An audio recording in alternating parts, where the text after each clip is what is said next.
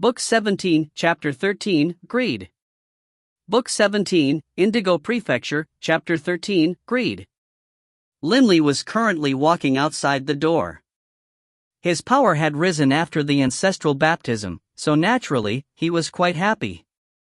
"He's calling for me?" Linley, hearing the shout, couldn't help but be puzzled. However, Linley still turned to look behind him, only to see the bald elder's face was completely red, and even his eyes had turned scarlet. The man now looked like a rapacious wolf. Linley couldn't help but grow cautious, while at the same time, he opened his mouth and spoke, "Elder, please let me know what you need?" "Emmanuel, what's going on?" the handsome youth said. "What's going on?" Only now did Emmanuel awaken from his excitement and regain his clarity. His face returned to normal, and he looked at Linley in front of him. In his heart, he knew, the appearance of the azure dragon ring of the ancestor cannot be made public. "I can't let this Garvey learn of this." Emmanuel was a member of the Assembly of Elders of the Azure Dragon clan. He himself was a fourth-generation member of the clan, and had lived for countless years. However, in terms of status, quite a few members of the Azure Dragon clan were higher than him. If the appearance of the ancestor's Azure Dragon ring was made public, there's no way it would become mine. Emmanuel's thoughts whirled about in his mind, and then he made up his mind, laughing coldly in his heart. Fortunately, this Garvey had never met the ancestor, and doesn't know what the Azure Dragon ring looks like. Their ancestor, the Azure Dragon, as a sovereign, naturally didn't meet very often with his descendants. In the Azure Dragon clan, only the sons and daughters of the Azure Dragon, those second-generation members, were very close to the Azure Dragon. The third-generation members had met him a few times as well. A few fourth-generation members had met him as well. As for the others, only a very few genius-level clansmen had been granted an audience by the ancestor. Garvey had never even seen the ancestor. Naturally, he didn't recognize the coiling dragon ring. After all, those who joined the Assembly of Elders had reached the 7-star fiend level, but that didn't mean they were born very early on. "Emmanuel, what are you thinking about?" Garvey asked. "Oh. There's something I wish to discuss with Linley," Emmanuel said with a laugh. Linley couldn't help but grow puzzled. "I've never met him. What does he want with me?" "If you want to chat with him, then just chat with him here." Garvey laughed, but Emmanuel shook his head and said solemnly, "Garvey, I have something very important I wish to discuss with Linley." "Garvey, please go back on your own for now. Let me speak with Linley alone." "Not only do you want to chat, you want to chat with him alone?" Garvey was rather curious now. Emmanuel couldn't help but frown. "Fine, fine." Garvey laughed. Since Emmanuel had made the request, it wasn't convenient for Garvey to persist. "Then I'll head out first." "Right, Emmanuel. We need to have a good discussion regarding the upcoming visit of the Indigo Emissary. I'll wait for you outside the hall." "Hurry up." Emmanuel immediately beamed. "Fine. I'll just chat right here in the hall. After I'm done, I'll immediately come out." "Right." The handsome youth, Garvey, grinned towards the puzzled Linley. "Kid, work hard. I'll be waiting for you to join us in the Assembly of Elders." As he spoke, he left the private room, closing the door as he left. Humph, now that Garvey is gone, the ancestor's ring will be mine." Emmanuel couldn't help but feel excited. As he viewed it, this Linley was just a god. Even if a god had a soul-protecting sovereign artifact, Emmanuel could use a material attack to kill Linley. Naturally, he would then acquire the sovereign artifact. "Linley." Emmanuel smiled in a very warm, friendly manner. "Elder." Linley was highly suspicious. Why did this person want to speak with him alone? As the saying went, men of talent were men of courage. Linley had fused 3 profound mysteries infused with the black stone, and was very formidable to begin with. After the ancestral baptism, his one and only weakness, soul defense, had been improved upon significantly. He had no fear of a 7-star fiend. Naturally, he was able to face this Emmanuel calmly. Crackle, Emmanuel immediately set up his god realm, surrounding the entire private room with it. Linley's face couldn't help but change. "Elder, what are you doing?" Emmanuel just smiled. "The conversation between us is very important. That's why I set up my god realm, to prevent others from eavesdropping." "Elder, might I ask what matter you have to discuss with me, Linley?" Linley's attitude remained very meek and humble. "Linley, first take a read through the book we just gave you." Emmanuel smiled. Linley was deeply puzzled, but he still flipped through that book discussing the history of the 4 Divine Beasts clan. In front of Emmanuel, Linley pretended to be astonished while flipping through it, but in his heart, he was pondering. Previously, Emmanuel had me leave, but now, suddenly, he asked me to stay. And have a private conversation? What is this about? While pretending to read and pretending to be astonished, he continued to ponder. Linley currently had 5 souls, and so he could focus on doing 5 things at the same time. This pretense was thus quite simple for him. There's nothing about me that should have attracted his interest. As Linley closed the book, he looked towards the bald Emmanuel, then pretended to be astonished and said, "Elder, our ancestor was a sovereign? And all 4 sovereigns died? How is this possible?" "This is the truth," Emmanuel said with certainty. "Linley, you now understand the danger our clan is in." "Right. I understand." Linley's face was solemn. This wasn't a pretense. Linley was indeed very worried for the clan's situation. After all, those 8 great clans were staring at them like hungry tigers. Emmanuel said solemnly, "Linley, our 4 Divine Beasts clan is facing this enormous crisis. Currently, what we need are true experts.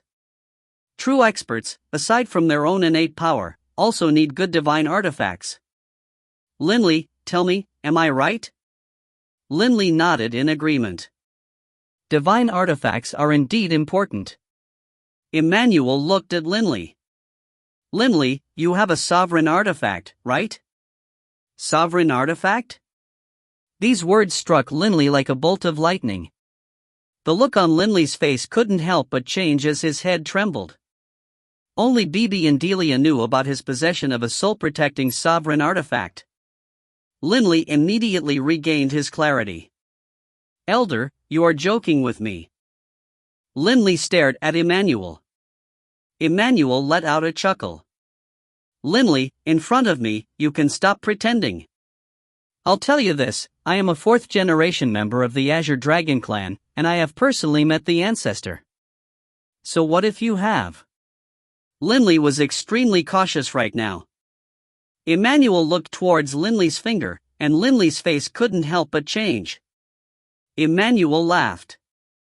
"Linley, I'll tell you that the ring you have on your finger is the ring which the ancestor previously wore, a soul-protecting sovereign artifact, the Azure Dragon ring." "Azure Dragon ring?" One thing after another flashed through Linley's mind like lightning. In the blink of an eye, Linley understood so much. "I had always suspected that the previous owner of this coiling dragon ring is a sovereign." "So it was my own ancestor." "Right. 10,000 years ago, the ancestor died, and the coiling dragon ring was thus lost." Linley now completely understood.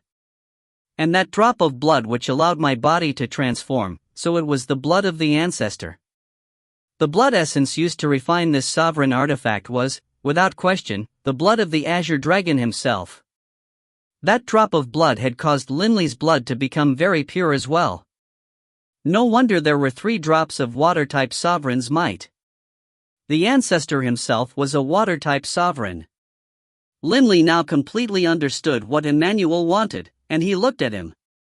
This Emmanuel had met with our ancestor, and so most likely he had seen the coiling dragon ring and was able to immediately recognize it.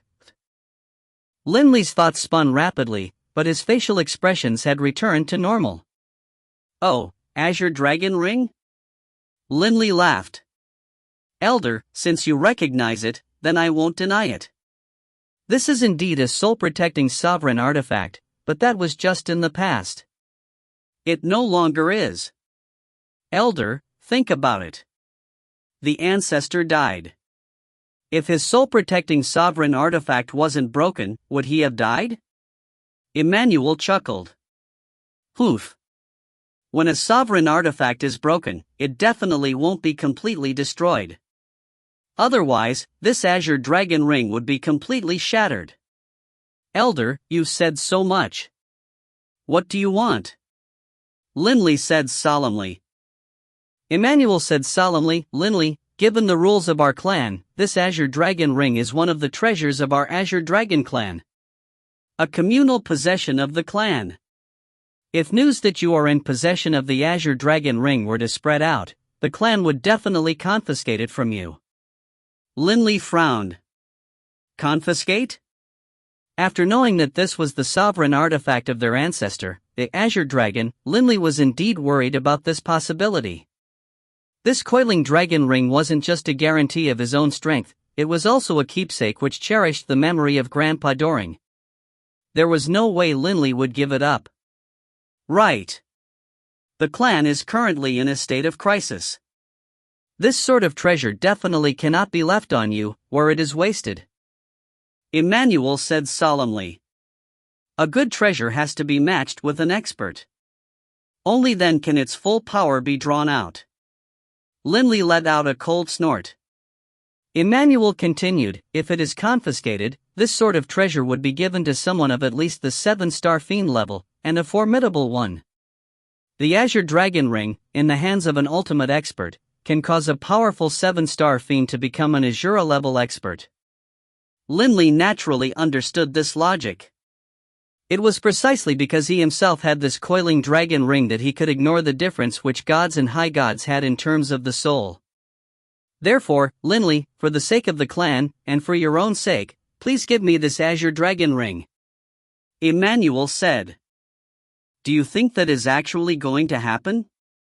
Linley chuckled. Emmanuel said hurriedly, "I understand that you can't bear to part with it. This is very understandable. How about this? I guarantee that so long as you give me the Azure Dragon Ring, I will bestow upon you enormous wealth. 1,000,000,000,000 inkstones." "What do you say? 1,000,000,000,000 inkstones?" This person really was taking him for an inexperienced god. "No need." Linley shook his head. Emmanuel's face sank. "Linley, you should know that for me, killing you is simplicity itself."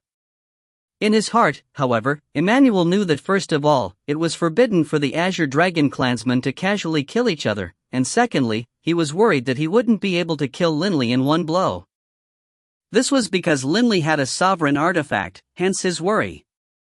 If Linley were to flee from this private room, things would be complicated. After all, outside the private room, there was Elder Garvey, as well as the black-robed men. Killing me is simplicity itself? Didn't you just say I have a sovereign artifact? Linley snickered. I have a sovereign artifact, but you'll be able to kill me in one blow? What's more, the rules of the clan state that clansmen are not permitted to kill each other. Poof. Emmanuel let out a cold snort. If I, an elder, were to kill you, who would dare interfere? Linley, I'll give you a final chance. I am willing to use a drop of Sovereign's might to trade for your Azure Dragon Ring. In addition, I am also willing to create a contract bond with you and guarantee that I won't kill you to prevent the secret from being exposed. What do you say? Sovereign's might? Linley glanced at Emmanuel in surprise. This Baldy is actually willing to part with it? Linley knew very well that although Sovereign's might was precious, it was far inferior to a sovereign artifact. Sovereign's might was a one-use item.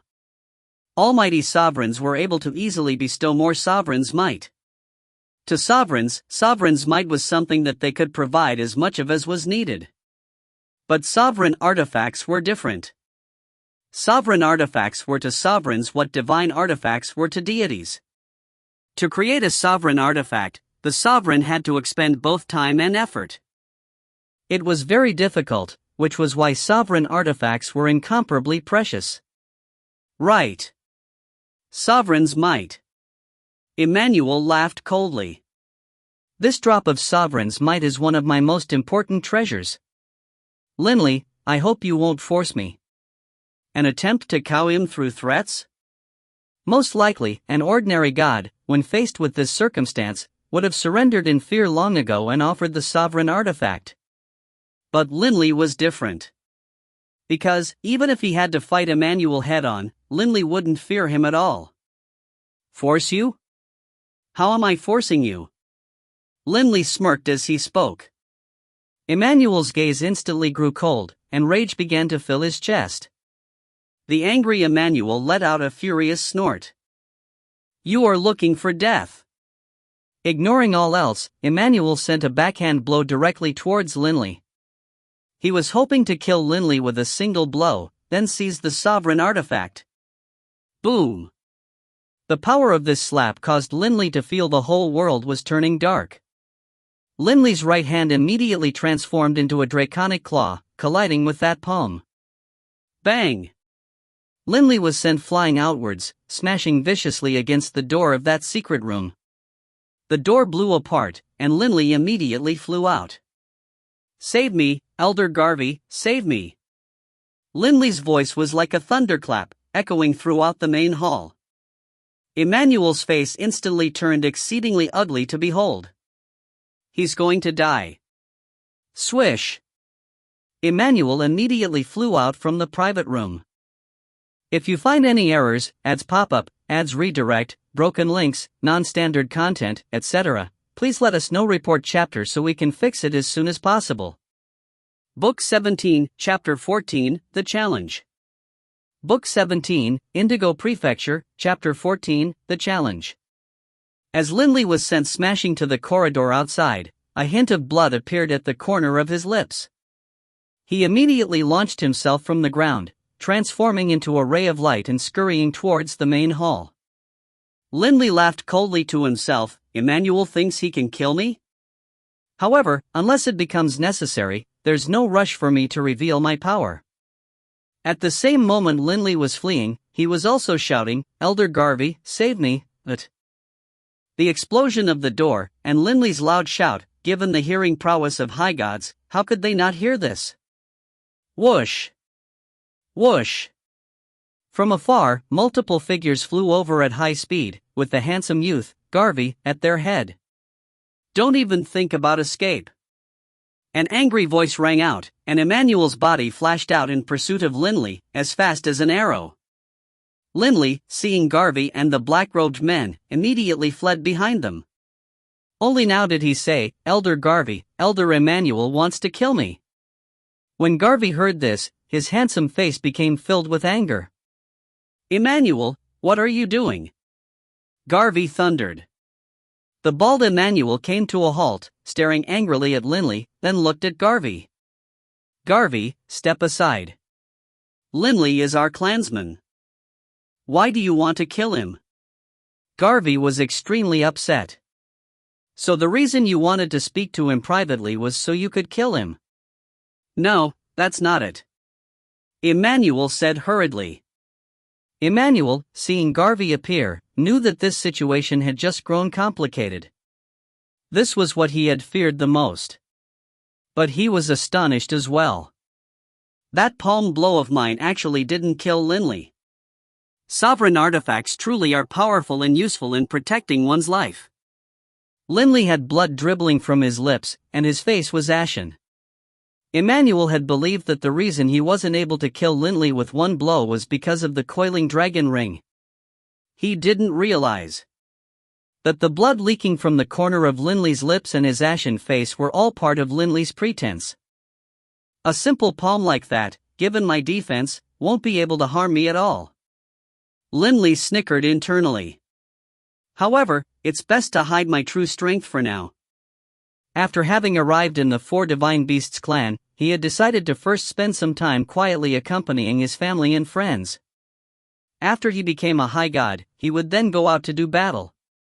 In addition, after he became a high god, he would be of greater use. He couldn't reveal his strength for now. Once he did, his peaceful days would be over. Linley, tell me, what is this about? Garvey looked at Linley. Elder Garvey, I didn't offend Elder Emmanuel at all, but for no reason at all, he wants to kill me. Linley said. The matter regarding the coiling dragon ring definitely couldn't be revealed. By now, Linley had also changed the appearance of the coiling dragon ring. Even divine artifacts could be changed in appearance, and so sovereign artifacts naturally could as well. Linley regretted not having changed the appearance of the coiling dragon ring in the past. First of all, nobody had ever discovered it, and so he had not been vigilant. Secondly, as his power had increased, so too had his self-confidence. But who would have imagined that this would happen? Emmanuel? Garvey looked towards him. Garvey, do you believe me or believe him? Emmanuel's rage was rising, and his face was exceedingly ugly. This Linley offended me. Today, I will definitely kill him. Garvey, out of the way. The black-robed men at the corridor were all surprised. This Emmanuel really had lost his self-control. Emmanuel! Garvey barked coldly. We are in the Skyrite Mountains. The rules of the clan are that we are not to wantonly slaughter each other. What are you doing? Elder Emmanuel, I truly wish to know why you want to kill me. Linley stared at Emmanuel as he spoke. Right. Why do you want to kill him? Garvey also looked at him. Emmanuel stared furiously at Linley, his eyes spitting fire. He was angry. Angry that Linley didn't know what was good for him. I was willing to offer a drop of Sovereign's might, but he still wasn't willing. He forced my hand. Emmanuel had already made his decision. Elder Emmanuel, why are you so angry? It seems as though I should be the angry one. Linley laughed coldly. If push comes to shove, we can just fight to the end, until either the fish dies or the net breaks. Emmanuel's heart clenched. What did he fear, right now? Not Garvey's interference. He was afraid that Linley would publicly announce the fact that he had the Azure Dragon Ring. Once this was made public, even if the clan didn't confiscate it, there was no way it would go to Emmanuel. Fine, Linley. Emmanuel snickered. Aren't you the fierce one? Me, fierce? It is that you go too far. Linley replied. The nearby Garvey as well as the black-robed men were mystified. They didn't know what Linley and Emmanuel were talking about. Elder Emmanuel, I, as a junior, would like to offer you a few words. Linley stared at Emmanuel, a hint of a smile at the corner of his lips. Sometimes, it's best not to be too greedy. Greed can cause you to lose your life. What belongs to you is yours. What doesn't belong to you will never be yours. Emmanuel began to laugh from rage. Kid, I'll send your words right back to you. Emmanuel said furiously. Don't be too greedy. Greed can cause you to lose your life. Oh? Lose my life? Linley began to laugh. Most venerable elder, you are a powerful 7-star fiend, while I am just a mere god. I admit that my power is inferior to yours, and it wouldn't be hard for you to take my life, but you can't go too far and be too abusive. What are you two talking about? Garvey said angrily. Emmanuel. Garvey said, if Linley truly has acted untowardly, you can go ahead and speak to the Assembly of Elders, who will definitely carry out a punishment against Linley. Emmanuel took a deep breath, then said slowly, Linley, the offense you have given me is unpardonable. I issue you a challenge to a life-and-death duel. Life-and-death duel? Garvey and the black-robed men on the corridor were all stunned. Garvey stared, astonished, at Emmanuel, then sent with divine sense, Emmanuel, what are you doing? He's just a god. If you really want to kill him, just report this to the Assembly of Elders. Why a life and death duel? But how could Garvey know that Emmanuel wanted to personally kill Linley and rob him of his Azure Dragon ring? Those black-robed men all looked at Linley, a hint of pity in their eyes. Can I ask, what is this life and death duel? Linley's voice rang out. Immediately, Elder Garvey and the others were all amazed. Linley didn't even know what a life and death duel was? Garvey let out a secret sigh, feeling grief for Linley. In the end, he explained, Linley, there are many people in the clan. With so many people together, it's impossible for there to be no conflicts at all. Once the conflicts reach a certain level where neither side will rest until the other is dead, then these conflicts will have become irreconcilable. Although the rules of the clan state that clansmen are not permitted to kill each other, when the hatred grows too great, sometimes even the mediation of the clan is useless. At this time, the only option is of life and death duel. Garvey said solemnly, the life and death duel is a brutal duel, with two people taking part in the duel only concluding upon one side's death. But of course, if the winner spares the loser's life, that's permitted as well. However, generally speaking, in a life and death duel, both sides won't end it until the other is dead. Hearing this, Linley now understood. He couldn't help but feel his rage grow. This Emmanuel really doesn't want to leave me any options at all. Can it be that I have to accept his challenge? Linley asked. You can refuse it, Garvey said. However, even if you refuse it, he can still make an application to the Assembly of Elders. Once the Assembly of Elders approves it, even if you refuse, you still have to take part in the life and death duel. Linley began to laugh. Assembly of Elders? Emmanuel himself was a member of the Assembly of Elders. If Emmanuel went to apply for a life and death duel, how could it not pass? Linley, if you regret it, it isn't too late yet. Emmanuel laughed coldly. My conditions haven't changed. I can spare your life. Emmanuel's request was to use a drop of Sovereign's might in exchange for the coiling dragon ring. Linley looked at him. Simply looked at him, with eyes as cold as ice. It isn't too late for me if I regret it? Linley had a hint of a satirical smile on his face. Right. Emmanuel nodded. Emmanuel, I'll tell you this. Linley snickered. I refuse your life and death challenge. Your refusal is futile, Emmanuel said. Linley snickered. I'm refusing right now. As for whether or not the Assembly of Elders will approve your request, I can't be bothered to care. I'll tell you one thing as well, Emmanuel, if you regret it now, it isn't too late for you. In the future, even if you regret it, it will be too late. After speaking, Linley turned his head and left, his face a frozen mask. Linley truly had the urge to kill now. Originally, I wanted to continue my peaceful life until becoming a high god. Emmanuel, you forced me. Linley wouldn't hesitate any longer. If he truly had to participate in a life and death duel, he would definitely kill Emmanuel. Seeing Linley's back as he walked away, Emmanuel laughed coldly. Refuse? Will your refusal matter? Emmanuel chuckled. When the time comes, it won't matter even if you regret it. Emmanuel shook his head, then left, not paying any attention to Garvey. Garvey let out a sigh. What a pity for this genius. He is going to die. Garvey didn't think Linley had any chance at life. Emmanuel was a fourth-generation member of the clan. His father was a third-generation member, while his paternal grandmother was of the second generation. In the entire Azure Dragon clan, there were only 2 members of the second generation, a pair of siblings, brother and sister.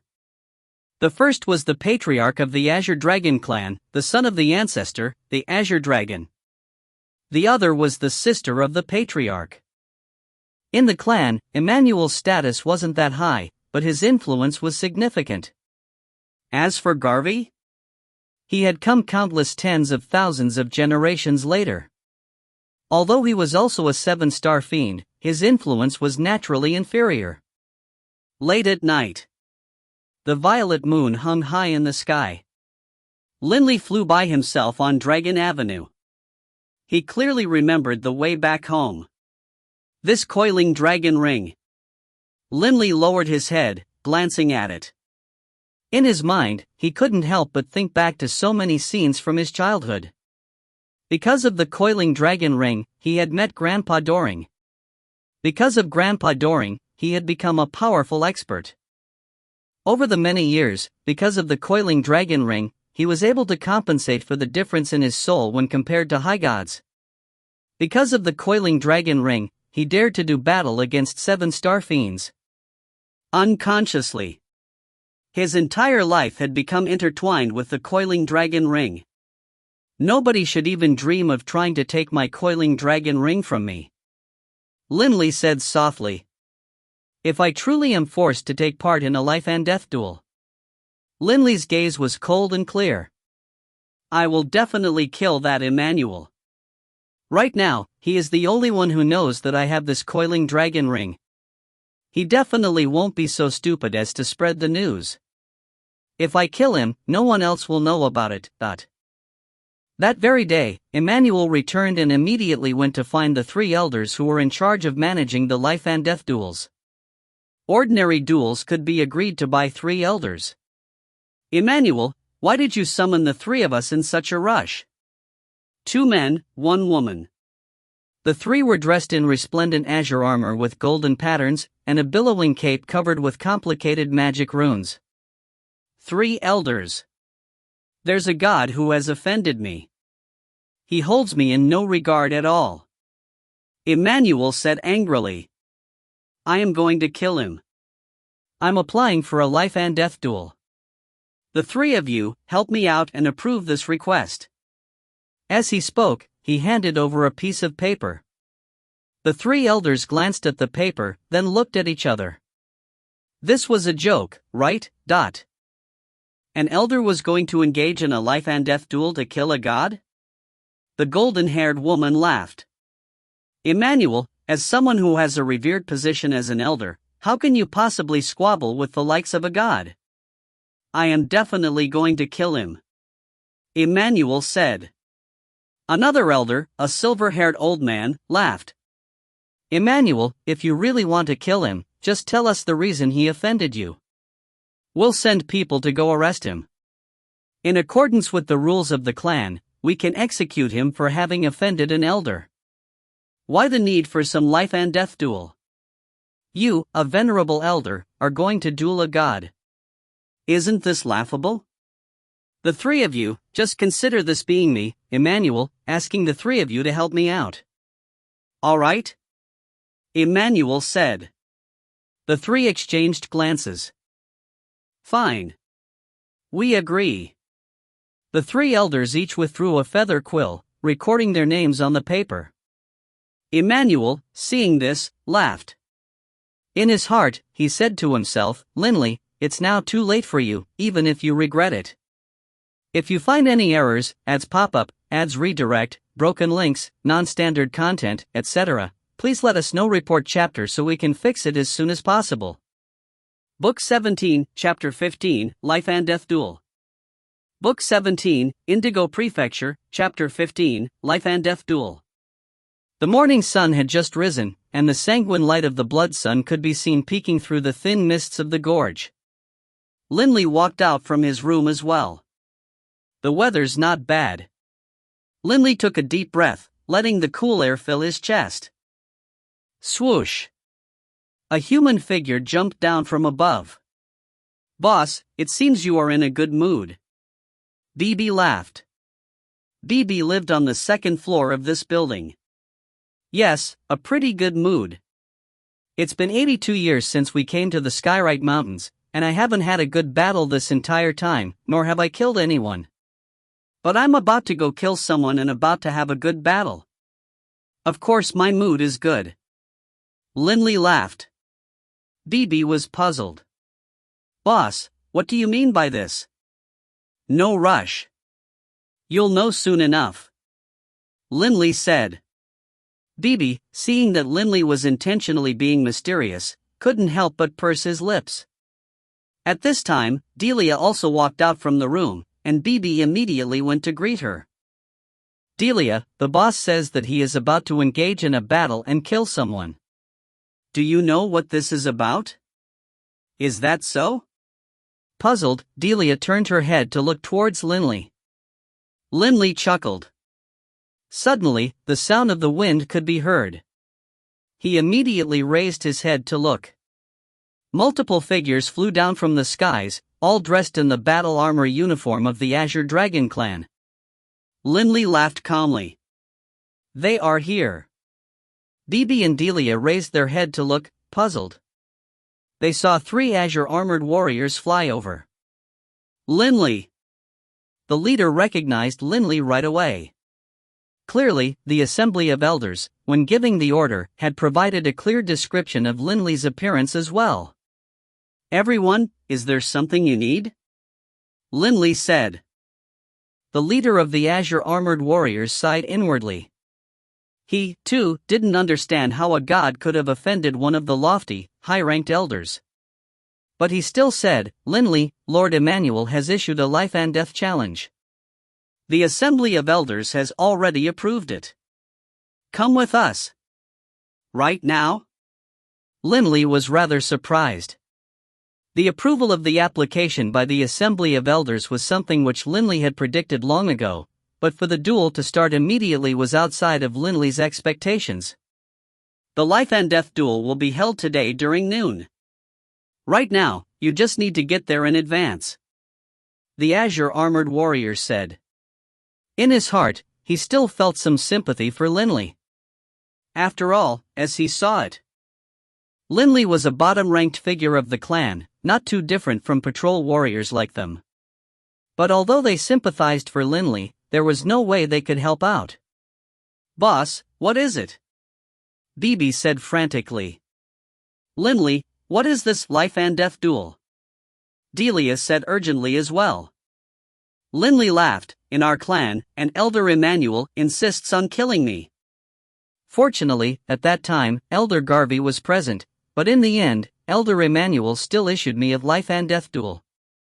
Either he dies or I die. Elder? Delia began to worry. Boss, are you confident? Bibi asked. They were certain of Linley's strength, but the opponent was one of the clan's elders, after all.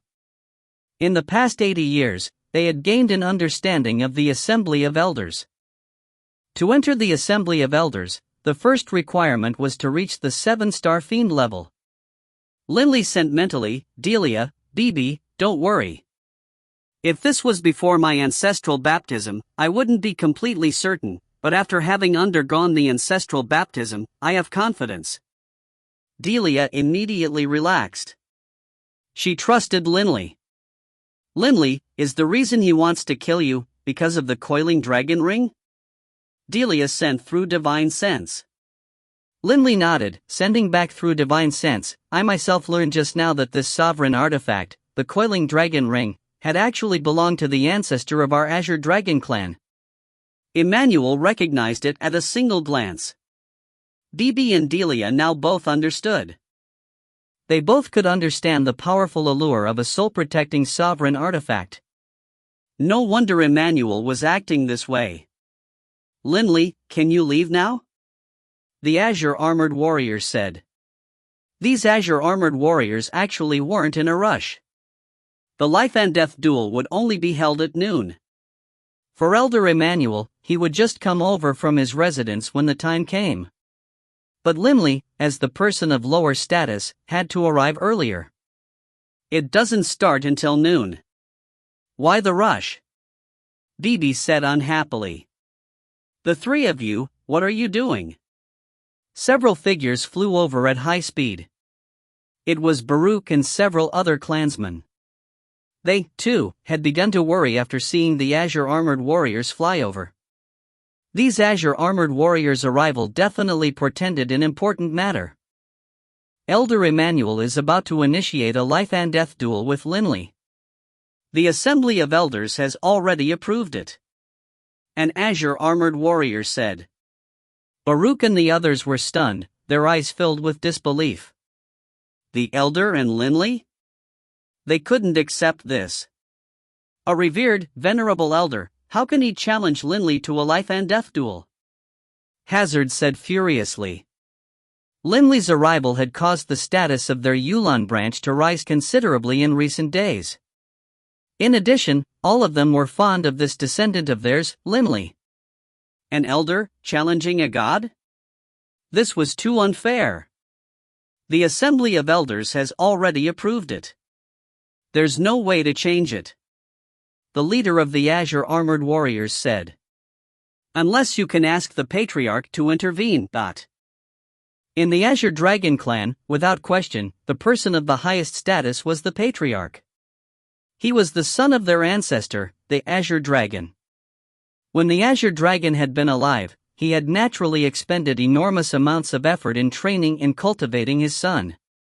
One could imagine how powerful the Patriarch was. In the clan, his word was supreme. Linley, what is it? Taras, Dylan, and the others flew out. Others immediately began to explain the situation to them. Taras and the others were astonished as well that an elder of the clan was actually challenging Linley to a life-and-death battle. Don't worry, everyone. Linley said calmly, then looked at the Azure Armored Warrior. Let's go. The leader of the Azure Armored Warriors nodded. Can we go watch the duel? Delia immediately asked. The leader of the Azure Armored Warriors glanced at the crowd, then nodded. This is Linley's last battle anyways. You can go watch it if you want. As he spoke, the three Azure Armored Warriors took Linley with them, flying into the air. Delia, Bibi, Baruch, as well as even Taras, Dylan, and the others all immediately followed. An elder of the clan was going to initiate a life-and-death duel with a god. This news wasn't actually known by many throughout the various levels of the clan. At the higher levels, however, this news spread very quickly, especially amongst the elders themselves, who quickly learned of this. Emmanuel, that kid, he's going to engage in a life-and-death duel with a junior? Did I mishear something? A muscular man with short azure hair said with a frown. Uncle, there's no mistake. Emmanuel really is going to have a life-and-death duel with a god. The other person, a tall man with brown hair, spoke out. The two of them were dressed in that azure armor with golden embroidery, as well as the cape with unusual magic runes. Both were elders of the clan. Let's go take a look. The azure-haired man said. Today, quite a few people will be watching. The brown-haired man laughed. Will the Patriarch attend? The Patriarch most likely doesn't even know about this. I hear that today, he is together with the Indigo Emissary. This visit by the Indigo Emissary seems to be regarding a rather weighty matter. The brown-haired man said, rather puzzled. An important affair? Could it be that we are about to start fighting with the 8 great clans? The azure-haired man was rather worried. I'm not sure. We'll know when the Patriarch returns. The brown-haired man shook his head. While chatting, the two flew towards the direction of Death Valley, the place which the Azure Dragon clan used for carrying out life-and-death duels. Quite a few people had arrived at Death Valley today.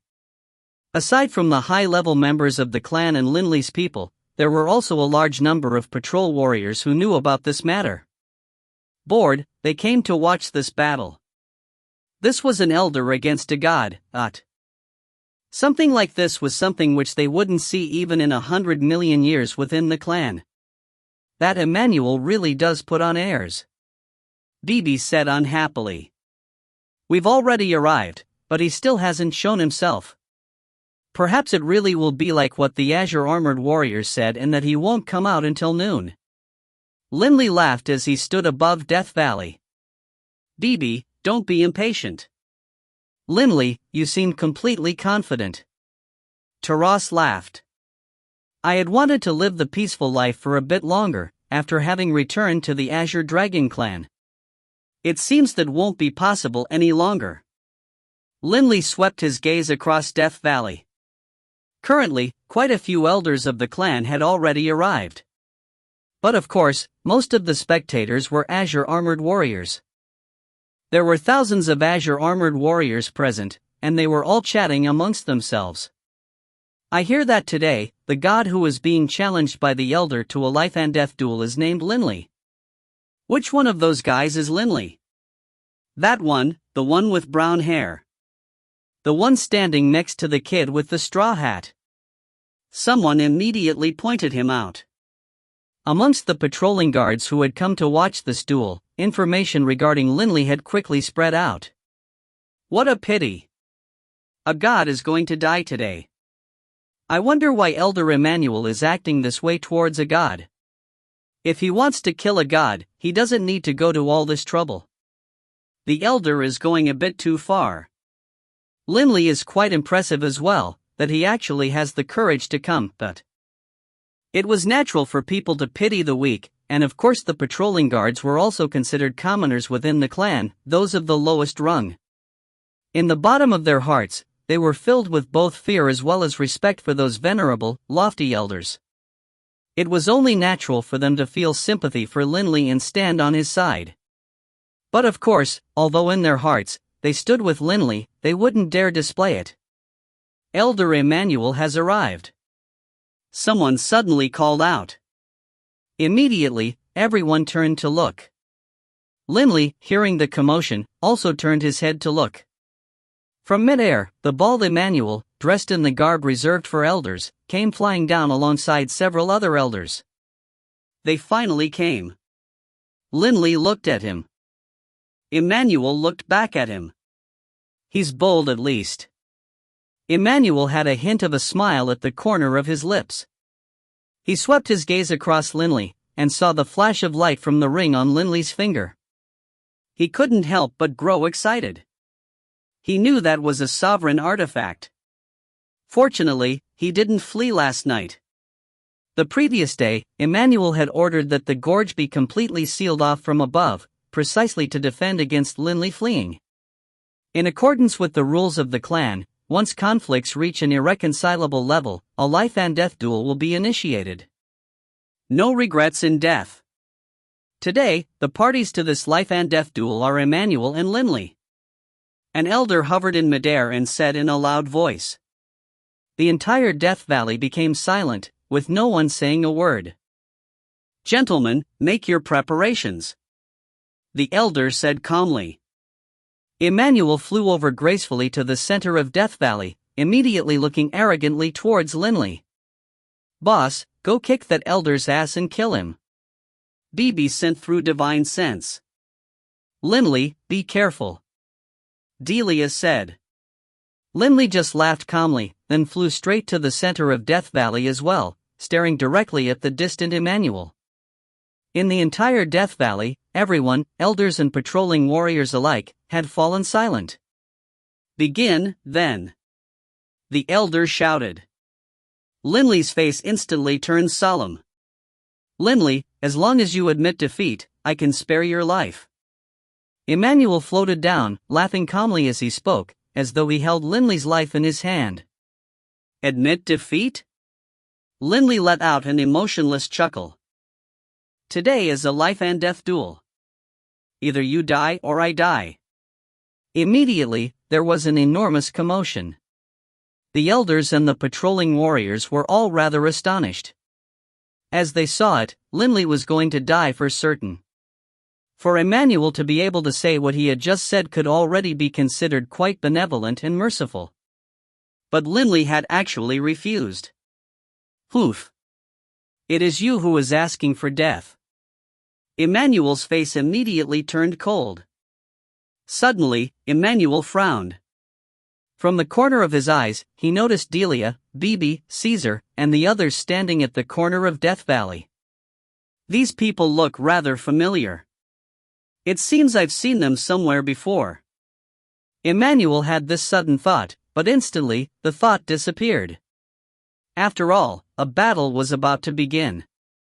He couldn't lose his concentration. Boom! An explosion of energy. Linley's entire body was instantly covered with a large number of draconic scales. Those azure golden scales stretched across his entire body as those fierce spikes erupted from his forehead and spine. His draconic tail, flashing with metallic light, began to sway gently. Come! Linley stared coldly with his dark golden eyes towards his opponent. It's him? Elder Garvey was shocked. It's him! The faces of the 10 or so elders who were watching from afar instantly changed. The scryer recording which had spread to them from Miluo Island. All of the high-level members of the Azure Dragon clan had viewed it. They all knew that in the infernal realm, there was an expert of the Azure Dragon clan whose body emitted sharp spikes when dragon formed. The members of the clan had never before seen this sort of transformation. After all, in normal circumstances, how could the descendants of the 4 Divine Beasts clan be forced to drink the dragon's blood of a magical beast of the 9th rank, an armored razorback WIRM, in order to activate Dragonblood in their veins? The formerly confident Emmanuel's face immediately changed as well. It's him! That powerful, mysterious clansman of ours who appeared in Miluo Island. Emmanuel's mind was in a state of chaos now, and then he glanced sideways at Delia, Bibi, and the others. Right. Now I remember where I saw them. In that scryer recording. When that enormous cube was chopped apart, those people were by the side of that clansman of ours. If you find any errors, ads pop-up, ads redirect, broken links, non-standard content, etc., please let us know. Report chapter so we can fix it as soon as possible. Book 17, Chapter 16, No Mercy. Book 17, Indigo Prefecture, Chapter 16, No Mercy. In the air above the Skyrite Mountains. A tall, powerful figure slashed through the skies, his long robe fluttering as he arrived to a high point above Dragon Avenue, at the Dragonhead location, where there was an enormous castle. His azure hair fluttered in the breeze. His cold, grim face appeared to have been chiseled out by knives. This person descended directly in front of the castle gates. The patrolling soldiers in front of the castle gate, upon seeing this person, immediately bowed with respect. Patriarch.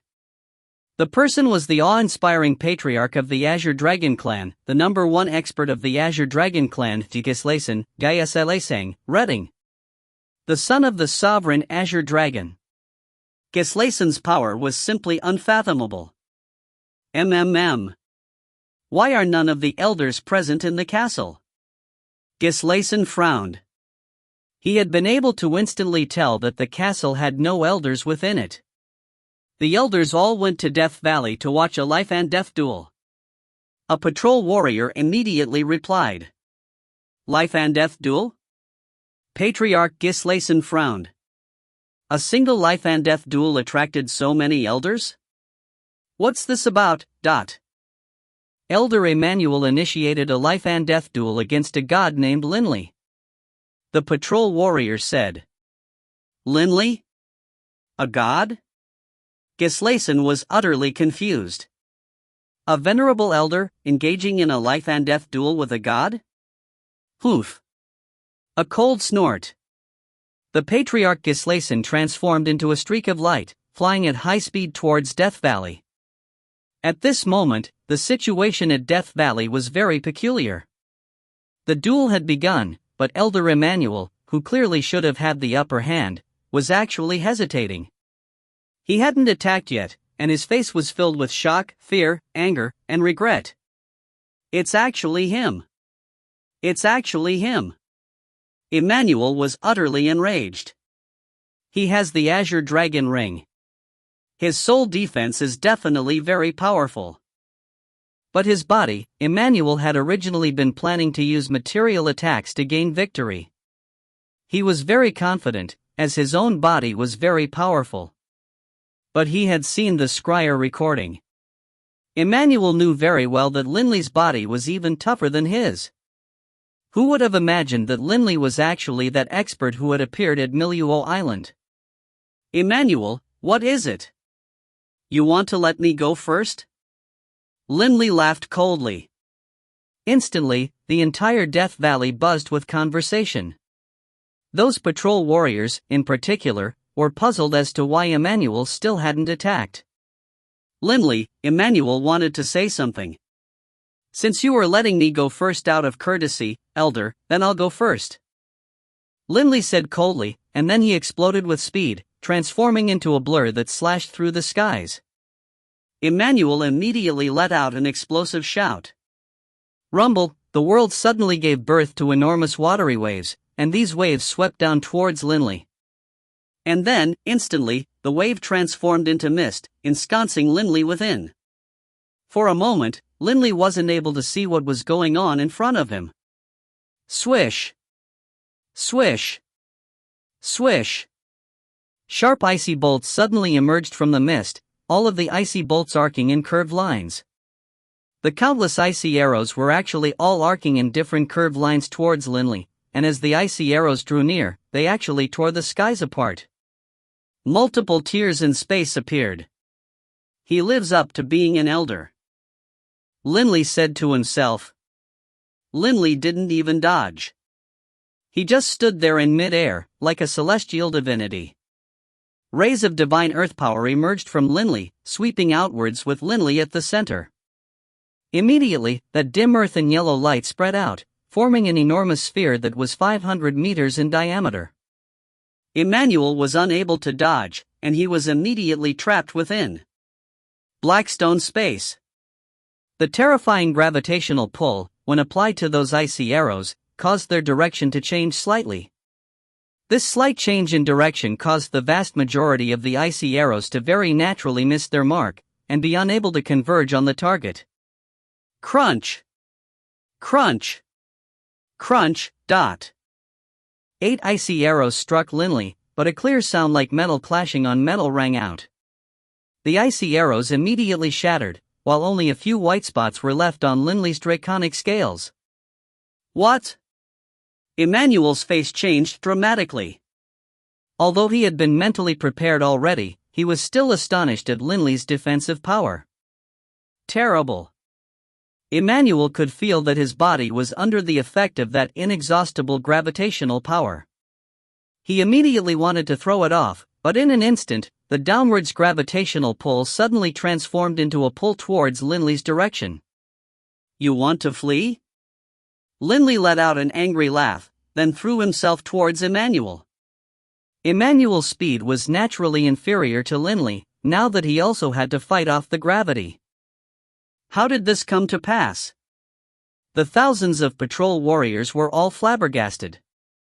This life and death duel, which they had been certain was going to be one-sided, was indeed one-sided, but the person who had the advantage was that god. This Linley, how can he? These people only stared, their tongues tied. Linley. He isn't a god. He definitely isn't. For now, let's ignore the stupefied patrol warriors. Those elders who were watching the battle from the side, after seeing Linley's transformation, grew certain in their hearts. Emmanuel is doomed, this time. He's kicked a steel board this time. Those elders all maintained their silence. After all, Emmanuel was participating in a life and death duel. It wasn't appropriate for them to intervene. Bastard! Trapped in the gravitational sphere, Emmanuel was like an ordinary person trapped in quicksand, finding movement incredibly difficult. Linley, however, was drawing near at astonishing speed. Emmanuel didn't dare to engage in close-quarters combat with Linley. Emmanuel seemed to have gone insane as he let out a bellow. Crackle, strangely, a large amount of ice appeared out of nowhere, forming an enormous, thick wall of ice directly in front of Emmanuel, the blocks of ice flashing with dazzling light. This wall of thick ice was also affected by the powerful gravity. And they flew at high speed against Linley.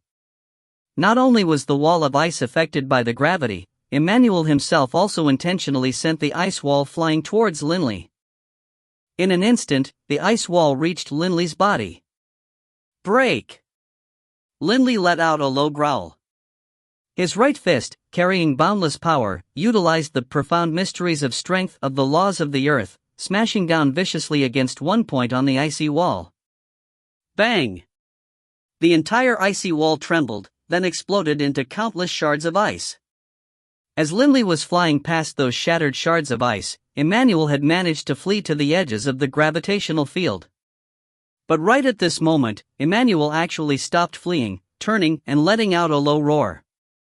Suddenly, an azure dragon phantom appeared behind Emmanuel, which stared at Linley with a pair of icy eyes, preparing to let loose a low roar. Innate divine ability, Dragon Roar. Not good. Linley's face changed. A blurry azure light instantly shot towards Linley, who felt his head grow numb for a moment before he instantly regained clarity. But Linley discovered that both Emmanuel as well as the countless distant spectators suddenly began to move much faster. Time? Linley immediately understood. In that instant, the region where Linley had been had its time slowed down. For every 10 seconds which passed for others, 1 second would pass for Linley. This allowed Emmanuel to flee from Linley's gravitational field. I finally escaped. Emmanuel immediately flew to the far end of Death Valley. Emmanuel, you won't be able to flee. Linley flew over. Halt! Emmanuel furiously shouted. Linley was startled, but he still halted. With a cold laugh, he said, Emmanuel, what, you have something you want to say? I acknowledge your strength. I admit defeat. Let's just bring an end to this life and death duel. Emmanuel sent through divine sense. It's my fault for being blind. I didn't realize you were an expert. Let's just leave it here. Leave it here? Linley threw himself forward once more. Linley, I don't want that azure dragon ring anymore. Emmanuel said hurriedly. I originally thought you were a god. Who would have imagined that this azure dragon ring, when carried by you, can still unleash such tremendous power? I won't try to take it. Linley just laughed coldly. When Emmanuel had thought he was weak, Emmanuel wanted to kill him. But now he was submitting tamely. However, without a doubt, currently the only outsider who knew that Linley was in possession of the coiling dragon ring was Emmanuel. If he killed Emmanuel, then there was no longer any danger of outsiders finding out. Kill. I admit defeat. Emmanuel's voice rang out throughout Death Valley. Linley was stunned. Emmanuel was actually so shameless as to directly admit defeat in the midst of a life and death duel. Can it be that this Emmanuel doesn't know that there are only two possible outcomes of a life and death duel? One is fighting to the death, while the other is the victor sparing the life of the loser. Admitting defeat in a life and death duel was meaningless. He admitted defeat? The many patrolling warriors and elders were all astonished. As for Delia, Bibi, and the others, they grew excited. Linley, since Emmanuel has admitted defeat, just spare him. An elder said loudly. But even he couldn't break the rules of a life and death duel. Only Linley could make the decision to spare Emmanuel. Right, Linley. He's admitted defeat. Just forget it. The other elders spoke out as well. At present, in their hearts, they had already begun to consider Linley as an expert on the same level as them. Although Emmanuel felt humiliated in his heart, he still knew very clearly this Linley's body is so incredibly powerful, and he has a sovereign artifact for soul defense. Although the sovereign artifact is damaged, it still isn't something I can break through. Emmanuel couldn't see any hope of victory for himself. He didn't want to die. Spare him? Linley's dark golden eyes had a cold light flash through them. Suddenly, a terrifying howl rang out, and Linley's body slashed through the skies, charging towards the distant Emmanuel. Showing no mercy at all. You forced me into a life and death duel, and now you want me to spare you? In your dreams. Linley's furious roar echoed nonstop throughout Death Valley. Emmanuel immediately turned and fled, but Emmanuel didn't leave the confines of Death Valley. If a person was to truly violate the laws of a life and death duel and flee out of Death Valley, the entire Azure Dragon clan would chase after him, and he would, without any question, die. Thus, he could only dodge and evade within Death Valley. Lindley pursued at high speed. You won't be able to escape. Lindley, seizing the opportunity, once again unleashed his Blackstone space, directly capturing Emmanuel within the pull of his gravitational sphere. Emmanuel's speed immediately slowed dramatically, and Lindley laughed coldly as he charged over. But right at this moment, swoosh! Emmanuel threw out a ray of white light from his hand. Crackle, where the white light passed by, space split apart. Lindley didn't dodge at all, directly sending a palm to smash towards the light. Bang! Lindley just felt his right hand completely go numb. His draconic scales split apart, and fresh blood began to leak out. That white light, however, was completely destroyed as well. Despite this, Lindley didn't slow down. Lindley, you can't kill me. Emmanuel was growing frantic now, but within that gravitational space, his speed was far inferior to Lindley's. Die, then. Lindley came for him. Stay your hand. A furious roar sounded out. Lindley felt as though this roar bored directly through his mind, causing his head to grow slightly dizzy. Lindley couldn't help but pay attention to the air above him. And in the air above, a man dressed in an azure robe with many embroidered patterns was descending, his long azure hair fluttering in the wind. His gaze was like thunder, and he was staring directly downwards. Patriarch! Emmanuel was overjoyed. He wouldn't have to die. Patriarch! Those elders, upon seeing this person, all immediately bowed respectfully. Patriarch! Those thousands of patrolling warriors all immediately bowed in respect as well. Lindley's heart trembled. Patriarch? However, seeing that Emmanuel was not too far away, and how he had already relaxed, the murderous intent emerged once more in Lindley's heart. This Emmanuel cannot be spared. With a swish, Lindley charged over. Emmanuel's face changed dramatically. Lindley, he never imagined that Lindley would dare disobey the orders of the Patriarch. What he didn't realize was, Lindley had joined the Azure Dragon clan less than a century ago, and so he didn't have a clear idea of what the Patriarch of the Azure Dragon clan represented, nor did he feel much fear towards the man. He wasn't like Elder Emmanuel and the other elders. In their eyes, the Patriarch was an invincible expert. The commands of the Patriarch were not to be disobeyed. Lindley's right draconic claw landed mercilessly towards Emmanuel, and within the range of that gravitational pull, Emmanuel couldn't dodge at all. Clang! Suddenly, another draconic claw appeared, clashing directly with Lindley's scale-covered right hand. Lindley just felt his entire right arm tremble violently, and his fingers immediately lost all feeling. That draconic claw, with a flipping movement, trapped Lindley's own right hand. Lindley raised his hand to look. It was the awe-inspiring Patriarch. Wasn't he over there just now? How could he be so fast?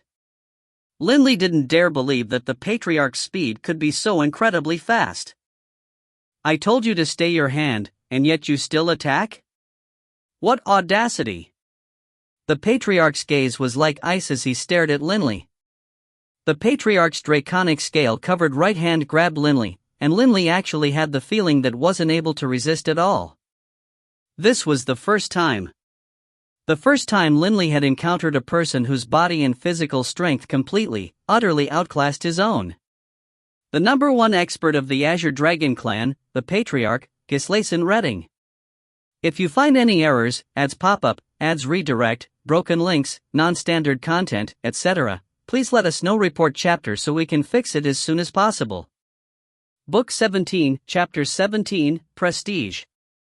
Book 17, Indigo Prefecture, Chapter 17, Prestige. Everyone in Death Valley was utterly silent. The prestige and aura emanating from the Patriarch, Gislason, caused everyone present to feel pressure. What tremendous strength! Linley's right hand was numb and trembling slightly. He was like a little chick who had been seized by a great eagle, completely unable to fight back. In fact, the arm which the patriarch had seized was actually slightly throbbing with pain. The power of this patriarch was tremendous. "Patriarch, this elder Emmanuel challenged me to a life and death duel. The assembly of elders approved it," Linley said in a neither hostile nor submissive manner. "The assembly of elders approved it?"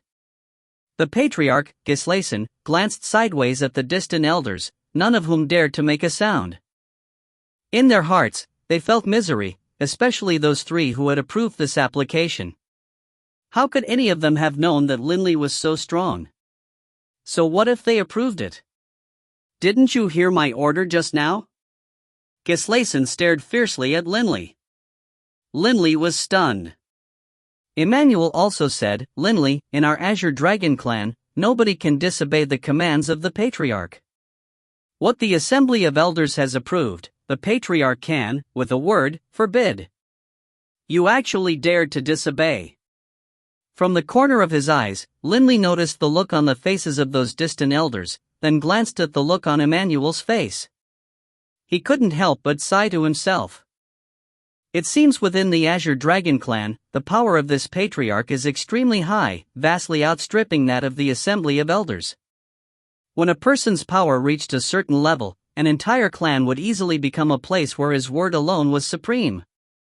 In the Azure Dragon clan, the word of Gislason reigns supreme. "Patriarch, I've arrived in the Azure Dragon clan less than a century ago. There are many things regarding the clan which I am not aware of," Linley said directly. "Oh. Less than a century." The patriarch, Gislason, frowned. "Linley, you dared to disobey the orders of the patriarch.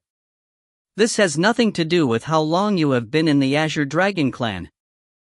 The commands of the patriarch are not to be disobeyed. You ignored the order of the patriarch, which means you have no respect for him." Emmanuel angrily barked. After saying these things, Emmanuel didn't continue to speak. He knew that disrespecting the patriarch was a tremendous, grave sin. Linley, hearing this, couldn't help but feel his anger surge yet again. Whoosh! A flickering blur. Whap! A palm slapped heavily against Emmanuel's face, and Emmanuel was hit so hard that his entire body was twisted. Blood flew everywhere as Emmanuel fell to the ground, and then, terrified and confused, looked at the patriarch, Gislason. He didn't understand why the patriarch had struck him. "Shut your mouth." Gislason stared at him coldly. "You, a venerable elder, are actually still not aware of the mistake you have made? Today, even if he killed you, you would have no one to blame but yourself. I haven't even punished you yet, and yet you are here babbling. Do you really think I'm afraid to kill you?" Emmanuel shuddered, not daring to say another word. Linley couldn't help but be surprised. It seems as though this patriarch isn't just one-sidedly supporting this Emmanuel. Given this patriarch's temper, it seems as though no matter who you are, you'd best not offend him. Linley wasn't a rash person either. This was the only son of their ancestor, the Azure Dragon. The man who had been the patriarch of the Azure Dragon clan for countless years. The person in the clan whose word was law, the leader of the entire Four Divine Beasts clan. How could authority like his be violated? Gislason glanced sideways at Linley and Emmanuel, then at the distant group of elders.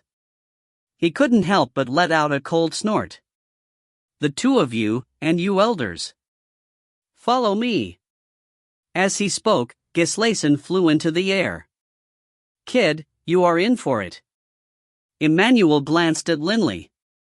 The patriarch hates it when people challenge his authority. And then, he flew into the air as well. Linley also glanced into the distance. Those elders all followed behind, not one of them daring to make any sound. I wonder what type of person this patriarch is. Linley had no choice but to fly along as well. In that short exchange he had just had, he was able to tell that the power of the patriarch far outstripped his own. For the patriarch to kill him definitely wouldn't be difficult. Right now, he was here in the Skyrite Mountains along with all of his friends and family. It was best just to swallow his anger at present. Lindley turned to glance at Delia, Bibi, Taras, and the others, all of whom were back at Death Valley staring at him, their eyes filled with worry. "Boss, be careful.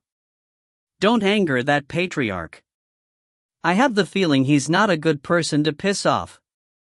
Bibi sent through their spiritual link worriedly. That patriarch's gaze caused even me to feel terror. "Honestly. I know. Don't worry. You all go back for now." Lindley sent back spiritually. At the same time, Lindley also followed Emmanuel and the patriarch together. Gislason himself flew up in front by himself, not saying a single word, while the elders and Lindley also followed without making a single sound, feeling quite pressured. Lindley, in a while, when chatting with the patriarch, "Be careful of what you say. Don't make the patriarch angry."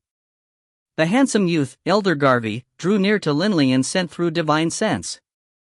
"Thank you." Lindley sent back through divine sense. "Don't think this is a small matter. Let me tell you this.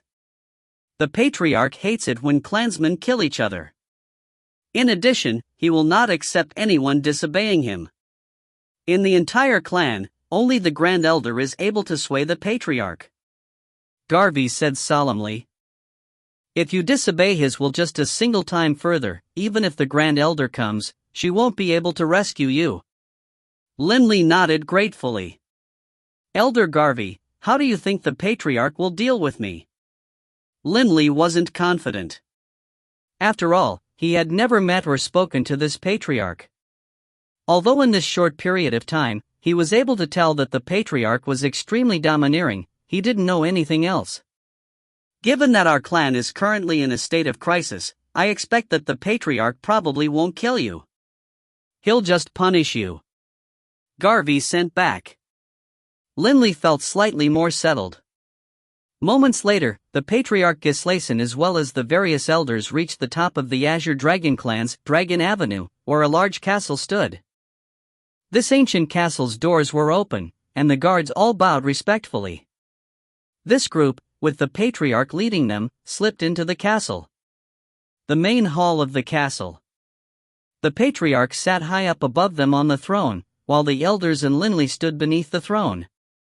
"He's like an emperor meeting with his subjects." Lindley, seeing this, became all the more aware of the status the patriarch had in the clan. In some clans, the elders of the clan would have tremendous power. But in the Azure Dragon clan, it was completely different. "Humph." The patriarch, Gislason, stared downwards. He couldn't help but let out a cold, icy snort. "I said long ago that given the crisis our clan is in, what we need to do is work to eradicate those 8 great clans. Our clansmen should not be committing fratricide against each other. Even if you are to die, you should die in battle against the 8 great clans. For 2 of the clan's experts who are at the 7-star fiend level to battle each other requires the agreement of the entire assembly of elders, or my agreement, before the application can be approved." "What?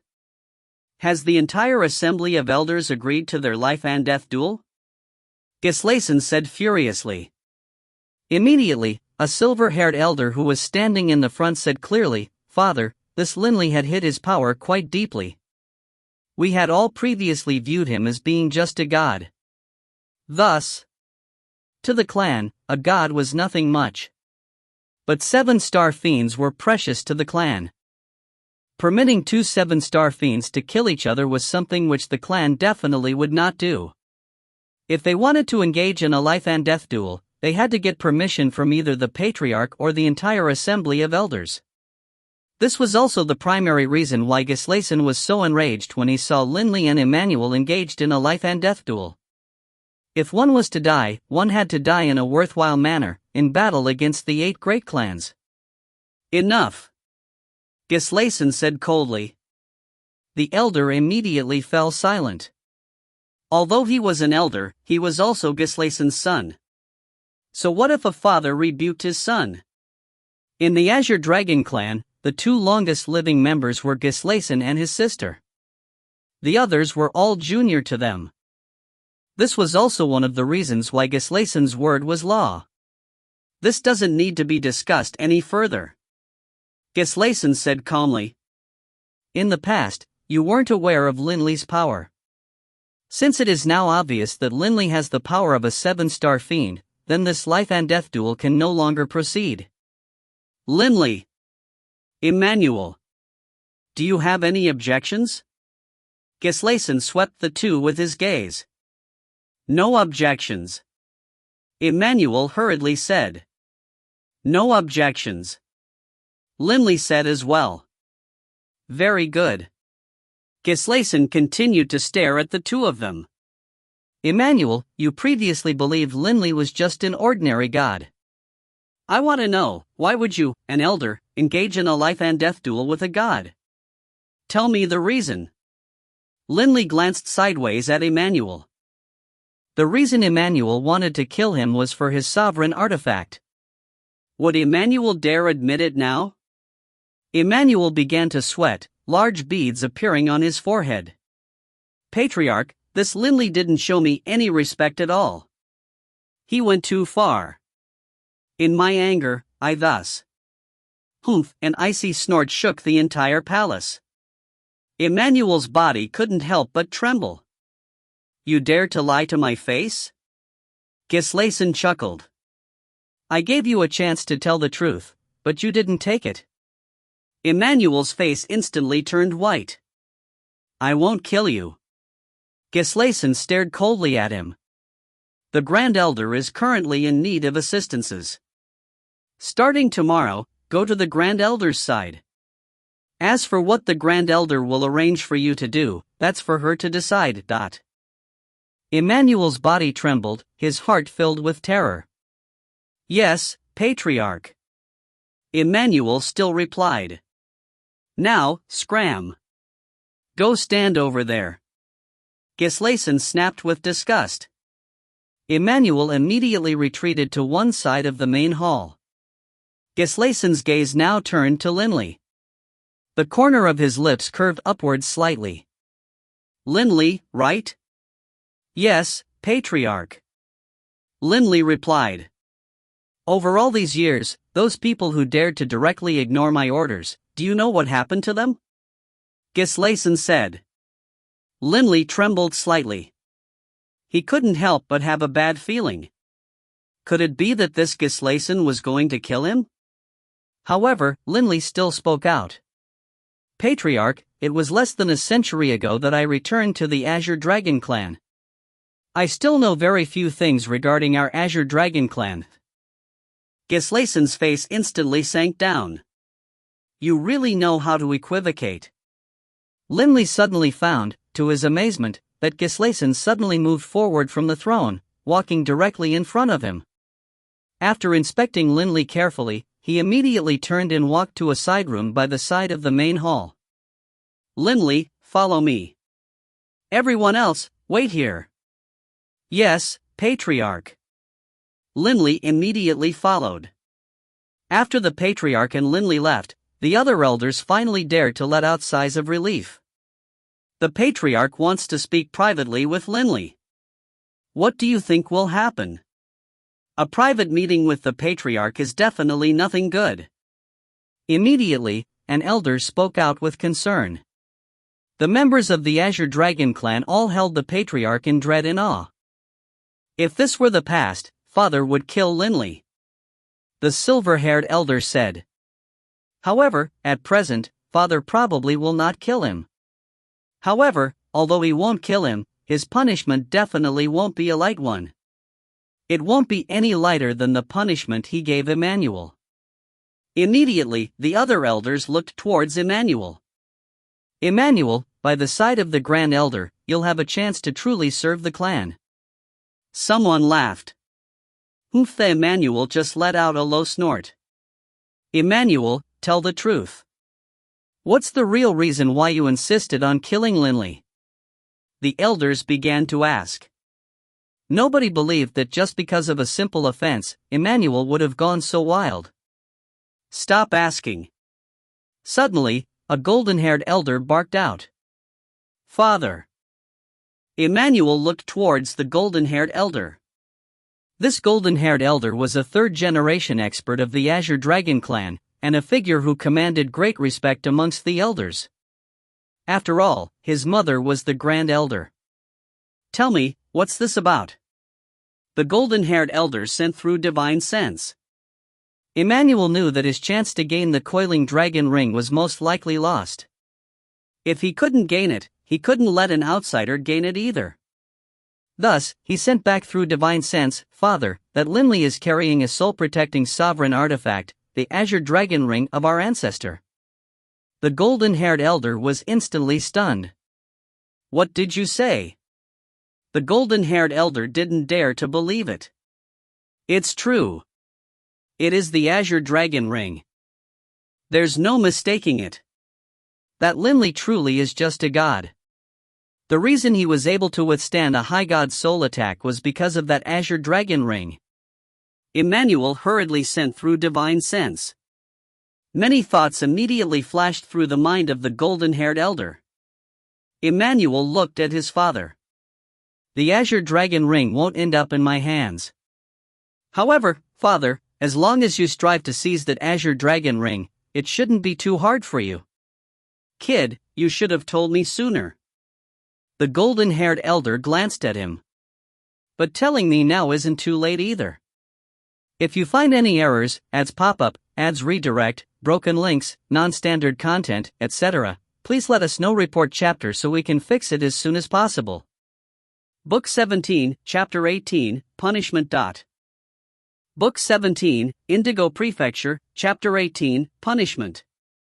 In the quiet side room, Gislason was seated on a chair, while Linley was standing off to one side. Gislason just looked at Linley, looked at him quietly, not saying a word. The pressure that filled this side room caused Linley to unconsciously feel fear. The patriarch summoned me here, but he isn't saying anything. What is he going to do?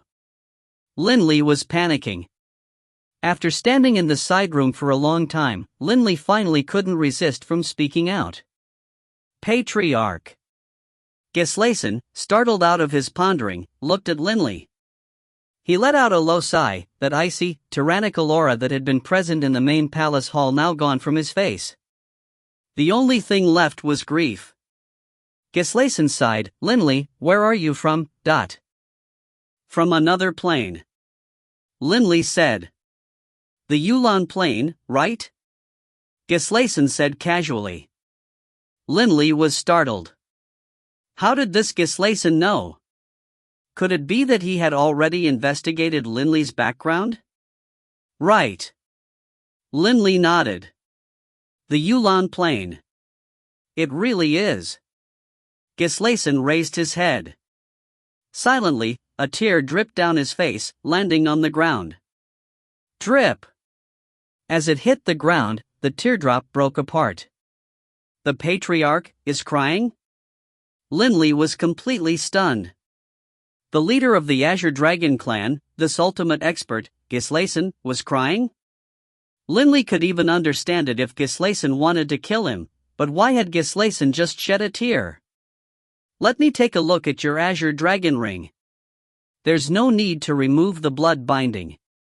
Gislason let out a low sigh. Azure Dragon ring? Linley stared in astonishment at Gislason. After the Emmanuel affair, he had already changed the appearance of the coiling dragon ring. From outside appearances, there was no way anyone could tell that his ring was a sovereign artifact. Gislason's forehead furrowed. Raising his head up, he looked at Linley. I told you to give me your Azure Dragon ring and let me take a look at it. Don't worry. I'm not being greedy for your Azure Dragon ring. I have my own. As he spoke, Gislason stretched out his right hand. Linley looked at it. Indeed, on his right hand, there was a ring that was completely identical to the coiling dragon ring. Only, the color was azure. Originally, Father refined two soul-protecting sovereign artifacts, one for himself to use, and another which he gave me. Gislason said softly. Limley, astonished, stared at the ring on the Patriarch's hand. That azure dragon ring was a complete, undamaged soul-protecting sovereign artifact. Patriarch, go ahead and look. Limley immediately tossed over his coiling dragon ring. Gislason's eyes lit up, and he immediately accepted the coiling dragon ring. Even the right hand which he used to hold this ring began to tremble slightly, and faint tears appeared in his eyes. Father! Father! Gislason stared at this coiling dragon ring as though it were an unsurpassingly holy object. This is the material it was made of. Right? Gislason stroked it, his eyes closed. Limley had never been certain as to what the coiling dragon ring was made of.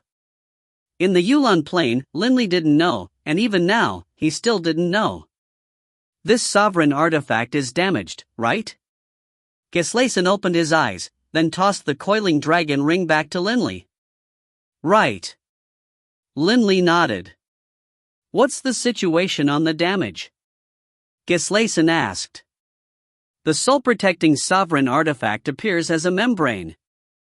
On the surface of it, there is a small hole. Just a single hole. The other parts of it are completely undamaged. Limley didn't lie. A single small hole? Gislason frowned. Capable of killing my father and the rest of the 4 sovereigns, and also break through a sovereign artifact, just a small hole? Gislason's mind raced through many possibilities. Just from the hole in the sovereign artifact, Gislason had already come to a conclusion regarding the killer. It was definitely one of those people. As soon as Gislason thought of who the enemy was, he felt helpless. The enemy definitely doesn't care at all about little people like us. Even the most powerful of high gods is nothing in front of a sovereign. Gislason already stood at the very precipice of high gods. Unfortunately, compared to a sovereign, he didn't have any ability to fight back at all. The enemy was able to kill 4 great sovereigns. What was a few high gods? Patriarch, is the clan going to confiscate my ring? Limley asked, worried. Gislason glanced at him, then said, since father chose you to be the inheritor of this azure dragon ring, then you being in possession of this azure dragon ring is father's will. Father's will is something which nobody, no matter who they are, is qualified to change. Limley's heart calmed down. As Gislason looked at Limley, he couldn't help but think of his father. In the past, their ancestor, the Azure Dragon, had been very caring towards his son and daughter. As for the grandsons and future generations of the clan, the Azure Dragon hadn't cared too much. Patriarch, I am puzzled about one thing. Limley couldn't help but ask. Limley was extremely puzzled as to how this Gislason had recognized the Azure Dragon Ring, but he had changed the appearance of his coiling dragon ring, and it didn't emit any aura at all. How could Gislason tell just by looking at it that this coiling dragon ring was special? Could it be the material? But from the outside, unless one looked at it closely, there was no way to discover anything unusual about the material. Puzzled? Speak. Gislason revealed a rare hint of a smile. Patriarch, how did you discover that my ring is the Azure Dragon Ring? I don't understand. Limley said hurriedly. Gislason began to laugh. As a sovereign artifact, once its aura is hidden, there's no way one can recognize it from the surface. You've also changed the appearance of the ring. How could I tell, just by looking at it? Limley was mystified. Patriarch, then why did you say that I definitely had the Azure Dragon Ring? Because of your body. Gislason laughed. Body? Limley was puzzled. Your body is extremely powerful. Even in our Azure Dragon clan, your body's power should rank as the 4th most powerful. Gislason said.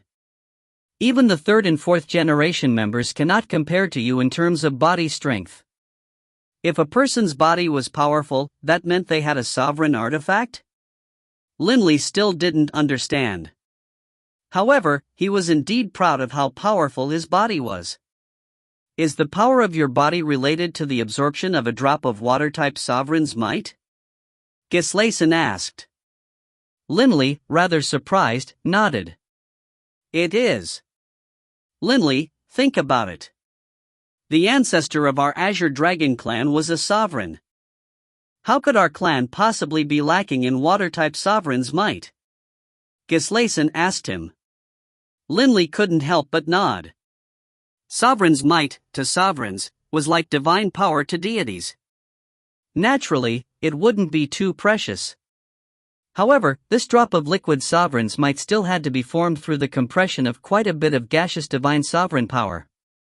Gislason continued, every single elder of the clan is in possession of a drop of water-type sovereign's might. But why is it that virtually none of them have bodies as strong as yours? Linley was immediately stumped. Right. These elders were all descendants of the Azure Dragon clan as well, and they all had the lineage of the Azure Dragon. They also all had sovereign's might. Why hadn't their bodies become as powerful as Linley's? Gislason sighed. Using sovereign's might to strengthen and transform the body, this was the ultimate technique which Father developed only after he himself became a sovereign. Father is a sovereign, but he didn't create a sovereign artifact-level armor. This was because the draconic scales of his body, in defensive power, were already comparable to sovereign artifacts. Gislason said with great pride. Linley couldn't help but be stunned. Sovereign artifacts, the most terrifyingly powerful artifacts of legends. But their ancestor, the Azure Dragon, actually was so powerful that his body was like a sovereign artifact. To strengthen one's body to the level of our ancestor, there was only one way. This way, however, had three preconditions. Gislason said. First, you have to be a member of the Azure Dragon clan. Second, you have to have the most precious blood essence of our ancestor himself. Third, you have to have sovereign's might. Blood essence? Linley was surprised. Right. And it must be blood essence from after our ancestor became a sovereign. Gislason sighed. This blood essence is the distilled essence of his blood. Only descendants of the Azure Dragon clan are capable of absorbing this distilled blood essence. Only after absorbing it can one become like the ancestor, to naturally absorb sovereign's might and strengthen one's body. The amount of blood essence you absorb also determines how much sovereign's might you can absorb. Gislason said. Linley thought back to that golden drop of blood. I didn't realize that was actually the blood essence of my ancestor, the distilled essence of his blood. Your body is so powerful, you definitely absorbed a drop of distilled blood essence. However, where did that drop you absorbed come from? Gislason continued, when our ancestor created those sovereign artifacts, in order to make the sovereign artifacts possess semi-sentience, he dripped a single drop of his blood essence into them. Thus, I was certain that you had acquired a sovereign artifact. Aside from this, there was no other possible explanation. Gislason said. Linley now understood. Our ancestor had two sovereign artifacts. One was a weapon-type sovereign artifact, while the other was a soul-protecting sovereign artifact. Because I already know where the weapon-type sovereign artifact is, thus I was certain that the sovereign artifact you were carrying could only possibly be that soul-protecting sovereign artifact, the Azure Dragon Ring. Hearing these words, the many questions which had puzzled Linley over these years were finally answered. No wonder I was unable to absorb the other two drops of sovereign's might. Linley said to himself. He had absorbed a single drop of that blood essence, and so he was only able to withstand a single physical transformation from sovereign's might. All right. Let's go out now. Gislason said. Yes, Patriarch. Linley, in his heart, didn't know whether to laugh or to cry. So the reason Gislason had summoned him for a private meeting was because he wanted to look at the coiling dragon ring and ask about the damage it had sustained. As for punishment? Gislason hadn't said a single word. But what Linley himself didn't understand was, when Gislason had seen him, he had thought of his father, the Azure Dragon.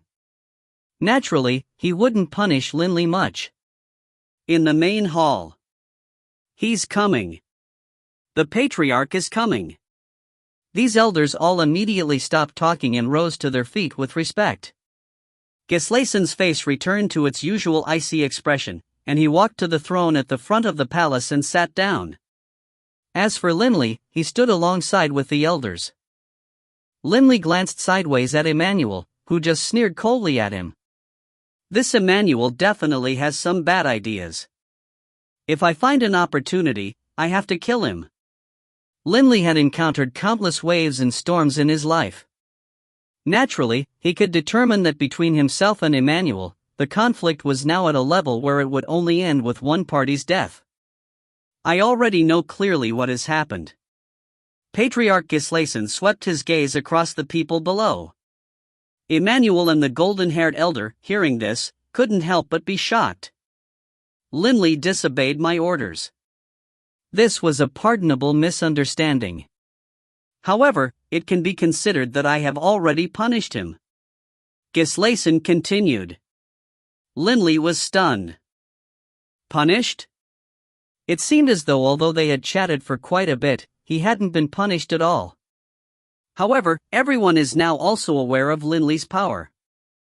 According to the rules of the clan, once a clansman has reached the 7-star fiend level of power, he will be bestowed the position of elder. Gislason continued. Emmanuel's eyes immediately turned red. The many elders in the hall couldn't help but turn to look at Linley. Elder? Linley had been pondering about Gislason lying about punishing him, but in the blink of an eye, the punishment had indeed come. The patriarch, Gislason, waved his hand, and instantly, a neatly folded cape as well as a set of azure armor, along with quite a few scattered objections such as medallions, drifted towards Linley. Linley was stunned, but he immediately bowed respectfully. Thank you, Patriarch. Linley immediately accepted those items. From today onwards, Linley is the 36th elder in the Assembly of Elders. Gislason announced. Quite a few elders nodded in a friendly manner towards Linley. Elder Garvey immediately sent through divine sense, Linley, congratulations. However, you'd best immediately put on those clothes on immediately. Generally speaking, elders are required to wear their uniform within the clan. But of course, your own residence is an exception. Linley immediately bound it all with blood. Linley's body flashed, and that azure armor with the complicated golden embroidered suddenly appeared on Linley's body, while that gleaming, multicolored cape also appeared on his back. After having put the uniform on, he now appeared identical in outfit to the other people in the main hall. All right. Everyone can leave now. Gislason said. Yes, Patriarch. The group of elders all bowed, then left. Forhan, Emmanuel, you two, father and son, stay behind. Gislason suddenly said. Immediately, Emmanuel and that golden-haired elder looked at each other, halting their steps. As for Linley and the rest, they all flew out. Linley bid farewell to each of the elders, then immediately flew towards the gorge where he lived. If you find any errors, ads pop up, ads redirect, broken links, non-standard content, etc., please let us know. Report chapter so we can fix it as soon as possible. Book 17, Chapter 19, Elder. Book 17, Indigo Prefecture, Chapter 19, Elder. Dragon Avenue. Linley was flying at high speed through the curving path. Previously, because of the life and death duel, I angered the patriarch. As I left with him, I was worrying if I would face a dangerous situation. But who would have imagined that not only would I not be punished, in the blink of an eye, I would become an elder of the clan? Linley looked at the gold-patterned azure armor he was wearing, and couldn't help but laugh. The changes in the world are quite marvelous indeed. Linley sighed. Elder. Many of the patrolling soldiers on Dragon Avenue, upon seeing Linley, immediately saluted respectfully. Linley glanced at these patrolling soldiers and nodded slightly. Linley flew past the many saluting patrolling warriors. Watching Linley fly past, one patrolling warrior frowned. This elder seems to be that Linley who took part in the life and death duel. Captain, you went as well. That was Linley, wasn't it? I didn't see too clearly. It did seem to be Linley. The captain of the squad said. It was Linley. I saw him clearly. What, that Linley, the one who took part in the life and death duel, became an elder? Quite a few patrolling warriors who hadn't watched the life and death duel were puzzled. Is it strange that he became an elder? If it hadn't been that the patriarch had hurried over in time, Elder Emmanuel would have been killed. That Lord Linley definitely has the power of a 7-star fiend. After all, thousands of patrolling warriors had watched that duel. Thus, as Linley flew along Dragon Avenue, he was recognized by quite a few people. Soon, the news that Linley had become an elder was spread quite quickly amongst those patrolling warriors. Here we are. Linley looked at the gorge in front of him. His body transformed into a streak, and he charged straight into it. Linley flew directly towards the Yulon branch.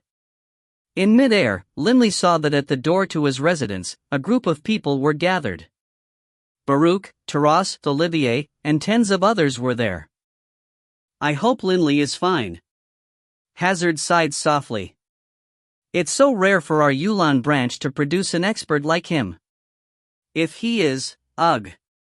Unconsciously, everyone in the Yulon branch had considered Linley as the flagbearer for their branch. How could their flagbearer be allowed to fall? Who knows how the patriarch will punish Linley? Caesar said with concern as well. From what I saw at Death Valley, the patriarch is very severe. Olivier said with a frown. Don't worry. The patriarch won't kill him, at least. Baruch said. He knew very well the danger which the Four Divine Beasts clan was currently in. At a time like this, the patriarch wouldn't be willing to kill any of their experts. Delia just continued to frown, quietly waiting. The boss is coming. Bibi suddenly said while raising his head to look upwards. Linley is coming? The group of people immediately followed Bibi's gaze, staring into the sky. From above that faint fog, a human figure was descending at high speed. Baruch and the others only saw a blurry, indistinct multicolored light. The figure landed. It was Linley. Baruch, Taras, and the others all stared at Linley, slack-jawed. Linley's entire body was clad in azure armor, which in turn was covered with complicated golden embroidery patterns, giving off an ancient, noble aura. That cape which Linley wore over his shoulders, in peculiar, had unfathomably mysterious runes atop it and had all colors of light flowing atop it. It was the uniform of an elder. Linley? Baruch, Ryan, Dylan, and the others all stared in astonishment at Linley. Clan leader. Linley laughed as he looked at everyone. Linley, you've become an elder? Hazard's eyes were bulging. In the Azure Dragon clan, elders were definitely the true, high-level members of the clan. Every single elder was a 7-star fiend, capable of making the countless members of their clan venerate and worship them. They all knew that Linley's power was formidable, but who would have imagined that Linley would become an elder? Everyone, don't stand outside. Let's talk inside. Linley laughed as he spoke. Right. All into the living room. Baruch came to his senses and said hurriedly, Linley, when you left with the patriarch and the elders, what exactly happened? You have to explain clearly to us. We've been puzzled for so long. Clan leader, Linley was just about to speak. You can just address me as Baruch. Baruch looked at the elder's uniform which Linley was wearing. Linley, you are an elder now. There's only one person whom you can now address as clan leader or patriarch. Linley understood what Baruch meant, and he laughed. Within the gorge, I'll still address you as clan leader. Baruch, seeing the look on Linley's face, knew that arguing would be pointless. All he could do was assent. All the important members of the Yulan branch gathered around. They listened to Linley explain, and Linley naturally just gave a brief explanation, skipping over some secrets. While hearing what had happened, everyone celebrated on behalf of Linley, while at the same time feeling proud of him. Linley, the 36th elder of the Assembly of Elders. The Yulan branch's status in the Azure Dragon clan was very low. However, now that their branch had produced an elder, the status of the Yulan branch had just completely changed. After all, the entire clan only had so many elders. For their branch to have an elder meant that their clansmen of their branch would be more confident while in the Skyrite Mountains. The next morning. Dawn. Linley's room. Delia, I had been planning to quietly train until I became a high god, but, I'm sorry. Now that I'm an elder, most likely, our peaceful life won't last for much longer. Linley held Delia and said apologetically. Delia laughed, then raised her head to look at Linley. You don't have to say sorry. Linley. A voice rang out in Linley's mind. Linley was startled. He smiled apologetically towards Delia. I didn't expect it would come so fast. I just became an elder yesterday, but today, someone has already come looking for me. Go, then. Delia said. Linley nodded slightly, then immediately transformed into a blur, flying out of the room and into the skies above the gorge. A handsome youth dressed in elder's garb was standing there in mid-air. It was Elder Garvey. Linley. Garvey smiled as he spoke. Garvey, is there something you need? Linley asked.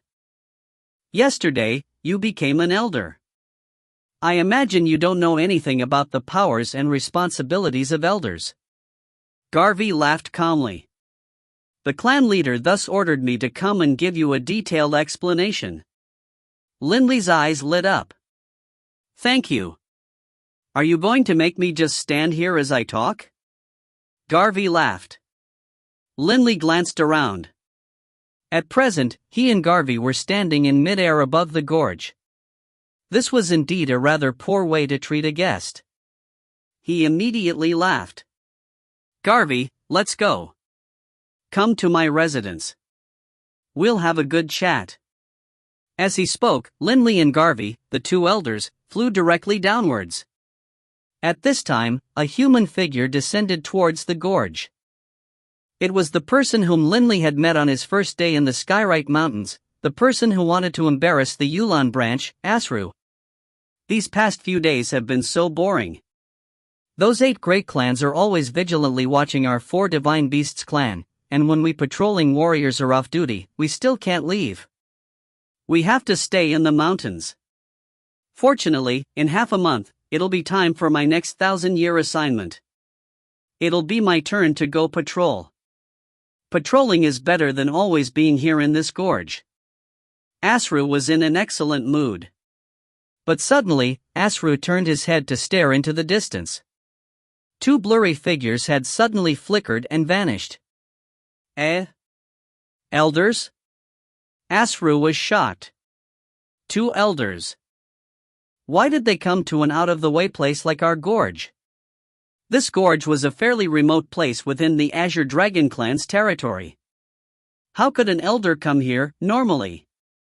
One of those 2 elders seems so familiar from the back, Asru frowned. Because half of the Great Valley was covered by fog, and given that the 2 elders moved too quickly, Asru hadn't seen them clearly. That one seems a bit similar to Linley. But then, Asru laughed. How is that possible? Linley belongs to the Yulan branch. Although his power is excellent, how can he compare to an elder, much less become one? That bit of ability he has is only enough to let him show off here in our gorge. Asru laughed disdainfully, then flew out of the gorge. Within the living room, Linley and Garvey were chatting with each other. As they chatted, Linley began to get a clearer and clearer picture of many of the clan's affairs. He couldn't help but sigh in his heart.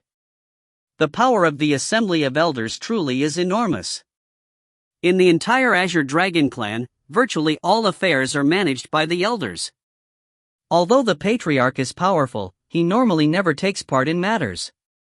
Garvey, I've heard you say so many things. In the clan, the elders really are responsible for quite a few things. Linley laughed. I wonder what I will be assigned to manage. Don't be impatient. Right now, all tasks within the clan already have supervisors handling them. There's no lack or opening right now. Thus, for now, there's nothing you have to do. Garvey laughed. Right now, you can simply enjoy the perks and powers of being an elder without having to take on any responsibilities. Your residence and some other things have already been arranged. Garvey said. Also, you can also now apply for your Yulan branch to be moved to a nicer place. No need. I'm fine living here. Linley frowned. Garvey, from what you were saying, it seems that right now, I have nothing I have to do? The clan was currently in a period of crisis. How could he be allowed to be so leisurely? Of course you have things to do. Only, it isn't now. Wait for the Conclave of Elders. Garvey said. The Conclave of Elders is held once every 1,000 years, and during each conclave, different assignments will be meted out to each elder. As an elder, by then, you'll be assigned some tasks as well. Linley now understood. Thus, for now, continue enjoying your leisurely life. After the conclave, you won't be able to, even if you want to. Garvey chuckled. The sort of leisurely life you currently have is something which the other elders all dream of but can't have. Linley chuckled as well. Oh, right. Garvey, how long will it be before the next conclave of elders? Given that they met every 1,000 years, perhaps he would have centuries of leisurely time remaining. 15 days. Garvey said. 15 days? Linley was astonished. 1,000 years between conclaves, but it just so happened that he was only 15 days off from the next one? Right. That's why I told you to treasure these leisurely days. Garvey laughed as he stood up. All right, I need to go. When the Conclave of Elders begins, there will be someone who will come invite you to attend. Linley stood up as well, escorting Garvey as he left. Within the gorge. That Linley of the Yulan branch, he became an elder? Impossible. It's true. Those members of the Yulan branch said it so smugly. From the looks of it, it shouldn't be false. But to tell the truth, the smugness which those Yulan branch members have right now is really irritating. They're just blowing hot air, I wager. The gorge was quickly filled with variations on this sort of conversation. The Yulan branch had hundreds of members. These clansmen, after knowing that Linley had become an elder, immediately went to brag and show off in front of the other branches within the gorge. All people care about face. Deities were the same. Linley was able to become an elder of the clan. The formerly perpetually snubbed Yulan branch's clansmen naturally wanted to show off for a bit. Asru was walking towards his own residence. He was preparing for his rotation. Lord Asru, I heard that Linley became an elder. Is it true? Several people came to ask Asru. Asru was a high god, a formidable figure within the gorge. Don't believe the braggadocio of those Yulan branch people. Linley, become an elder? How could that be possible? Asru snickered. Also, just yesterday, I saw Linley. He was wearing ordinary clothes. What he didn't know was that in the gorge, Linley didn't want to be wearing his elder's uniform all day long. Suddenly, he stared. He suddenly remembered how some time ago, he had seen those two elders' figures from afar. A suspicion began to arise within his heart. I told you it was impossible. Several people immediately began to speak out. The Yulan branch, produce an elder? In a bit, I'll rotate and be on duty. I'll go ask the other warriors of the clan and I'll know then. Asru said. The gorge was simply too remote and its experts too few in number. It thus also took a long time for those of them within to learn news regarding the clan. Those people all immediately and respectfully escorted Asru away. But right at this moment, Elder Linley! A bright voice suddenly echoed throughout the gorge. Immediately, within the gorge, every person, whether those in training or those chatting in pairs, or those who were flying in the air, was stunned.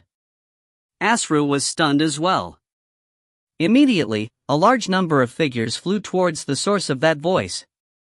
They all looked carefully. 3 black-robed figures were flying downwards respectfully, while Linley himself was flying out as well. Is the conclave of elders beginning? Linley said. Yes, Elder.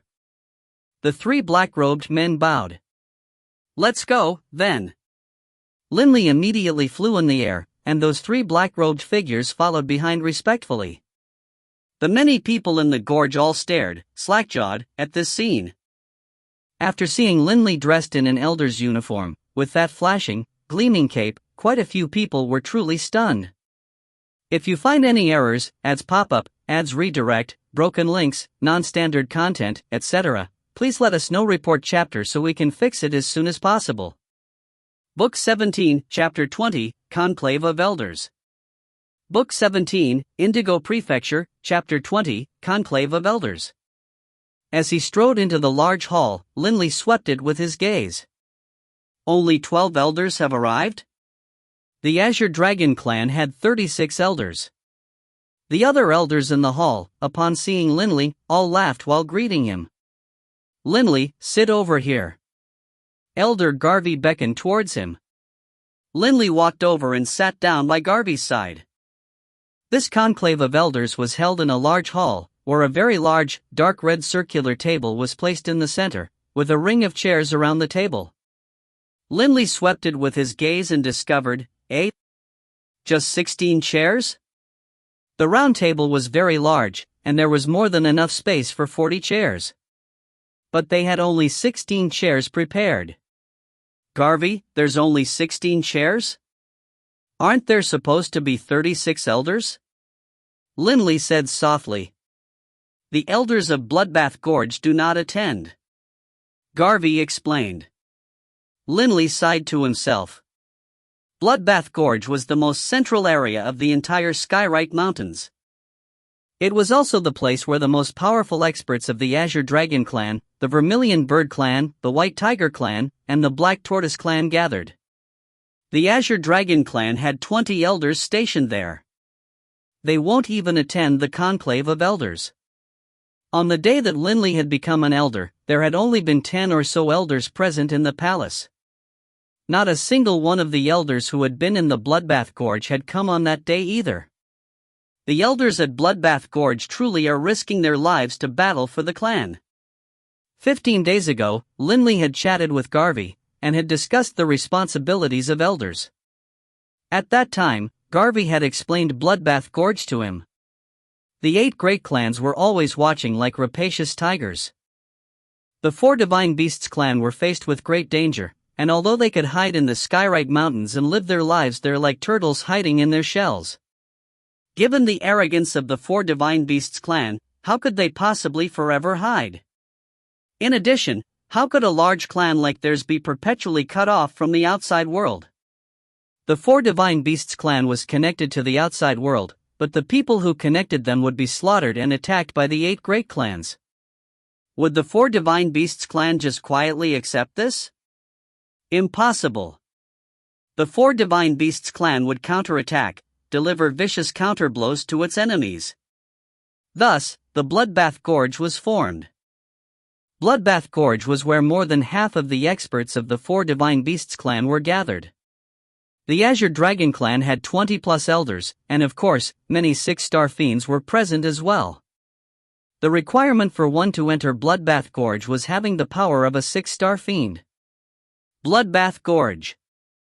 The gathering spot for the true elites of the 4 Divine Beasts clan. The 16 elders are all present.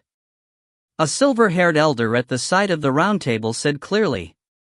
This millennial conclave of elders, compared to the previous one, has an additional elder present. This is something worthy of celebration. Quite a few elders grinned towards Linley. Linley smiled back at each elder in a show of friendliness, then glanced at the silver-haired elder. Linley recognized this silver-haired elder. He was the second elder of the Assembly of Elders, the son of Patriarch Gislason.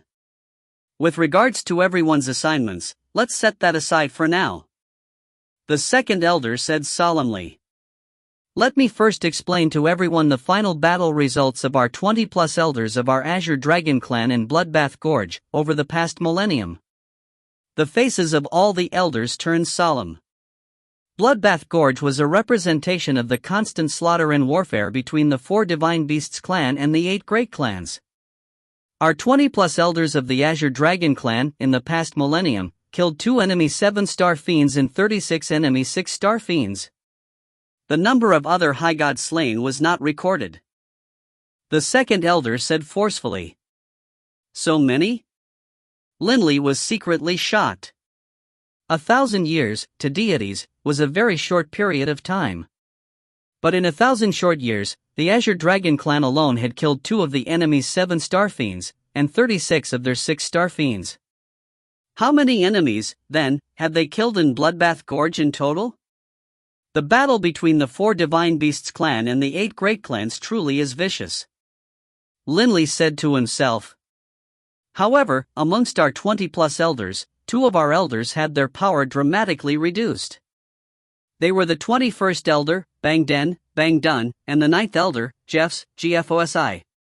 Elder Bangden's divine water clone was destroyed, and he no longer has the power of a 7-star fiend. He is currently in closed-door training. As for Jeffs, his most powerful clone, the divine water clone, was destroyed as well. Luckily, however, his original body has never fused a divine spark. His original body thus once more fused with a divine water spark and his strength is thus returned, but from this day forward, he will most likely find it incredibly hard to advance a single step. The second elder said solemnly. Immediately, the atmosphere in the hall became depressed. 2 elders. One no longer has the power of a 7-star fiend, while the other won't be able to advance at all in the future. Linley sighed to himself. Linley knew what the rules of Bloodbath Gorge were. Those elders who went out to do battle all left their weaker divine clones within Bloodbath Gorge. That way, even if they died in battle outside, they would still have a surviving divine clone. Most likely, the enemies were doing the same. Although they described the battle accomplishment as being the killing of 2 7-star fiends, most likely, the divine clones of those 2 7-star fiends had similarly been left back at their own bases. So for the original body not to fuse with a divine spark actually has a benefit like this. The elder named Jeffs had his most powerful divine water clone destroyed, but his original body had never fused with a divine spark, just like Linley. Thus, the elder could use his original body to constantly fuse with water-type divine spark, all the way to becoming a high god. This was because he already had the necessary insights into how to fuse the laws of water. Thus, even if he became a high god through fusing a divine spark this time, his power wouldn't be much different from in the past. Only, in the future, it would be very hard to advance further. For example, if Linley's divine earth clone was destroyed, he would become unable to use the Blackstone space. However, Linley absolutely could let his original body continue to fuse a demigod divine earth spark, a god divine earth spark, and a high god divine earth spark. When the time came, Linley would still be able to execute the Blackstone space. Only, he wouldn't be able to make any further improvements. This time, aside from the 2 aforementioned elders retiring from Bloodbath Gorge, there are also 6 elders who have fought in Bloodbath Gorge for 3,000 years already who will be retiring from Bloodbath Gorge. Thus, of our group of 16, there needs to be 3 who will fill the positions. Immediately, the elders began to chat with each other through divine sense or ponder to themselves. 3 elders need to go to Bloodbath Gorge? Linley also knew what going to Bloodbath Gorge represented. Because of the order of the Patriarch, punishing Emmanuel to go serve with the Grand Elder. Thus of the 16 of us, Emmanuel absolutely must go to Bloodbath Gorge. 2 more must therefore be chosen out of the remaining 15. But Linley couldn't help but glance at the distant Emmanuel out of the corner of his eyes. Emmanuel remained silent, his face unchanging. Clearly, he already knew about this. Everyone, let's choose 2 elders to participate. The second elder looked at everyone.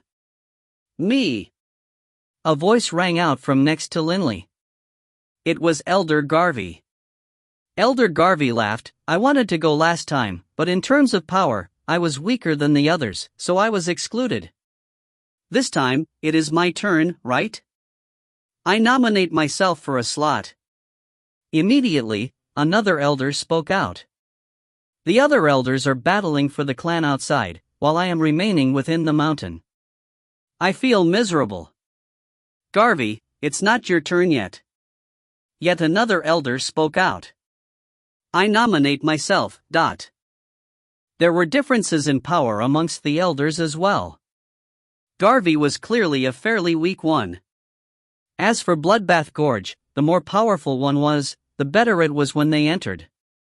I'll go as well. Of the 16 elders, one of the 3 females, a jade-haired woman, laughed. I truly wish to emulate the Grand Elder and to serve with her fighting for the clan. For the sake of the clan, I'll go as well. Linley, quite surprised, watched this scene. Originally, he thought that people would try to push it off onto others. However, Linley now discovered that 8 of the 16 were so valiant as to volunteer themselves, casting concerns regarding life and death to the side.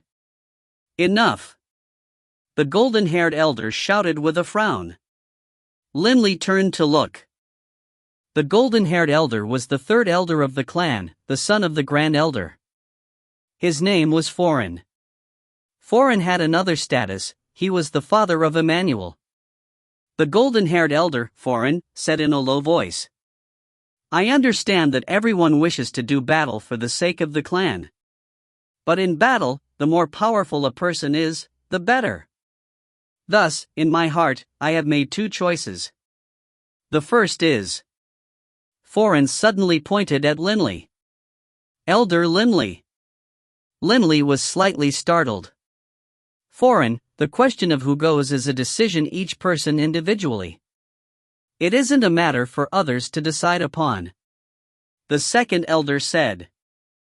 Foran furrowed his forehead stubbornly, then said in a clear voice, as members of the clan, and with the clan facing danger, how can any of us ignore this? Look at the 20 elders in Bloodbath Gorge. The vast majority of them have been battling there for thousands of years. According to the rules, every 1,000 years, they can retire. But they have not. It is all for the sake of the clan. For the sake of making it so that our Azure Dragon clan's prestige will not lower. Foran looked at Linley. The reason I choose Linley is because Linley's gravitational space is very unusual, with the power of the gravity being miraculously great. Even 7-star fiends will generally have their speed greatly reduced within his gravitational space.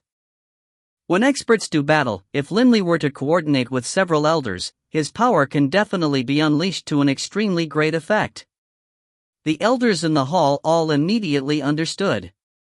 If Linley were to coordinate with several elders while using his gravitational space, it would indeed be a tremendously effective supporting measure. Linley's own power has been made clear to everyone as well. He vastly surpasses Emmanuel. As I see it, just based on the power of his body, in our clan, Linley should rank number 4. Even I feel I am inferior. Foran looked at Linley. Linley, why don't you speak for yourself? Are you willing to go? Linley laughed as he looked at Foran. Third elder, I want to ask, who is the other person you have chosen? Foran said solemnly, the 2 people I selected, one is Linley, while the other is myself. I believe that in terms of strength, nobody here dares to say that they have definitely surpassed me. Last time, I didn't go to Bloodbath Gorge, I've regretted it for a long time now. This time, I insist on going. Linley frowned. The other person Foreign had chosen was actually Foreign himself? Linley? The second elder looked at Linley. What are your own thoughts? These elders all admitted that in solo combat, some of them would dare say that they were not inferior to Linley. But in terms of group combat, none of them dared to say that they were superior to Linley. In group combat, the effect of Linley's Blackstone space truly was too good. Once his Blackstone space appeared, his own power would not be impacted, but the opponent's speed would drastically drop. Even 7-star fiends, in a battle situation like this, would be defeated lopsidedly. I'll go. Linley nodded. Linley, not bad. Foreign laughed as he spoke. Linley just smiled back at him, while musing suspiciously to himself, this Foreign seems to want to force me to go to Bloodbath Gorge. The way he acted just now, if I were to refuse to go, most likely the other elders would look down upon me. Why does he want to force me to go? Can it have to do with his son, Emmanuel? All right. The people have been chosen. Foreign, Emmanuel, Linley, the three of you, after the conclusion of this conclave, can go directly to Bloodbath Gorge. The second elder looked at Linley and the other two. The three of you, take care of yourselves. Take care of yourselves. These 4 words caused Linley to feel relieved of a sense of pressure he hadn't realized he had been bearing. Bloodbath Gorge? For some reason, Linley suddenly felt a hint of anticipation. Ever since he had learned that the clan was in a crisis, Linley had known that one day, he too would battle on behalf of the clan. Only, he hadn't imagined that the day would come so quickly. Linley and the other 2 selectees were going to Bloodbath Gorge. Naturally, they wouldn't be assigned any other activities.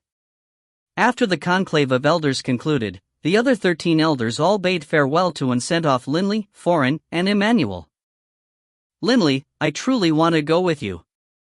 Garvey laughed. Remember. Help kill a few extra enemies for me. Linley smiled and nodded.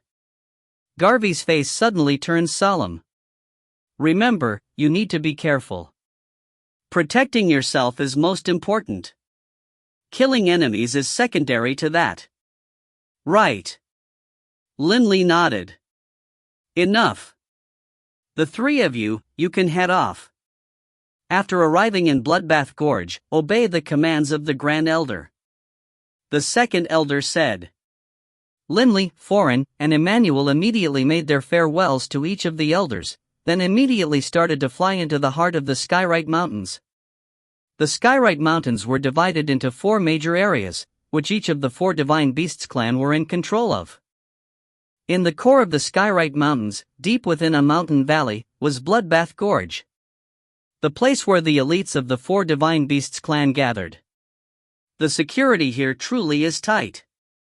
Linley looked at the air above the gorge. There was an enormous number of roving warriors on patrol. Not just the azure armored warriors of the Azure Dragon clan, but also the golden armored warriors of the Vermilion Bird clan. There were patrolling warriors from all 4 of the 4 Divine Beasts clans. When these people saw Linley's group of 3 fly over, they immediately saluted. Linley, Emmanuel, and Foreign flew directly into the depths of the gorge.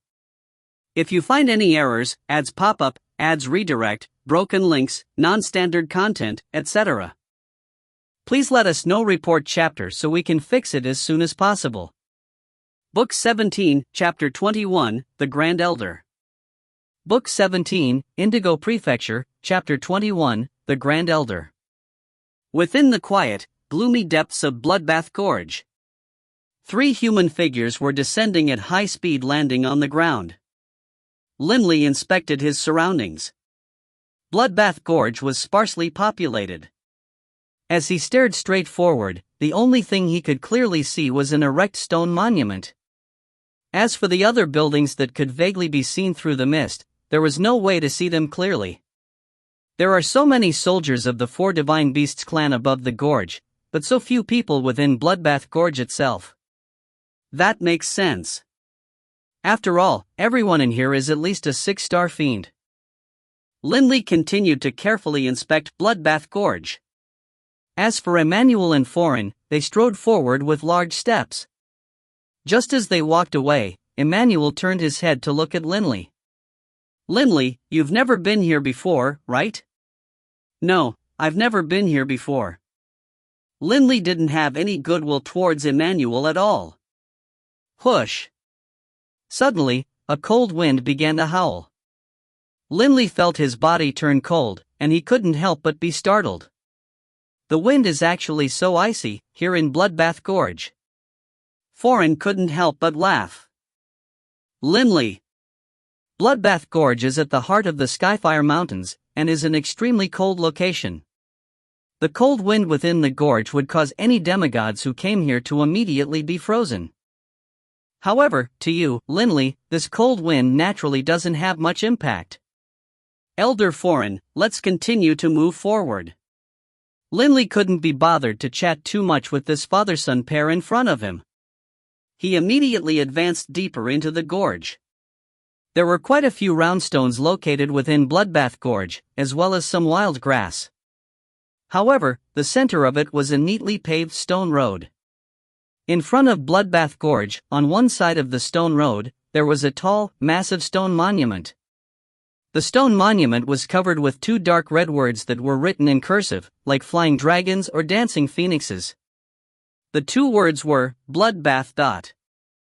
Linley, upon seeing these two words, sensed a bloodthirsty, murderous aura emanate from it, and he couldn't help but feel his own murderous desires rise in response. Foreign, Emmanuel, so it's actually the two of you this time. Ha! A straightforward, clear laugh rang out.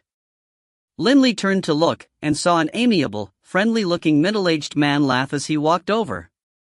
This man had long sideburns, but they were very neatly trimmed, giving him quite a fresh, sharp appearance. Linley looked at the newcomers. "Arhaus, Erhausai." Foreign laughed and went to greet him, giving the man with the sideburns a big hug. "Long time no see. It really has been quite some time since we've met."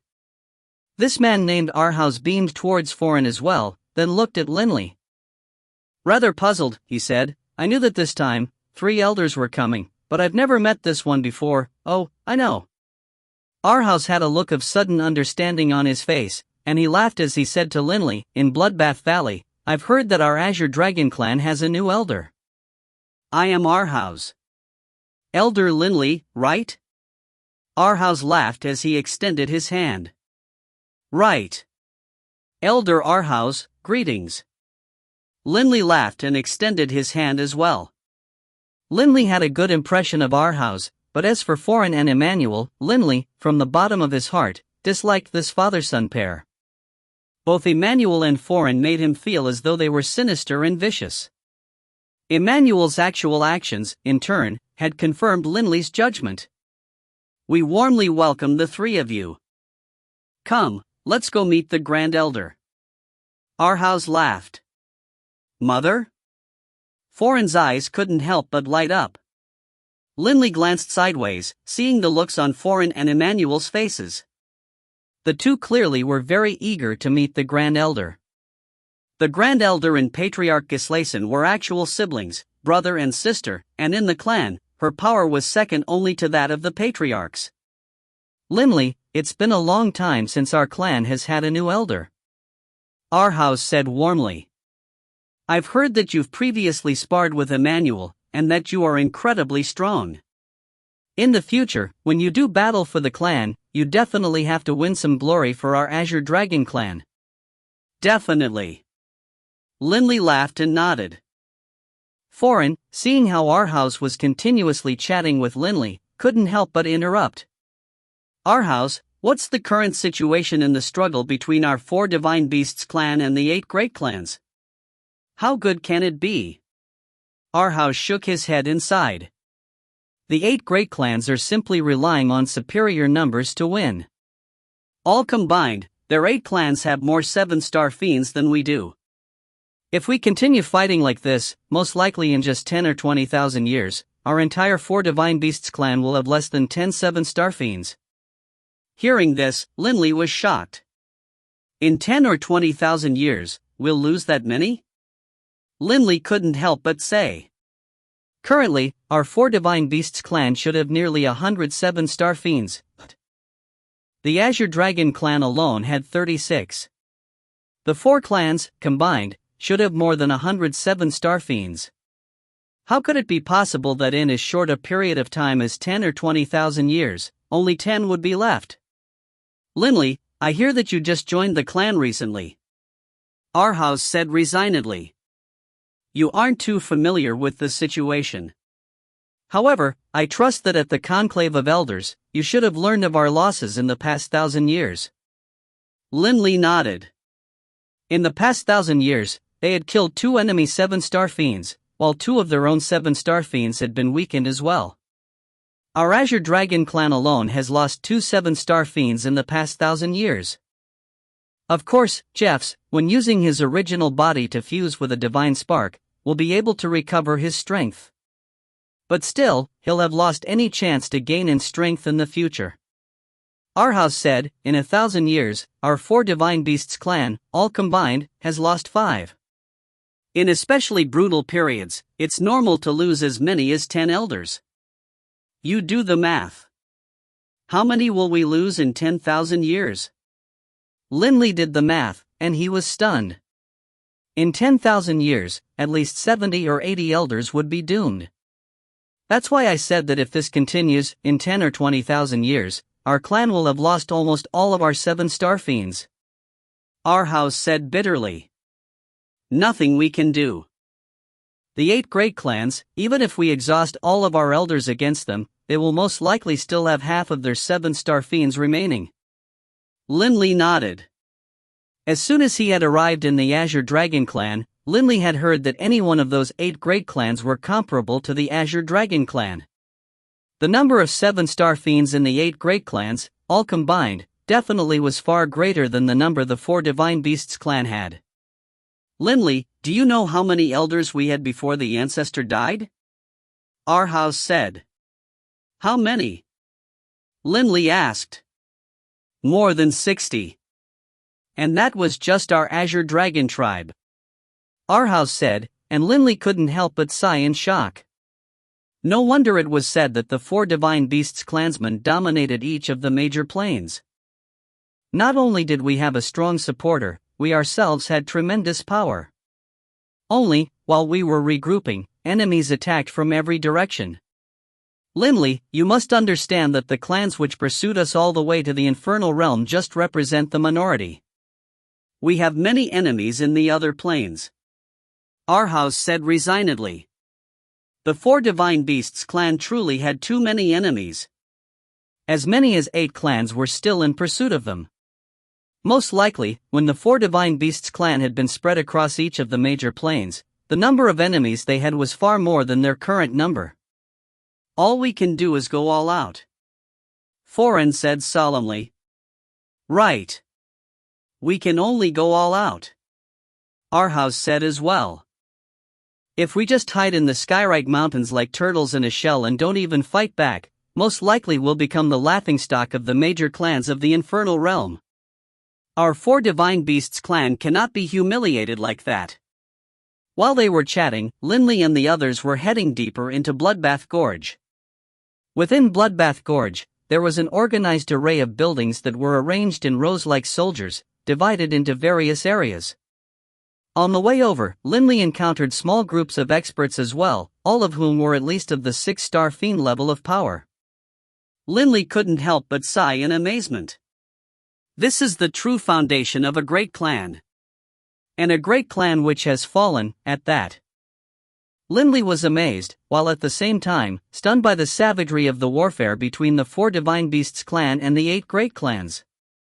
We've arrived at the Azure Dragon Palace. Arhaus said. Linley lifted his head. In front was a building that was at least 30 meters tall, completely dark red in color. At the tip of the building, there was something that was dimly glowing with azure light. There were 4 buildings of this appearance within Bloodbath Gorge. The Grand Elder is on the 5th floor of the Azure Dragon Palace. This palace is the place where we normally gather together. Arhaus said. He led Linley, Emmanuel, and Foran directly to the 5th floor. The entire Azure Dragon Palace actually didn't even have a single maid or servant within. The main hall on the 5th floor appeared to be rather wide and empty. Where is the Grand Elder? Linley stared around the main hall, puzzled. Linley suddenly had a feeling, and he turned to look towards the side of the hall. He saw a tall, slender human figure fly over, her entire body enveloped in a long black robe. Her graceful, jade-green hair fell down past her waist, and her face was covered by a silver mask which had a strange light flowing atop it. As this person entered the main hall, Arhouse and the others all fell silent. She is the Grand Elder? Linley looked at this person carefully. Whoosh! The mysterious woman's long robe rustled as she sat down on the head seat in the hall. She swept everyone present with her icy gaze, pausing momentarily on Linley, and then she said in a cold, clear voice, "You can all be seated." "Yes, Grand Elder." The four replied respectfully. Linley, puzzled, glanced at Foreign. Supposedly, Foreign was the son of the Grand Elder. But he, too, addressed her as Grand Elder? In his heart, he was puzzled, but Linley still sat down alongside Foreign and the others. "Linley," the Grand Elder suddenly said while looking at Linley. "Grand Elder." Linley bowed fractionally. "I heard that you defeated Emmanuel, then became an elder." The Grand Elder said coolly. "Correct." Linley immediately responded, but in his heart, he was puzzled. What does the Grand Elder mean by this? Is she warning me, or? Emmanuel is her grandson, after all.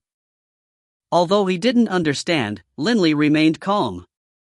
"I know that you and Emmanuel have some misgivings about each other. However, I hope that the two of you will be unified and will be able to work with each other," the Grand Elder said. Linley was startled. He couldn't help but turn to look at Emmanuel, who was also currently looking towards Linley. Work together with him? Linley felt that this was a huge joke. The Grand Elder's voice was like clashing steel. "Ever since Father fell, our Four Divine Beasts clan has been in unprecedentedly dire straits. Although we are now all assembled in Indigo Prefecture, we still meet with constant challenges and provocations. However, we are the Four Divine Beasts clan. We, the members of the Four Divine Beasts clan, will not allow ourselves to be humiliated. Although we can hide in the Skyrite Mountains like a turtle in its shell, our proud clansmen will not submit and be humiliated.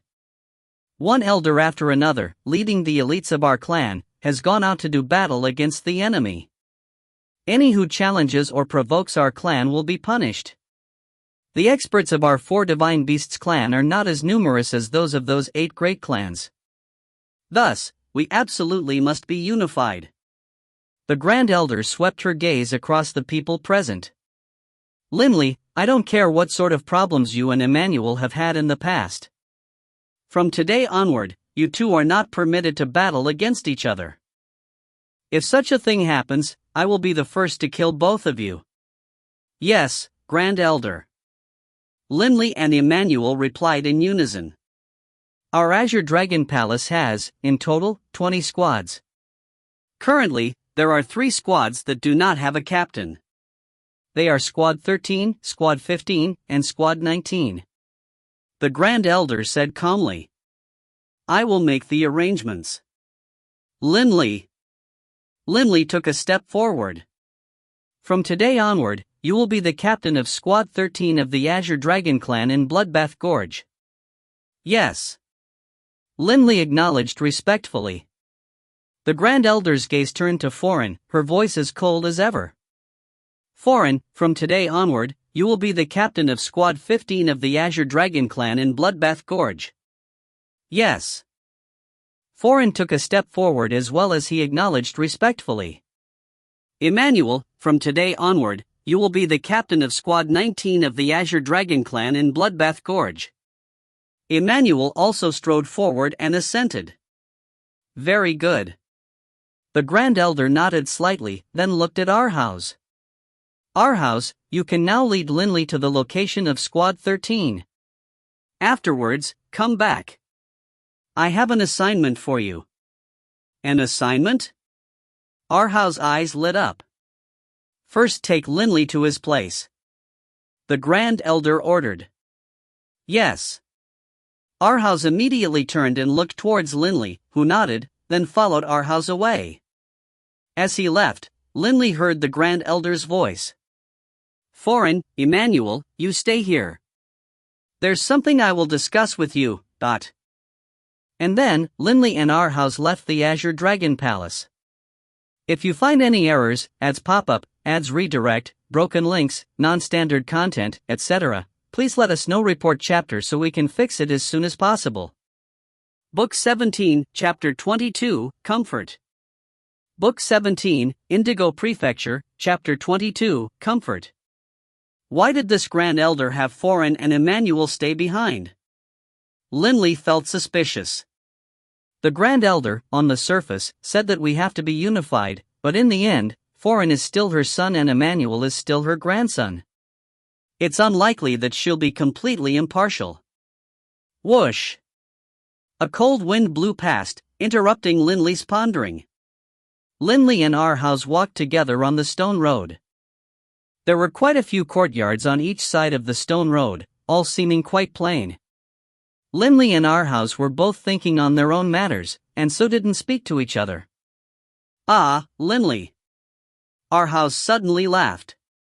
I'm sorry. I was thinking about my assignment. I've been neglecting you. It's fine. Linley said with amusement. As long as you don't lead me the wrong way. Bloodbath Gorge is only so large. There's less than 1,000 people here, all combined. How could I get lost? Arhaus laughed. Your Squad 13 has a total of 10 squad members, all experts of the clan. They are all at least at the 6-star fiend level, and some of them are approaching the 7-star fiend level. Arhaus warned, Linley, don't underestimate them.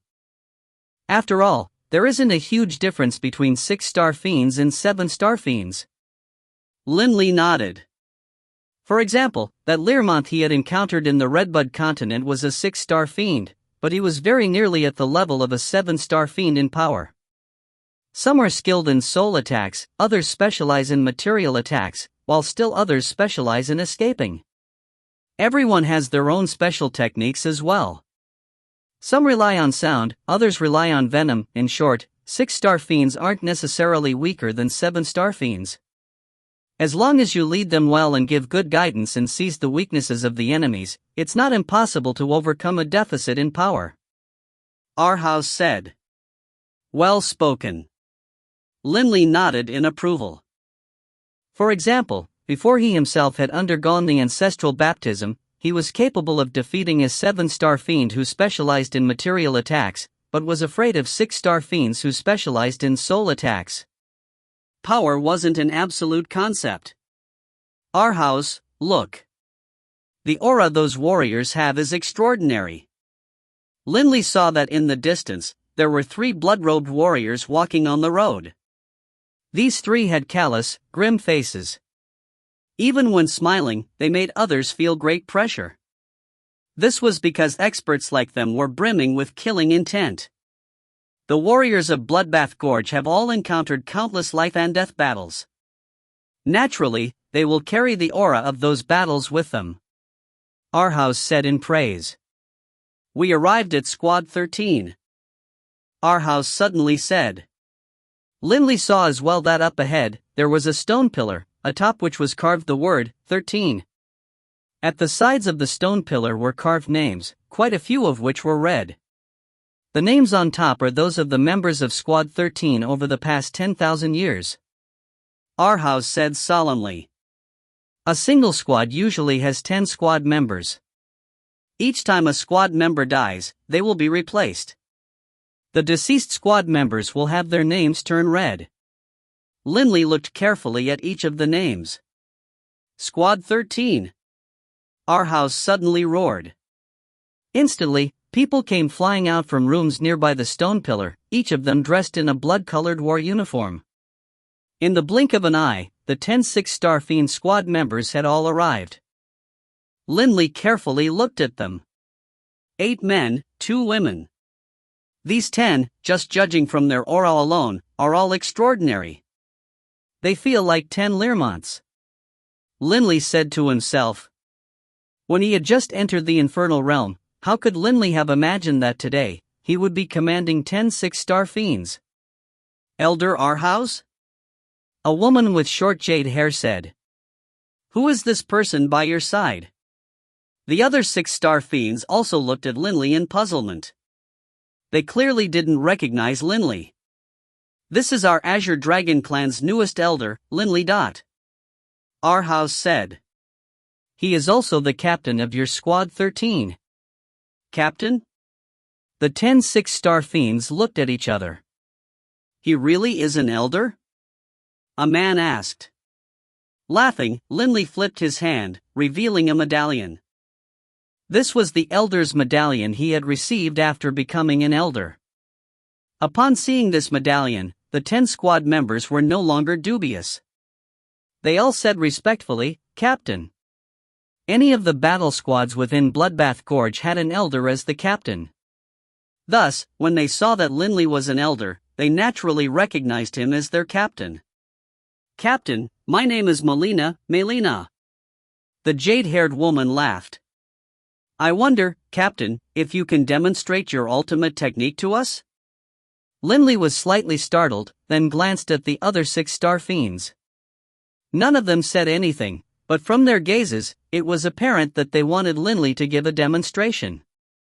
Lindley mused to himself, it seems that soldiers in both the material planes as well as the higher planes are all the same. To be a good commander, you first have to be able to impress your subordinates. How could 6-star fiends not have their own pride? If they didn't personally witness Lindley's power, how could they possibly submit willingly? You guys, Arhaus laughed. Then I'll let you experience it for yourself. Lindley laughed calmly. Immediately, a blurry, earthen yellow light sprang up, instantly forming a large globe of light that covered all 10 of the squad members within. Blackstone space. The sudden appearance of the Blackstone space caused the 10 6-star fiends to be caught completely off guard. 3 of them even swayed, nearly falling before hurriedly using their hands to push off the floor in order to stand back up.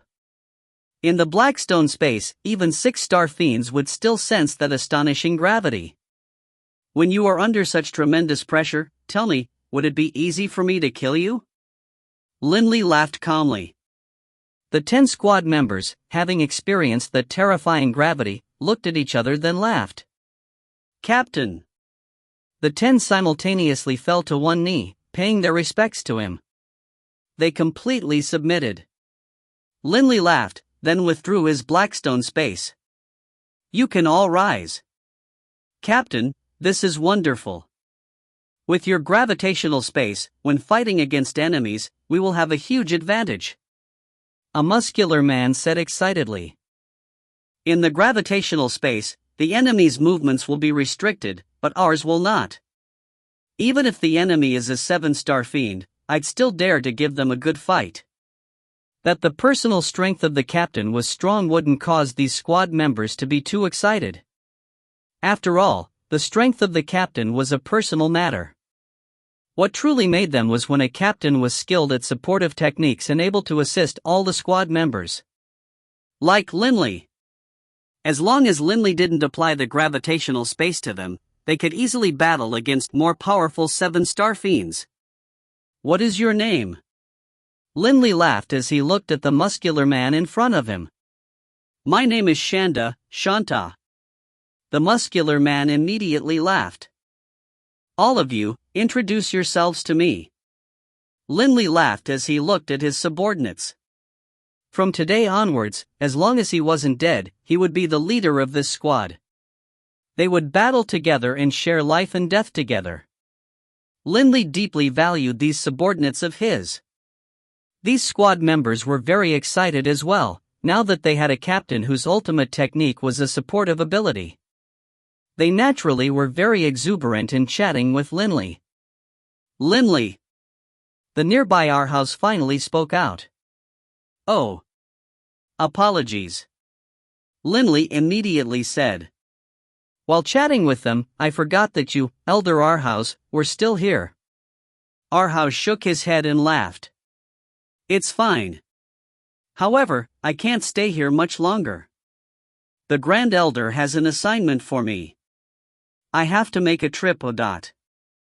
Arhaus parted with Linley, who moved into the residence for the captain of Squad 13. From this day onward, Linley had to lead these 10 six-star fiends into battle against the 8 great clans. Time passed quickly, and in the blink of an eye, more than a year had passed. Within that gorge in the Skyrite Mountains, Delia was resting against Linley's arm, leaning against him while the two took a stroll together. Linley looked at Delia by his side, and in his heart, a slow, gentle feeling emerged. Linley deeply enjoyed this sort of warm feeling. Linley, at first, I thought that when you became a captain at that bloodbath gorge, you would immediately go engage in battles and not have time to accompany me. So as it turns out, the battles are actually quite rare. Delia especially valued the time she and Linley had to spend together. The clan was in a crisis. Delia knew this, and she wouldn't force Linley to do anything. It was enough for her to value what they had. I've been a captain for a year now, but I haven't engaged in a single battle. Linley laughed calmly. Actually, the number of battles each squad in Bloodbath Gorge engages in is fairly low. Only, every single battle is against the top-tier experts of the enemy clans, and in each battle, life and death are separated by only a hair. We have 7-star fiends, but they do as well, and in fact, they have even more. We are in a position of weakness. Linley felt the pressure as well, while at the same time, he felt that he also wasn't doing right by Delia. Whether it was in the Yulan Plain or here in the Infernal Realm, Delia had always quietly supported him. Even as they roamed in every direction and faced one crisis after another, Delia had never complained. As long as I don't have any missions, I'll always be by your side.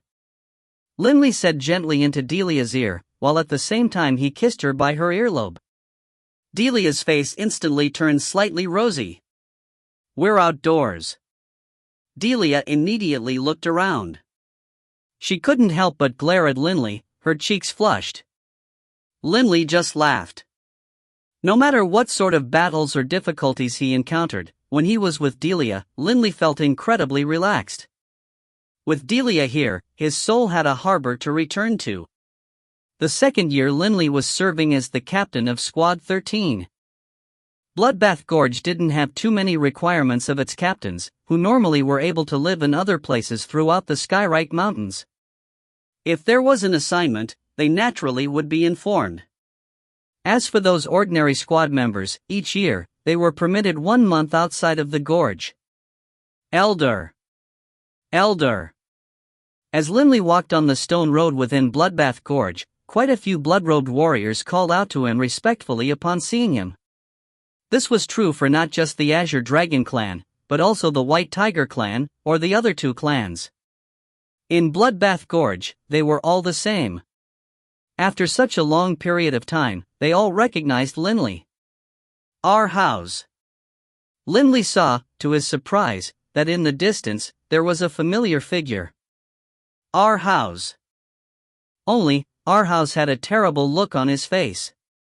Linley immediately walked over, and Arhaus saw Linley as well. Linley. Arhaus forced out a smile. Arhaus, it's been a year since I saw you. Your mission is complete? Linley laughed. The mission is complete. Arhaus let out a low sigh. What is it? Linley had a bad premonition. Arhaus glanced at Linley, a bitter look in his eyes. Linley, didn't you notice that this body is a Divine Wind clone? Right. Linley carefully scrutinized him, and Arhaus sighed. The enemies for this mission were too powerful. Only 4 out of the 10 members of my Squad 6 are alive. The rest died. My most powerful clone, the Divine Water clone, was destroyed as well. Linley was stunned. The most powerful type of divine clone for the vast majority of the Azure Dragon clansmen was a Divine Water clone. If Linley had lived within the Four Divine Beasts clan ever since he was young, he too would have undergone the ancestral baptism at an early age, and most likely he too would primarily train in water, and not in the earth, as he currently did. Then Linley didn't know what to say. My divine water clone is finished. What can I do? Arhaus shook his head. In the future, I won't be an elder any longer. I don't have that level of power. The reason I came today was to report this to the Grand Elder. When elders went forth to do battle, they would leave their useless divine clones behind. One reason was to be able to quickly provide intelligence reports to Bloodbath Gorge, the second was to preserve a life. Arhaus, don't be too dispirited. Linley didn't know what to say. Arhaus took a deep breath. What's there to be dispirited about? When I go back, I'll train hard. The day will come when my divine wind clone will become equally powerful. When that day comes, I'll go seek out that group of bastards once more. A savage light appeared in Arhaus' eyes. Linley, seeing the look on Arhaus' face, couldn't help but be astonished. Linley suddenly realized that with this constant cycle of revenge, the hatred between the Four Divine Beasts clan and the 8 great clans was growing deeper and deeper. The experts of the Four Divine Beasts clan were dying, but so too were the experts of the enemies. If this continued, the end result definitely would be a case where one side would be wiped out. Linley, in battle, you cannot show any mercy. These are not ordinary battles. Between our Four Divine Beasts clan and the 8 great clans, there will never be a day of reconciliation. As soon as they have a chance, they will mercilessly kill you. Arhaus warned. Don't worry. Linley had come all the way from the Yulan Plain. He knew what was an appropriate time to show mercy, and what was an appropriate time to be ruthless. To be merciful to the members of the 8 great clans was the same as being ruthless to his own clansmen. Elder Linley. A blood-robed warrior came running from afar. Linley turned to look. What is it? Linley didn't recognize this blood-robed warrior. The blood-robed warrior bowed respectfully. The Grand Elder is asking you to see her, Elder Linley. Linley felt a surge of excitement. He had been the captain of this Squad 13 for almost a year now, but this was the first time the Grand Elder had summoned him. If you find any errors, ads pop-up, ads redirect, broken links, non-standard content, etc., please let us know. Report chapter so we can fix it as soon as possible. Book 17, Chapter 23, Receiving the Order. Book 17, Indigo Prefecture, Chapter 23, Receiving the Order. Has a mission finally come? Linley turned to look at Arhaus, saying apologetically, Arhaus, I need to go speak with the Grand Elder. Arhaus, his face solemn, immediately said, Linley, the Grand Elder won't summon you without a reason. For her to be summoning you now, there's a 90% chance it has to do with having you go do battle against the 8 great clans. Linley, you must be careful. The 8 great clans truly are formidable. They had been able to force the Four Divine Beasts clan into a situation like this. If it hadn't been for the Lord Prefect of Indigo Prefecture, the Four Divine Beasts clan might even have been eradicated. How could the 8 great clans not be powerful? I will be careful. Linley laughed, then immediately turned and moved at high speed towards the Azure Dragon Palace of the Grand Elder. The blood-robed warrior immediately followed as well. Arhaus watched as Linley left, then softly said, Brother Linley, you have to make it back alive. Every single clan of the Four Divine Beasts clans and the 8 great clans could be ranked amongst the top 20 clans of the entire infernal realm. So many ancient clans had moved here from other planes, gathering here to engage in a wild battle. This sort of large-scale battle between supreme clans was something which the 4 higher planes might not see even once in countless years. Experts against experts. In this sort of war, the true battles were primarily carried out by 6-star fiends and 7-star fiends. Battles at this level, generally speaking, how many experts on this level could a single clan have? After all, in the Infernal Realm, any clan that had a single 7-star fiend would be considered a formidable clan. However, in the battles between the 4 Divine Beasts clan and the 8 Great Clans, one 7-star fiend after another was killed, while 6-star fiends were killed in batches. This sort of vicious battle between supreme clans had stunned the countless clans of the Infernal Realm. They could do nothing but watch. Even a clan as powerful as the Bagshaw clan wouldn't dare to get involved. After all, the war was simply too brutal. As for someone as powerful as Linley, in this sort of large-scale war with no retreat, he would be one of the 7-star fiends that would engage in blood-soaked battle for the Azure Dragon clan. The Azure Dragon Palace. The 5th floor's main hall. A long black robe. Loose azure hair. A silver mask. This was the Grand Elder of the Azure Dragon clan. The Grand Elder's body seemed quite tall and slender. She sat there quietly, not moving at all. There was no way to tell what she was thinking. A long time later. It's time to let him gain some experience. The Grand Elder let out a slow sigh. Suddenly, the Grand Elder turned her head to look at the door. Hearing footsteps ring out, she then saw Linley stride in. Upon seeing the Grand Elder, Linley immediately saluted respectfully. Linley greets the Grand Elder. Linley. Sit. The Grand Elder said calmly. Linley immediately saluted, then sat down. Linley, you have been the captain of Squad 13 for more than a year now, right? The Grand Elder said. Yes, Grand Elder. Linley replied. The Grand Elder's voice turned gentle. Do you know that after you defeated Emmanuel and were promoted to the rank of Elder by the Patriarch and I have been in earnest discussions regarding you? Linley was stunned. At this moment, the voice of the Grand Elder was very friendly. This couldn't help but cause Linley to feel puzzled. The Grand Elder was usually always quite cold and emotionless. Why was she like this today? Can it also be because of the coiling dragon ring? Linley said to himself. The coiling dragon ring was the soul-protecting sovereign artifact of the sovereign Azure Dragon. Originally, the Patriarch wanted to let you continue to train. After all, given your current accomplishments, if you reach the High God level, you will definitely become yet another trump card our clan has. The Grand Elder sighed. Currently, you are only a 7-star fiend. You can't be considered a trump card yet. Trump card? Linley looked at the Grand Elder. If he were to train to the High God level, first of all, his soul would undergo a qualitative change. Not only would his soul defense strengthen yet again, even his Blackstone space and his Dragon Roar would rise dramatically in power.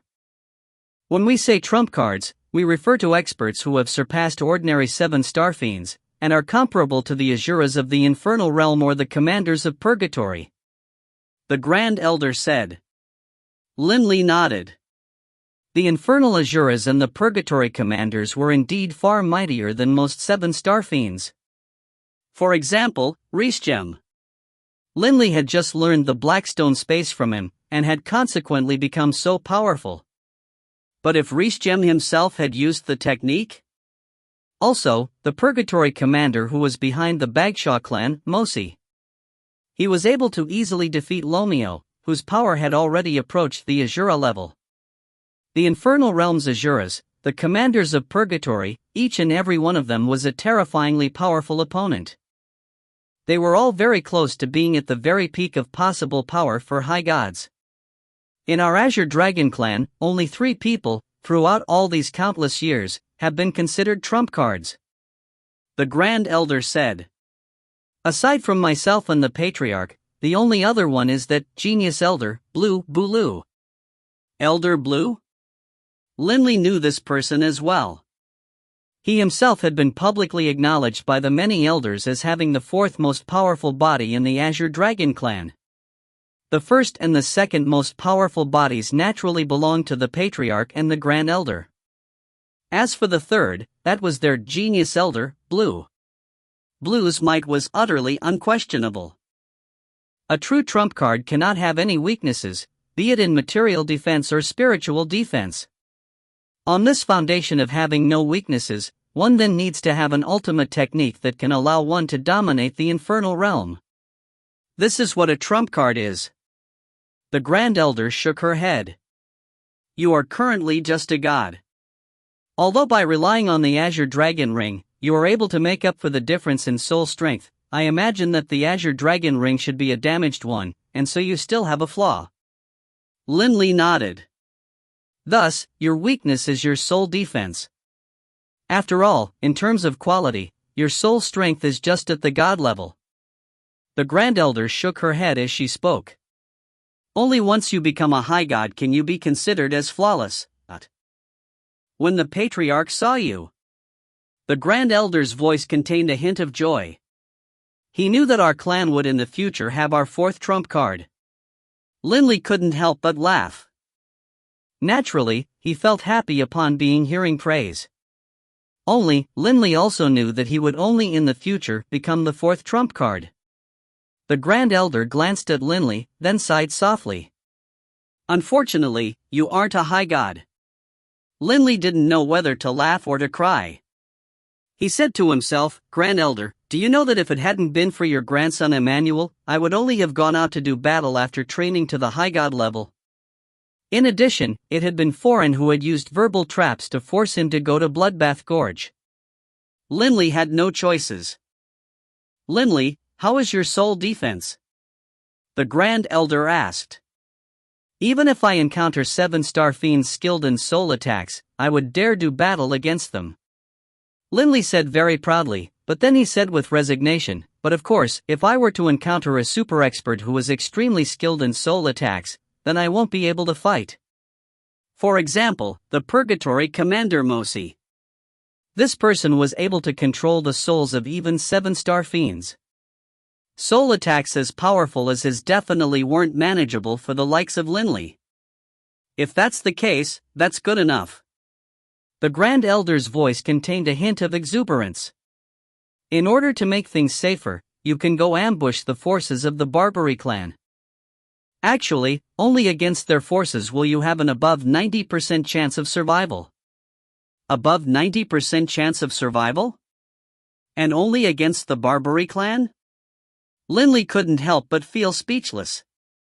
His body was tough, and his soul wasn't weak either. There shouldn't be many capable of killing him. Linley! The Grand Elder's forehead furrowed, and she shouted, You must be careful, careful. You can't be the slightest bit negligent or lax. Every single 7-star fiend which engages in battle in this war between our 4 Divine Beasts clan and the 8 Great Clans can be considered one of the top experts of the entire infernal realm. We have our trump cards, but the 8 Great Clans have their own as well. The Patriarch and I are both confident in our ability to easily kill you. The Grand Elder said coldly. The 8 Great Clans also have supreme experts who are comparable to us in power. Linley's heart trembled. This was a rude awakening. Ever since his ancestral baptism, he did seem to have been a bit excessively overconfident. He forgot the old saying, no matter how tall a mountain is, there is always a taller one somewhere. Who were his foes? They were supreme clans who had come in pursuit from other planes, and there were 8 of them in total. Behind the Bagshaw clan was the Purgatory Commander, Mosi. The Azure Dragon clan also had the Patriarch, the Grand Elder, and other such supreme experts. Could it be the 8 Great Clans didn't? How powerful did their foes have to be able to force the 4 Divine Beasts clan to the point of needing the Lord Prefect of Indigo Prefecture to intervene? Your potential is tremendous. Thus, I don't dare send you to carry out the most dangerous tasks. In the 8 Great Clans, only the Barbary clan that comes from the Divine Water Plane is unspecialized in soul attacks. The Grand Elder said. The others, such as the Bullen clan from the Celestial Realm, or the Chanel clan of the Divine Fire Plane, or the Ashcroft clan of the Netherworld, many of the experts of these clans are extremely proficient in soul attacks. Linley's forehead began to be matted with sweat. Most of the experts of the Bullen clan trained in the Edicts of Fate. When Linley had just arrived in Indigo Prefecture, he had personally watched those experts of the Bullen clan easily kill a group of high gods. Can't be overconfident. Can't be overconfident. The enemies are extremely strong, this time. Linley reminded himself. Against ordinary clans or the ordinary experts of the infernal realm, he was indeed strong enough to be arrogant and proud. A 7-star fiend? Yes, he was quite powerful.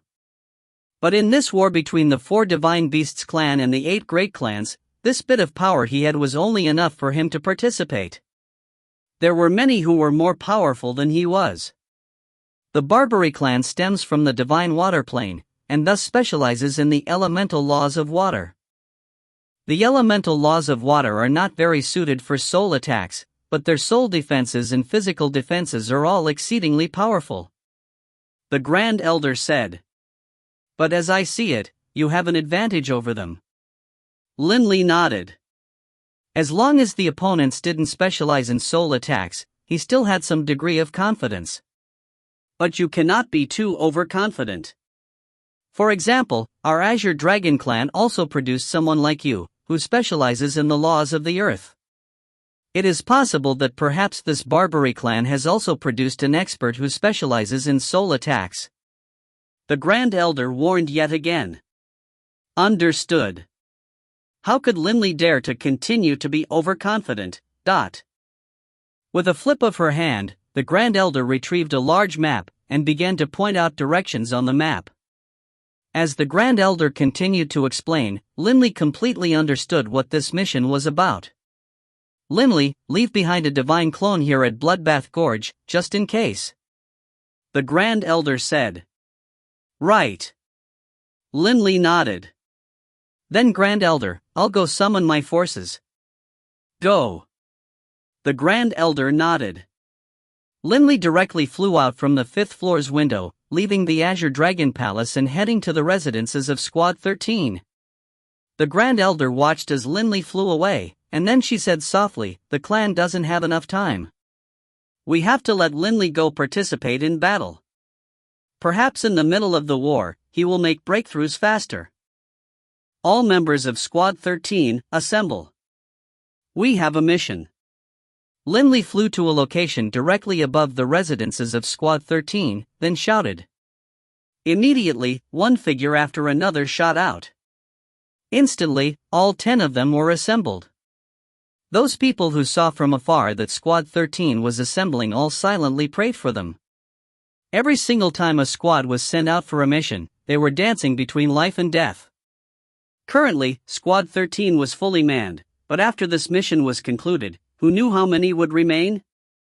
Captain, we have a mission? That jade-haired woman said in surprise. Right. Make your preparations. We're about to head out immediately. Linley said. At the same time, another Linley flew out from his body, entering the captain's residence. It looked like just a single divine clone, but in reality, this divine clone had 2 other divine clones within it. Linley was only taking a single divine clone on the mission. We're about to start again. The 10 squad members all had solemn looks on their faces, and most of them also made their divine clones fly out from their bodies and return to their residences. Linley looked at these 10, then said calmly, remember. On this assignment, you must completely obey my orders. I hope that just like how there were 11 of us when we set off, when we return, we will still number 11. Yes, Captain. The 10 replied in unison. Move out. Linley immediately took to the skies, flying directly south. The 10 6-star fiends followed tightly behind him. The first mission for Squad 13 after Linley had become a captain was finally beginning. If you find any errors, ads pop-up, ads redirect, broken links, non-standard content, etc., please let us know. Report chapter so we can fix it as soon as possible. Book 17, Chapter 24, Give Me a Ride. Book 17, Indigo Prefecture, Chapter 24, Give Me a Ride. Linley was dressed in a sky-blue robe. As he moved through the skies, the long robe fluttered, ruffled by the wind. Behind him, those 10 six-star fiends were also dressed in uniforms of various colors. While engaging in battle outside, if they were all dressed in the same uniform, it would be too obvious and would result in them being easily discovered by the enemy. Everyone, be careful. Our target this time is a squad of the Barbary clan. No matter what, don't let them discover us. Just fly close to the ground. Linley instructed, while at the same time, he himself flew downwards, moving close to the surface of the ground. The 10 squadmates followed suit. Don't worry, Captain. We won't go out of our way to engage in battle. They won't be able to find out. Melina laughed. Go out of their way to engage in battle? Linley couldn't help but think back to some information the Grand Elder had given him before battle had begun. Both the 4 Divine Beasts clan as well as the 8 Great Clans used ambushes, and also laid in wait for the enemy to draw near. If, for example, the 4 Divine Beasts clan didn't want to fight, they would simply hide in the Skyrite Mountains, and there would be nothing the 8 Great Clans could do about it. If the 8 Great Clans remained in their own territory and didn't come out, the 4 Divine Beasts clan wouldn't go to them either. However, the 8 Great Clans hated the 4 Divine Beasts clan to the core, and the reverse was true as well. Thus, they intentionally challenged each other to battle, time and time again. Neither side would hide. Both sides knew that this was a war of attrition, but the 8 Great Clans were willing to engage in this sort of war, while the 4 Divine Beasts clan was too proud and unwilling to submit. The 8 Great Clans is quite interesting. Each time, they'll take predefined routes. This is just a naked challenge. Linley said to himself. Of the 8 Great Clans, 4 of them were located at the eastern edges of Indigo Prefecture, while 4 were at the western edges of Indigo Prefecture. They were all very unified. They were worried that if they split up, the 4 Divine Beasts clan would break them one by one. But by dividing up in this manner, there was no way the 4 Divine Beasts clan would be able to do so. In addition, the 8 Great Clans on each side of Indigo Prefecture would often send squads of experts on round-trip patrols. Each trip, they would take one of 2 predefined routes. Any members of the 4 Divine Beasts clan they met on the way would be killed. Sometimes, they would even engage in ambushes at the outer perimeter of the Skyrite Mountains. How could my 4 Divine Beasts clan possibly swallow this sort of provocation? They are so arrogant as to take predetermined routes. If we just accept this, the 4 Divine Beasts clan will become a laughingstock. Linley understood that in their battles, the enemies were the proactive challengers. After all, their experts were simply too numerous. After flying for roughly 3 days, Linley's group reached their destination, an intelligence outpost located near the predetermined route. Linley glanced at a distant sand dune, which wasn't very remarkable in this desolate, barren area. You can come out, Linley said calmly. This intelligence outpost had been provided by the Grand Elder. The sand dune twisted, and then a figure emerged from within it. It was a very slender, yellow-robed youth. The yellow-robed youth, momentarily puzzled, glanced at Linley, who with a laugh, extended his hand, revealing the Elder's medallion within. Greetings, Elder, the youth said hurriedly. When will the forces of the Barbary clan arrive? Linley asked. This intelligence outpost relied on using some special methods, as well as 2 divine clones in separate locations, to be able to quickly provide intelligence reports. This allowed intelligence reports to be transmitted very quickly. Even over a distance of 100 million kilometers, the receiver would have the information as soon as the sender sent it. To be precise, it is presumed forces of the Barbary clan, the intelligence agent said. The presumed forces of the Barbary clan are still millions of kilometers away. Based on their advancing speed, in 1 or 2 days, they will arrive here. Linley nodded. You said, presumed? Can it be that you are not yet completely certain that it is the forces of the Barbary clan? Linley asked, rather concerned. There's no way to be absolutely certain. That squad, according to our intelligence reports, is primarily made up of water-type experts, but there are 2 who are not. We are only able to provisionally identify them as members of the Barbary clan, but it is also possible that this is a joint squad formed from 2 clans. The youth said. Linley frowned. A mixed squad? This was exceedingly rare. This was because the elders of the 4 Divine Beasts clan generally carried a drop of Sovereign's might on them. Once they no longer cared about life and death and activated the drop of Sovereign's might and went all out, even a 7-star fiend opponent would be doomed. Thus, the enemy preferred to fight one-on-one. Only in a special circumstance, for example when the target was a patriarch or grand elder level figure, would they send out a joint squad. You can stand down for now. Linley instructed. The rest of you, follow me. Linley flew into the air, and the 10 6-star fiends followed. The intelligence agent raised his head, watching them fly away. In his heart, he murmured, "Clansmen, you must win." As an intelligence agent, he too walked that fine line between life and death.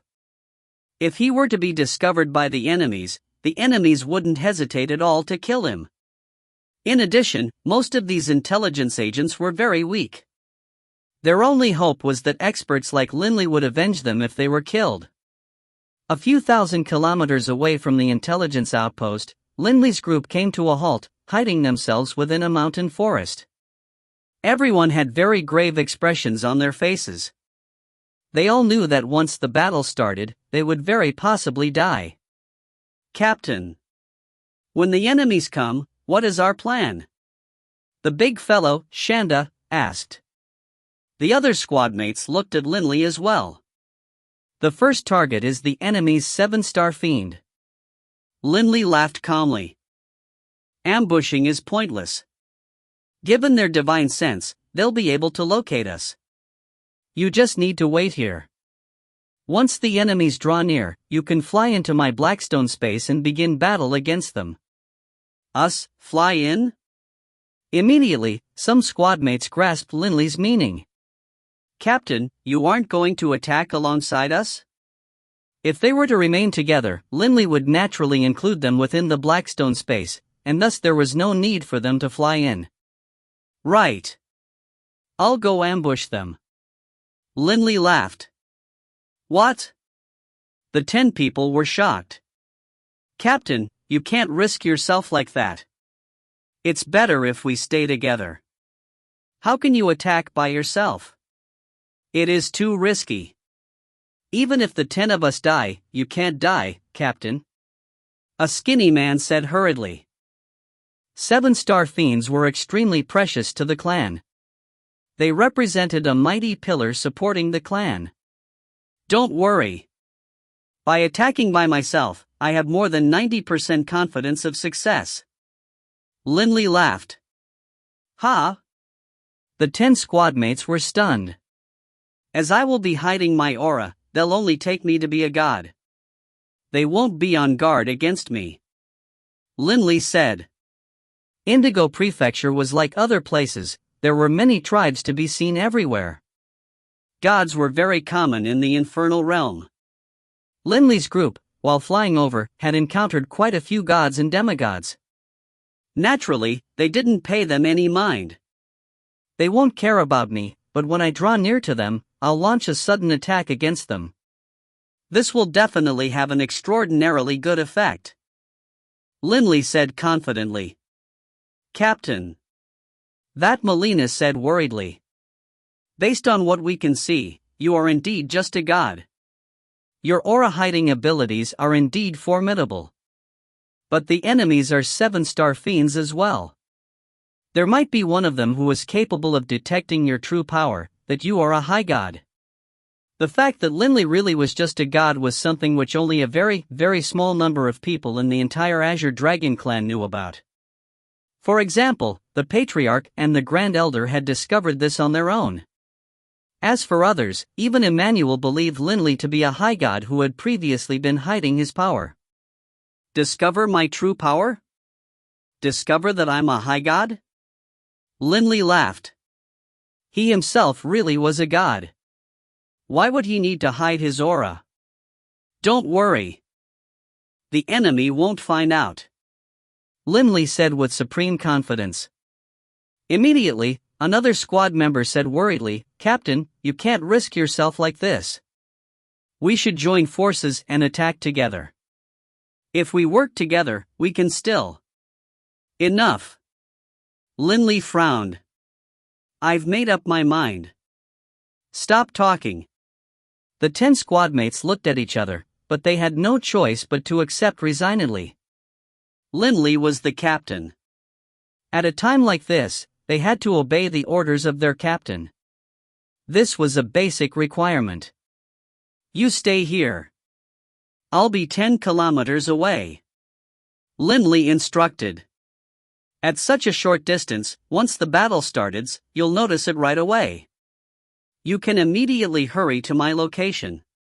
In addition, their divine sense won't be able to locate you. Generally speaking, the divine sense of a high god only extended to 1,000 meters or so. Even a 7-star fiend was limited to just a few thousand meters.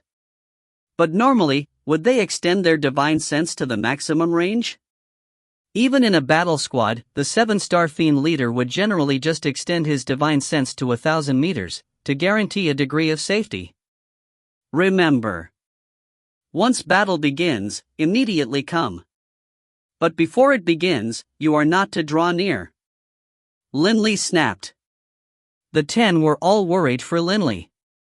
Do you understand? Limley roared. Yes, Captain. The 10 affirmed. Limley then flew towards a section of the road in front of them. Captain, be careful. A voice rang out from behind. Limley couldn't help but chuckle. He immediately flew over 10 kilometers, where there was a small, squat mountain. Limley dug a cave into the side of the tunnel, then entered it. Within the cave, he was able to stare at the skies outside through the cave entrance. I'll just pretend to be an ordinary god. Limley laughed. Limley was completely confident in this ambush. It would be a strange thing if they were able to see through it. After all, he really was a god. Time passed, and in the blink of an eye, a day had gone by. Swoosh! Limley discovered a human figure flying over at high speed. It was that intelligence agent. In the short span of a day, the intelligence agent had already made multiple reports regarding the location of the enemy. Elder, the enemies are about to arrive. They are currently less than 10,000 kilometers from here. The youth said hurriedly. Elder, remember clearly that the enemies are riding a metallic lifeform shaped into a jade-green serpent. Less than 10,000 kilometers? Limley was startled into full alert. A metallic lifeform of a squad of the 8 great clans advanced fairly quickly, capable of traveling 4 or 5 million kilometers in a day. Less than 10,000 kilometers would be traversed in a short period of time. Hurry up and inform the others. Limley immediately instructed. Yes, Elder. The intelligence agent, knowing that battle was coming, immediately flew away. Limley immediately flew out of his cave. Walking in the mountain forests by oneself was a fairly dangerous thing in the infernal realm, because other deities would often be encountered. But Limley wanted this to happen, because this made him all the more unremarkable in the infernal realm. An enormous green serpent flew through the air. It was the metallic life form. Elder, do you think the 4 divine beasts clan will dare ambush us this time? The metallic life form had more than 10 people. Ambush us? The elder was a bald man, very tall and powerful, at least 3 meters in height. The other squad members were all very tall, the shortest being 2.5 meters. This was caused by the special lineage of the Barbary clan. The eyes of the elder gleamed with green light, and he laughed. This time, we have Mr. Mosley, Mawasili, accompanying us. I am specialized in material attacks, while he is specialized in soul attacks. No matter who comes, there is no way they will escape with their life. Cole, Kaluo, I trust that your Barbary clan will be able to dispose of anyone without needing me to interfere. The speaker was a balding old man who was dressed in a plain gray robe. His ear had two little serpents coiled through them. "Kid, you, a mere god, dare to roam about in the infernal realm? Hurry up, hand over your interspatial ring." In front of Linley, more than 10 bandits had appeared. There were simply too many bandits in the infernal realm. Even though Linley had worked hard to avoid them, in the end, he had still run into some. "Interspatial ring?" Linley pretended to be terrified. Okay, I'll give it to you." Haha, not bad. Those bandits, seeing how obedient Linley was, were very happy. One of them laughed, "We are in a benevolent mood and will spare your life. However, you have to join us. If you do not, I'll join." Linley hurriedly nodded. Right at this moment, in the distant skies, an enormous green serpent was flying over at high speed. Linley was overjoyed. This was the metallic lifeform of the enemy. Why haven't you handed the interspatial ring over yet?" a bandit shouted. Swoosh! Linley suddenly charged into the skies. The bandits were astonished, but then, enraged, they chased into the skies as well. The metallic lifeform flew past, and as Linley rose into the heavens, he just so happened to draw near as well. The 6-star fiends and 7-star fiends within couldn't help but be rather unhappy. "Mother Faster's cur, a group of bandits are causing trouble. They actually charged all the way over to us." They had already discovered that the people below them consisted of gods. They weren't worried at all. "Me lords, please, save me. Help, give me a ride. These people want to kill me." Linley immediately flew to the side of that metallic lifeform, his face filled with terror and panic. F***ck off. A 6-star fiend immediately shouted. "If you find any errors, ads pop up, ads redirect, broken links, non-standard content, etc. please let us know. Report chapter so we can fix it as soon as possible." Book 17, Chapter 25, Blood Splattering the Skies.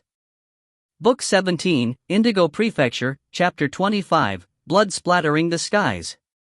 The experts within the metallic lifeform were all frowning. They felt annoyed at a god coming and begging them for help. How could they be bothered to pay attention to minor figures like this? "Save me," Linley said frantically, but his gaze pierced through the metallic lifeform, seeing the people within clearly. "If you stay here, we'll kill you," one of the 6-star fiends shouted angrily. Punk, you won't be able to escape." The group of bandits flew over as well. Only, they didn't dare to disturb the metallic lifeform, for fear that the experts within would vent their anger on them. "Let's go.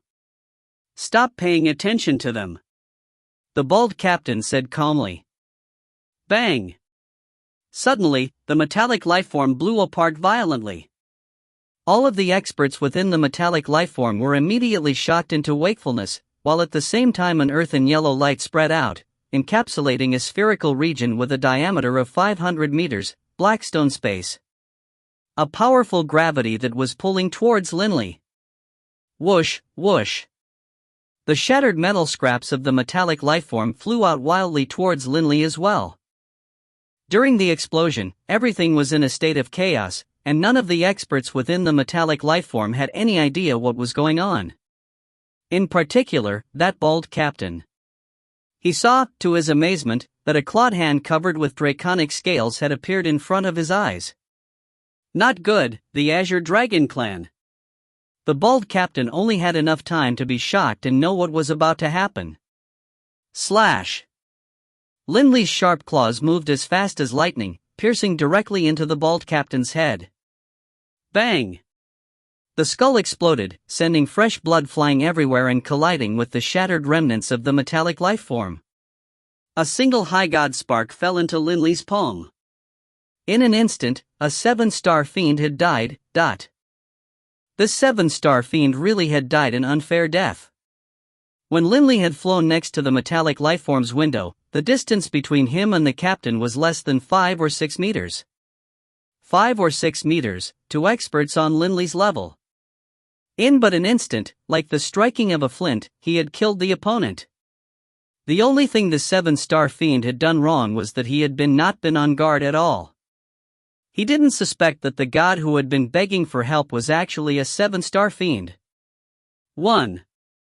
Linley's dark golden eyes swept the people in front of him. Previously, he had seen everyone within the metallic lifeform, but was only able to tell that the bald person was apparently their leader. He couldn't tell what everyone else's position was. Thus, Linley's first target had been that man. Whoosh! Within the powerful gravitational field of the Blackstone space, the enemy experts frantically tried to resist the gravity, while at the same time, they discovered to their amazement that their captain had already been killed in an instant. Captain! Quite a few of the fiends called out in alarm. So he was their captain. Linley was overjoyed. His guess had been correct. By relying on a sneak attack, he had killed a 7-star fiend. Thus, he had accomplished more than half of this mission. Only now did those fiends understand. So he is an expert of the 4 Divine Beasts clan. They now noticed Linley's dragon-formed body. Mr. Mosley. They hurriedly sent to the other 7-star fiend. Mosley was from the Ashcroft clan, and was specialized in soul attacks. He was the other 7-star fiend in this squad. As the captain, Cole, had already died, he naturally became the commander of these people. His ability to hide his aura was actually at such an amazing level. Mosley was amazed as well. Not even I was able to notice that he was actually a supreme expert. Mosley had been trapped into the same erroneous line of thinking. As he wasn't able to sense Linley's high god aura, he thus took Linley for someone whose ability to hide his aura was tremendously strong, and therefore as an expert who specialized in soul attacks. Given his ability to hide his aura, he must be an expert who specializes in soul attacks. Use material attacks to kill him. Mosley hurriedly ordered those 6-star fiends. Yes. The 6-star fiends immediately acknowledged. Boom! The terrifying energy wave spread out, and the 10 6-star fiends located 10 kilometers away from Linley instantly were shocked into wakefulness. Not long ago, they had just received the report from the intelligence agent, and so they have been on high alert this entire time. Battle! Their 10 faces all changed. Captain! Melina was frantic. Quick, attack! Shanda let out a low growl, and was the first to fly out, with the other 9 6-star fiends immediately charging out at high speed as well. Although they were more than 10 kilometers away, to 6-star fiends, that sort of distance could be traversed in a twinkling. Captain, you have to be able to hold.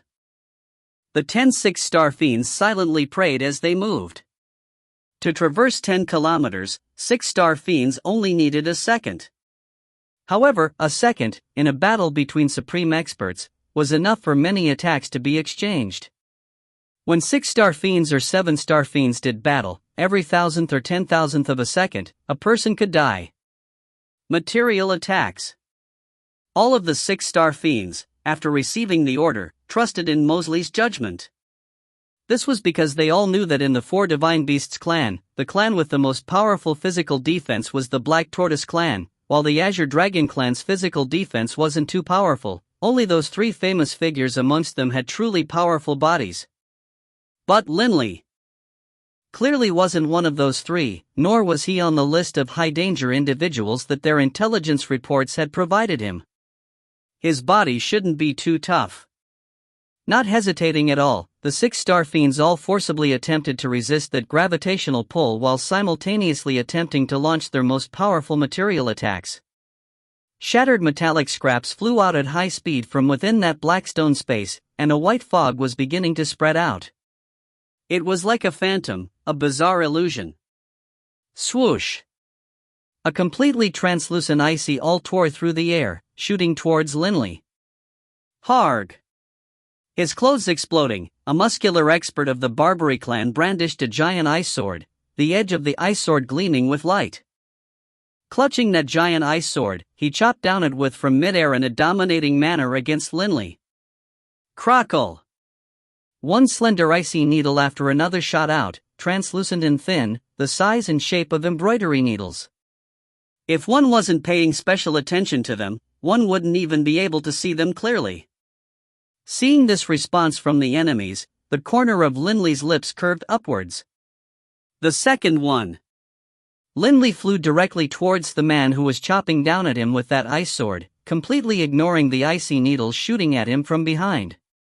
With a series of crunch-crunch sounds, the icy needles struck Linley's draconic scales, then immediately disintegrated, leaving behind just some white residue on the scales. Not good. The 6-star fiends who were surrounding and attacking Linley couldn't help but have their faces change in worry. In particular, that man who was chopping downwards with his ice sword. His heart trembled. You won't be able to flee. A voice rang out in his mind. The 6-star fiend realized that a pair of dark golden eyes was staring at him. He could sense that astonishing gravitational pull, and knew that he wouldn't be able to escape. He let out a bellow. Die! The muscular man's face was savage, and as he bellowed, he chopped downwards with full force with his blade. Where the ice sword passed, voids in space appeared. Clearly, those were made from torn rips in space. Whoosh! A blur suddenly came chopping over. He only sensed that the air seemed to tremble, then explode. A draconic tail lashed viciously against his ice sword, and the terrifying power of that draconic tail was actually completely focused on the sword. The muscular man only felt his arms go numb, and the ice sword was sent flying away. Immediately afterwards, tears in the palm of his hand appeared, created by the shock of the impact, and blood flowed out. You can follow your captain now. The voice rang out in his mind. No!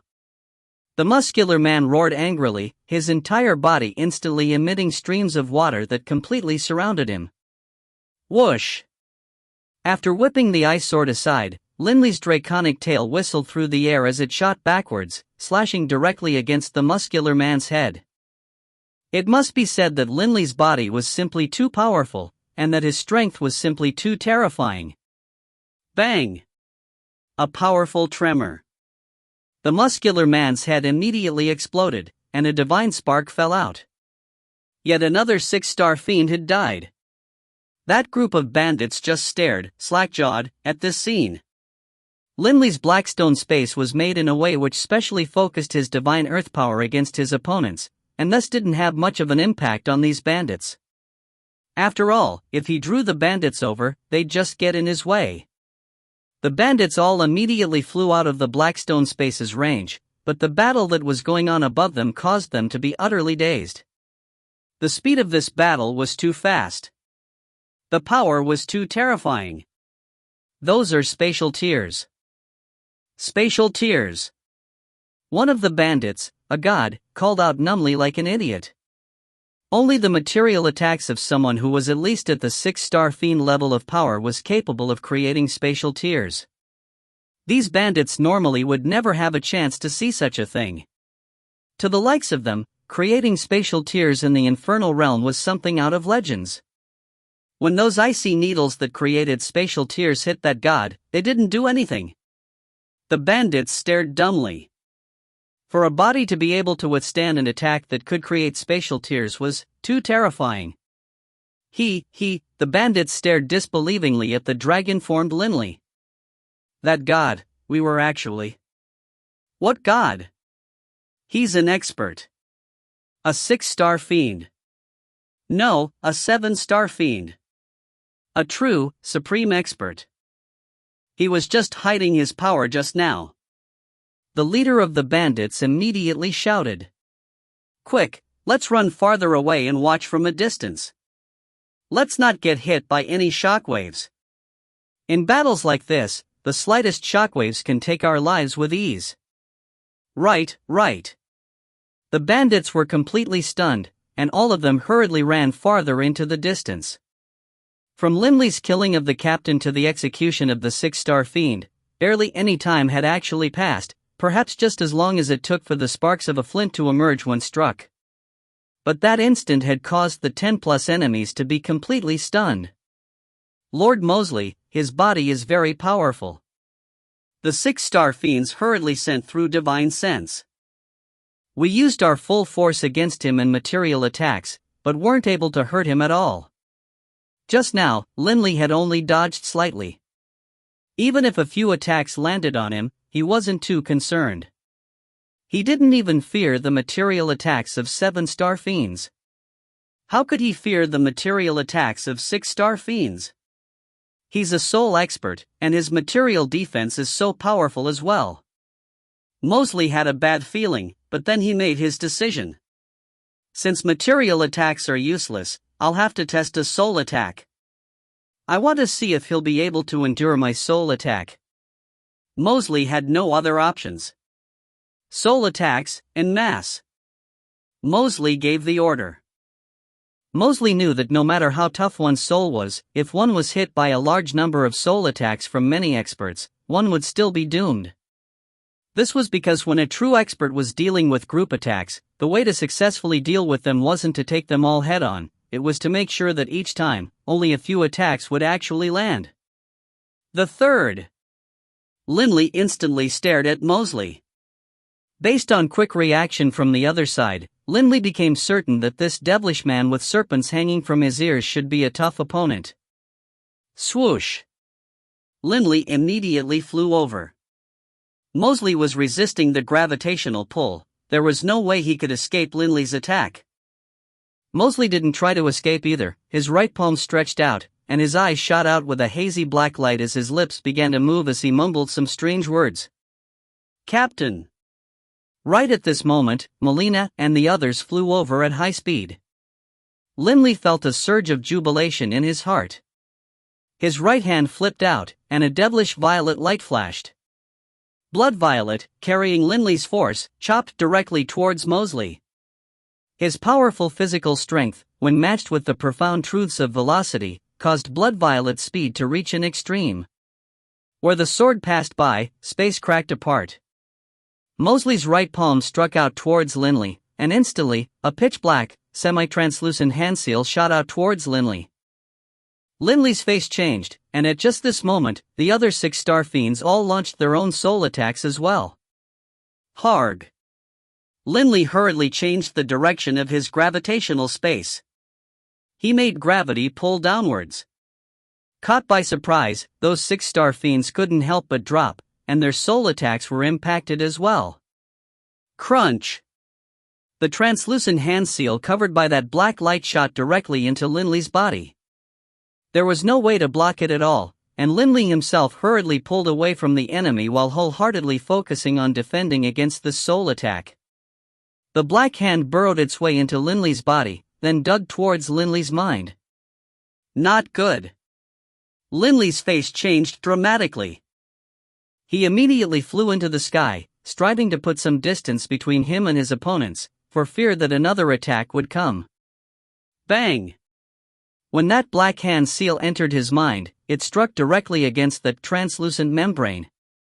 It trembled slightly, as though it was about to disperse, but then, strangely enough, the energy of the black hand seal actually spread out, covering Linley's entire consciousness, instantly discovering the weak spot. Amazingly enough, the dispersed energy then reformed, actually transforming into a needle, piercing directly towards the flaw in the membrane. If you find any errors, ads pop up, ads redirect, broken links, non-standard content, etc., please let us know. Report chapter so we can fix it as soon as possible. Book 17, Chapter 26, Spiritual Chaos. Book 17, Indigo Prefecture, Chapter 26, Spiritual Chaos. The bandage over the flaw in the membrane managed to resist for only a moment before being punctured straight through by that black needle. The black needle entered the most important part of Linley's mind, the area above his sea of consciousness. Rumble! The entire sea of consciousness began to swirl, and countless rays of spiritual energy danced about, merged together with that azure light and swept towards that black needle, which had no place to hide. Crackle, that spiritual energy which glowed with azure light surrounded the black needle and stalemated it, with the two slowly grinding each other down. Mosley and the other 14 six-star fiends raised their heads, staring at Linley. "Lord Mosley, what should we do?" They looked at Mosley. "Keep attacking. His soul defense isn't exceptionally strong. Otherwise, he wouldn't need to spend so much time to resist my attack." Mosley immediately ordered. "Remember. Use soul attacks against him." "Yes." The experts immediately rushed into the sky. Linley's ashen face returned to its normal appearance. At this moment, Melina, Shanda, and the other 10 six-star fiends of the Azure Dragon clan had gathered here as well. "Captain, are you all right?" Melina hurriedly asked. "I'm fine." Linley shook his head, but in his heart, he still felt a surge of fear. "Luckily, I've undergone the ancestral baptism, and the primal energy of the Azure Dragon clan intensified and merged with my soul. In the end, I was able to endure it." The primal energy of the Azure Dragon clan, that Azure Light, was very unusual. It was capable of fusing with spiritual energy in order to execute their innate divine ability. At the same time, it could also be used to protect the soul. "They are attacking." A member of the squad suddenly said frantically. Linley lowered his head to stare at the 15 people flying towards them at high speed.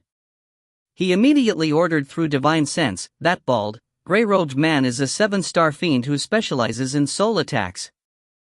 In a little bit, Shanda, you and the other 5 who are specialized in material attacks should go deal with him. As for the other 4, accompany me in killing the other 6-star fiends." "Captain, just Shanda and the other 5? Are they enough?" Melina said with concern. "Don't worry. I still have a card up my sleeve I have yet to play." Linley looked down at the 15 people charging from below. The reason he hadn't used his ultimate technique was because his forces hadn't arrived yet. Another reason was that he was afraid that the enemy would panic and immediately flee. This was why he hadn't used that technique, Spiritual Chaos. Spiritual Chaos was a technique which could only be used with the assistance of the Black Stone. At Miliuo Island, Linley had relied on this technique to force a large number of high gods to enter a dazed state. Even 7-star fiends would be slightly affected. But when experts did battle, just a slight effect would be enough. 11 of them? Mosley narrowed his eyes. Ignore the others. Kill that leader. Mosley shouted through divine sense. When we kill that 7-star fiend, we can be considered as having avenged your captain. Kill. At this time, nobody was going to retreat. Nobody who dared to join their clan's war squads would cower. Mosley led his 14 6-star fiends in an upwards charge, directly into Linley's Blackstone space. These 15 people were clustered together, for fear of being targeted and killed individually. The 15 flew together, as though they were one unified body, directly towards Linley. The 10 6-star fiends of the Azure Dragon clan were next to Linley as well, and Linley gave the order coolly. "Let's go." According to their plan, Linley's group of 11 would also charge downwards. After all, the distance between them was less than a few hundred meters. They would fight in close combat in just a moment. Kill. Linley's side seemed to care not one whit for their own lives. Kill. Mosley's side, as well, seemed to be utterly fearless towards death. Linley's eyes suddenly flashed and turned cold.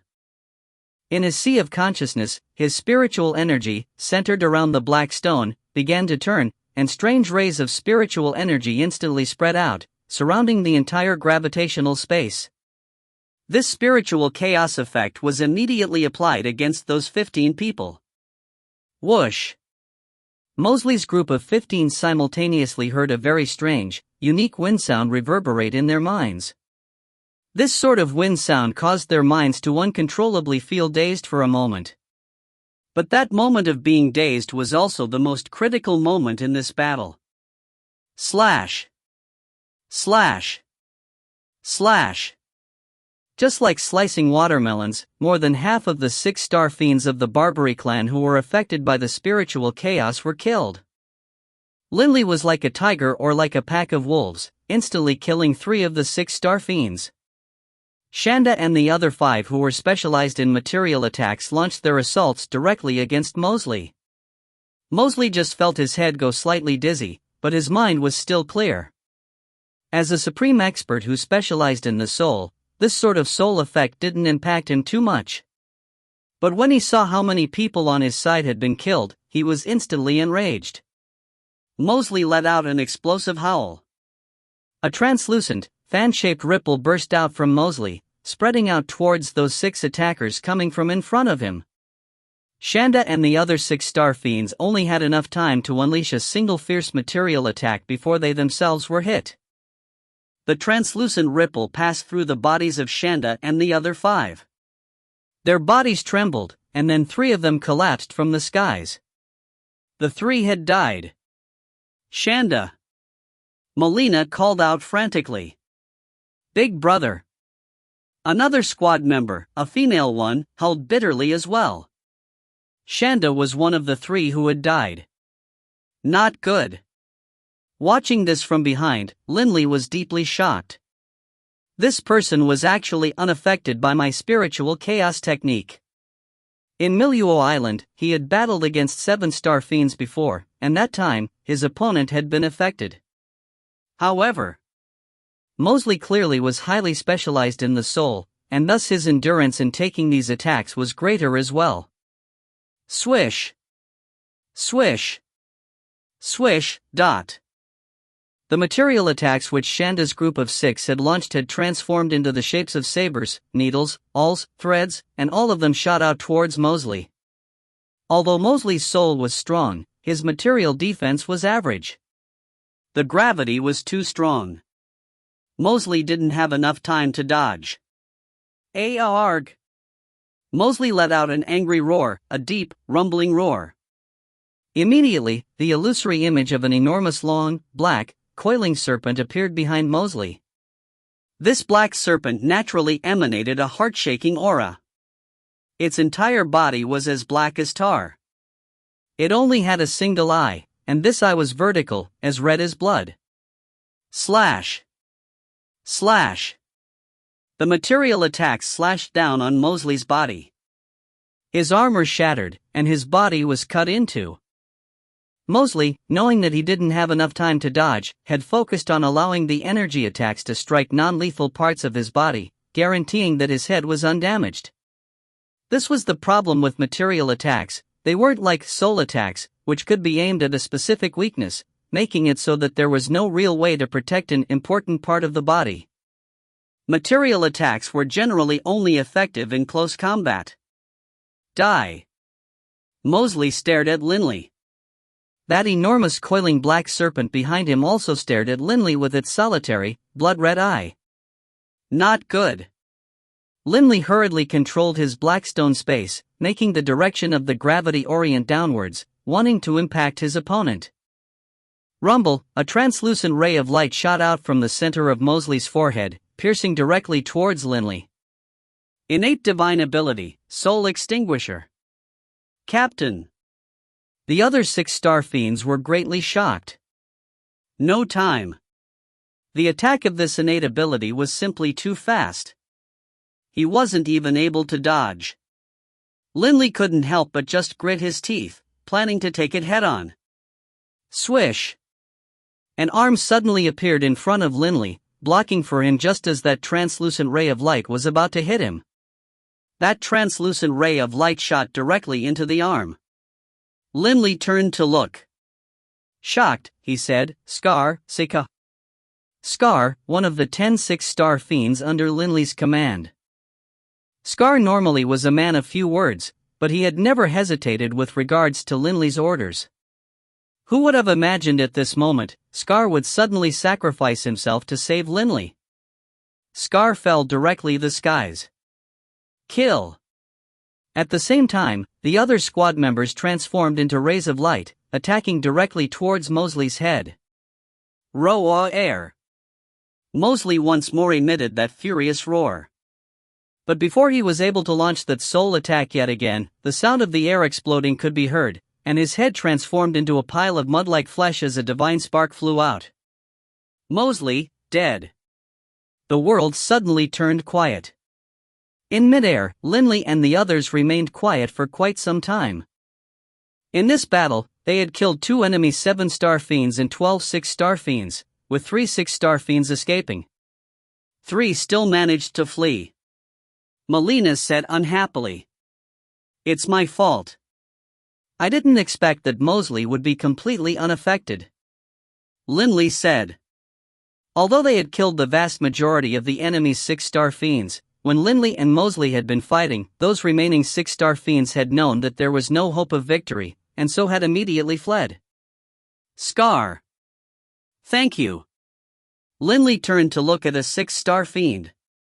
It was Scar, who had just saved him. Scar himself had a total of 3 bodies. During this battle, he had left only 1 divine clone back in Bloodbath Gorge, keeping another one in his body.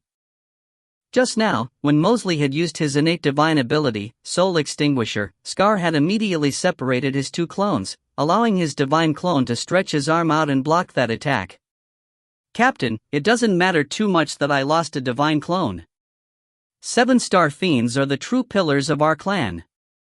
You can't die," Scar said. "When we came, there were 11 of us. Now, 3 of us have lost our most powerful divine clones." Linley looked around, then sighed. The 3 had been killed by Mosley. It was my miscalculation. If Mosley had been affected by the spiritual chaos, then Shanda and the others would have been able to kill him. "Captain, this is already a major victory." "Right, a tremendous win. Scar only lost a weak divine clone. It isn't a huge loss to him. Our only true losses are those 3 6-star fiends. However, today, we actually killed 12 6-star fiends, and even 7-star fiends. We killed 7-star fiends. 2 of them. And Captain, you didn't die yourself. We didn't lose much. Using my divine clone to trade for the most powerful body of a 7-star fiend? Worth it." Hearing the words of his squad members, Linley felt slightly calmer. According to the historical accomplishments of his clan in battle, it was indeed a grand victory for their side to only lose 3 6-star fiends while killing so many enemy experts, especially given that there were 2 7-star fiends amongst them. In our battle against the 8 great clans, our normal casualty ratio is close to 1-to-1. It is quite rare for us to gain a complete victory like this. Melina hurriedly said. "Let's go back." Linley took a deep sigh. This was the first time he had engaged in this brutal clan war, and Linley himself felt that this battle was a very brutal one. But he looked at the other squad members. None of them seemed to care that 3 of our squad members lost their most powerful divine clones.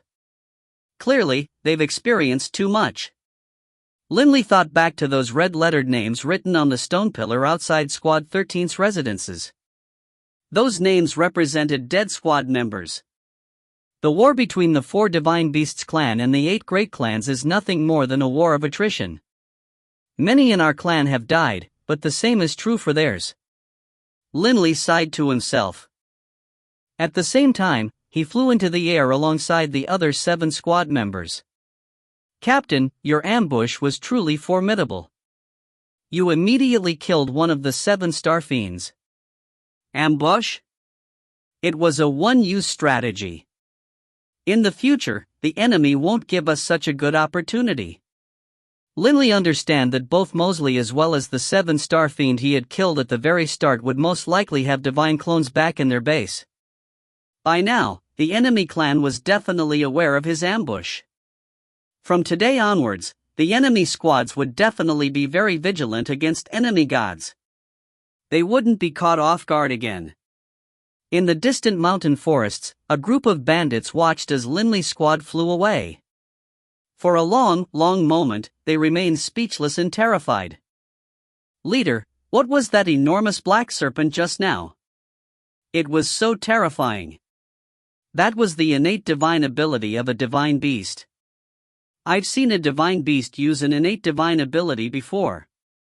However, compared to what we just saw, that great black serpent was thousands of times more terrifying. The aura of it alone made me feel as though I couldn't breathe. The battle just now had utterly terrified these god-level bandits. And we actually had dared to try and rob that supreme expert. The bandits were overcome with endless regret.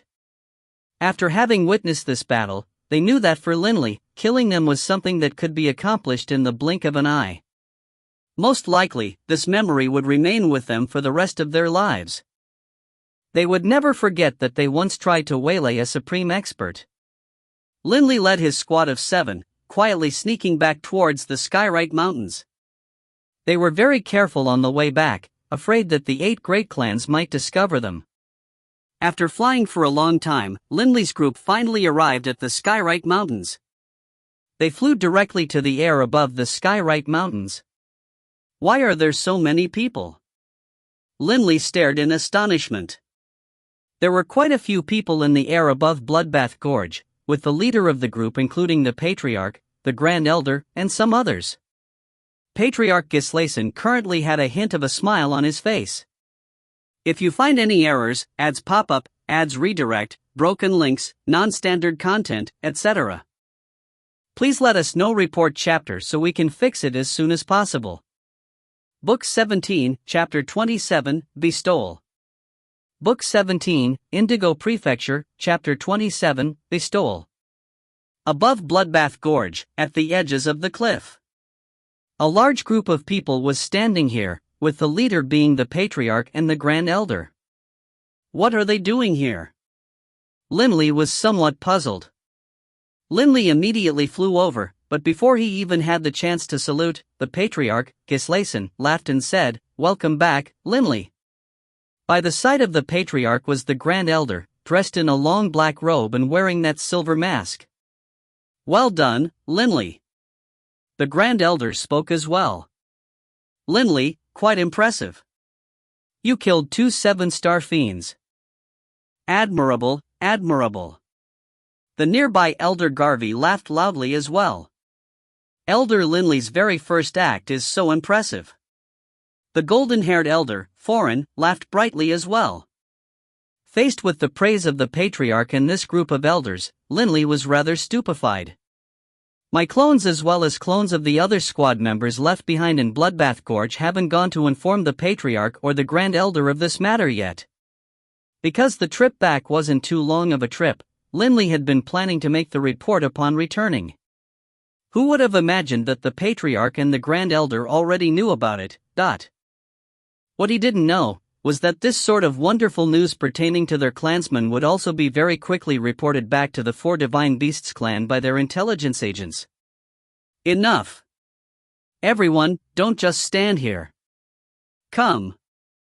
I've already ordered for a grand banquet to be prepared for celebration. Gislason laughed loudly, then looked at Linley. "Linley, come, walk with me." Linley immediately flew over. Gislason slapped Linley on the shoulders, his face wreathed in smiles. "Well done. Just luck," Linley immediately said. If he had fought them head-on, those 2 7-star fiends definitely would have been stronger than him. Thus, he succeeded only because he suddenly killed one, and then gathered his forces to join together to kill the other one. Why so humble? Gislason laughed. This time, I really was quite worried about him. I didn't expect that the mission would be completed even more perfectly than I could have hoped for. The Grand Elder said. Immediately, Gislason, the Grand Elder, and Linley flew together in front of that group of elders, as well as the lucky survivors of Squad 13, straight into the depths of the Skywrite Mountains. After a long time, Linley's group arrived at a lavishly grey crystal palace. Quite a few maidservants of the clan were carrying platters in a steady stream into the palace. The palace was very wide, and it was tens of meters high as well. Within the palace, there were 9 stone pillars that were holding the ceiling up. The Patriarch and the Grand Elder flew straight to the front of the palace, then sat down together. In the clan, the status of the Patriarch was just slightly higher than that of the Grand Elder. However, in the clan, the Patriarch and the Grand Elder were considered the highest level figures, while the other elders were subordinate to them.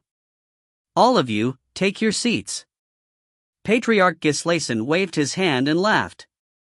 Linley, you can take the seat of honor to the left. Gislason pointed to a seat, then laughed. After all, today's celebratory banquet is held in your honor. Me? Linley was stunned. There were quite a few elders more powerful than him, and his record of accomplishments was still quite low. Linley, since the Patriarch told you to sit, then sit. A silver-haired, coal-faced youth walked over, a rare smile on his face. Elder Blue. Linley nodded, then Saturday. As for this Elder Blue, he sat down directly next to Linley, in the secondary seat of honor on the left. Nobody dared say anything when he took this spot. After all, this Elder Blue was the clan's genius elder. According to legend, his power was only inferior to that of the Patriarch and the Grand Elder, and was vastly superior to that of the other elders. One of the 3 trump cards of the clan. In addition, when their ancestor, the Azure Dragon, was still alive, he doted dearly on Blue, and had spent a large amount of effort to strengthen Blue's body, making Blue's body extremely powerful. Our 4 Divine Beasts clan has battled with the 8 Great Clans for 10,000 years, but such major victories have been very rare. Seated at the front of the palace, Gislason let out a sigh. Normally speaking, if one side felt they would be unable to win, they would immediately flee. To kill a 7-star fiend who was trying to flee was very difficult. Killing 2 7-star fiends in a row, with one's own side suffering only minimal losses, was extremely rare. It's rare to have such a magnificent victory. If we can kill 2 of their 7-star fiends every time, no matter how many experts the 8 great clans have, they won't be able to last against us. Immediately, some elders began to laugh. The entire palace became filled with the sound of laughter. Linley, what is it? Blue, seated next to Linley, realized that Linley wasn't laughing. I'm fine. I'm just thinking about Elder Arhouse, and the sacrifices of the many other elders. Linley sighed softly. Immediately, quite a few elders in the hall fell silent. Over the past 10,000 years of non-stop battle, when they had slaughtered the enemy 7-star fiends, their own side's experts had been steadily dwindling as well. 6-star fiends died in entire batches. The foundation of power which the clan had built up over countless hundreds of millions of years was being steadily whittled away. What sort of attitude is this, all of you? The Grand Elder barked. Everyone couldn't help but look at the Grand Elder. The Grand Elder said coldly, even if our entire 4 Divine Beasts clan dies out, we won't permit those 8 clowns to besmirch the reputation of our clan. When our ancestors were present, did those 8 great clans dare to resist us? But now that the ancestor is dead, they'll come for revenge? Oof. How can clowns like these possibly make our 4 Divine Beasts clan submit? For the sake of the clan, so what if we die? Elder Blue said arrogantly as well. For the sake of the clan. Linley, too, could sense the arrogance and pride of the many elders in the palace. That they would rather die than submit. As the saying goes, better to be a shattered piece of jade than an undamaged tile of brick. For the sake of the clan? Linley said quietly in his heart. When he was young, Linley had always wanted to retrieve the ancestral heirloom of the Baruch clan, the Warblade Slaughterer. Linley had a deep sense of belonging towards the Baruch clan. Nowadays, although he had joined the Azure Dragon clan and met countless clansmen who had the same draconic lineage as he did, and thus had a sense of belonging, Linley still couldn't completely understand that sort of pride and arrogance. If Linley was in control of the clan, he probably would have his clansmen all hide themselves within the Skyrite Mountains and wait for the day when they had a 90% chance of success in gaining revenge before going and battling with the enemy. Perhaps, it's because I never experienced the glory days of the 4 Divine Beasts clan. Linley said to himself. The arrogance of the 4 Divine Beasts clan came from countless years of being mighty. Countless years of glory. The illustriousness of the clan had long ago been embedded in the hearts of every single elder. Enough! Gislason laughed loudly. Just look at those looks on your faces. Today is a day of celebration. Why are we all discussing those things? Come, let's have a toast. Enough of that topic. Today, let's just drink to our heart's content and have a good celebration, a celebration for Linley's victory. Yes, let's celebrate. All of the elders raised their wine glasses while looking towards Linley. Linley couldn't help but feel the blood boiling in his veins. He, too, raised his glass, and each and every single member of Squad 13, seated at the margins of the palace, all raised their cups as well. Cheers! Gislason said brightly.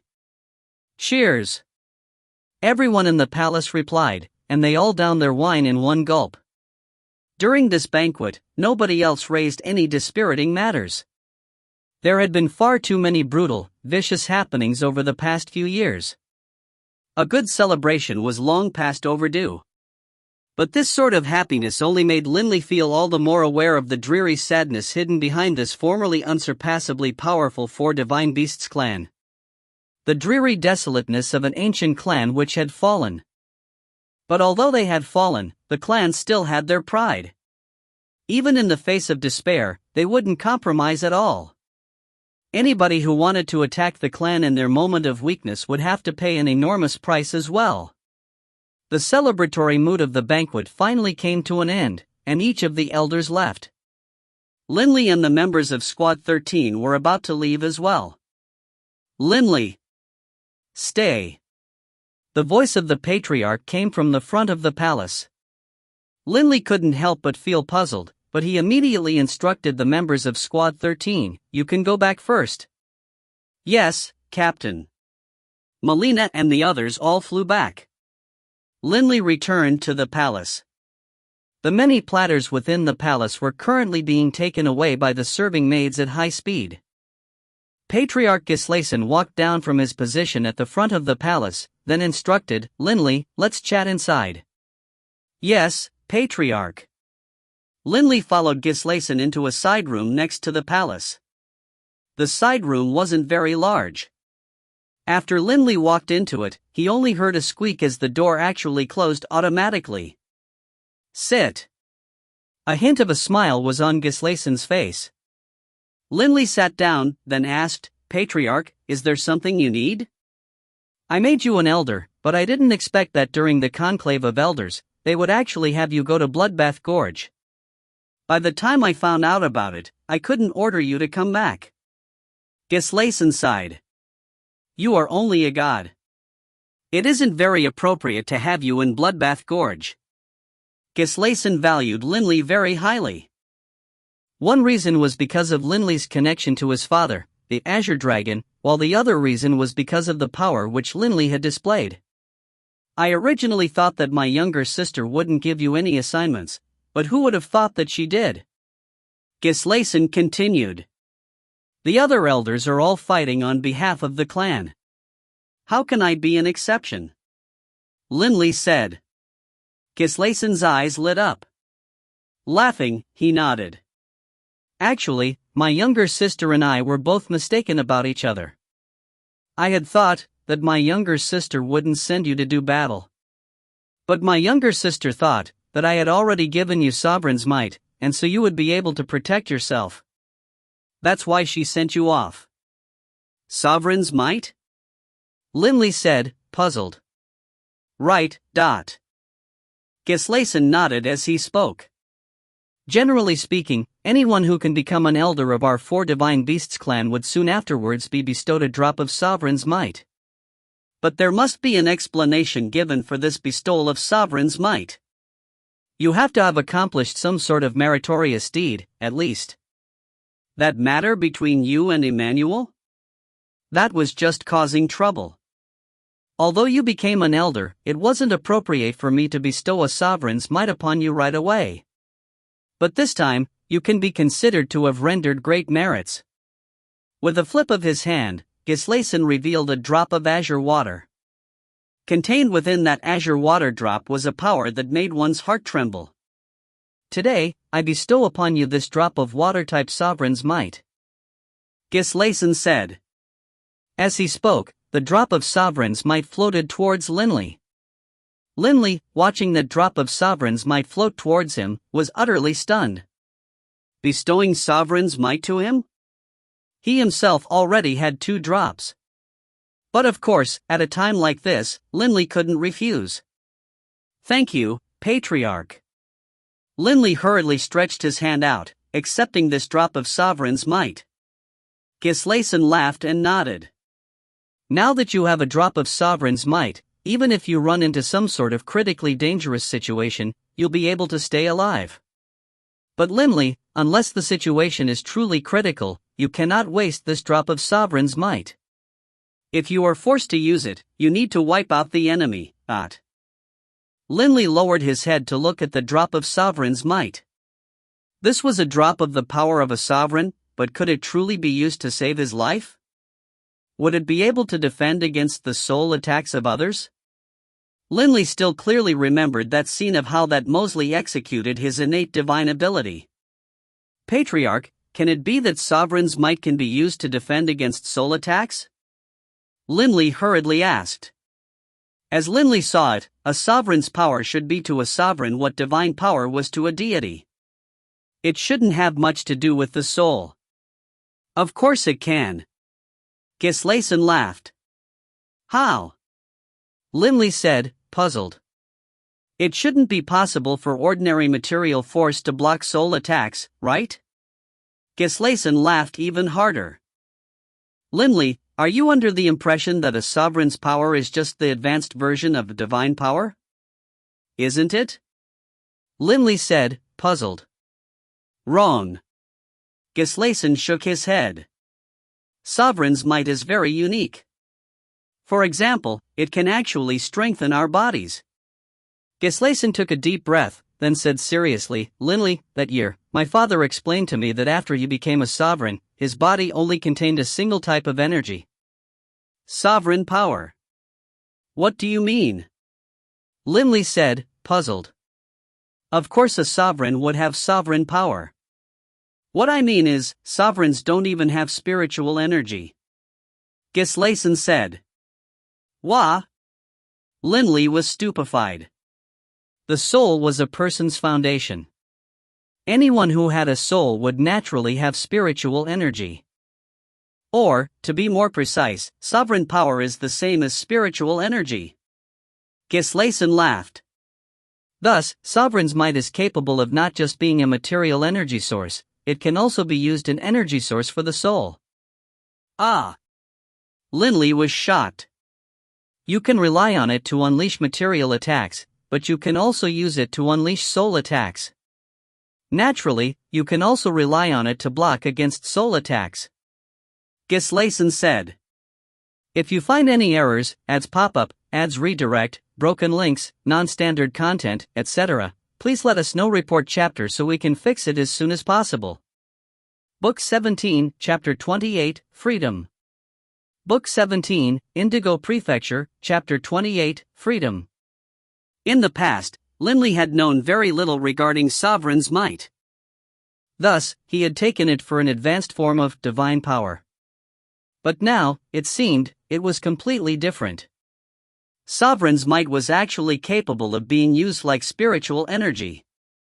Sovereign's might also has one other benefit. Gislason laughed. When you use sovereign's might, for a short moment, both your body and your soul will be uplifted. Eh? Linley was surprised. This is the truth. Gislason sighed. However, the amount of uplifting isn't very great. If one was willing to be wasteful and consecutively use hundreds of drops of sovereign's might, both the soul and the body will be tremendously transformed. Hundreds of drops? Who has that many? Linley laughed. Even if someone does have that many, they wouldn't be willing to waste it like that. Gislason said. Our 4 divine beasts clans' one and only advantage over the 8 great clans is that we have quite a bit of sovereign's might. Gislason sighed. By relying on Sovereign's might, we are able to be at the level where even when under group assault, we can still fight back. This is the only reason why we've been able to keep the death ratio at 1-to-1. Linley nodded. After this recent experience, Linley realized how powerful the enemy was. For example, Mosley's innate divine ability truly was terrifying. Now that our ancestors have died, the more Sovereign's might we use up, the less we have. Gislason warned. Linley, you cannot waste this Sovereign's might. Unless the situation is critical, using it simply isn't worth it. Yes, Patriarch. Linley replied. Even the 4 Divine Beasts clan had a dwindling stockpile of Sovereign's might. Enough. You can go back for now. In the upcoming period of time, my younger sister shouldn't assign you any more missions. After all, after this experience, the 8 great clans will be very much on their guard against you. In the future, it won't be so easy for you to kill 2 7-star fiends. Gislason laughed. Linley nodded, then immediately left. Indigo Prefecture, the eastern borders. 4 of the 8 great clans were located here, amongst them the Barbary clan which had moved here from the Divine Water Plain. Deep within a dark estate, a giant was standing within a flower garden. He was 3.5 meters tall, and his face was covered with a green beard, each hair looking like a steel needle. He was dressed in a plain, unadorned set of armor, and on his shoulders, there was a black, serpent-patterned cloak attached. This person was staring directly at Cole, who was standing before him. Cole, you were killed without even being able to fight back? The giant said, frowning. Patriarch, I didn't expect. Cole's face was filled with rage. He clearly was just a god, but who would have imagined that he was just hiding his aura? When he was very close to me, he suddenly ambushed me. I didn't have any chance to react at all. Currently, Cole only had his Divine Wind clone remaining. Not just me. Even Mosley wasn't able to detect that this person was hiding his aura.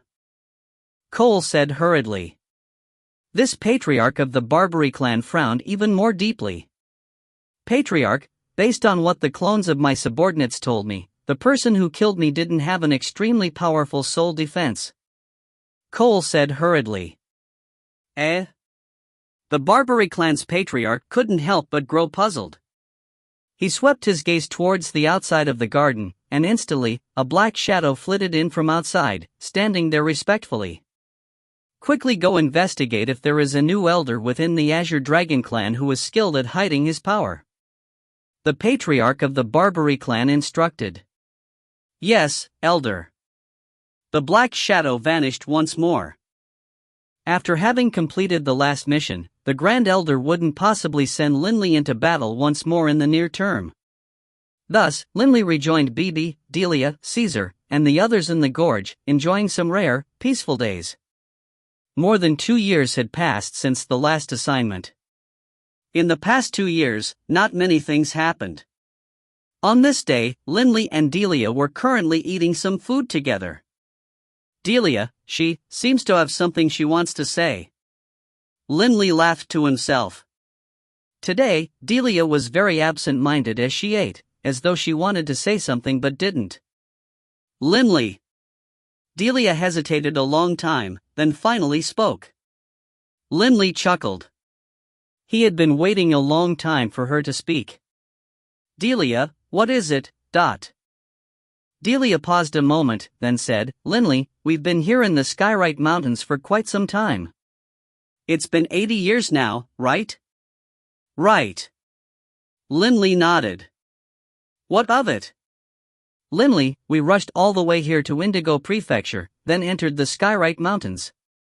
Right, we've returned to your clan, but are we just going to stay in the Skyrite Mountains forever? Delia asked him instead. Linley couldn't help but frown. Delia, you want to leave? You want to depart from the Skyrite Mountains? Linley felt this came out of nowhere. No, that's not what I mean. Delia said hurriedly. Actually, I want to follow the forces of the clan to go on a trip to the cities. No, Linley refused decisively. It's too dangerous. No. It's not dangerous, Delia said hurriedly. In fact, it's not just me. Bibi, Dylan, and the others all want to go on a trip outside.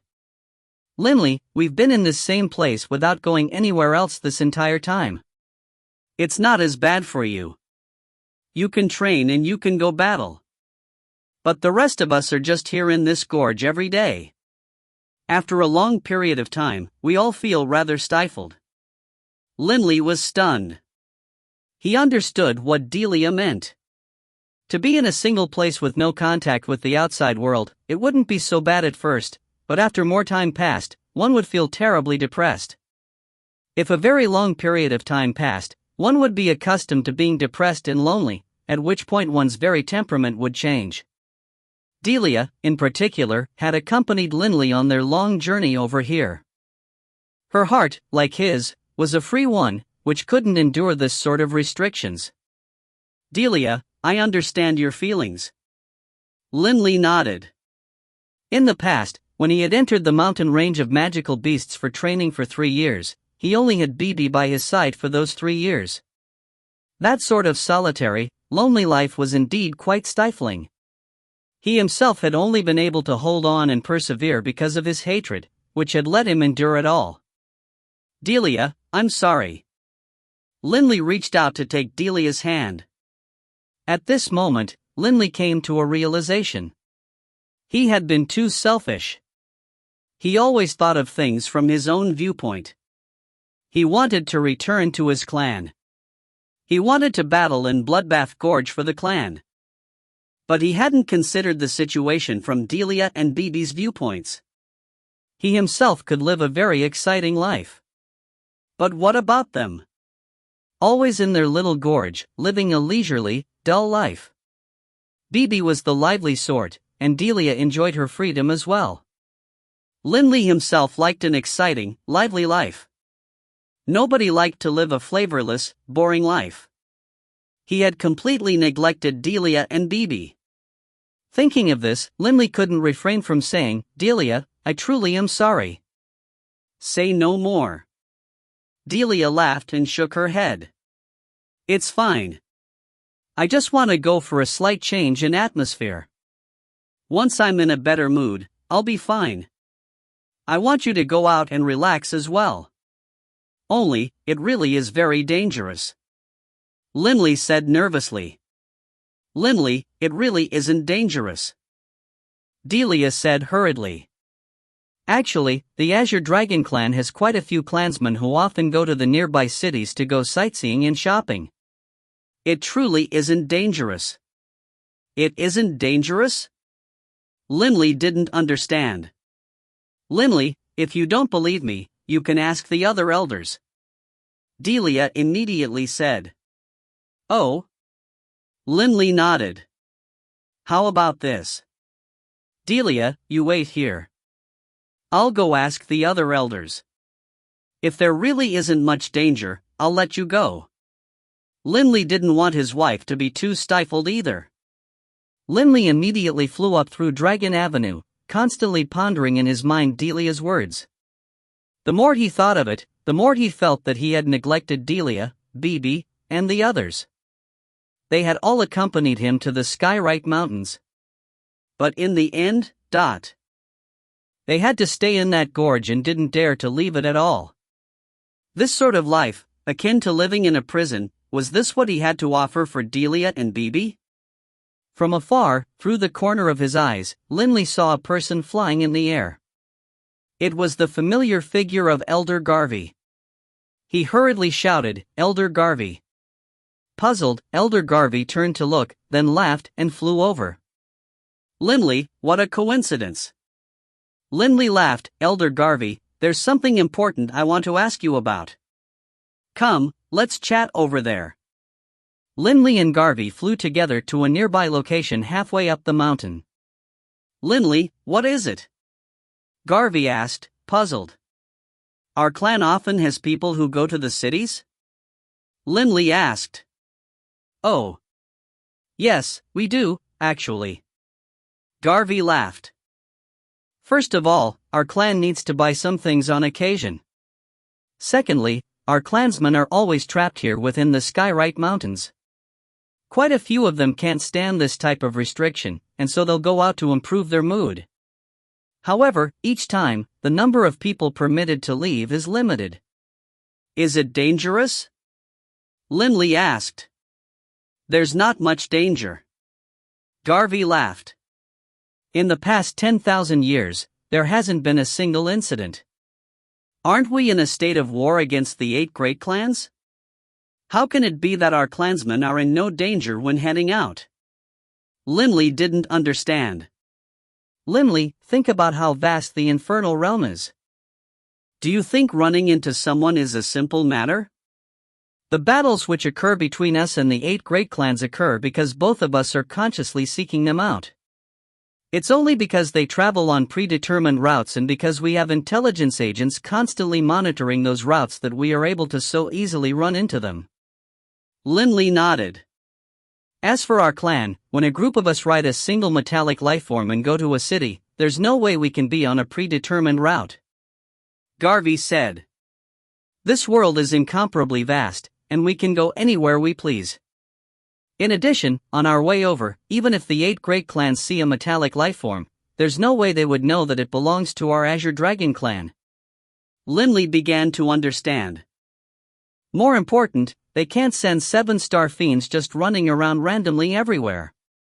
Even if an intelligence agent of theirs discovers that we are aboard a metallic lifeform, the metallic lifeform will quickly fly off into the distance, and because the route is not predetermined, there's no way the enemy can possibly guess where the metallic lifeform has flown to. Garvey laughed. Linley nodded to himself as well. The chances of both being encountered as well as being recognized really was 1 in 100 million. Most importantly of all, each time our clansmen go a group, an elder will be the escort. Garvey laughed. This to guard against any unforeseen circumstances. If we really are so unlucky as to encounter an enemy 7-star fiend within this vast area, then we'll just have to engage in battle. Linley, hearing this, felt relieved. The chances of being encountered really were too low. It was virtually impossible, in fact. And even if there was an encounter, his side had a 7-star fiend on guard. What, do you have family or friends who want to go out and relax? Garvey asked. Right. Linley suddenly thought of the limitations Garvey had mentioned with respect to how many people could participate. How many people can go each time? 500 people per trip. Garvey nodded. Don't worry. As an elder, it will be very simple for you to arrange some family and friends to be included. In addition, if you really are worried, you can escort them yourself as well. If a problem occurred even when 2 elders are escorting, that would truly be quite bizarre, wouldn't it? Linley's eyes lit up. Linley himself was interested in accompanying Delia into the city for a nice stroll. The elders of Bloodbath Gorge are cyclically assigned to missions. I'm not doing anything right now anyhow.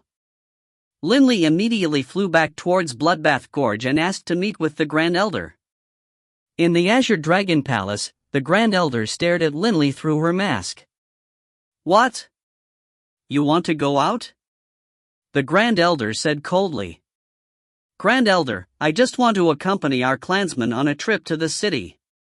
Linley said. I can't permit it right now. The Grand Elder shook her head. Recently, the battle between us and the 8 great clans has been fairly fierce. I might need to send you out on a mission at a moment's notice. Linley, the clan is more important. After your 1,000 years are up and you retire from Bloodbath Gorge, you can go where you please. Linley was stunned. He, too, knew that the battles had been very fierce, but he hadn't been sent on a mission in the past 2 years, after all. Going to a city was a trip of just a few months. For now, stay within the Skywrite Mountains. Based on how our intelligence reports develop, I might have a mission for you very soon. The Grand Elder said. Yes, Grand Elder. Linley didn't particularly want to go visit the city himself anyways. The only reason he wanted to go was to protect Delia better.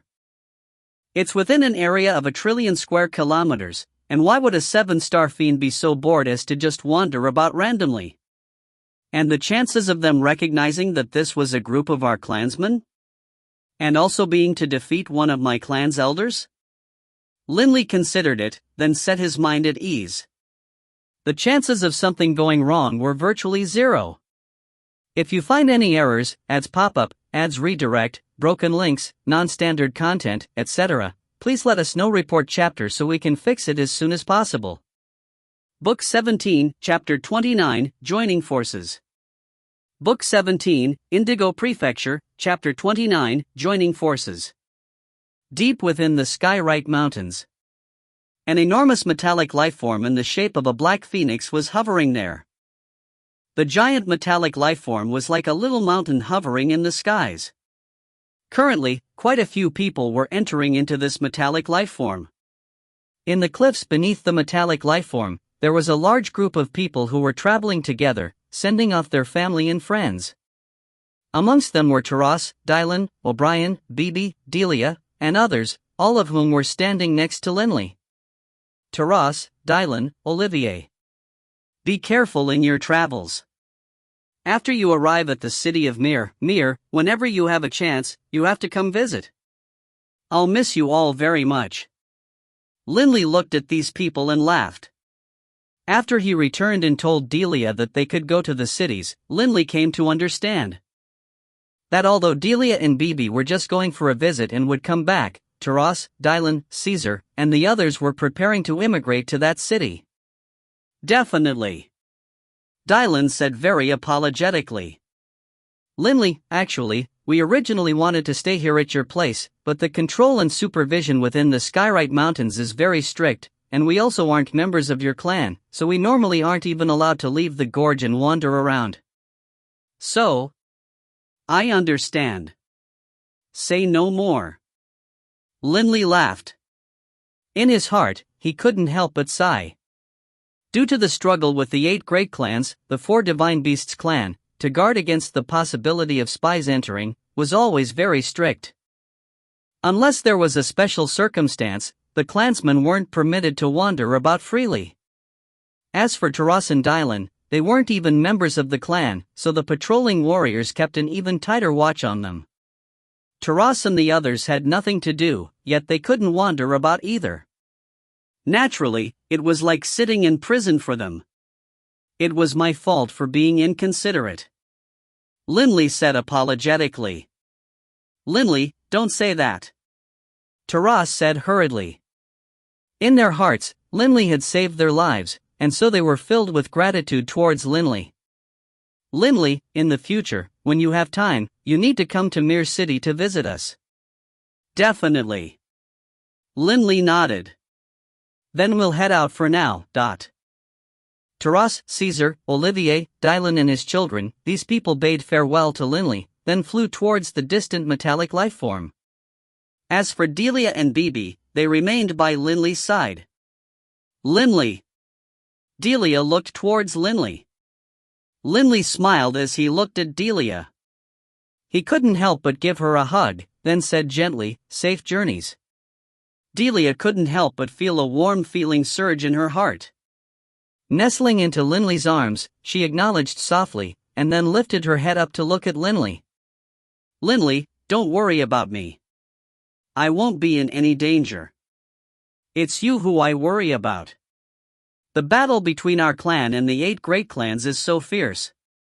When you fight for your clan, you need to remember that I'm waiting for you. Linley stared at his Delia. Don't worry. Your husband is quite strong. Linley laughed. Narcissist. Delia laughed as well.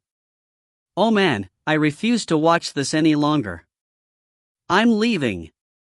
Bibi suddenly called out. Linley couldn't help but glance sideways at Bibi, who just grinned wickedly. All right. Delia, Bibi, safe journeys. I've already had a chat with the elder who was in charge of escorting you on this trip. Linley said. Delia and Bibi nodded, then bade Linley farewell as they two flew towards the metallic lifeform in the air. Linley raised his head, staring at the enormous metallic lifeform begin to move. In but an instant, it turned into a blur, disappearing into the horizon. He loved her, but he couldn't forcibly detain her. Everyone needed their own space. Linley turned and headed back towards Bloodbath Gorge. Halfway there, however, Linley saw clearly those many roving patrol soldiers, all of whom had stern looks on their faces as they cautiously kept watch on every place. The atmosphere within the clan really is too tense. These soldiers are always on patrol, for fear that a spy might slip in. Linley sighed. No wonder Taras and Dylan were unable to stay here, within this extremely tense atmosphere. It's not their fault. After all, the clan is currently in a state of crisis. Who knows if we'll be able to last another 10,000 years. Linley knew very well that although he was able to kill 2 of their 7-star fiends, the enemy was also capable of killing 2 of his side's 7-star fiends. A constant, never-ending battle. After 10,000 years, what would be the situation for the 4 Divine Beasts clan? Within that large quiet gorge in the Skyrite Mountains. Linley was currently in his study, flipping through some books that introduced various places of the infernal realm. Linley suddenly closed the book, looking through the window to the outside world. Delia's group has been gone for over a month now. But I keep on having this restless feeling in my heart. Linley shook his head. I'm just thinking too much. Based on the distance between Mere City and the Skyrite Mountains, a round trip would take 3 or 4 months. There was still quite some time before Delia would return. Even if they encountered any danger, the intelligence agents would definitely send the news back as well. This gorge is actually one of the most peaceful places in the entire Skyrite Mountains. Through the window, Linley looked towards the distant grass. The descendants of the Yulan branch were all gathered there, chatting and laughing, seeming very leisurely. The reason they were blissful was because they were ignorant. They didn't know what sort of crisis the clan was currently facing, and the clan wasn't planning to inform these demigods and gods of the real situation. As for the high gods who knew what the clan's situation is, they were all worrying and training hard. They all wanted to enter Bloodbath Gorge and battle for the sake of the clan. Elder Linley. Suddenly, a voice rang out from outside. Enter. Linley frowned. The person was dressed in a blood-red robe, the uniform of a Bloodbath Gorge warrior. Someone had been sent from Bloodbath Gorge? What is it? Linley asked. Elder Linley, the Grand Elder has ordered that you make haste to the Azure Dragon Palace. The blood-robed warrior said respectfully. The Grand Elder is summoning me? Linley immediately stood up. Not saying another word, he immediately flew outside. The blood-robed warrior followed close behind Linley as well. The 2 of them immediately flew into the skies, out of the gorge. Linley's departure, in turn, attracted the attention of quite a few people in the gorge. Whoosh! The cold wind howled, slicing against them like knives of ice. In Bloodbath Gorge, 6-star fiend were clustered together in groups of 3 or 5, while occasionally, a 7-star fiend could be seen. Linley's face was emotionless. He was hurrying towards the Azure Dragon Palace at high speed. Upon entering it, he immediately headed to the 5th floor. Linley swept the 5th floor with his gaze. Within this hall of the Azure Dragon Palace, there was the Grand Elder, dressed in that long black robe and with her face covered with that silver mask, who was seated on her throne. But in the main hall, aside from the Grand Elder, there was one more person. The balding Elder Emmanuel. Elder Emmanuel was currently standing to one side respectfully. Upon seeing him, Linley couldn't help but feel puzzled. He's here also? Elder Linley. Emmanuel smiled towards Linley. Elder Emmanuel. Linley greeted him as well, then saluted respectfully. Grand Elder. The Grand Elder, seated up above, said calmly, Linley, in the war between our 4 Divine Beasts clan and the 8 Great Clans, the 8 great clans will occasionally send people out on predetermined routes, letting us attack them. Generally speaking, the attacking side has a slight advantage. Linley nodded. Attacking out of ambush could catch someone off guard. Naturally, they had an advantage. How can our 4 Divine Beasts clan always engage in this sort of sneak attack? The Grand Elder said coldly. Thus, our 4 Divine Beasts clan will often send our own squads out on predetermined routes, to await the attacks from our enemies. Linley sighed to himself. He knew that the clan did this. Originally, our house had led his squad out on a predetermined line to await the attacks of the enemy. That time, our house had engaged in a fierce battle with the enemy, with the result being that our house's most powerful divine clone had been killed.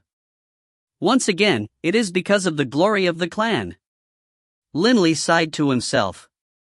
The 4 Divine Beasts clan, for the glory of the clan, wouldn't even deign to always engage in sneak attacks.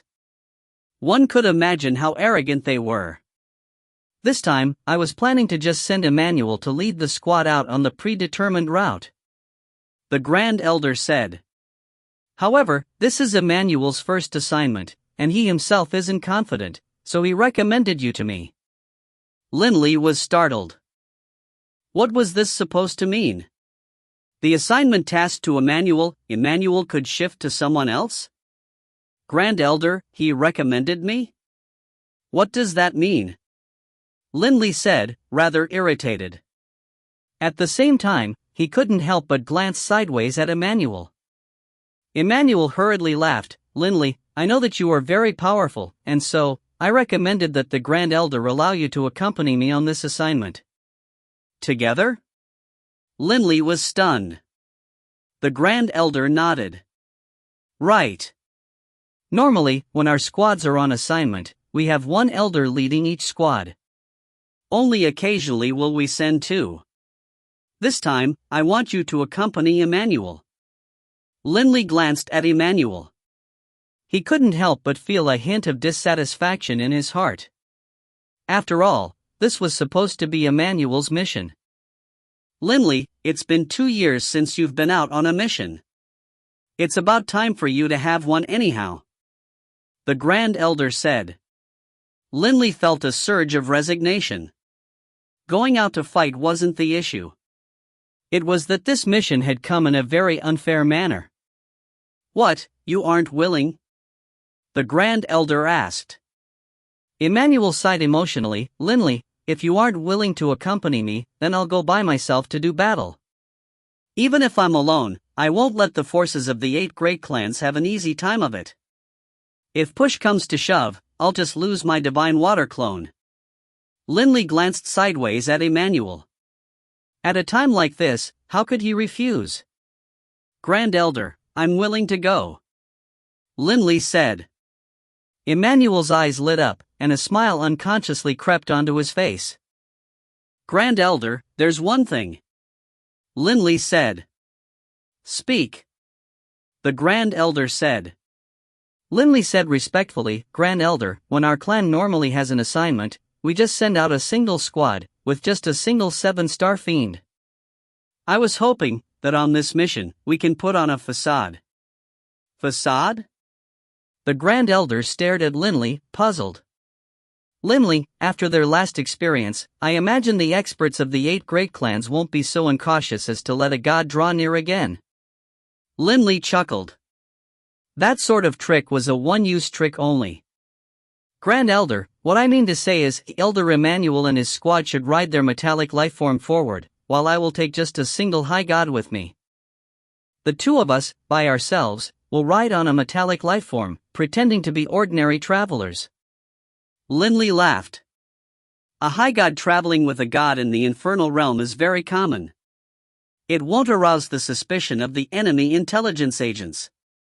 Oh? The Grand Elder was beginning to understand. Elder Emmanuel will be in the front, while I will be behind. We'll maintain some distance between the 2 of us. The enemies will believe that Elder Emmanuel is there by himself, and so they'll send less people over. Once they attack Elder Emmanuel, I'll be able to catch them off guard. Linley laughed. Elder Emmanuel's face had become rather ugly to behold. Linley was treating him as fish bait. Normally, a clan will just send out a single squad. The enemies won't suspect anything. Linley said. Fine. That's what we'll do. The Grand Elder said. Emmanuel didn't know how to dispute this. Make your preparations. You'll head out immediately. The Grand Elder said. Yes, Grand Elder. Linley and Emmanuel both bowed, and then Linley and Emmanuel both left. Linley. The Grand Elder suddenly said. Linley, puzzled, turned to look at the Grand Elder. A voice entered his mind. Linley, you are still just a god. You still have a lot of room for improvement. If you are to truly encounter any dangers on this mission, immediately use the drop of Sovereign's might. Your life is far more valuable than a drop of Sovereign's might. Linley felt a warm feeling in his heart, but he was puzzled as well.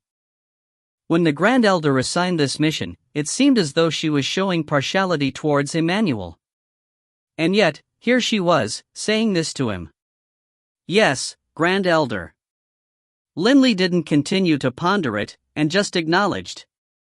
Emmanuel and Linley thus immediately left the Azure Dragon Palace.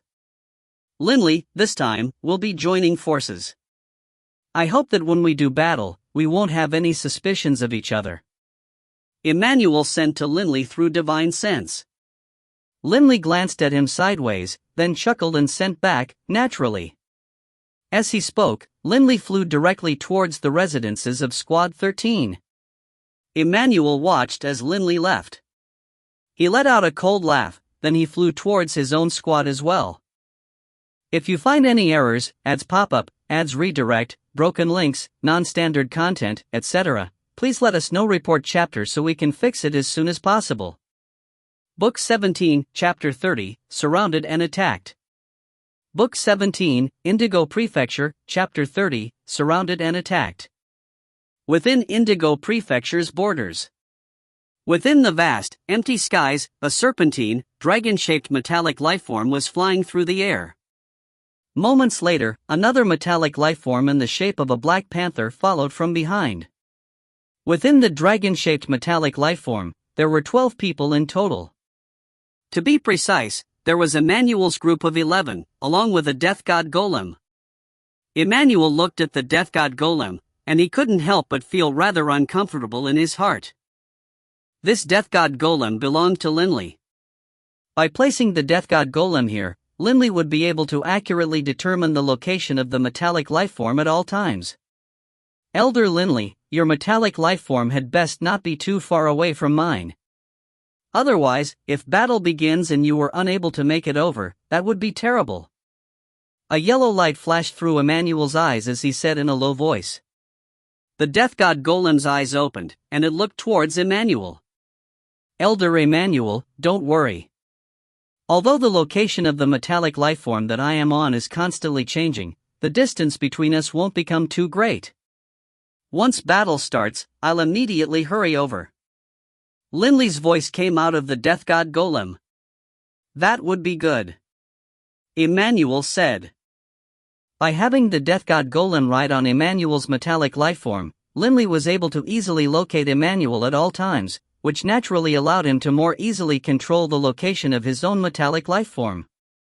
It might be more than 10 kilometers away from Emmanuel's, or it might be within 10 kilometers, or it might even fly up ahead of Emmanuel's. In short, he was trying not to arouse anyone's suspicions. Whoosh! The dragon-shaped metallic lifeform suddenly passed through a very wide river, and the waters of the river rolled about turbidly. Suddenly, a head suddenly appeared from within the waters, and this person stared up at the metallic lifeform as it flew past. Poof! The Azure Dragon Clan's men truly are daring. They still dare to so arrogantly follow these predetermined paths. All of them are just looking for death. When clansmen of the Four Divine Beasts clan were intentionally challenging their enemies to a fight, they would change the shape of their metallic lifeforms into the shape of one of the four divine beasts.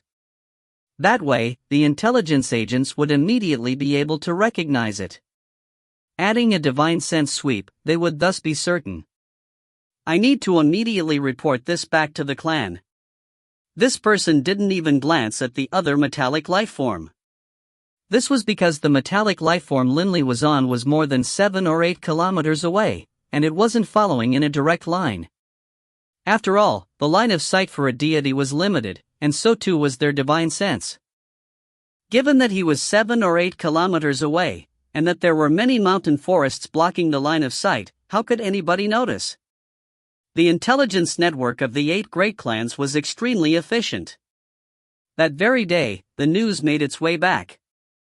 Although the 8 great clans were separated into 2 different areas, the exchange of information between them was still very fast, and they immediately came to a conclusion.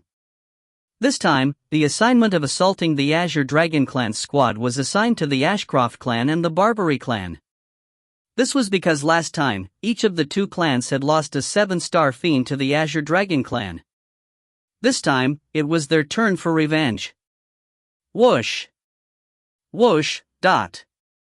20 people were currently flying at a low altitude through the air. Last time, we lost 2 7-star fiends, but they didn't lose a single one. This time, we definitely have to kill that 7-star fiend belonging to the Azure Dragon clan. The leader, a tall, green-eyebrowed man, said in a solemn voice. Elder brother, this time, Elder Bulow, will be with us.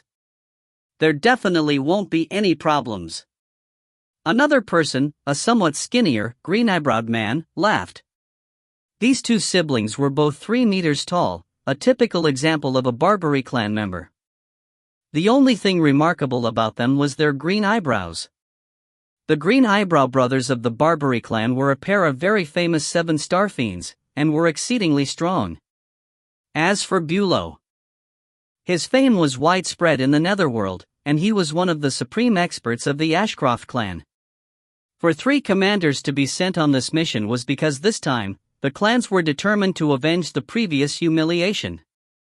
It didn't matter if their people died.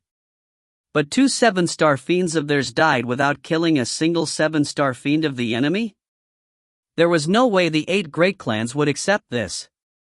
The tall, powerful green-eyebrowed man turned to look at the person next to them. He couldn't help but feel his heart tremble. This person was just 1.7 meters tall, and in the eyes of the Barbary clan, such a person was just a tiny little fellow.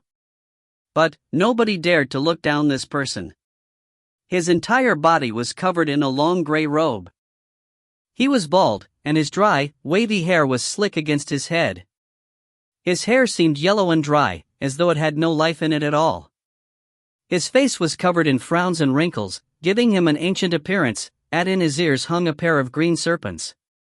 Hiss, those 2 green serpents were speaking in the serpentine language.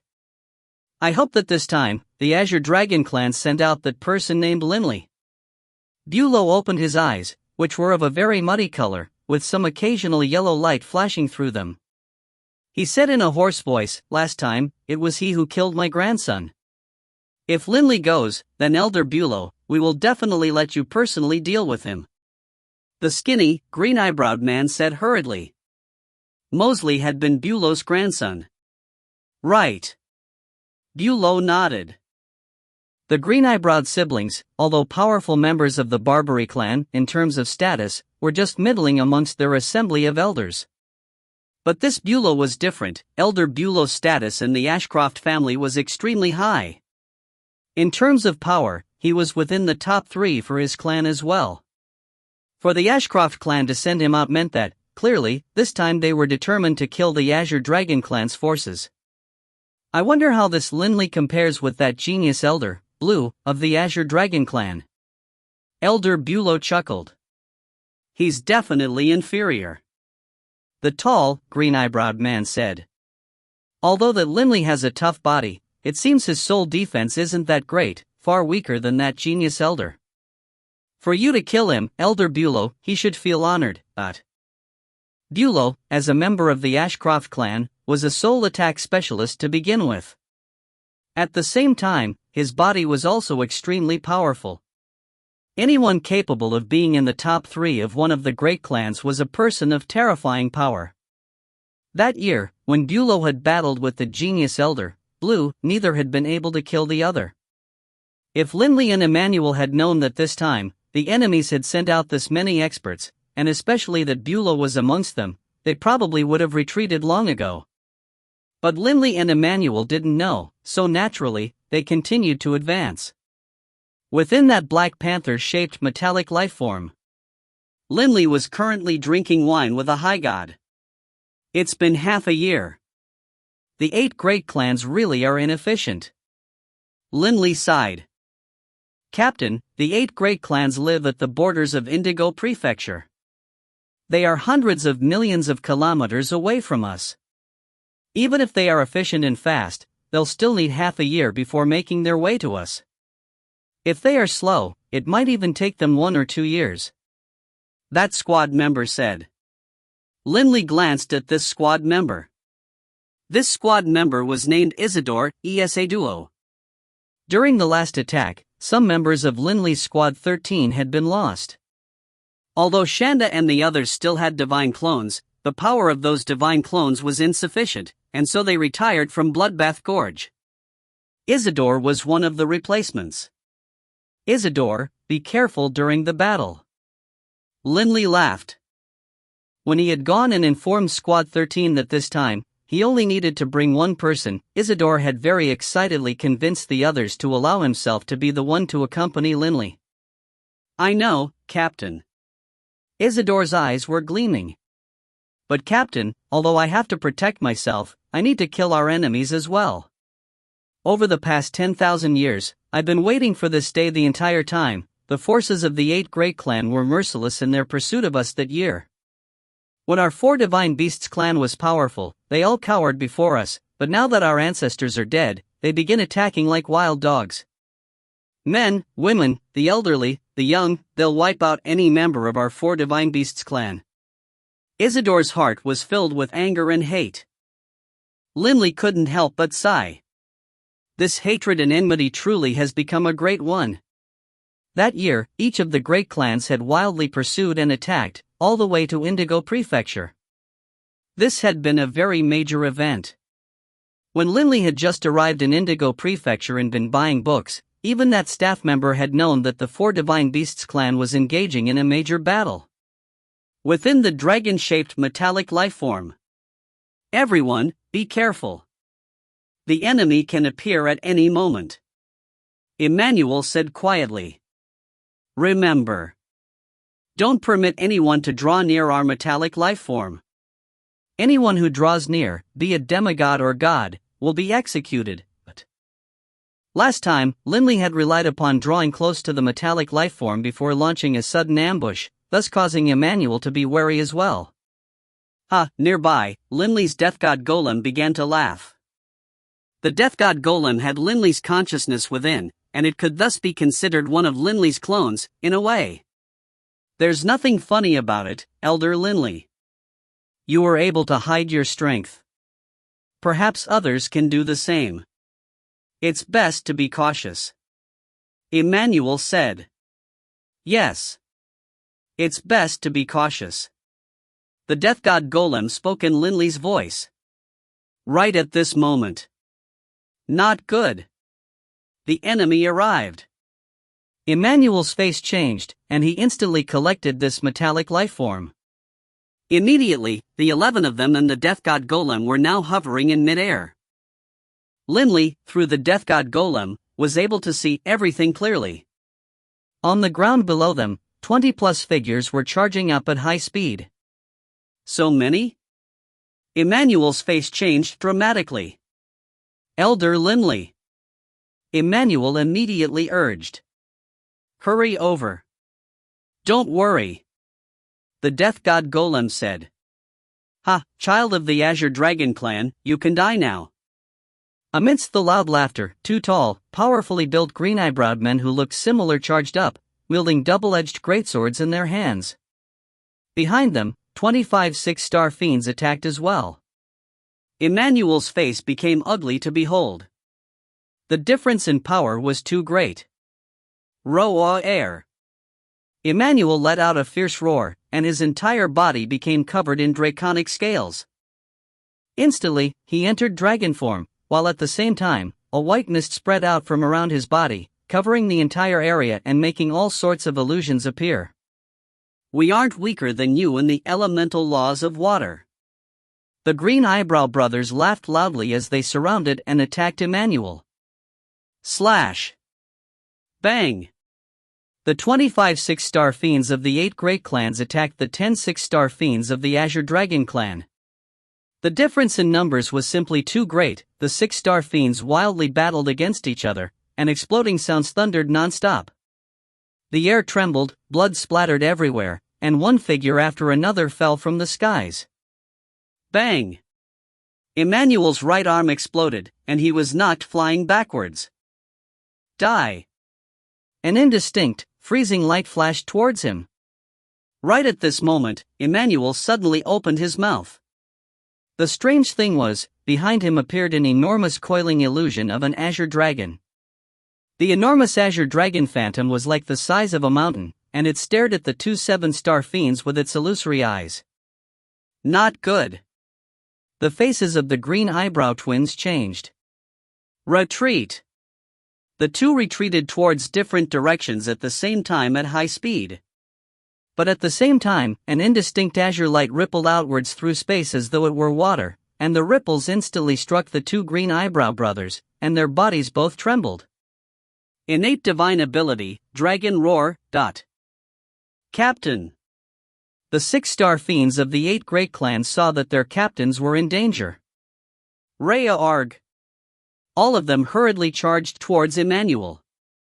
There was a difference between a 6-star fiend and a 7-star fiend, but when several 6-star fiends joined forces against a 7-star fiend, the 7-star fiend couldn't be complacent either.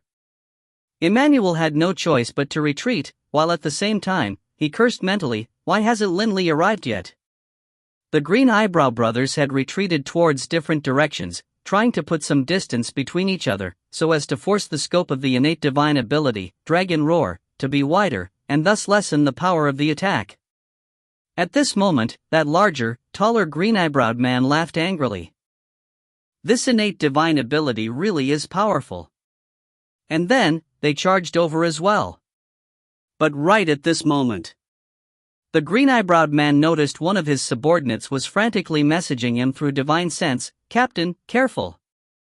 The green-eyebrowed man hurriedly turned to look. He saw a dragon-formed figure flying towards him at high speed, with a pair of dark golden eyes staring fixedly at him.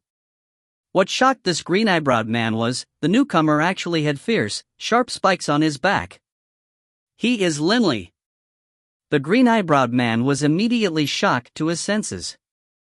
Linley's unique dragon form, after he had killed those 2 7-star fiends, had been made known to the high-level members of the 8 great clans. Flee! The green-eyebrowed man immediately turned to flee. At this time, an earthen yellow light spread out, forming an enormous sphere of earthen yellow light. The green-eyebrowed 7-star fiend, just 100 meters away from Linley, was naturally trapped within that area, and a terrifying gravity was applied to his body.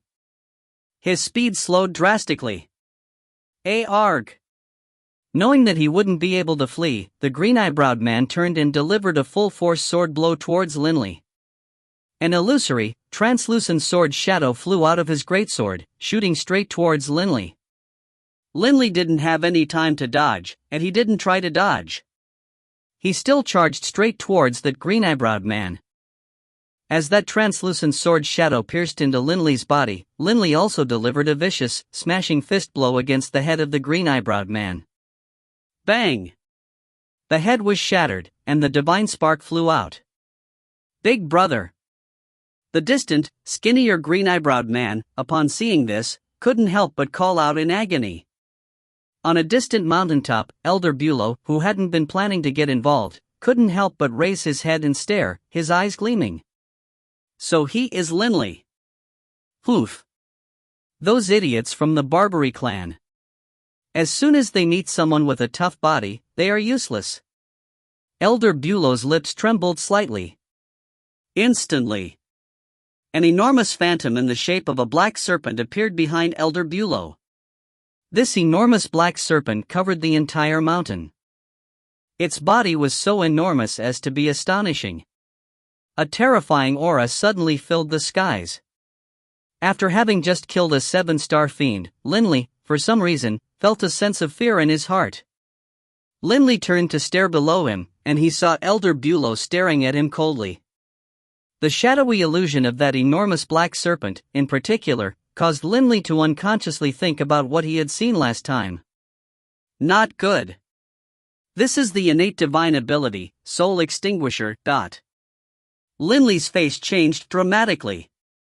Last time, his subordinate had rescued him, but this time, there was nobody near him. If you find any errors, ads pop up, ads redirect, broken links, non-standard content, etc., please let us know. Report chapter so we can fix it as soon as possible.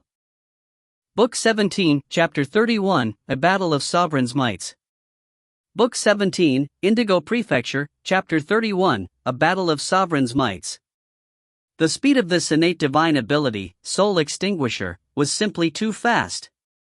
On the ground, that balding Elder Bulow stared coldly as his lips moved slightly. Behind him hovered that enormous illusion of a black serpent, which only had a single, solitary red eye, and the eye was staring fixedly at Linley.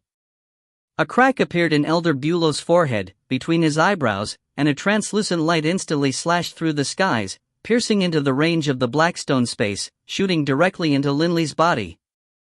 The speed was so fast that Linley wasn't able to dodge at all. The innate divine ability of the Ashcroft clan, Soul Extinguisher. Elder Linley. The surviving 6-star fiends of the Azure Dragon clan, upon seeing this, were all stunned. Bastard! The skinny, green-eyebrowed man ground his teeth as he stared at Linley, rage still burning in his heart. Just now, it had been Linley who had killed his older brother. It's your luck that I wasn't able to kill you myself. From afar, as Emmanuel saw this, his eyes lit up. The Azure Dragon Ring.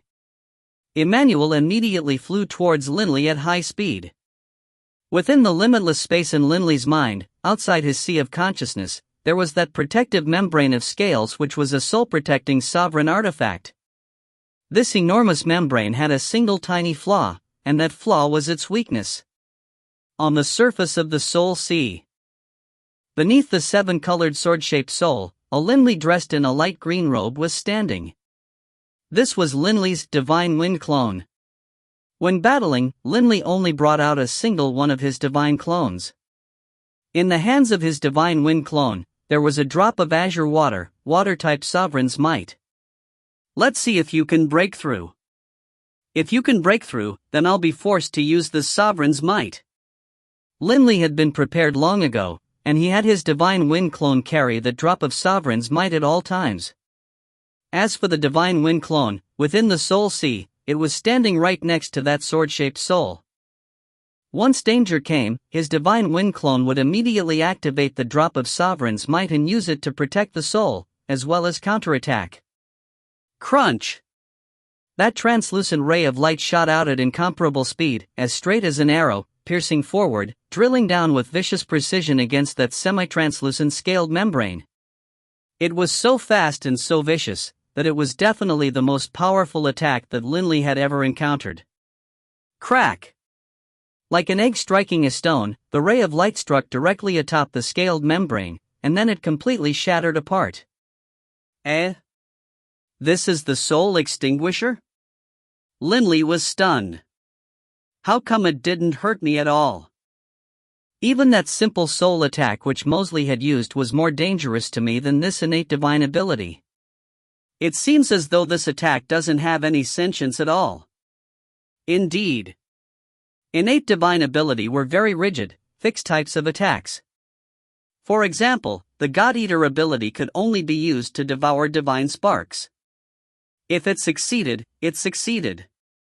If it failed, it failed. The Soul Extinguisher could only shoot forward, using raw, brute force to shatter anything that blocked in its path, then extinguished the enemy's soul. It was the same for Dylan and Taras' innate divine abilities. The power was great, but the abilities were very rigid. Once these innate divine abilities were activated, they would consume quite a bit of spiritual energy. You couldn't use less spiritual energy if you wanted to. They were extremely rigid. For soul attacks, sentience actually didn't matter too much. This was because, generally speaking, if a high god had a soul-protecting divine artifact, it would protect all parts of the soul. For example, BB. His soul-protecting divine artifact protected every part of his soul. There were no weak spots, and thus, sentience didn't matter. One simply had to use raw power to break through. That was enough. This was true for the soul extinguisher as well. Unfortunately, what Linley possessed was a damaged soul-protecting sovereign artifact. Aside from that flaw, the defensive strength of the other areas was exactly the same as a normal soul-protecting sovereign artifact. A high god break through the defense of a soul-protecting sovereign artifact with his attack? In his dreams.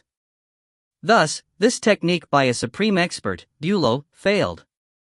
Linley stood there in the boundless skies, in the center of a sphere of earth and yellow light that was 500 meters in diameter. On the ground, that balding, ancient elder Bulow raised his head to stare at Linley.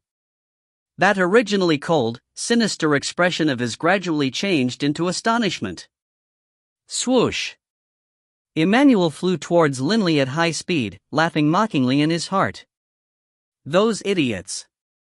They killed Linley, but they didn't immediately go take the spoils of battle. But how could they know that Linley had a soul-protecting sovereign artifact? Emmanuel was exceedingly delighted with himself. Linley, now that you are dead, this belongs to me.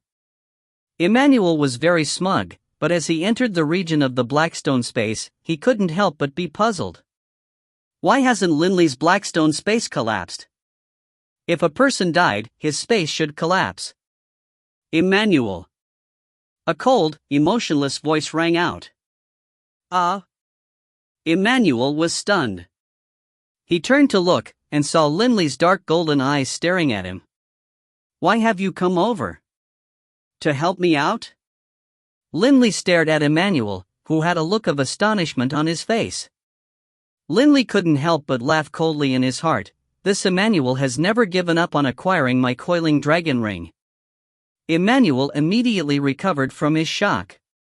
He couldn't help but laugh awkwardly. Elder Linley, you really are formidable. I saw that you were in a dangerous situation just now, Elder, and so I wanted to come help. But it seems, Elder, you don't need my assistance. I'll go deal with some other people. I'll hand that old fellow down below to you. I trust, Elder Linley, that you'll be able to easily deal with him. Emmanuel immediately flew away, retreating. Despicable fellow. Humph. Linley felt contempt in his heart, then turned to look at the bald fellow who had attacked him. Easily deal with him? It would seem that it won't be very easy to kill this old fellow. Linley could have a sense of danger. But Linley wasn't afraid either. He currently had 3 drops of Sovereign's Might, and his divine wind clone was right there in his sea of consciousness, ready to activate it at any moment. Dot. Ancient-sounding laughter rang out from the mouth of the old, bald figure below him. The wrinkles on his face contorted like serpents. Linley, it now seems that last time, when you killed Mosley and the other one, you were still hiding your power. Admirable, admirable. Linley stared at this old man, and as he did, one person's biographical data floated up to his mind. When in Bloodbath Gorge, the Azure Dragon clan had provided him with a very clear explanation of some of the particularly dangerous individuals of the 8 great clans. The danger these individuals posed was vastly greater than that of ordinary 7-star fiends. They were comparable to the clan's trump cards. The old man in front him was one of them. What Linley didn't know was that his accomplishments in the previous battle had brought him to the attention of the various great clans, and they too had put his information into their list of dangerous figures. If my guess is correct, you should be Elder Bulow of the Ashcroft clan. Linley said in a clear voice as he stood there, high up in the air in the middle of that enormous sphere, staring down at Bulow. Correct. Bulow smiled, but because his face was covered in wrinkles, the smile made him look all the more savage. You were able to resist my innate divine ability, which means your soul defense is truly quite formidable. But you intentionally pretended that it was your weak spot. Humph, humph, admirable. That ancient voice echoed in the skies. However, today, I want to see how your physical defense is, in comparison to your genius elder, Blue. The bald old man said, and then his entire body began to hiss as tiny, dense black scales appeared, covering his entire body. A fierce, slender serpentine tail emerged from behind him as well. The Ashcroft clan descended from a supreme divine beast of the netherworld, the Nether Serpent. Their strength was no less than that of the Azure Dragon clans. Linley! A furious bellow rang out, and a pale, ashen shadow tore through the skies, charging towards Linley. Linley turned and saw that a seemingly blurry white figure was coming towards him. It was a savage-faced, green-eyebrowed man. The man immediately charged into the Blackstone space, and as he did, Linley instantly changed the direction of the gravity. Made it go downwards. The skinny, green-eyebrowed man strove to resist the downwards pull, but his speed still slowed dramatically. Right at this moment, he heard a furious shout. Hales, hey RSI, leave Linley to me. You go kill the other one.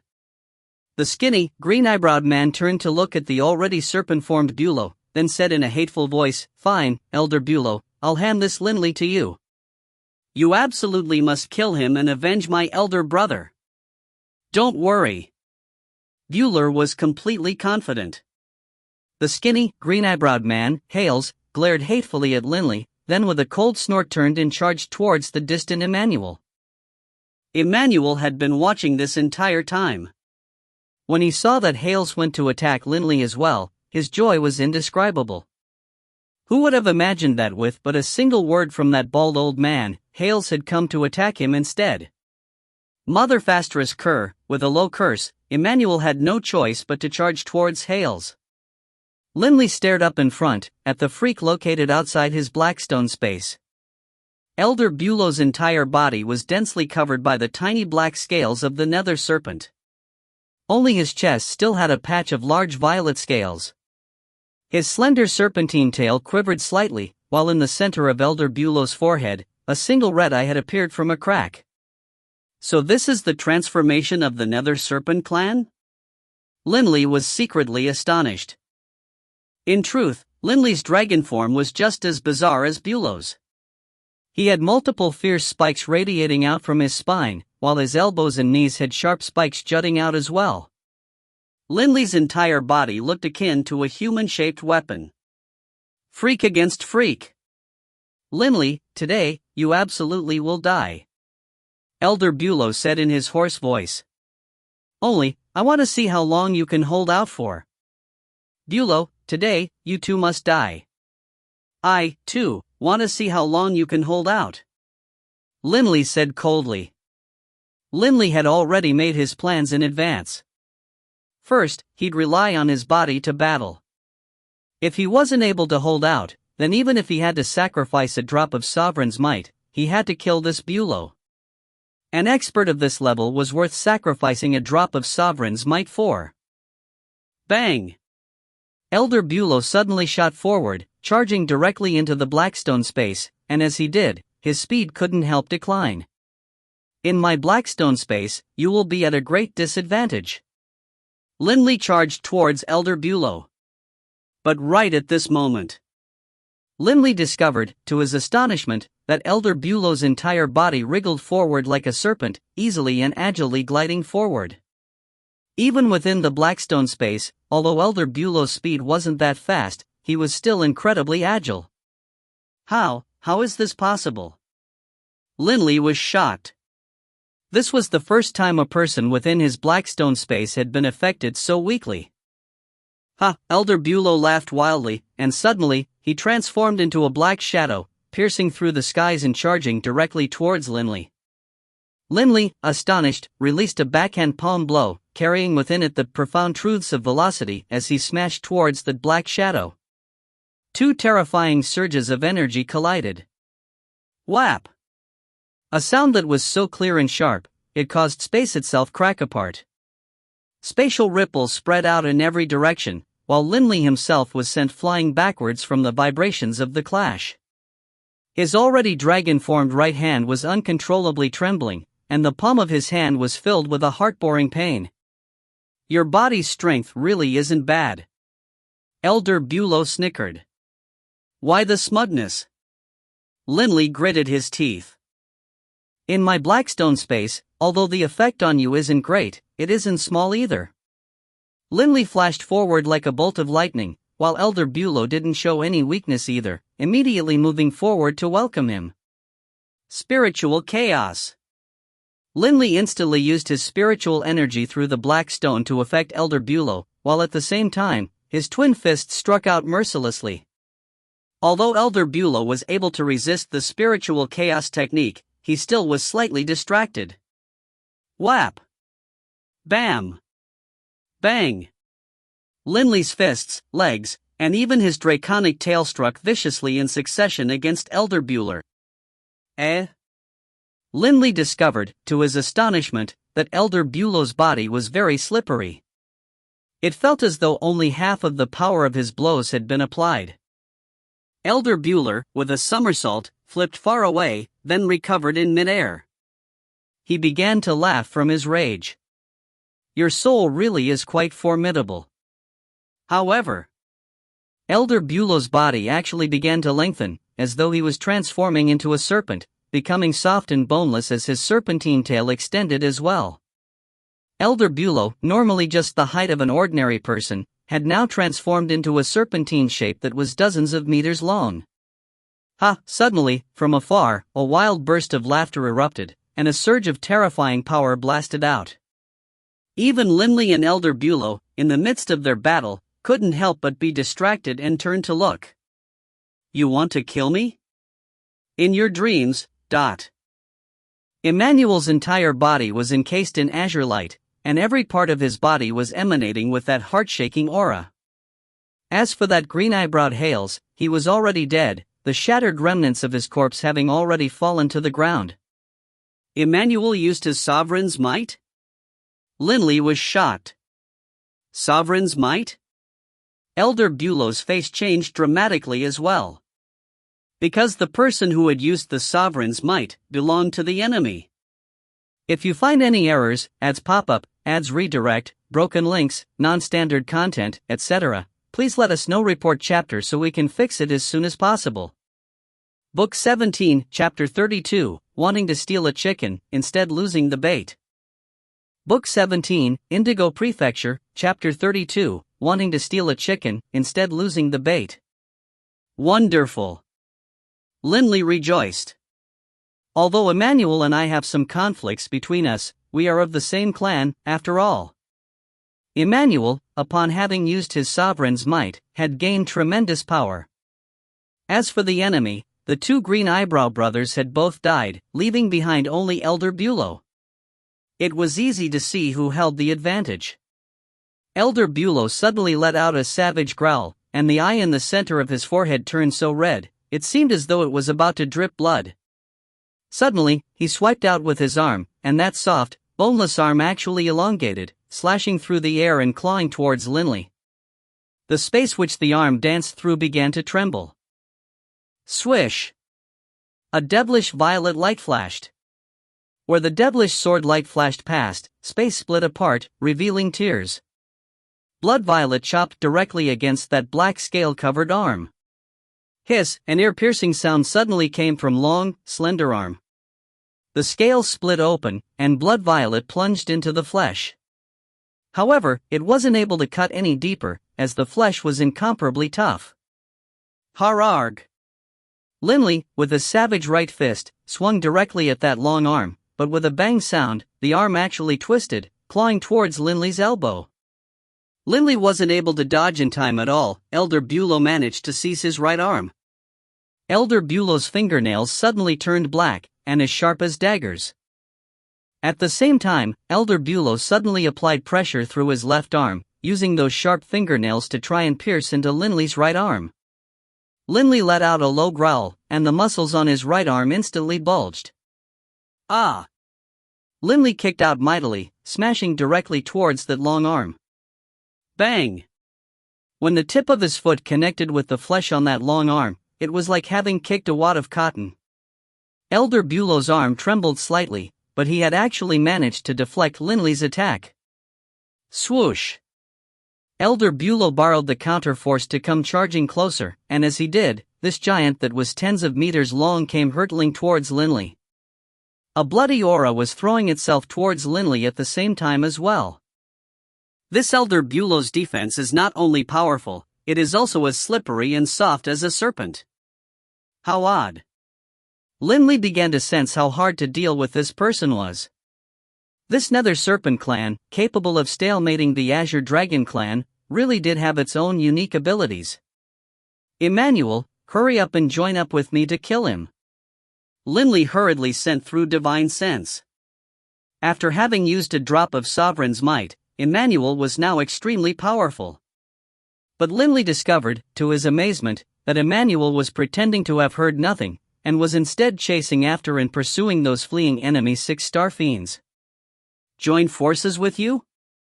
Emmanuel laughed coldly in his heart. In your dreams.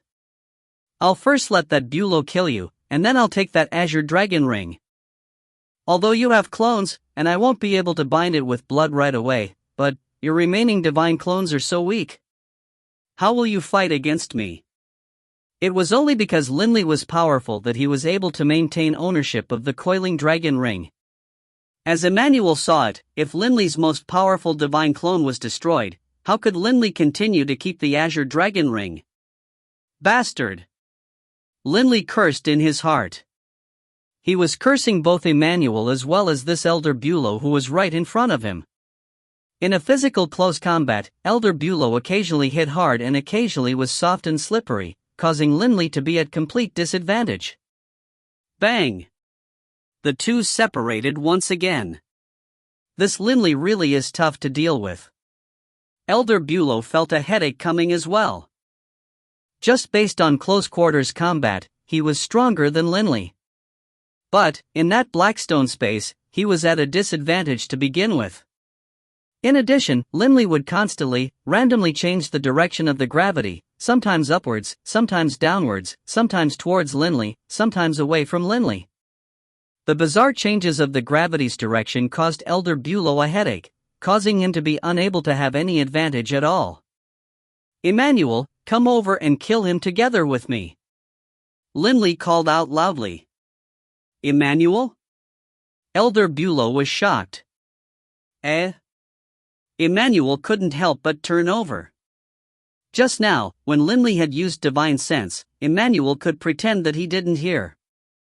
But now that Linley was shouting so loudly, even the surviving 6-star fiends of the clan heard the call. Naturally, those distant, spectating intelligence agents probably heard the call as well.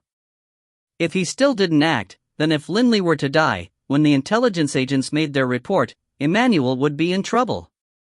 This Bulow is such an idiot. Emmanuel cursed to himself. Shouting was something that required time. During a furious battle such as this, Linley didn't have any chance to shout at all. If Bulow was able to seize an advantage and to hold Linley down while beating upon him or just kill Linley, then Emmanuel's plot would have succeeded. But now that Linley and Bulow were battling to a virtual standstill, Linley naturally had the chance to shout out loudly. Alright, Linley, let's kill him together. Emmanuel intentionally shouted back loudly as well. These words frightened Bulow so much, he immediately went to his last resort, using Sovereign's Might. You want to kill me? Ha! The ancient-sounding laughter shook the heavens, and Elder Bulow's body once more returned to his normal size.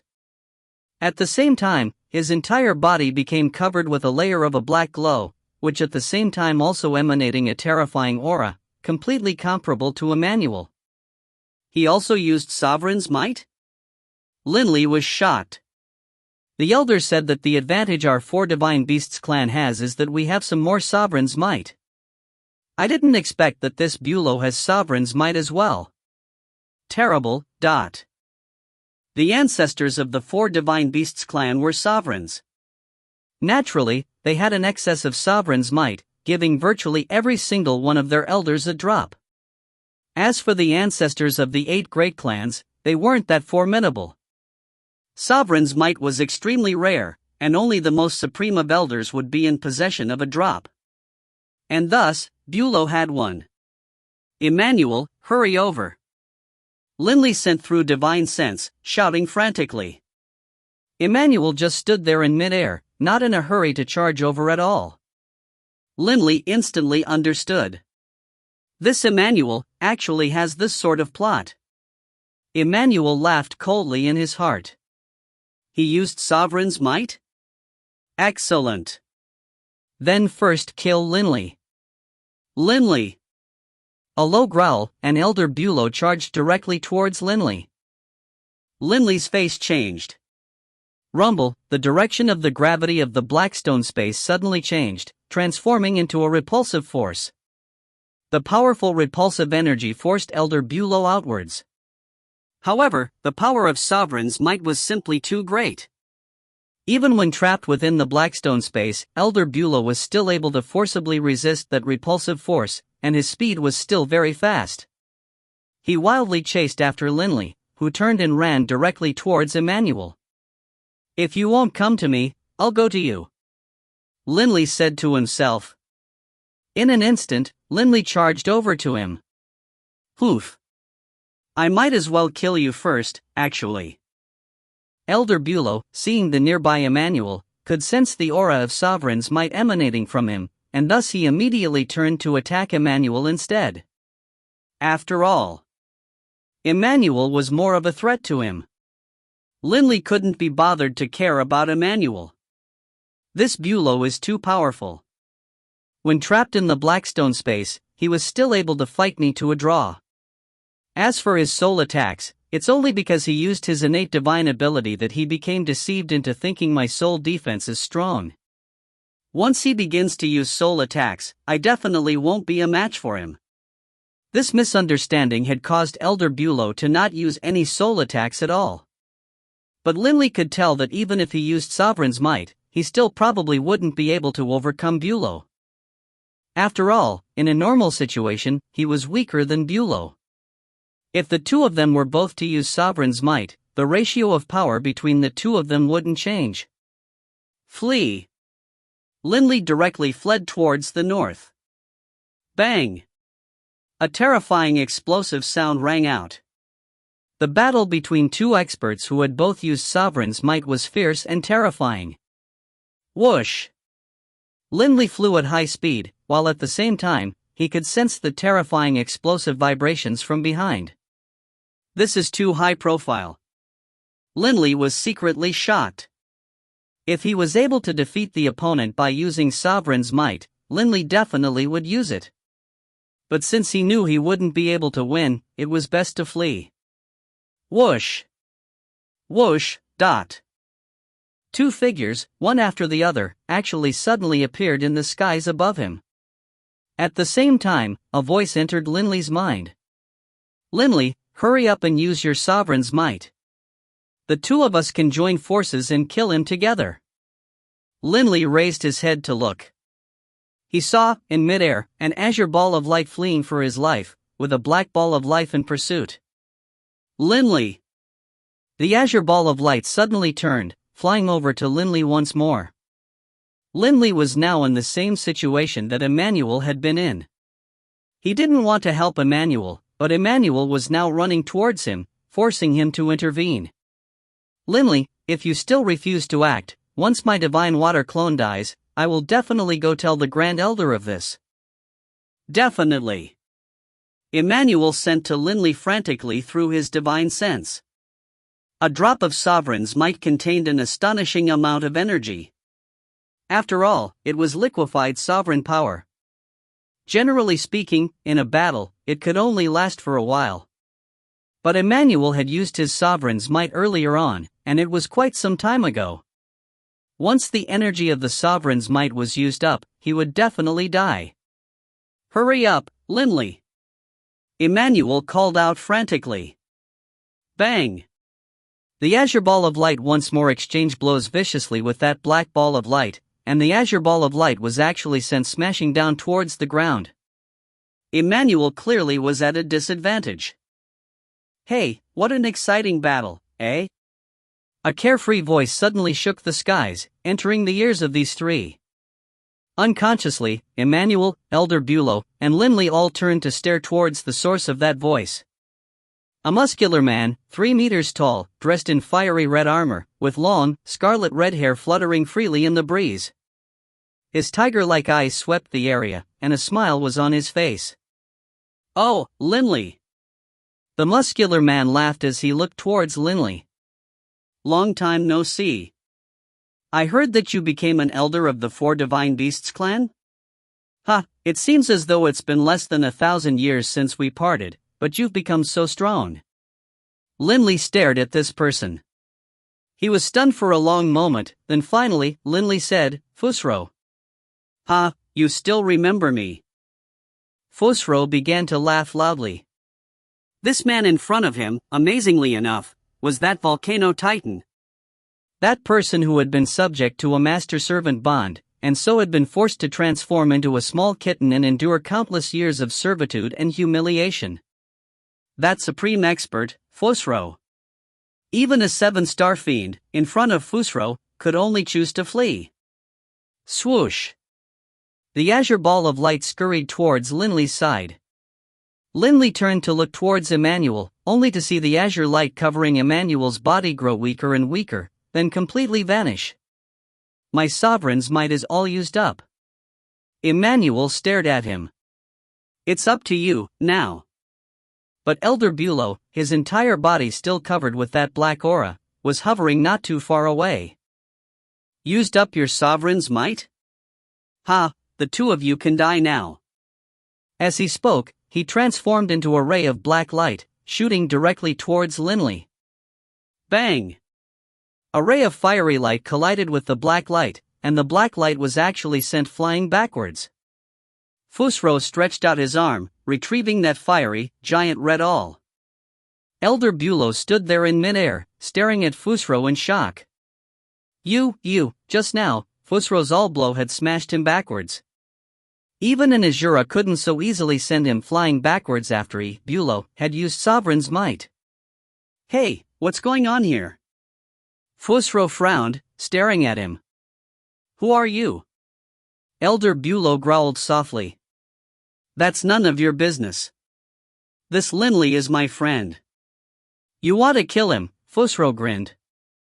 "After getting this weapon of mine, it hasn't really killed any supreme experts yet." The fiery red awl in Fusro's hand was more than 2 meters long. Sharp at one end, blunt at the other. It was like a massive bull's horn. Linley just watched all this happen in disbelief. Fusro was powerful, true, but Bulow had used Sovereign's might. Currently, even if an Azura came, the Azura probably wouldn't be able to so effortless force him to retreat. Linley, who was he? Emmanuel was tongue-tied as well. "A friend of mine." This was the only answer Linley could give. At the same time, Linley was puzzled. Fusro's weapon, in the past, had been a massive axe. Since when did it become this fiery red awl? This awl seemed to be quite extraordinary. Then you are looking for death. Elder Bulow bellowed, furious. A long black whip appeared in his hand, and the long black whip, filled with sovereign power, lashed out directly towards Fusro. Where the long whip passed, space itself split open. But Fusro just grabbed his giant awl, then gave it a toss. Like a dagger being thrown, the big, fiery red awl transformed into a ray of fiery light, soaring outwards. With a bang sound, the black whip actually shattered. At the same time, a large hole appeared in Elder Bulow's chest. The fiery red awl flew back into Fusro's hand. "Are you still refusing to F***CK off? I injured you this time, but next time, I'm going to kill you," Fusro said, holding that giant, fiery awl. That's...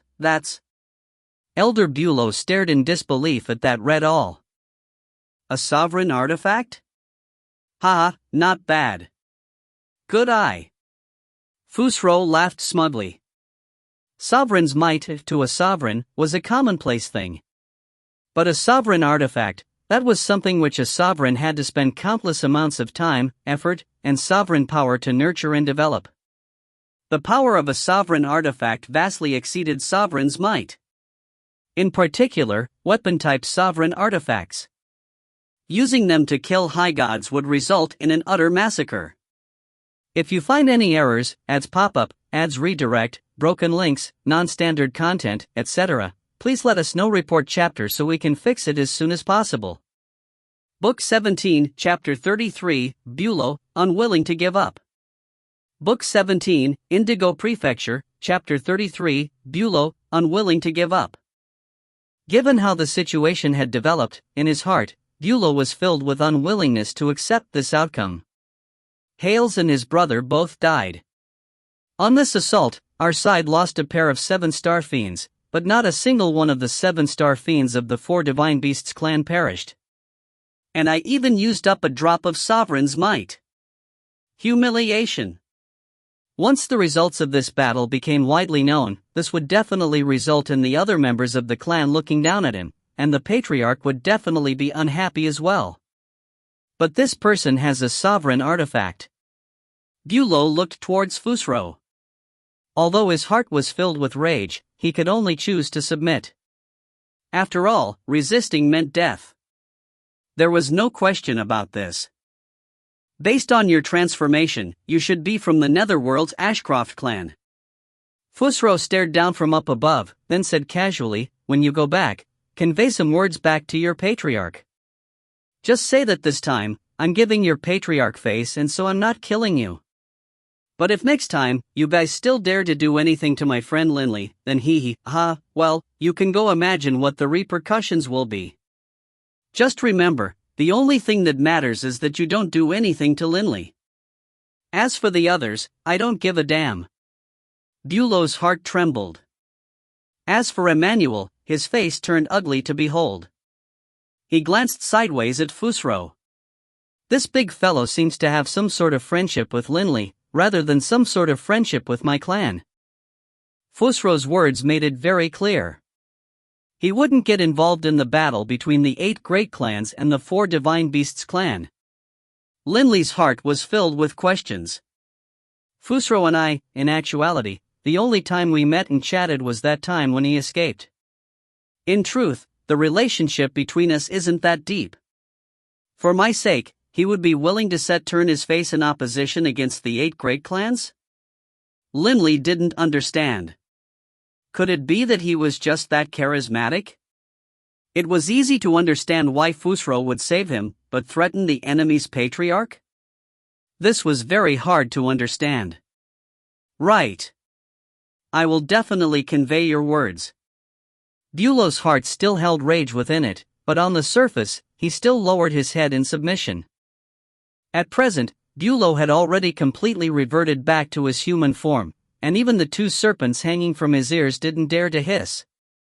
Well, F***ck off, then. Fusro waved his hand. Bulow immediately transformed into a ray of light, moving towards the depths of the mountain forests, then disappearing. After flying 20 or 30 kilometers, Bulow landed to the ground. His wrinkle-covered face began to twist and contort with rage, and his pair of viperous eyes became filled with a sinister light. Am I supposed to go back? Say that I failed to kill a single 7-star fiend, but that 2 of ours died? Bulow was livid. It wasn't a major issue if any of the other elders of the clan failed in a mission. But, he was Bulow. A trump card level figure within the clan. For him to meet with a result such as this on a mission, the other members of the 8 great clans would definitely discuss this behind his back. He couldn't accept being embarrassed like this. When one possessed unlimited lifespan such as these supreme experts, one would care deeply about their face. No. That Fusro is very possibly going to leave. Once he leaves, I can absolutely intercept them and kill them en route. Bulow's eyes lit up. Even though he didn't dare to kill Linley, he still dared to kill Emmanuel. Whoosh! His sovereign's might turned transparent and immediately spread out to a distance of tens of kilometers, encapsulating Fusro, Linley, and Emmanuel, the three of whom were still engaging in conversation. Sovereign's might could be used for material attacks and could also be used for spiritual attacks. Using divine sense to investigate, in turn, was in reality just spreading out one's spiritual energy. This sovereign's might, since capable of being transforming into spiritual attacks and spiritual barriers, naturally was also capable of being used for divine sense scouting, and the effectiveness of it was very great. Even the distance and area at which it could be used was greatly expanded. But of course, how could an ordinary supreme expert possibly be willing to use up Sovereign's might for divine sense scouting? The effect of using Sovereign's might to do scouting was akin to a sovereign himself scouting. Naturally, Fusro, Linley, and Emmanuel didn't notice it at all. "Hey, little fella, you can go back now." Fusro gestured disdainfully towards Emmanuel. "It's been a long time since Linley and I met, and there's some things we have to say to each other. Hurry on back." "What, do you want to eavesdrop on our conversation, kid?" Emmanuel didn't dare to say anything. "Linley, I'll head back for now, then." Emmanuel smiled towards Linley while also making a respectful, fractional bow towards Fusro. But Fusro simply snorted, causing Emmanuel to be rather embarrassed. "Elder Emmanuel, have a safe trip." Linley laughed calmly. "Elder Linley, you'll be going back by yourself. You need to be careful of the enemy as well," Emmanuel said, seemingly in a very friendly way. And then, Emmanuel immediately flew away. Traveling by himself? Bulow, who was using his sovereign's might to watch this, couldn't help but reveal a smile on his ancient, withered face. And then, his muddy yellow eyes narrowed. "I need to hurry. My sovereign's might has almost been used up. I need to seize this bit of remaining time to kill that fellow named Emmanuel." Bulow immediately transformed into a ray of light, flying in pursuit. A drop of sovereign's might in liquid form could be used for a fairly long period of time. Even if Bulow didn't use the sovereign's might, he would be able to easily kill Emmanuel. Given that he had in fact used it, at present, Emmanuel had no ability to fight back at all. Emmanuel traveled back by himself towards the direction of the Four Divine Beasts clan, his face extremely sinister and gloomy. This time, he had wanted to let Linley's strongest clone be killed. That goal had become a failure. But that was secondary. More importantly, he not only hadn't had any gains, he had even used up a drop of sovereign's might. A drop of sovereign's might, I only had one drop. Emmanuel felt great unhappiness in his heart. If one had to use up sovereign's might, one had to at least have some gains to show for it. But what had he gained? The ancestors are dead.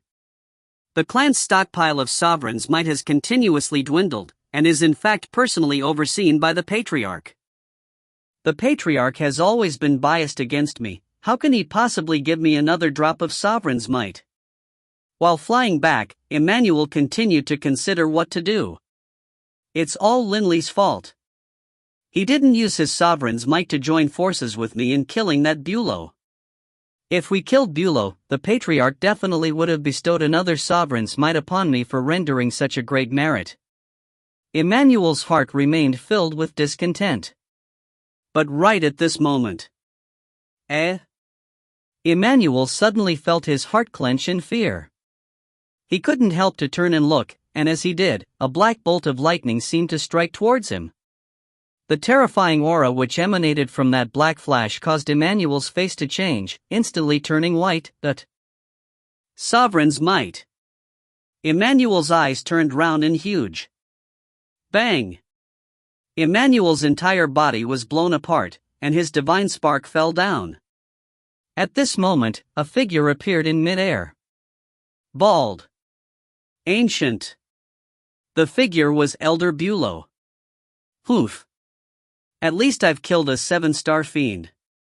When I go back, I'll be able to defend myself. Elder Bulow had been very unwilling to accept this outcome, but after killing Emmanuel, he immediately felt much better.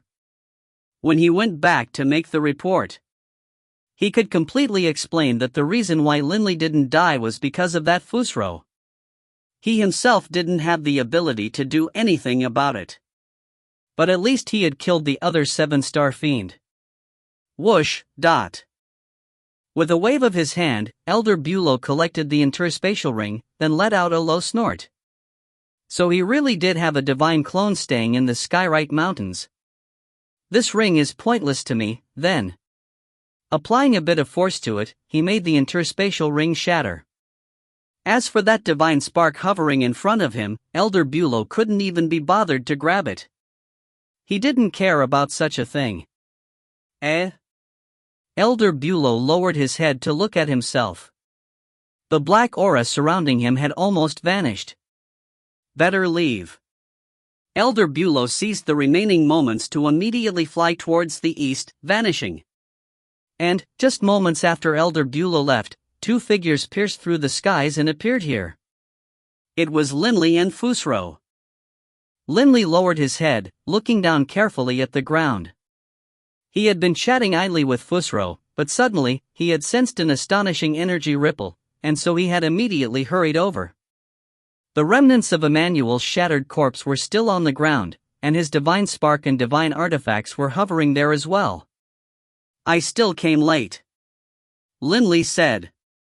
Emmanuel's already dead. With a flip of his hand, Linley collected the divine spark and the divine artifact. If he died, he died. What's the big deal? Fusro said disdainfully. Linley couldn't help but laugh.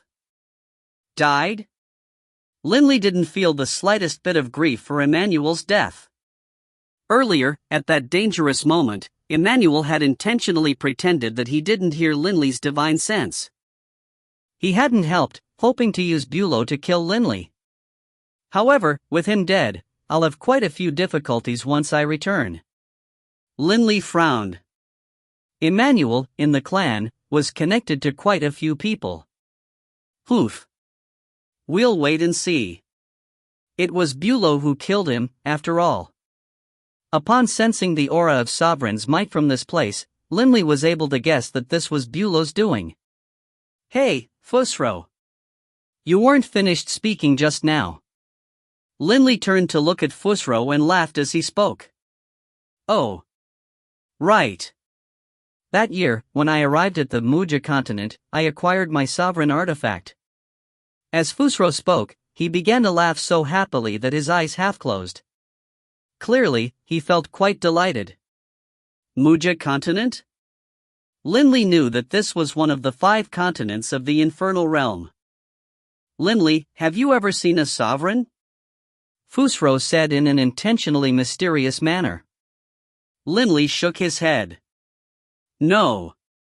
I've only seen a scryer recording of a sovereign. However, all I saw was an enormous blurry face formed from energy. That's just an illusion the sovereign generated. It isn't the sovereign's true body. Fusro said smugly. Linley, there's something you don't know. When I arrived at the Muja continent, I met a supreme expert and engaged in a competition with him. Competition? Linley was stunned. Whatever we competed in, I lost. Fusro said resignedly. We competed in material attacks. I lost. We competed in spiritual attacks. I still lost. We competed in speed. I lost. Even when we competed in the aspect I am proudest in, my physical strength, I still lost, but... You lost in everything? Linley was shocked. At the same time, he couldn't help but guess what the truth was. Only later did I discover. Fusro laughed. He was a sovereign. Although Linley had guessed this, upon hearing this, he was still shocked. After a moment, he laughed loudly. Ha, Fusro, you actually competed against a sovereign? Ha ha.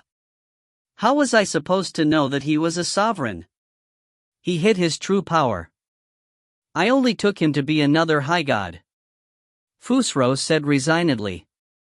He didn't reveal off any of his majestic sovereign's presence, only at the end, when he asked if I was willing to be his emissary or not, did he show off his majestic sovereign's presence. Only then did I realize he was a sovereign. A sovereign of what element? Linley asked. A fire-type sovereign. Fusro laughed. I am a fire-type expert. When I competed with him in attacks, we both competed in using fire-type attacks. Linley, I have the feeling that ever since I met you, my luck has been excellent. The first time I met you, I escaped from my countless years of bondage. And then, just a few centuries later, I became a sovereign's emissary. Fusro was quite delighted with himself. This is the sovereign artifact the sovereign bestowed upon me. My power was comparable to the infernal Azuras to begin with. Now that I have a sovereign artifact, in the entire infernal realm, there are very few people capable of surpassing me. Very few who can surpass you? You mean to say, there's still some people stronger than you? Linley laughed. A few, I suppose. Fusro said. After all, in the infernal realm, there's a number of sovereigns' emissaries. There's also a few extremely rare divine beasts who have extremely powerful innate divine abilities, but actually, the most powerful of all are those high gods who have become paragons. Linley nodded as well. Paragons had completely mastered and completely fused all of the profound mysteries of one of the elemental laws. Fusing 5 profound mysteries and fusing all 6 profound mysteries to mastery, although it was only a difference of 1 profound mystery, the difference in power was tremendously great. I've been in the infernal realm for so long, but I haven't seen a single paragon yet. Linley laughed. Neither have I. Fusro shook his head helplessly. Based on what the sovereign said, these paragon-level high gods, although in terms of power are of course inferior to sovereigns, are actually even fewer in number than sovereigns. Linley agreed with this as well. I wonder, if one were to fuse all profound mysteries into one and become a paragon, the most invincible of high gods, what sort of power one would have? Linley sighed to himself. Linley, I have some things to attend to. I'll leave for now. Fusro laughed. As for your 4 Divine Beasts clan, don't just stupidly go battle for them non-stop. Protect yourself and improve your own power first. After speaking, Fusro flew away. Linley chuckled, watching Fusro leave. Time to go back. Linley lowered his head, glancing at Emmanuel's corpse on the ground, then flew towards the Skyrite Mountains. If you find any errors, ads pop-up, ads redirect, broken links, non-standard content, etc., please let us know. Report chapter so we can fix it as soon as possible. Book 17, Chapter 34, The 8 Great Patriarchs. Book 17, Indigo Prefecture, Chapter 34, The 8 Great Patriarchs. Bloodbath Gorge. Whoosh! Emmanuel was currently flying at high speed through Bloodbath Gorge. The other warriors within Bloodbath Gorge couldn't help but stare, puzzled, as Emmanuel flew past at high speed. Isn't this the elder Emmanuel of the Azure Dragon clan? Why is he in such a rush?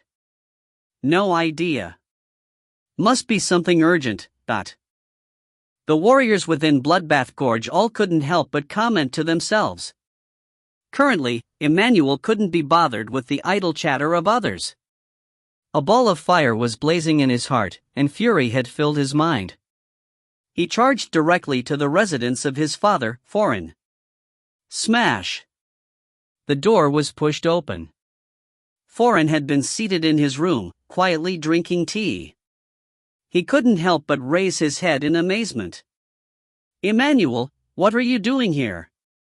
Emmanuel didn't say anything. Turning, with a kriawak sound, he slammed the door shut. Bang! Emmanuel fell to his knees, his kneecaps smashing hard against the ground. Even the tough ground cracked apart from the force of it. Emmanuel, what are you? Foreign immediately stood up. Father! Emmanuel called out with grief and fury. What on earth has happened? Foreign had a bad feeling. my divine water clone died. It was because of that Linley. Because of him. Emmanuel said, his entire body trembling. It was all because of him. First, he intentionally refused to participate, and then, he parted ways with me. Your divine water clone died? Foreign's mind went momentarily blank. His son only had 2 bodies in total, one a divine water clone, the other a divine wind clone. The power of his divine wind clone was ordinary, and he hadn't been able to fuse any of the profound mysteries. His son wouldn't even have the chance to refine a water-type divine spark and recover his former level of power.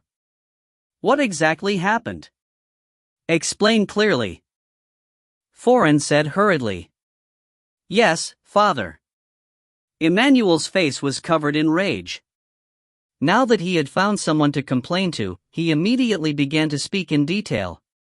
Only, once the words came out from Emmanuel's mouth, the story had changed.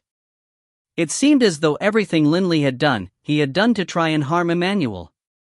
The Azure Dragon Palace. The 5th floor. A side room. The Grand Elder was seated in the meditative position on a prayer mat, quietly training. Suddenly, the Grand Elder's forehead furrowed, and she opened her eyes. Why are the 2 of them here? The Grand Elder immediately stood up and walked towards the main hall. Grand Elder. Foreign's voice rang out. And then, Foreign and Emmanuel entered the main hall on the 5th floor. What are you doing, rushing in here like this? The Grand Elder shouted in a cold, unhappy voice. Grand Elder, Emmanuel's divine water clone died. Foreign said frantically. Eh? The Grand Elder was shocked. She couldn't help but look at Emmanuel. Emmanuel, didn't you and Linley go together to carry out this mission? Also, you and Linley both had a drop of Sovereign's might. Bang! Emmanuel knelt down heavily. Grand Elder, Linley and I encountered 3 7-star fiends, all of whom were extremely strong. One of them was Elder Bulow of the Ashcroft clan. Emmanuel said hurriedly. The Grand Elder's face changed. It was actually him? Given his status, he should have had a drop of Sovereign's might. However, if you and Linley had both used your Sovereign's might and joined forces, even if Bulow used Sovereign's might, the 2 of you, when joining forces, should have been able to escape with your lives. The Grand Elder said. That Linley just watched me die without helping. Emmanuel said hurriedly. When I was in danger, he didn't help out at all. Afterwards, an expert suddenly appeared and ordered that Bulow to temporarily halt his attacks. That expert ordered Bulow to leave, and so I thought that I was safe. Linley then said that he had something to discuss with that expert, and so I was to leave by myself first. I didn't suspect anything, and thus left by myself. But who would have imagined, Emmanuel was filled with both rage and grief. Grand Elder, just as I left, I was ambushed by that Bulow again and killed by him. Grand Elder, it must have been arranged by Linley. He definitely must have secretly used his divine sense to speak with that Bulow and told that Bulow to ambush me. Otherwise, how could Bulow have left, then returned to attack me? The Grand Elder, hearing this, frowned. For Linley to not assist earlier does show that he had the intention of harming you. However, as for Bulow's later attack, there's no way to be certain as to whether or not Linley used his divine sense to collude with Bulow. The Grand Elder said in a low voice. Although Linley didn't assist you, you didn't die, after all. Your death was caused by Bulow's attack. It can't be counted as being caused by Linley. Grand Elder. Emmanuel was frantic. Although the Grand Elder was his paternal grandmother, she was too obstinate and unfeeling. Even her son, Foreign, had to address her as Grand Elder. Grand Elder, think about it. If Linley didn't have the intention of killing Emmanuel, how could Emmanuel's divine water clone have died? Foreign said frantically. Why wouldn't he return alongside Emmanuel? Why would he insist on them taking separate paths? Even if he wanted to speak in private, Couldn't he just have Emmanuel wait off to one side? Also, that Bulow, having been ordered off by that mysterious expert, why would he dare return and attack? He definitely colluded with Linley. Foreign said frantically. But they all forgot about something. Bulow, after having used Sovereign's might, was able to use a Sovereign's power for scouting. Grand Elder. Foreign said frantically. The Grand Elder couldn't help but look towards Emmanuel. Bang! Foreign suddenly knelt down as well. Frantically, he said, "Mother." The Grand Elder's body trembled. Ever since she ordered Foreign to address her as Grand Elder, it had been many years since her son had addressed her as mother again. "Mother, Emmanuel is my only son. His divine water clone is now dead. For his divine wind clone to grow in power will be difficult, even after the passage of countless years. Mother, the future of your grandson has been shattered by that Linley. How can you, not even a little?" As he spoke, Foreign began to shed tears. The Grand Elder felt her heart clench. If she wanted to penalize Linley, just by being slightly partial, she could indeed penalize him. "Mother!" Foreign said frantically. The Grand Elder looked at the two men kneeling in front of her. One was her son, and the other was her grandson. The Grand Elder took a deep breath, then said softly, "Child, rise." The Grand Elder rarely displayed her emotions, and within the clan, she always gave the impression of being callous and emotionless. However, she was still a mother. Deep within her soul, there was still a very soft place. She wasn't completely stone-hearted and unfeeling. Foreign and Emmanuel, hearing this, were overjoyed. "Mother! Linley's divine clone is at the Skyrite Mountains right now. We can interrogate him right away." Foreign said hurriedly. "Our Azure Dragon clan should be unified and work together, but Linley actually dares to act in such a way. Even if we don't execute him, we have to punish him heavily." "Right. Punish him heavily," Emmanuel said hurriedly. "In addition, by what right does he, a junior, hold the Azure Dragon Ring of the Ancestor?" "The Azure Dragon Ring should be in your possession, grandmother. Even if you don't need it, it should be given to father." The Grand Elder was silent. "Mother, shall we send someone to summon Linley over?" Foreign said hurriedly. Linley's original body and divine wind clone were currently in the battlegrounds outside, while his fire, water, and earth clones remained in the Skyrite Mountains. They could be interrogated immediately. "What's the rush?" The Grand Elder glanced sideways at each of them. "Even if I am to punish him, can it be that I am supposed to punish those clones? Linley's original body isn't even back yet." Foreign and Emmanuel both came to their senses. "Right. We shouldn't interrogate him now. Otherwise, if we interrogate his clones, he might be so frightened that his original body flees." "That won't be worth it," Emmanuel said hurriedly.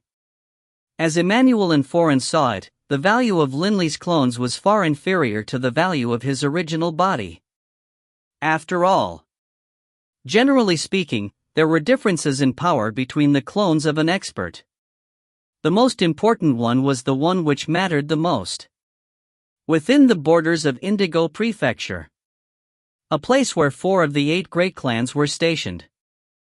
The leader of the Ashcroft clan, which had moved here from the Netherworld, was currently chatting with Bulow's divine water clone.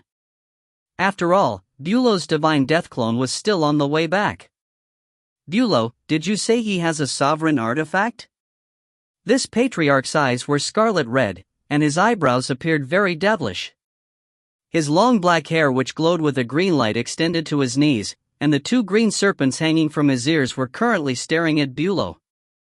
This person was the leader of the Ashcroft clan, and the ancestor of the Nether Serpent clan. The most powerful expert of the Nether Serpent clan. "Yes, father. That fire-type sovereign artifact is very formidable," Bulow said respectfully. He also asked me to deliver a message to you. He said that he didn't kill me because he was giving you face, but if in the future we dare touch Linley, then the repercussions, we can imagine them for ourselves.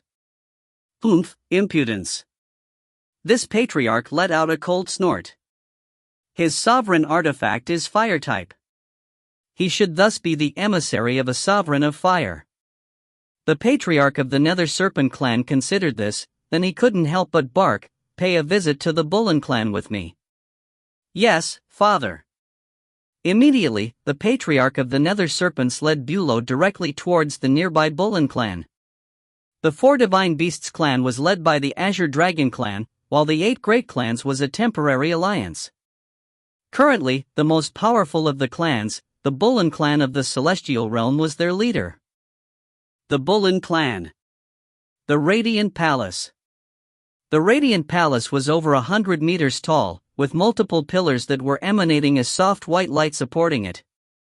Currently, outside this palace, Bulow was there, standing alone in a respectful manner. As for within the palace, there were 8 figures seated. These 8 were the 8 patriarchs of the 8 great clans. To be more precise, 4 of them were the true bodies of the patriarchs, while the other 4 were the golem clones of the patriarchs of the other 4 clans, who were far away on the opposite end of the Indigo Prefecture. These golem clones were death god golems, and held a hint of consciousness within them. The reason they had death god golems here was so that they could discuss things in a group. Bulow was respectfully narrating what had occurred in this battle. After he finished speaking, he said formally, "That's all." The voices of the 8 great patriarchs could be heard from within, engaging in conversation. "Rainaless, your clan has always been in the infernal realm.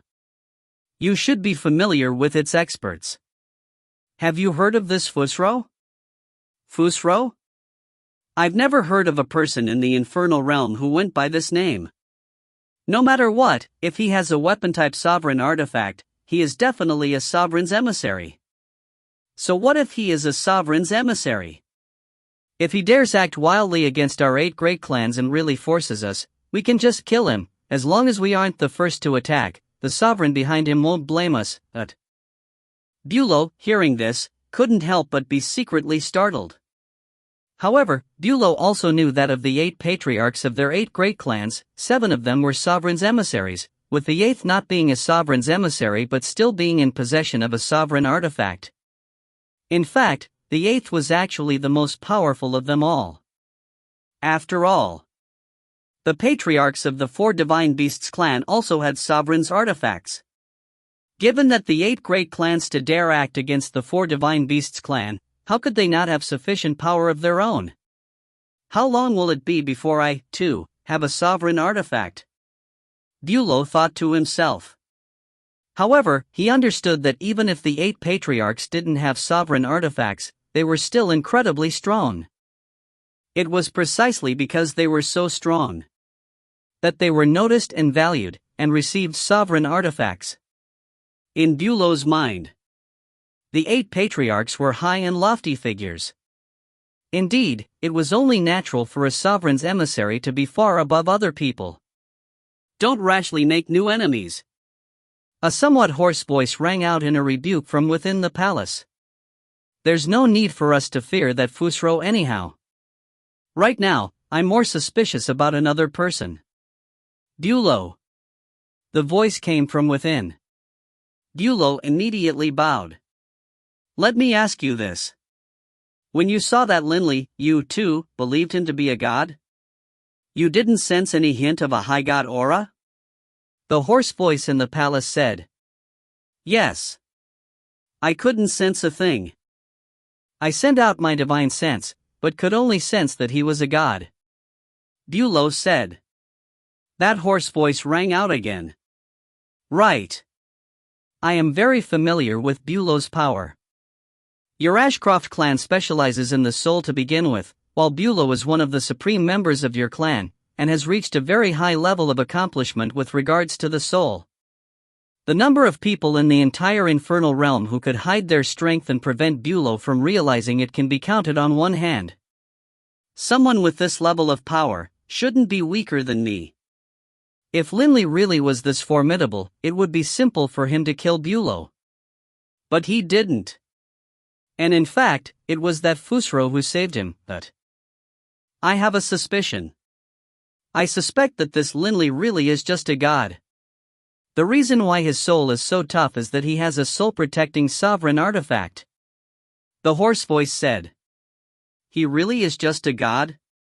Patriarch Bullen, don't jest like that. Someone immediately said. If you find any errors, ads pop-up, ads redirect, broken links, non-standard content, etc., please let us know. Report chapter so we can fix it as soon as possible. Book 17, Chapter 35, A Tremendous Threat. Book 17, Indigo Prefecture, Chapter 35, A Tremendous Threat. That he really is a god? Bulow, hearing this from outside the hall, also felt that this was unbelievable. The voices of the 8 patriarchs continued to ring out from within the hall. I'm not joking. Think about it closely. Over the course of all these years, since when has anyone in the 4 Divine Beasts clan been capable of using this technique of aura hiding for launching sneak attacks? It has never happened. It wasn't that they didn't want to do it, it was that they weren't capable of it. That hoarse voice continued, my Bullen clan, the Ashcroft clan, and the Edric clan are all famous for our extremely high level of ability pertaining to the soul.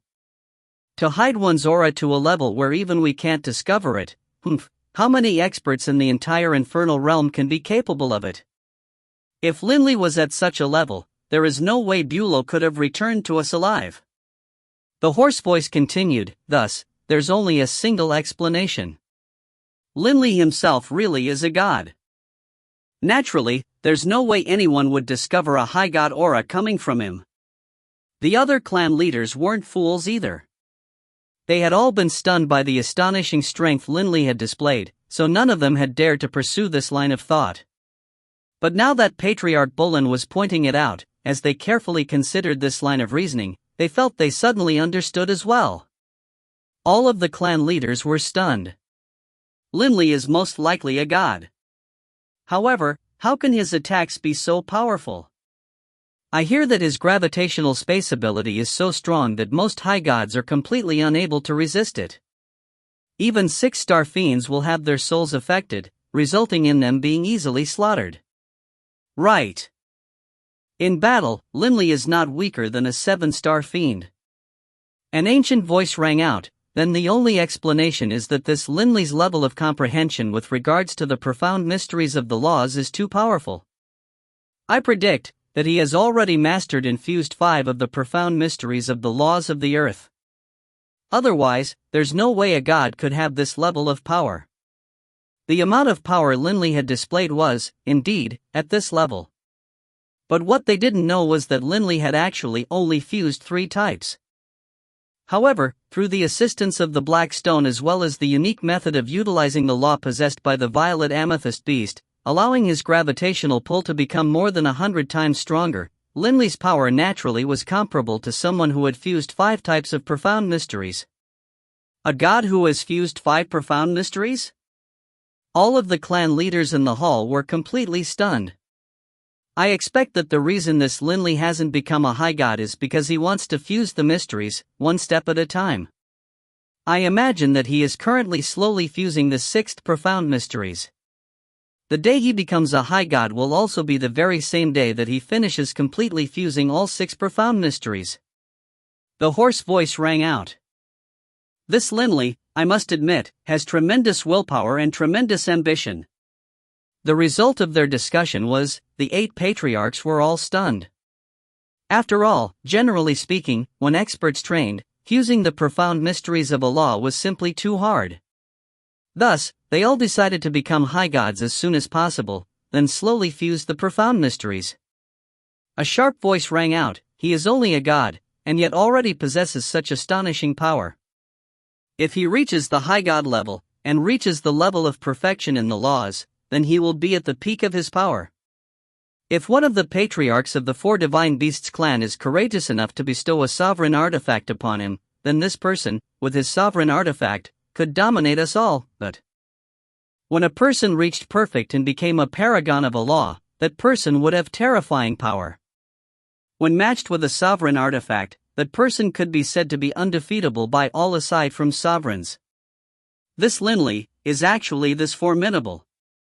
Bulow, still listening from outside the hall, was terrified as well. But it makes sense.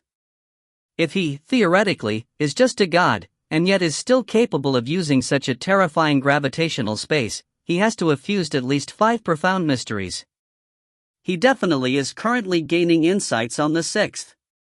Once he fuses them and becomes a paragon. The number of high god paragons was even lower than the number of sovereigns. Every single one of them was a glorious person of their generation, supreme amongst supreme experts, but this Linley cannot be allowed to live. A low, rumbling voice shouted angrily. As we can now see, this Linley might break through at any moment and fuse 6 profound mysteries. By then, it would be perfectly normal for the patriarchs of the 4 Divine Beasts clan to be willing to give up one of their sovereign artifacts to him. By then, we will be doomed. If that really happens, even the sovereigns wouldn't be willing to help us. The 8 patriarchs were immediately filled with shock and rage. Sovereigns were lofty beings. The emissaries of the sovereigns were nothing more than their subjects, and sovereigns usually didn't care too much about the affairs of their emissaries. As long as an emissary was capable of carrying out the duties assigned, that was enough. But there was one type of person who was different. A high god paragon. Even sovereigns would be willing to lower themselves to solemnly ask a paragon to be an emissary. The patriarchs of the 8 great clans all felt their hearts clench slightly. Good heavens! They had never imagined that the 4 Divine Beasts clan, silently and soundlessly, would actually produce such an incredibly talented figure. If this was permitted to continue, the repercussions would be unthinkable. This Linley must be killed. A furious shout came from within the hall. The war between us and the 4 Divine Beasts clan cannot be permitted to continue like this. We must accelerate it. There's no need to pay any attention to that other sovereign's emissary. Our greatest threat right now is Linley. We have to seize the opportunity to execute him. No matter what the cost, no matter what sacrifices we must make, we must execute him. Originally, the 8 great clans hadn't truly spent much time thinking about Linley.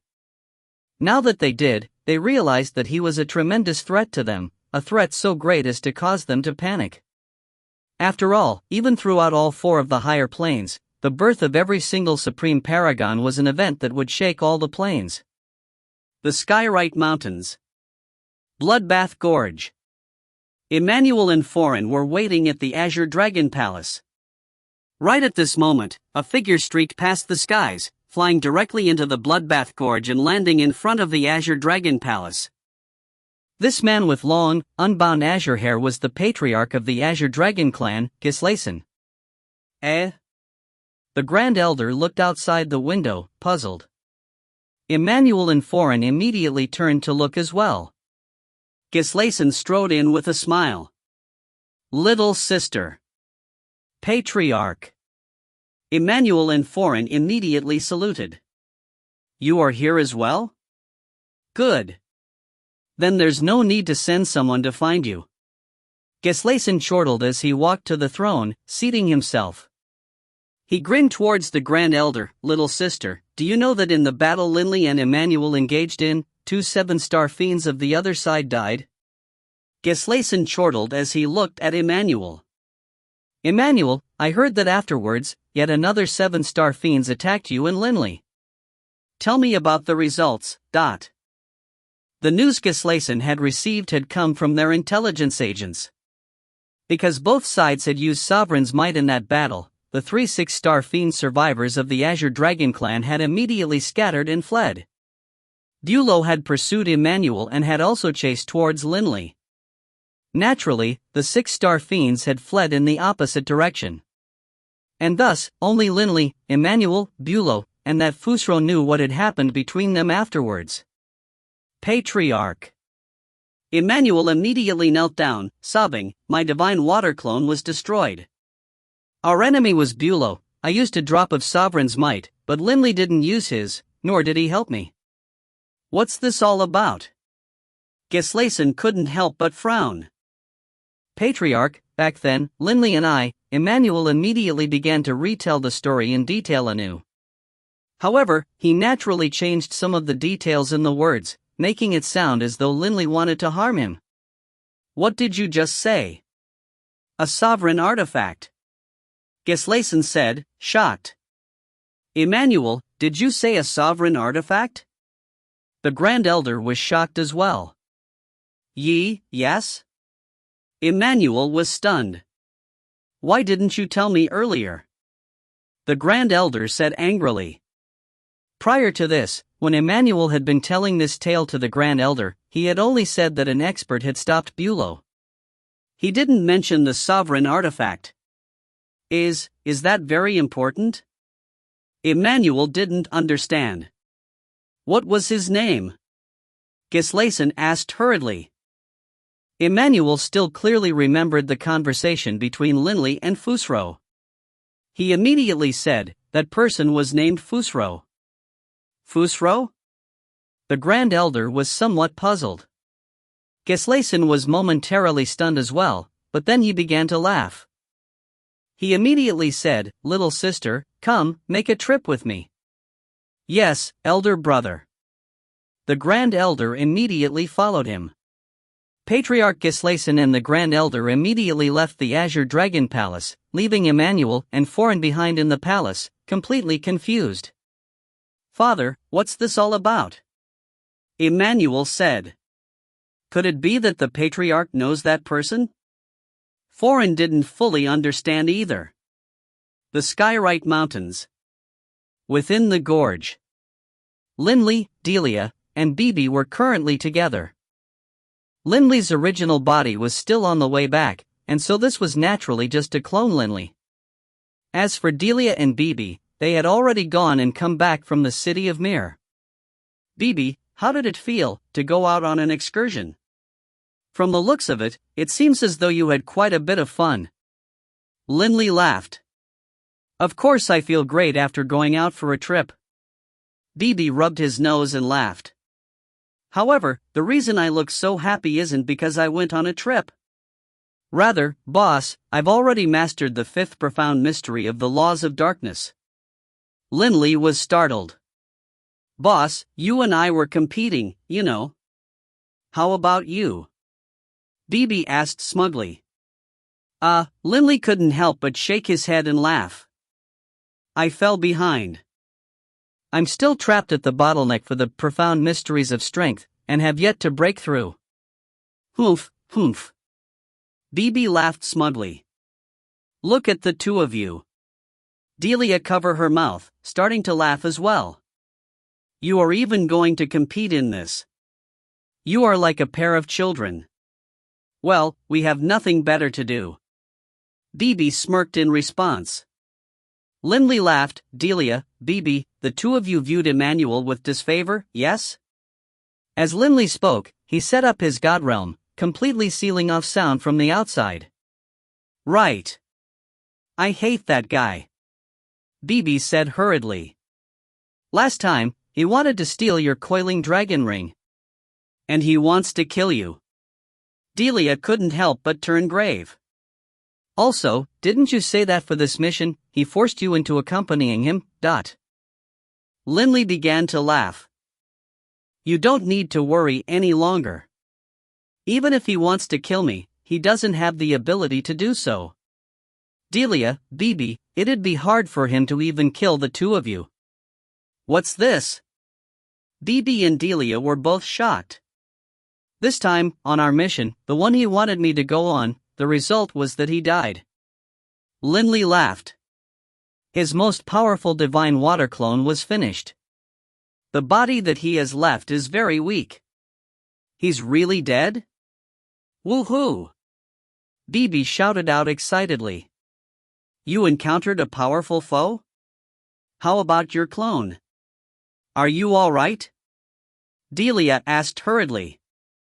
Delia was worried each time Linley went out on a mission. After all, The war between the 4 Divine Beasts clan and the 8 Great Clans meant that during every single mission, the squads were dancing between the edges of life and death. Of course I'm fine. Linley laughed. Linley suddenly frowned, then turned and looked towards the skies. He saw that in mid-air, there were 4 figures flying over at high speed. Linley released his god realm, and the 4 landed directly in front of Linley. Elder Linley. The 4 bowed as they spoke. What is it? Linley asked. The leader said respectfully, Elder Linley, we have come on the orders of the 4 clan leaders to summon you to the Grand Palace of the 4 Divine Beasts. The 4 clan leaders? Linley was stunned. He had been in the Infernal Realm for so long, but he had only met Patriarch Gislason of his own Azure Dragon clan. As for the other 3 clan leaders, he had never seen them before. Now, the 4 patriarchs were summoning him? Why? Elder Linley, please hurry. The 4 clan leaders are all waiting for you at the Grand Palace. The leader urged. Right. Linley nodded. Linley immediately turned towards Delia and Bibi, laughing as he nodded towards them. I need to make a trip. And then, he immediately flew into the air. Those 4 warriors followed directly behind Linley, as the 5 of them flew in a line towards Bloodbath Gorge. Moments later, Linley arrived at Bloodbath Gorge. He immediately saw the distant Azure Dragon Palace. It's actually the Grand Palace. I've never been to the Grand Palace before. Bloodbath Gorge had 5 palaces in total. The Grand Palace of the 4 Divine Beasts was the place where the clan leaders of the 4 Divine Beasts clan went to discuss major matters with each other. But today, the Grand Palace of the 4 Divine Beasts had especially opened its doors for Linley. The Grand Palace of the 4 Divine Beasts was more than 100 meters tall, and its 4 walls were filled with carvings of 4 different divine beasts. The entire Grand Palace was an extremely stately, solemn place. At the gate to the Grand Palace, there were warriors of Bloodbath Gorge standing guard. Elder Linley. The guards saluted respectfully. Linley laughed and nodded, then strode into the Grand Palace. Rumble, behind Linley, the gates to the Grand Palace shut themselves. If you find any errors, ads pop up, ads redirect, broken links, non-standard content, etc., please let us know. Report chapter so we can fix it as soon as possible. Book 17, Chapter 36, Decision. Book 17, Indigo Prefecture, Chapter 36, Decision. Linley looked about carefully, but there wasn't a single person present in this main hall of the first floor of the Grand Palace of the 4 Divine Beasts. Linley, come to the second floor. A voice rang out in Linley's ears. Patriarch. Linley recognized this voice as being Gislason's, and he immediately entered a side room to the main hall, which had a staircase that led upwards into the second floor. Climbing up the staircase, Linley arrived at the second floor of the Grand Palace. The second floor was clearly much smaller than the main hall on the first floor.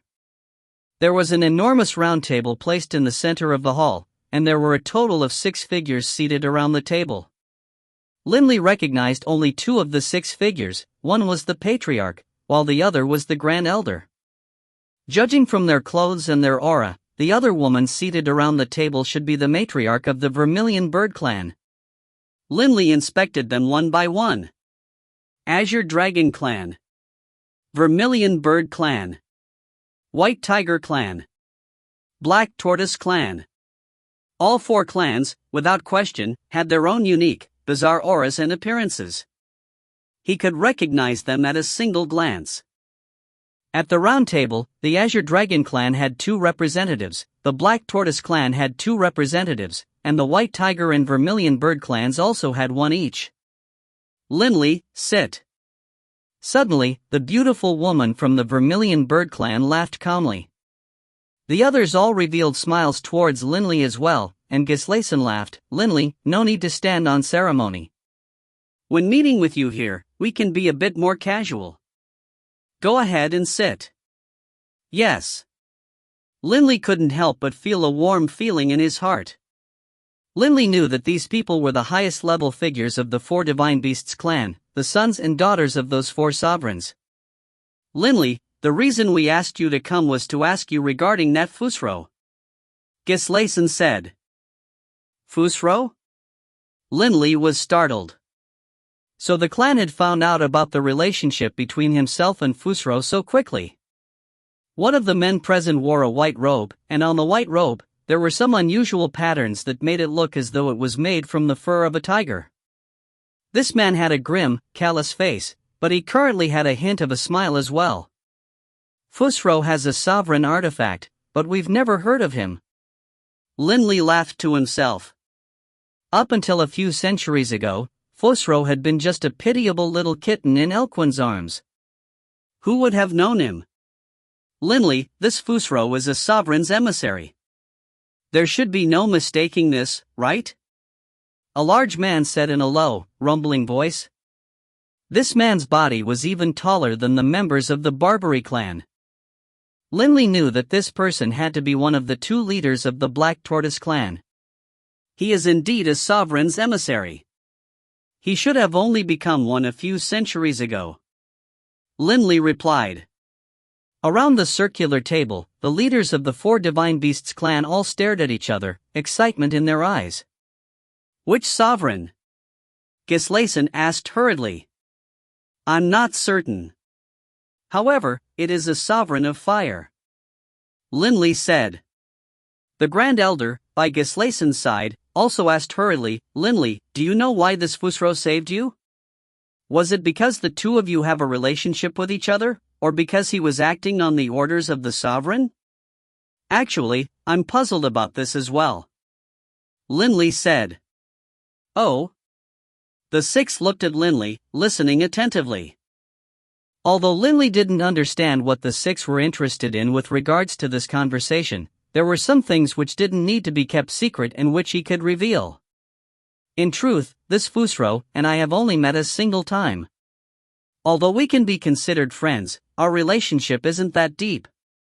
I can understand why he saved me when he happened to be there, but he actually threatened Bulow and threatened Bulow's clan, saying that they were not permitted to act against me.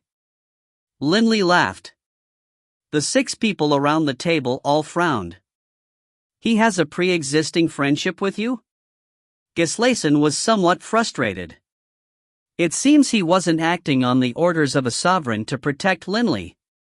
There isn't much of a connection between the sovereign and Linley.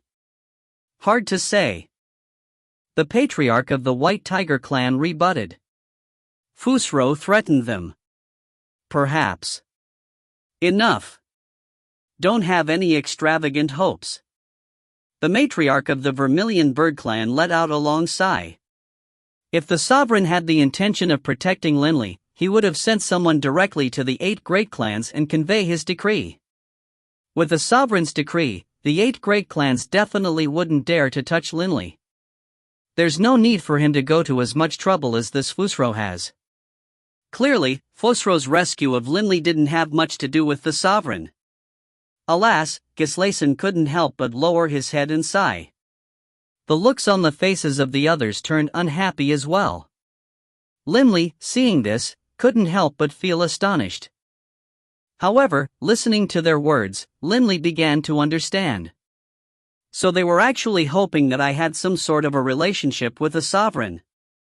When Linley thought of the situation of his clan, he fully understood.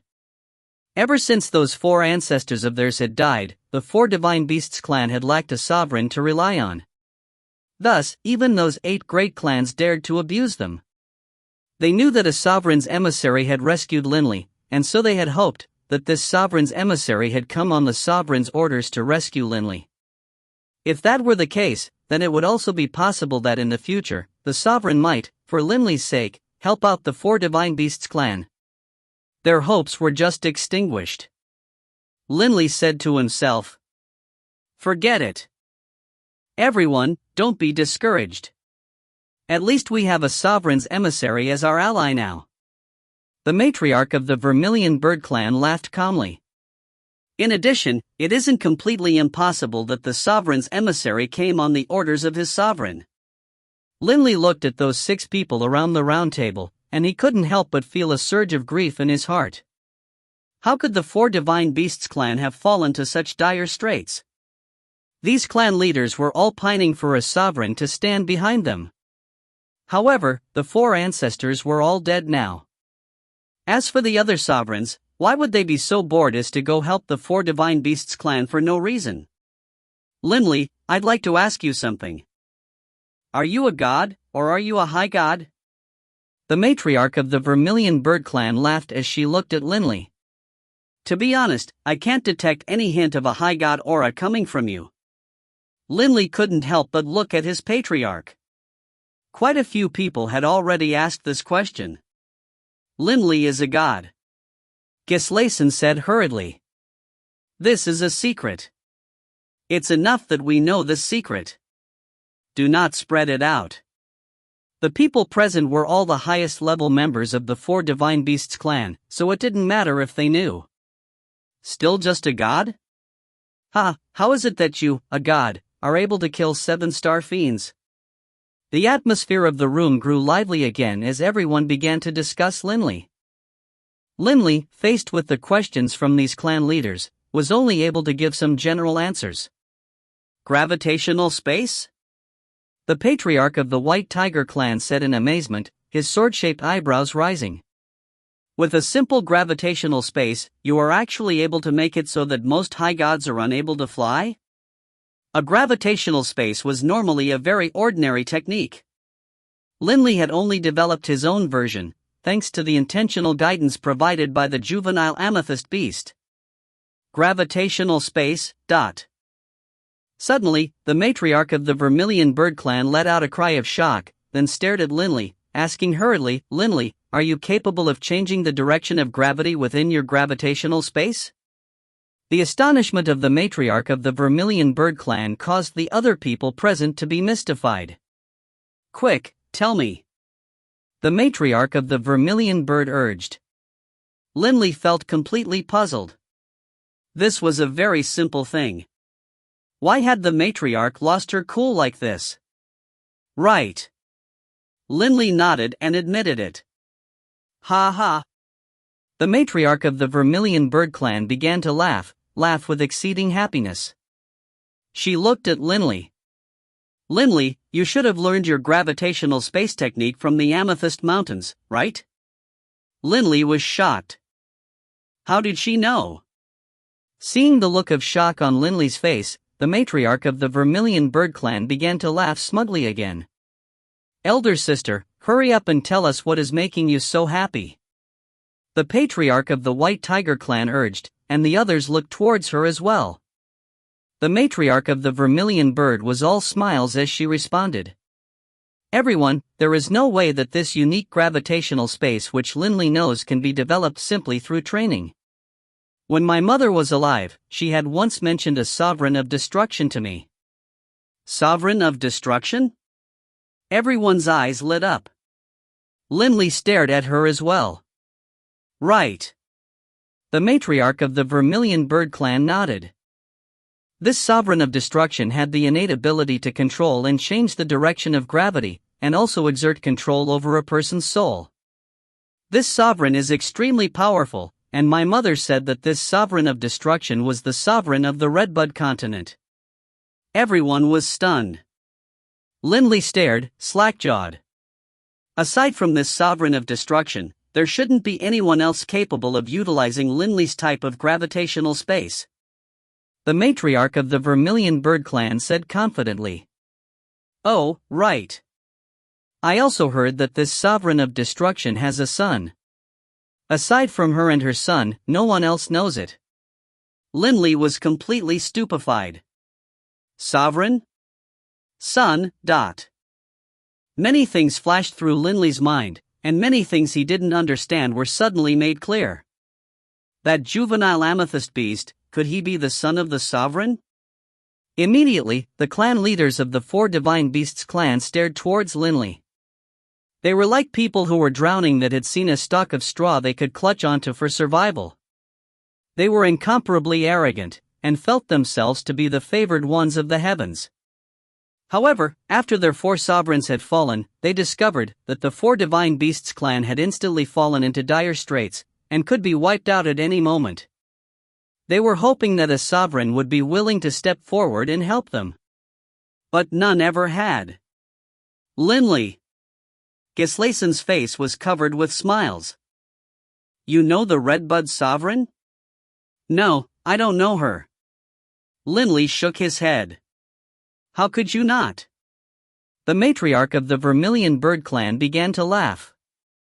You learned your gravitational space technique from the Amethyst Mountains, right?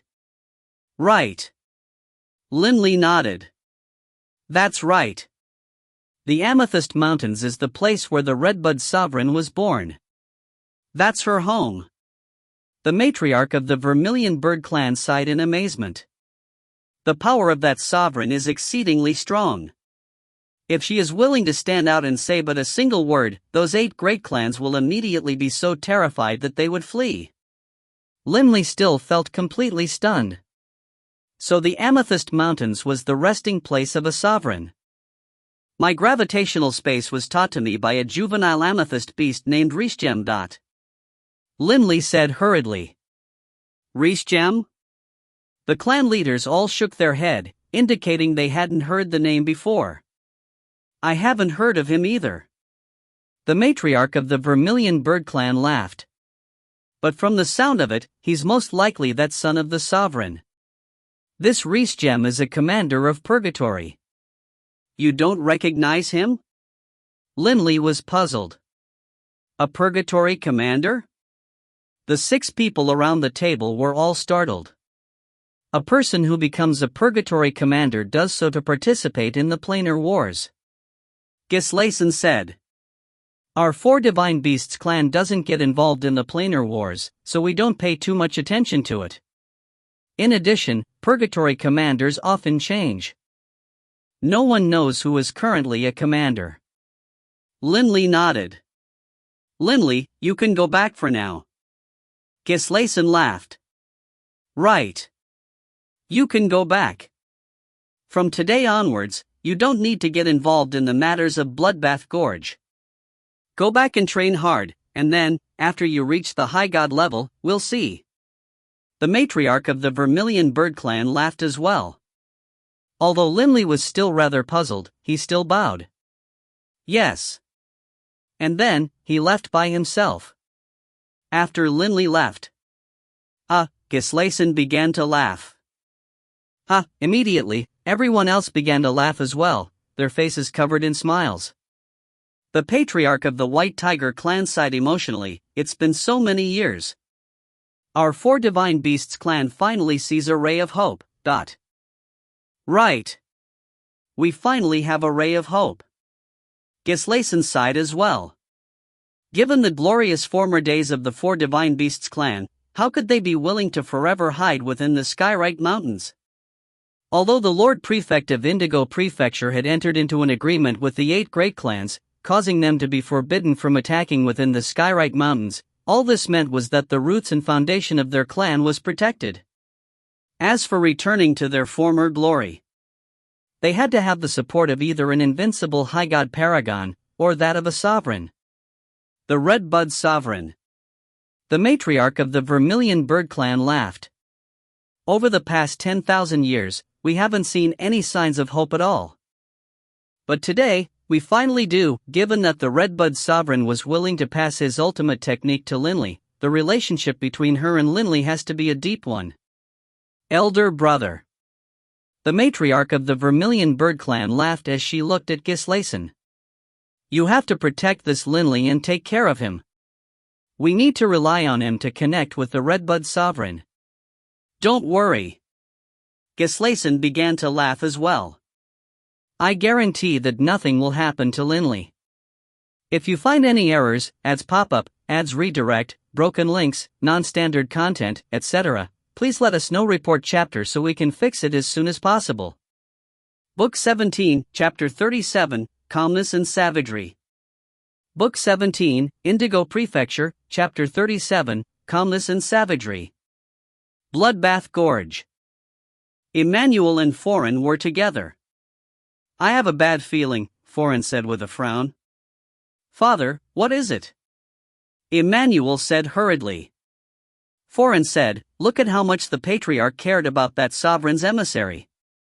Most likely, he wants to draw that sovereign's emissary closer to us.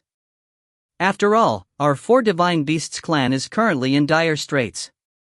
If that's the case, Linley most likely won't be punished. Won't be punished? Emmanuel was frantic. He had wanted to deal with Linley this entire time. This time, he wanted to steal a chicken, but instead just lost the bait. Even his most powerful divine water clone had been destroyed. The sort of rage this engendered had all immediately and naturally been transferred onto Linley. He wasn't strong enough to deal with Linley, so he wanted to find some other methods. How can Linley not be punished? Emmanuel said hurriedly.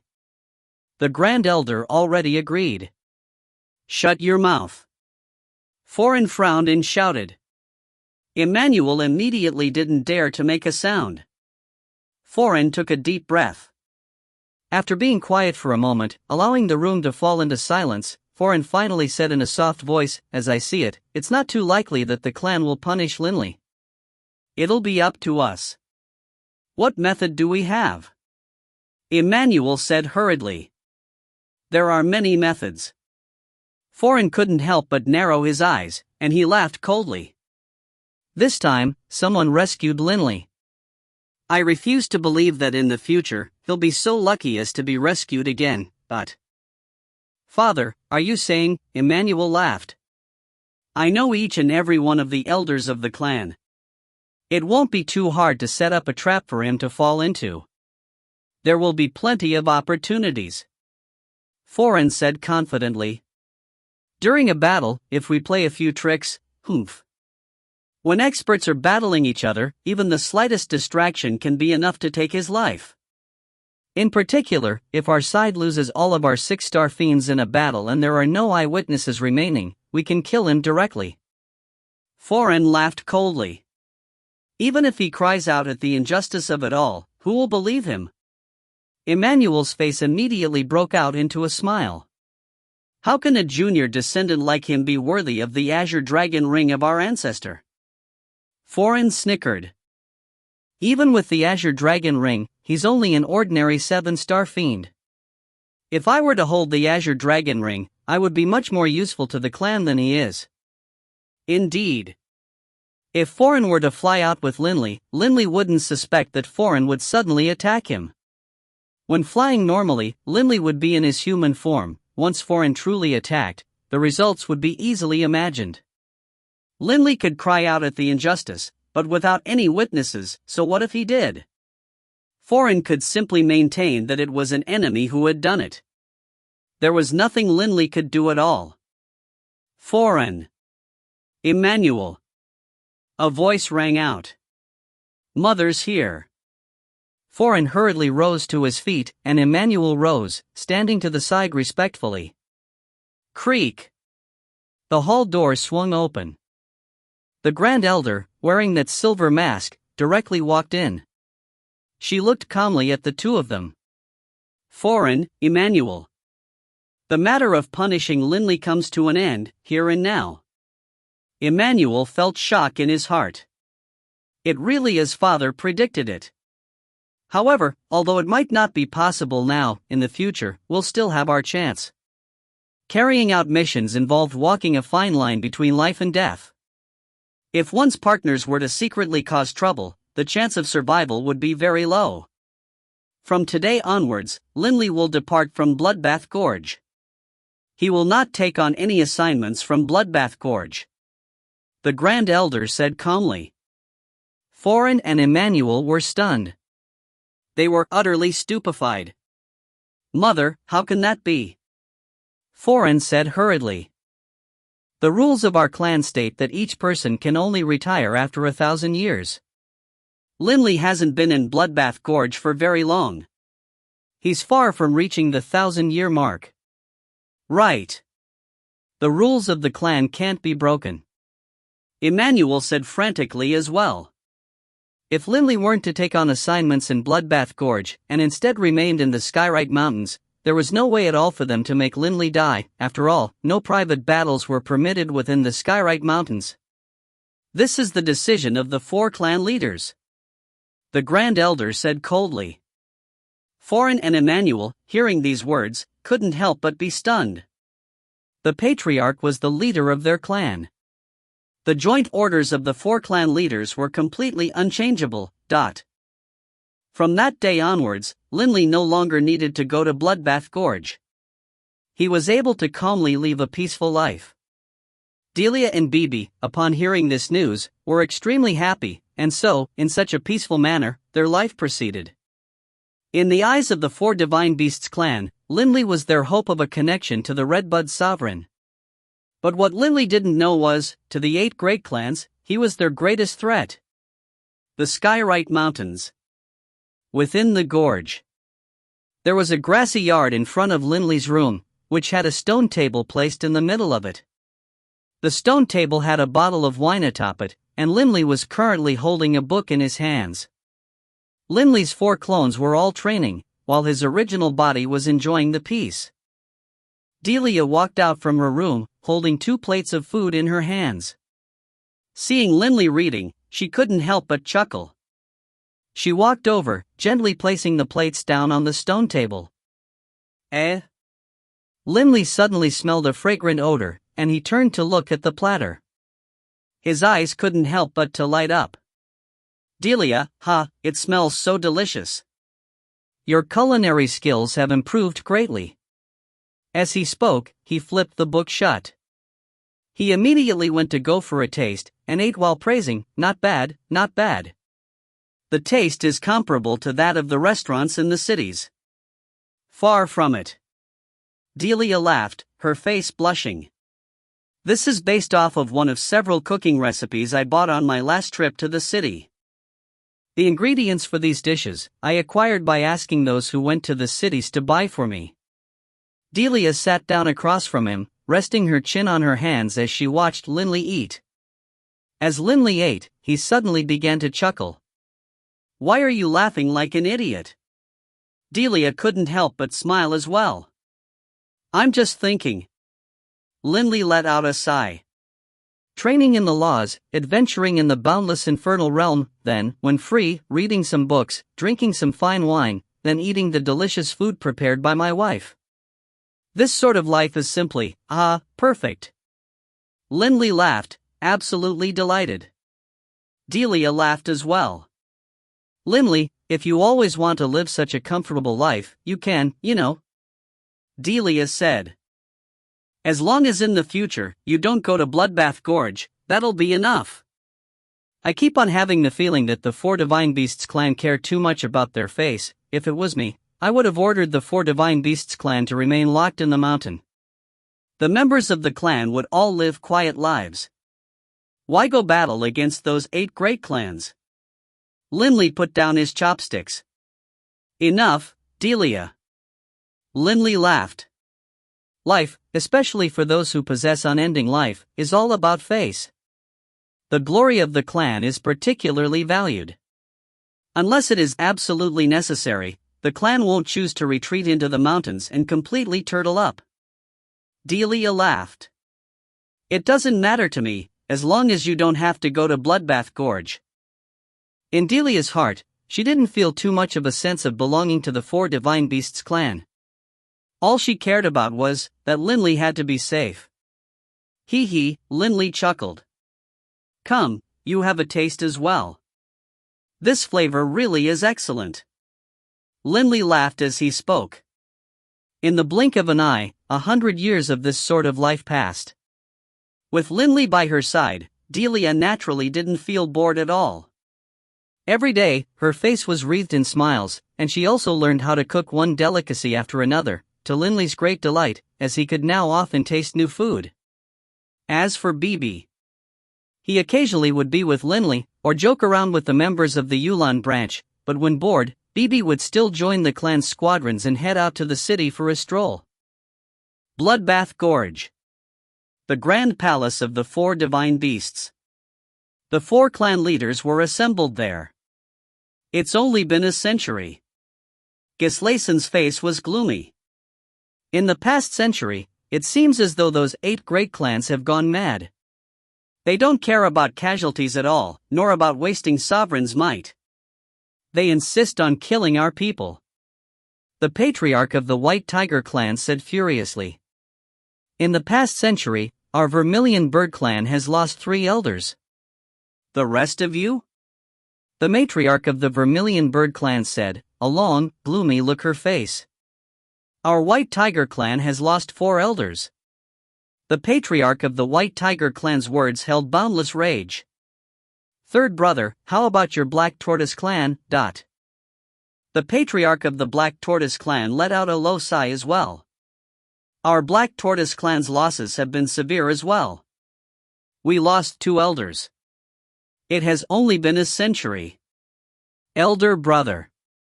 The matriarch of the Vermilion Bird clan looked towards Gislason.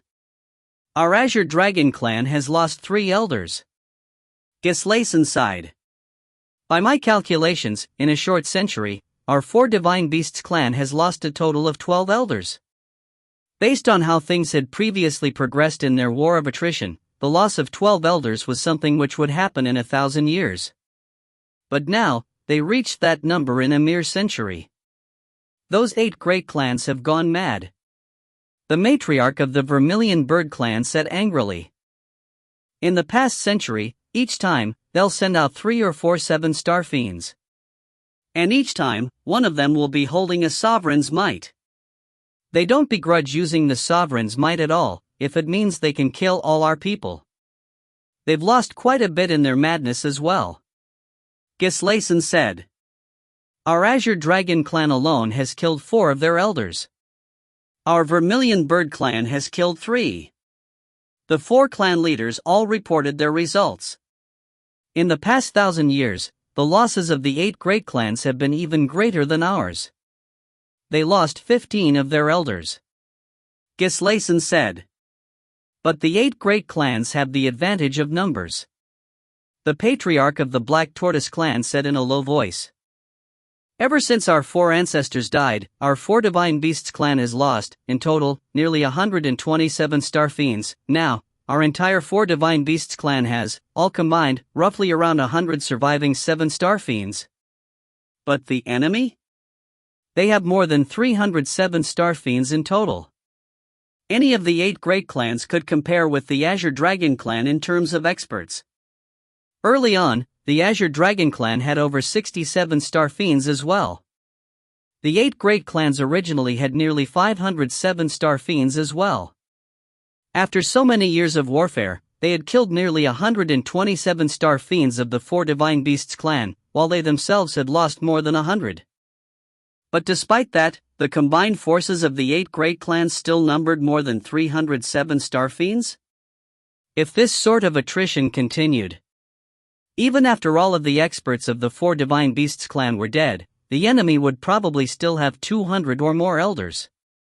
In addition, the enemy also had many supreme experts. The patriarchs of the 8 great clans were all extremely powerful figures. Madness. Madness. They ignore the cost in sovereign's might and in deaths of 7-star fiends. They've all gone mad. The patriarch of the Black Tortoise clan said unhappily. What's going on? In the past 10,000 years, they've never been as wild as this. Why have they gone so mad in the past century? Gislason simply couldn't understand it. But how could the leaders of the 4 Divine Beasts clan have imagined that the reason these 8 great clans had gone mad and sent out 3 or 4 elders to join forces each time was, first of all, in the hopes that when they ran into Linley, they would be able to kill him. And the second reason was, they wanted to speed up the pace. They didn't dare to waste more time, for fear that as time went on, Linley might suddenly break through and become that which they feared the most, a high god paragon. Although the 4 Divine Beasts clan and the 8 great clans had entered a wild state, the Skywrite Mountains were still very quiet and calm. Linley lived this sort of calm life with no struggles, while his 4 clones constantly improved as well. After his retirement from Bloodbath Gorge, 200 years had passed.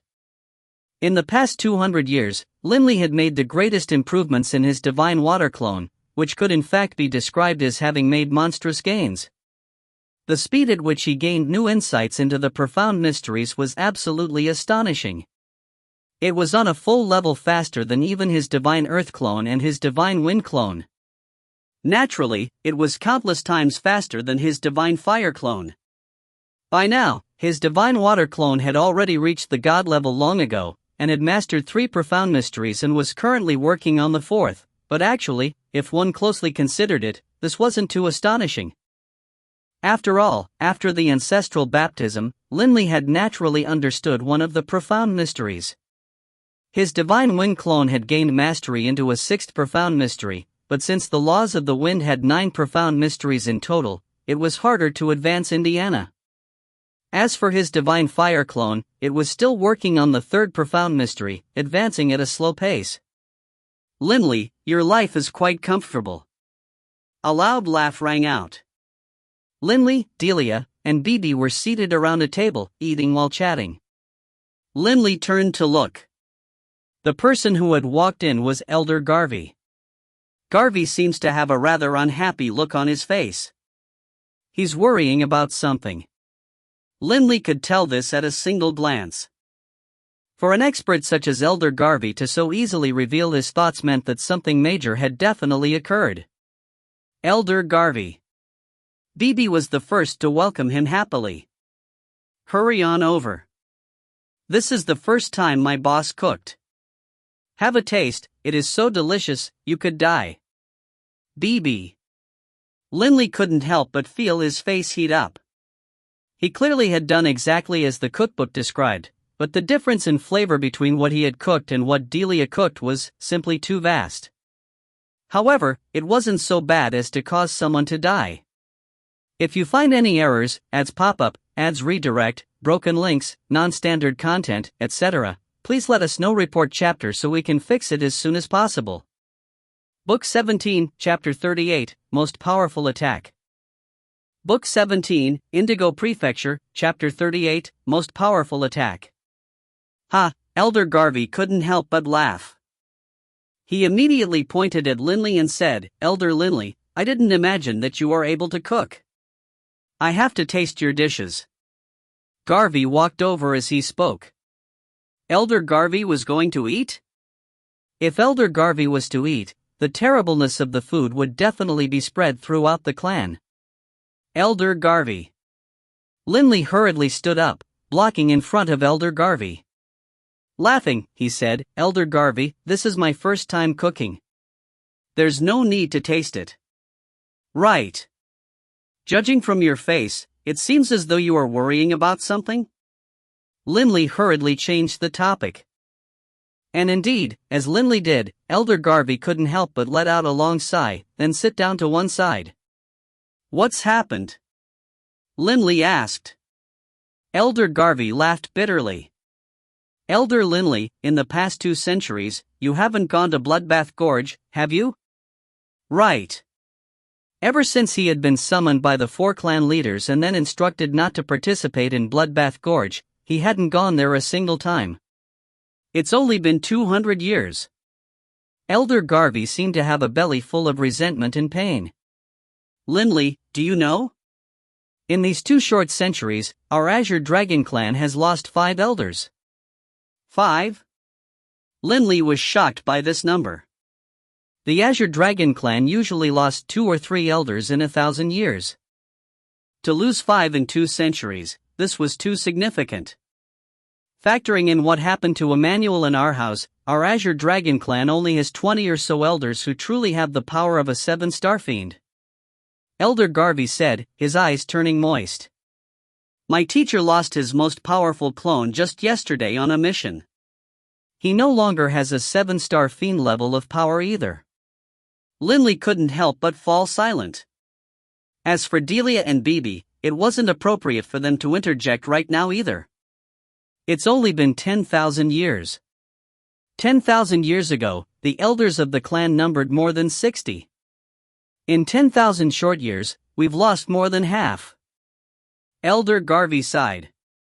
Based on this sort of speed, the number of elders in Bloodbath Gorge definitely won't be enough. We'll probably be recruited earlier this time. Normally, the elders of Bloodbath Gorge were swapped out every 1,000 years.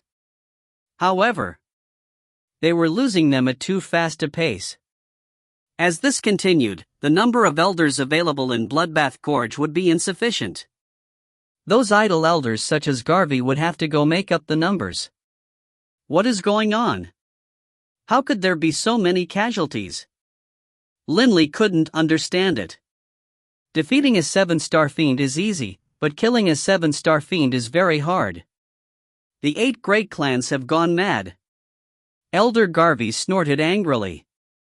In the past 2 centuries, they've gone completely mad. Each battle, they'll send out 3 or 4 7-star fiends, and one of them will definitely be holding a sovereign's might. Our elders have barely any chance to survive each battle.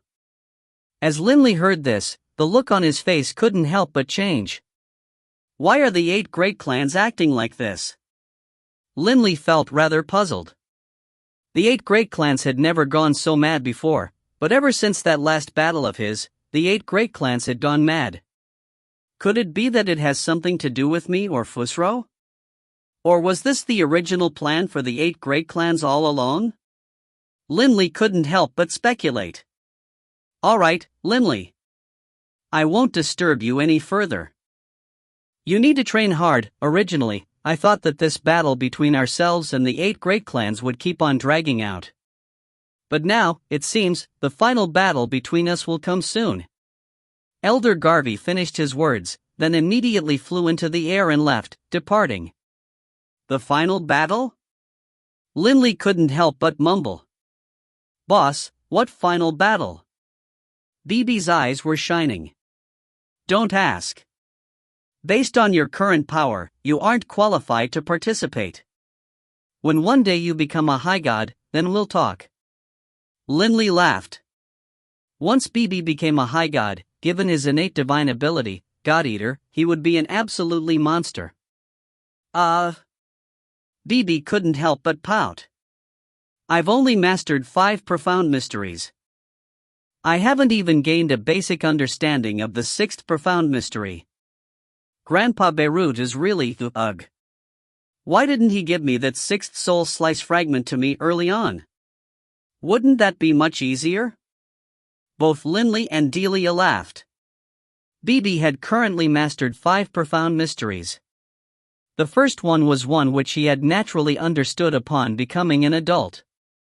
As for the other 4, he had gained them from soul slice fragments that contained understandings of profound mysteries that was at the bottleneck level.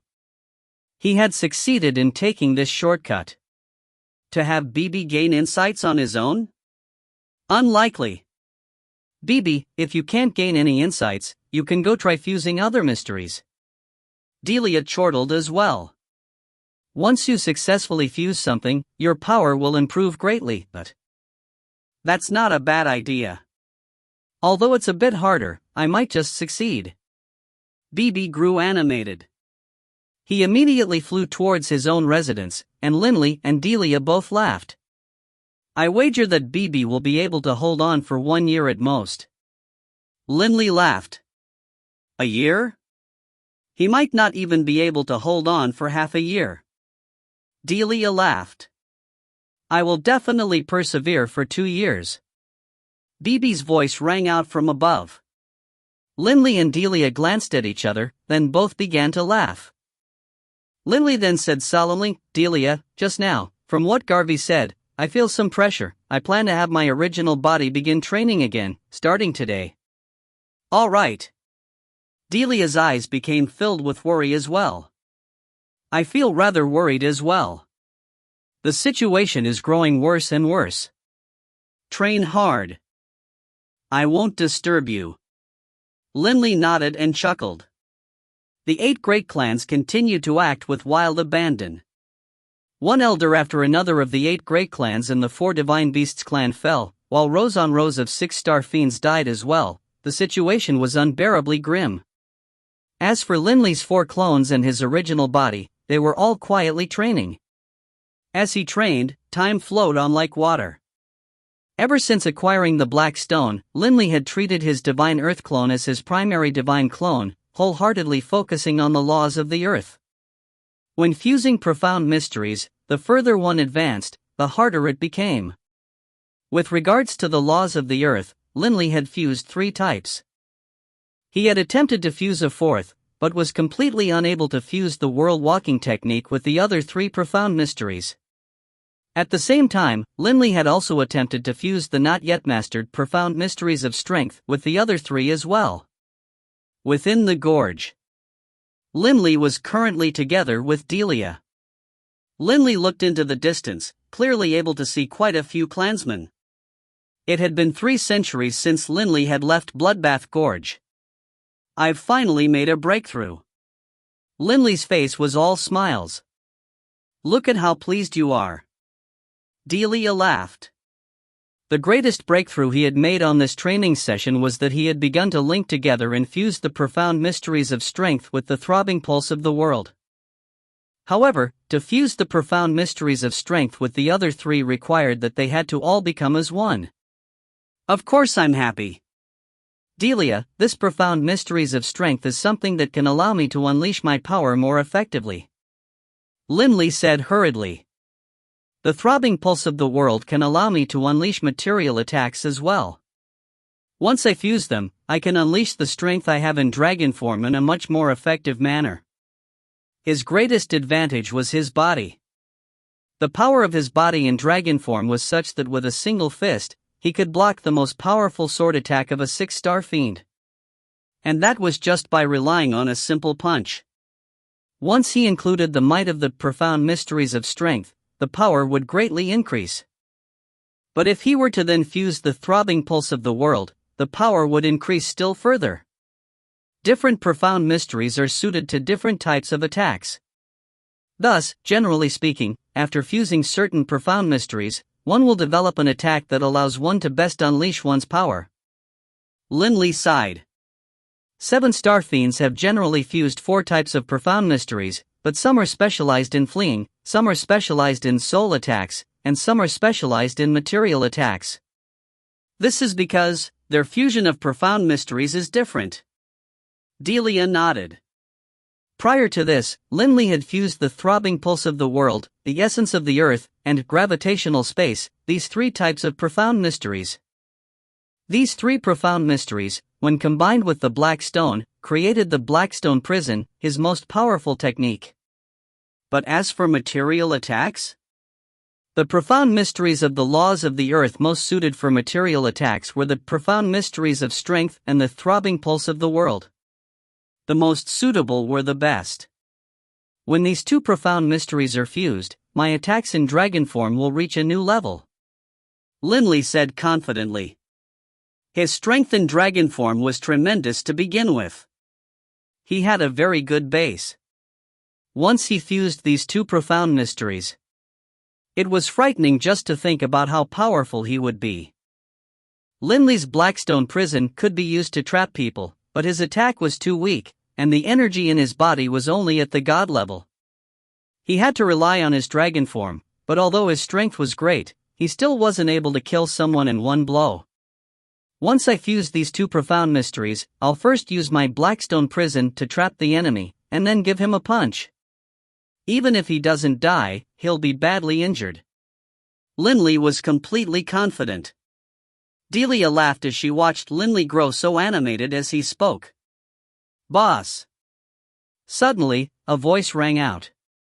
Linley and Delia both turned, only to see BB fly over, beaming merrily.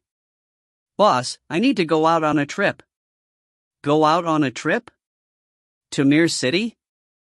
Linley laughed. "Right. It's been quite a while since I've seen Taras, Dylan, and the others. I'll go visit them." BB mumbled. "I hear that Olivier has already left Mir City. He's gone out for an adventure. Who knows if he's still in Mir City?" "Fine, go then. Have a safe trip." Linley laughed. "Ha ha, no worries." BB chortled and waved, then flew into the skies. Linley suddenly had a thought. Ever since he had returned to the gorge, Delia hadn't made a single trip. Linley couldn't help but turn to look at Delia. "Delia, do you want to go out as well? How about this time, we'll go to Mere City together?" "No rush." Delia shook her head. "Linley, you'd best focus on your training. After you've mastered your fusion of the profound mysteries of strength and the throbbing pulse of the world, we can go together." "Thank you," Linley said gratefully. Delia just smiled at him. Linley ignored the chaos that was happening in the outside world, focusing solely on his training. Occasionally, his original body would pause for a while to spend some time with Delia. After beginning the fusion of the profound mysteries of strength and the throbbing pulse of the world, he continued to advance and improve. As he trained, he barely noticed the passage of time. In the blink of an eye, 500 years had passed since he had left Bloodbath Gorge. In the Great Gorge, the place where Linley lived, Delia was seated quietly within her room, flipping through a book in her hands. Right at this moment, suddenly, loud laughter rang out from within the room. Delia was startled, but then turned to look, overjoyed. She saw Linley, his long hair fluttering loosely, walk in with great strides. As soon as he saw Delia, he laughed. "Delia, I finally broke through. After 500 years, I finally broke through." "What did you break through in?" Delia hurriedly stood up. "I've finally mastered the profound mysteries of strength. And I've completely fused the profound mysteries of strength and the throbbing pulse of the world." Linley was exceedingly delighted. After this day, Linley had mastered a total of 5 of the 6 profound mysteries of the laws of the earth, with only one remaining, vitality. However, fusion really is hard. The profound mysteries of strength have only been fused with the throbbing pulse of the world. "I haven't fused it at all with the gravitational space or the essence of the earth," Linley said with a sigh. He had originally hoped to be able to fuse it with the other 2 as well, so that he could strive to fuse 4 profound mysteries. But from the looks of it, the path of fusion was indeed an extremely long one. "You are already doing quite well." Delia laughed encouragingly. "Didn't you say that after you fuse the profound mysteries of strength and the throbbing pulse of the world, that you will have a powerful material attack?" "Of course." Linley laughed as he thought of this. The profound mysteries of strength and the throbbing pulse of the world were both suited for material attacks. However, although I've fused these 2 profound mysteries, I still need to carefully analyze them and develop an attack technique suited to these profound mysteries," Linley said. "Still, it won't take too long. At most half a year or a year, but perhaps as little as 2 weeks. Linley himself was rather eager. Once he developed it, he could pair this attack with his Blackstone prison. Even if he were to encounter Bulow again, he wouldn't just launch a simple fist without injuring Bulow at all. Even if he was unable to kill Bulow, he'd still be able to heavily wound him. If you find any errors, ads pop up, ads redirect, broken links, non-standard content, etc., please let us know. Report chapter so we can fix it as soon as possible. Book 17, Chapter 39, Firmament Splitter. Book 17, Indigo Prefecture, Chapter 39, Firmament Splitter. The Skyrite Mountains. At the borders of the Great Gorge. Boom! Boom! Boom! Boom! One massive vibration after another shook the earth. Many of the residents within the gorge could clearly sense these vibrations. They all felt puzzled, and quite a few headed to the place where the vibrations were emanating from.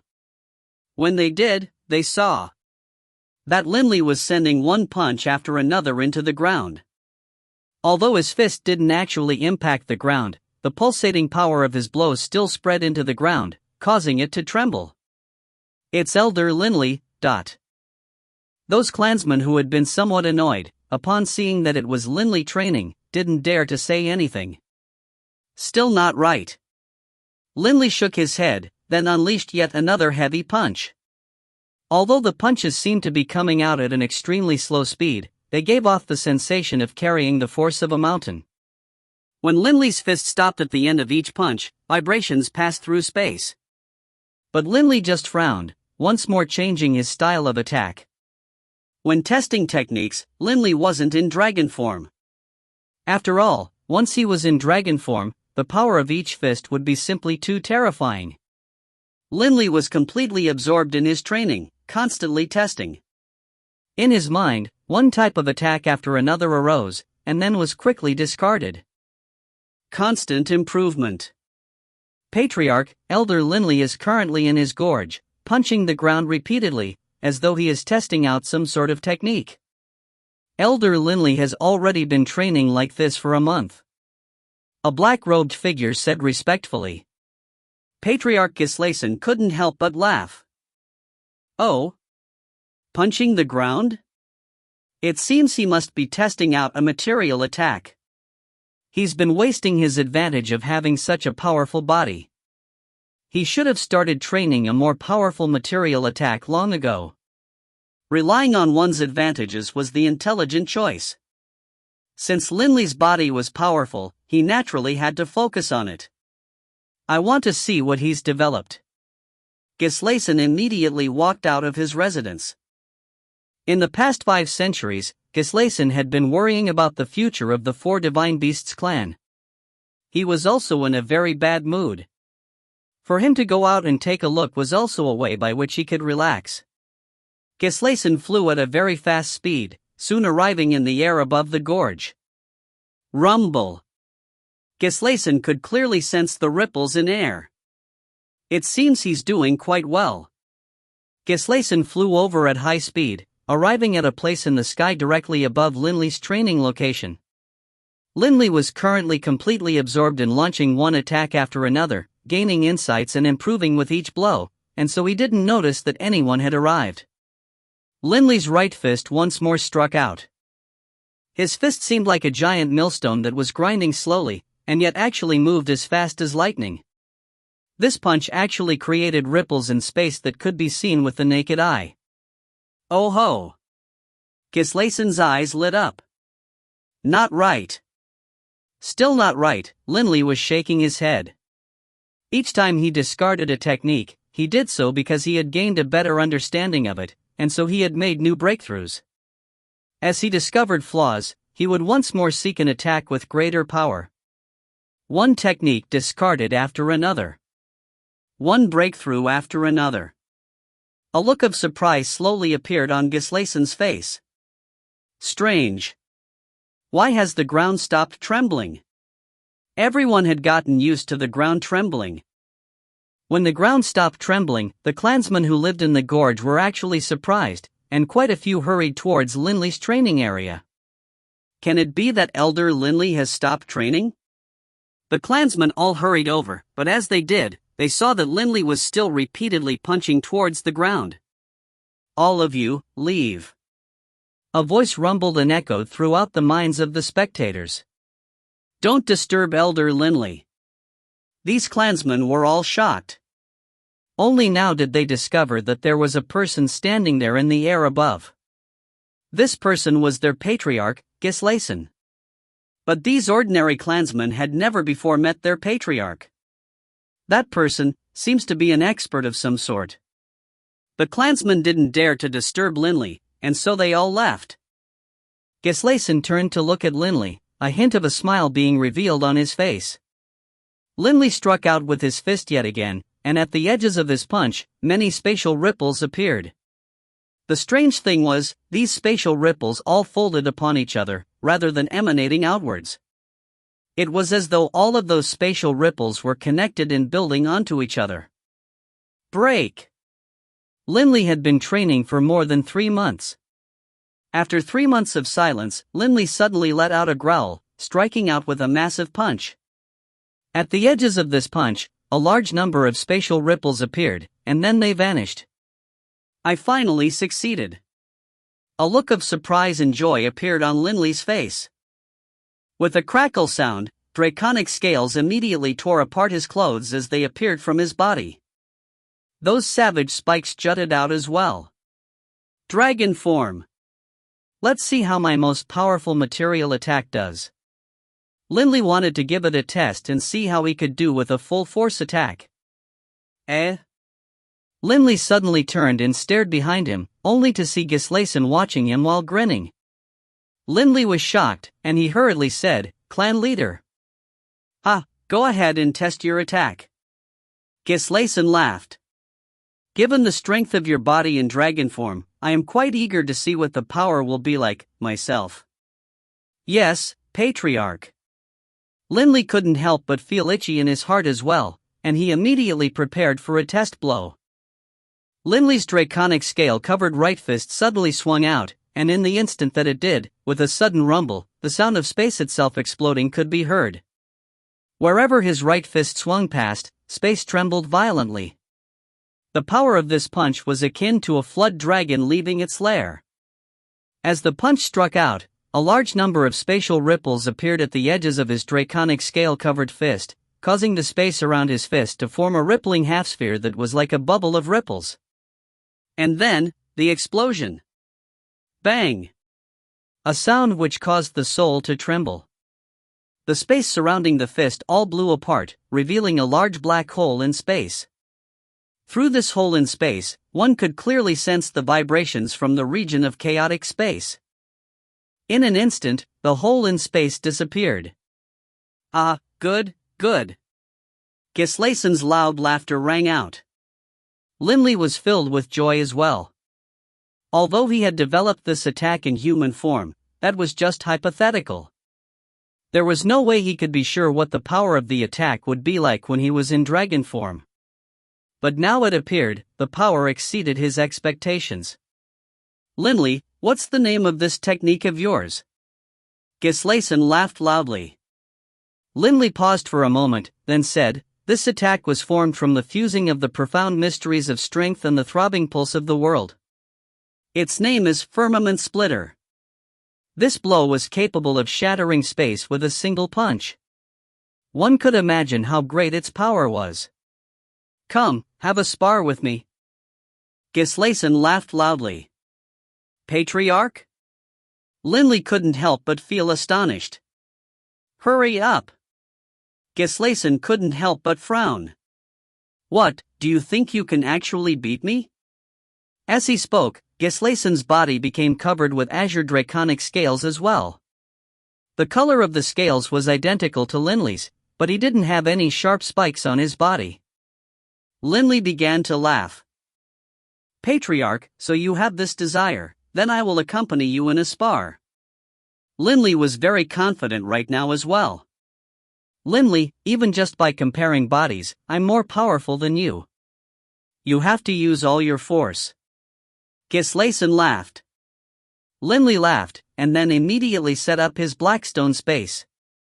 Instantly, a blurry earth and yellow light sprang up, trapping Gislason within.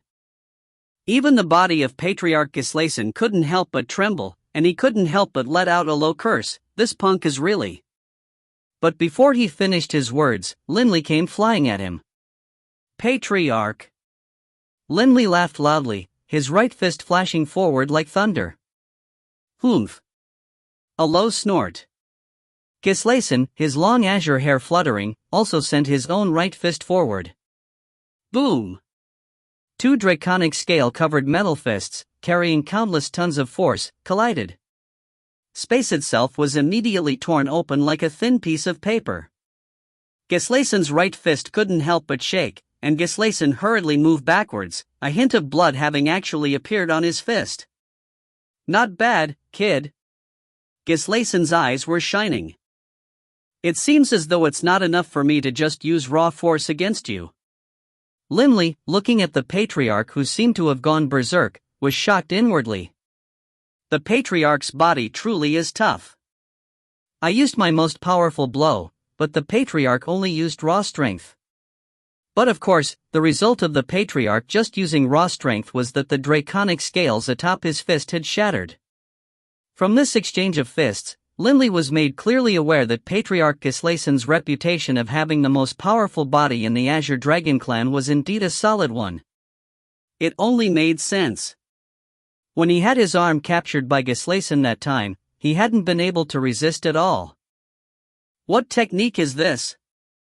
Linley was somewhat astonished as he saw that a layer of frost had actually appeared on Gislason's entire body, completely covering the patriarch, including even his fist. The ice-clad Gislason, under the glow of the sun, gleamed with beautiful light. "Kid, I'll just use half my strength." Gislason laughed as he flew directly towards Linley. He was trapped in the Blackstone space, but thanks to Gislason's powerful body, his speed was still astonishing. Linley didn't retreat either, excitedly charging forward to meet him. When drawing nearer to Gislason, Linley felt a freezing aura invade his body, so cold that Linley was astonished. Bang! Neither of the two dodged. Their fists slammed against each other, and where their fists passed, space itself directly collapsed. Linley couldn't help but fly backwards after the collision. Ha! The patriarch immediately chased after him. Swoosh! Linley immediately retreated. "Kid, don't run!" the patriarch shouted. Within the Blackstone space, although the patriarch was still very fast, he was still slightly slower than the dragon-formed Linley. Linley, relying on his speed, was dodging by relying on his speed, occasionally unleashing a powerful punch or kick. Whap! Bang! Boom! One enormous, world-shaking vibration after another. These vibrations attracted quite a few spectators from the gorge, and this battle between Linley and the patriarch caused them to stare, slack-jawed. Every single exchange of blows caused space to collapse. If these blows had landed on them, how many of them could withstand it? Linley and Gislason finally came to a halt. "Ha, Linley, your material attack is now at Blue's level, at least."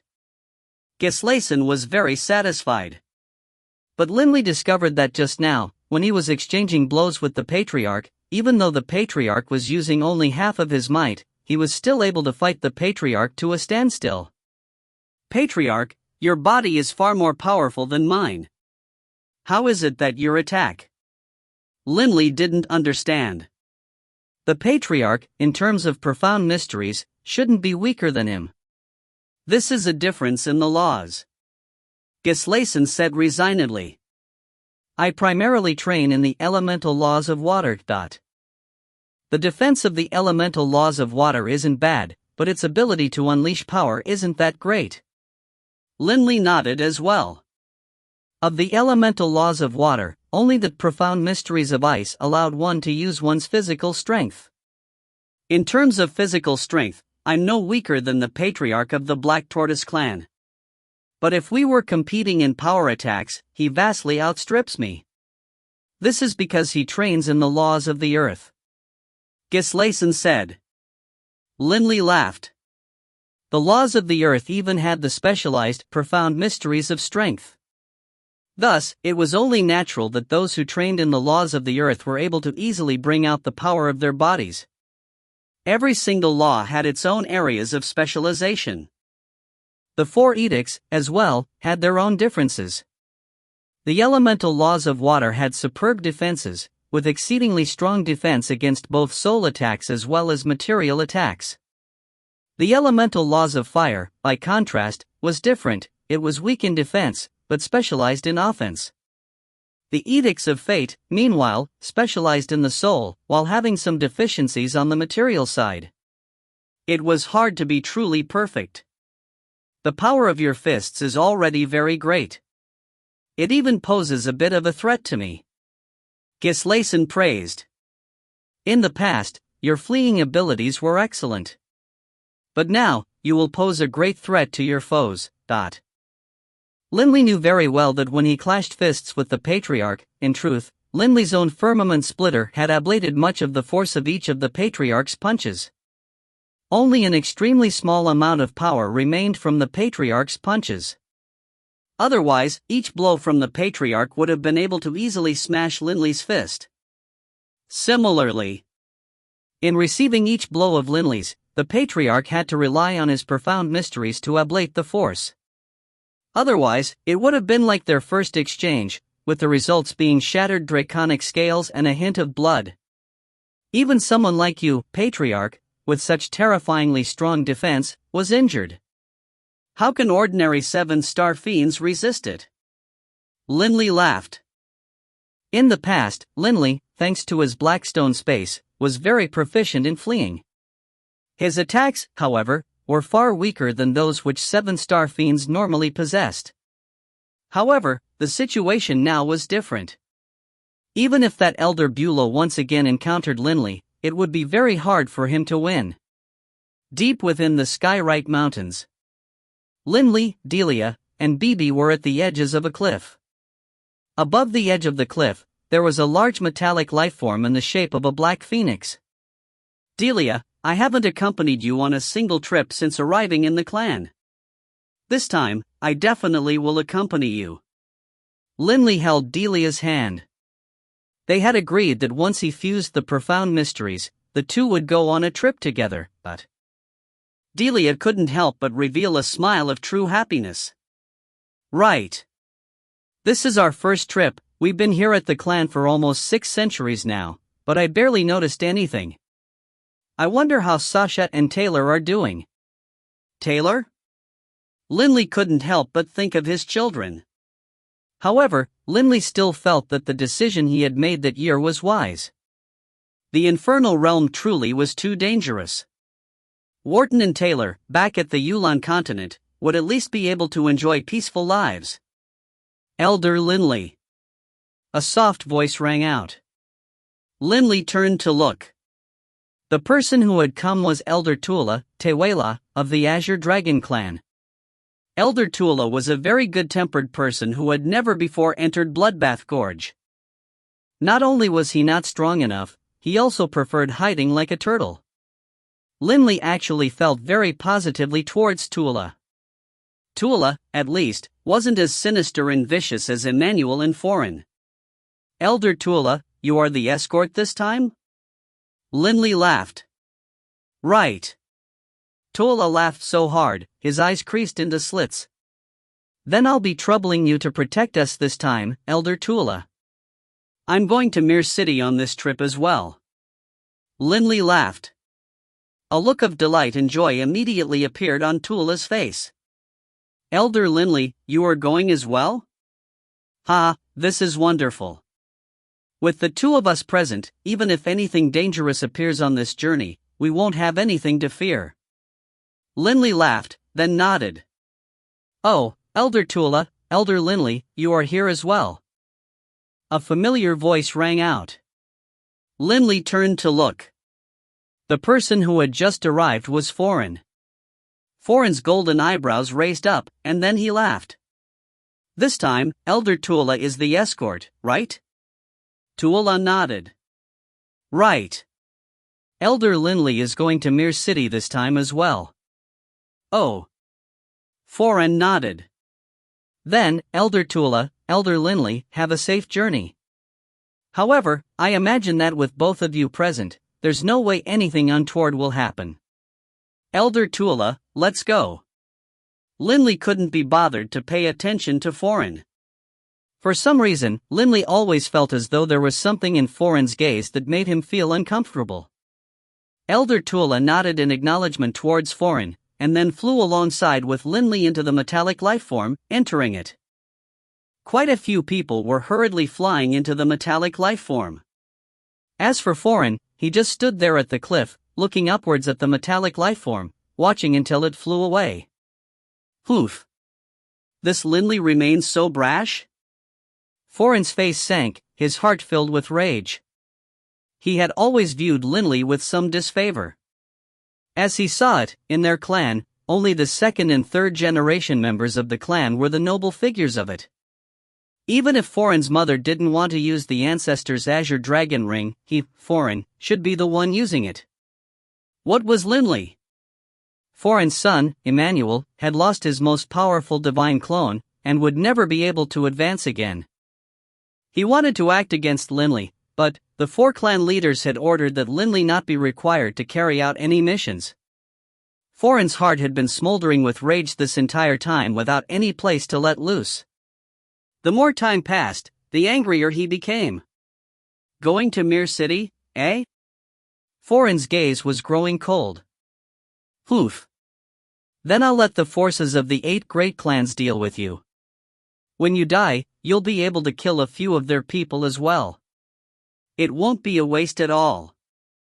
Sadly, others will have to accompany you to the grave as well.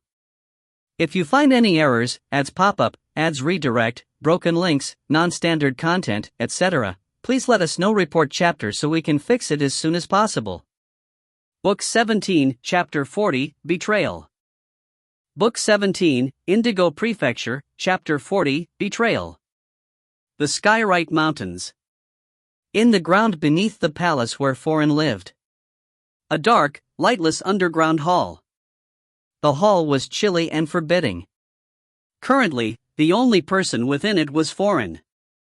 Foreign was seated upon the throne in the hall, slouched over it like a beast in ambush, his eyes flashing with dim light, thinking thoughts only he knew. Inform the forces of the 8 great clans?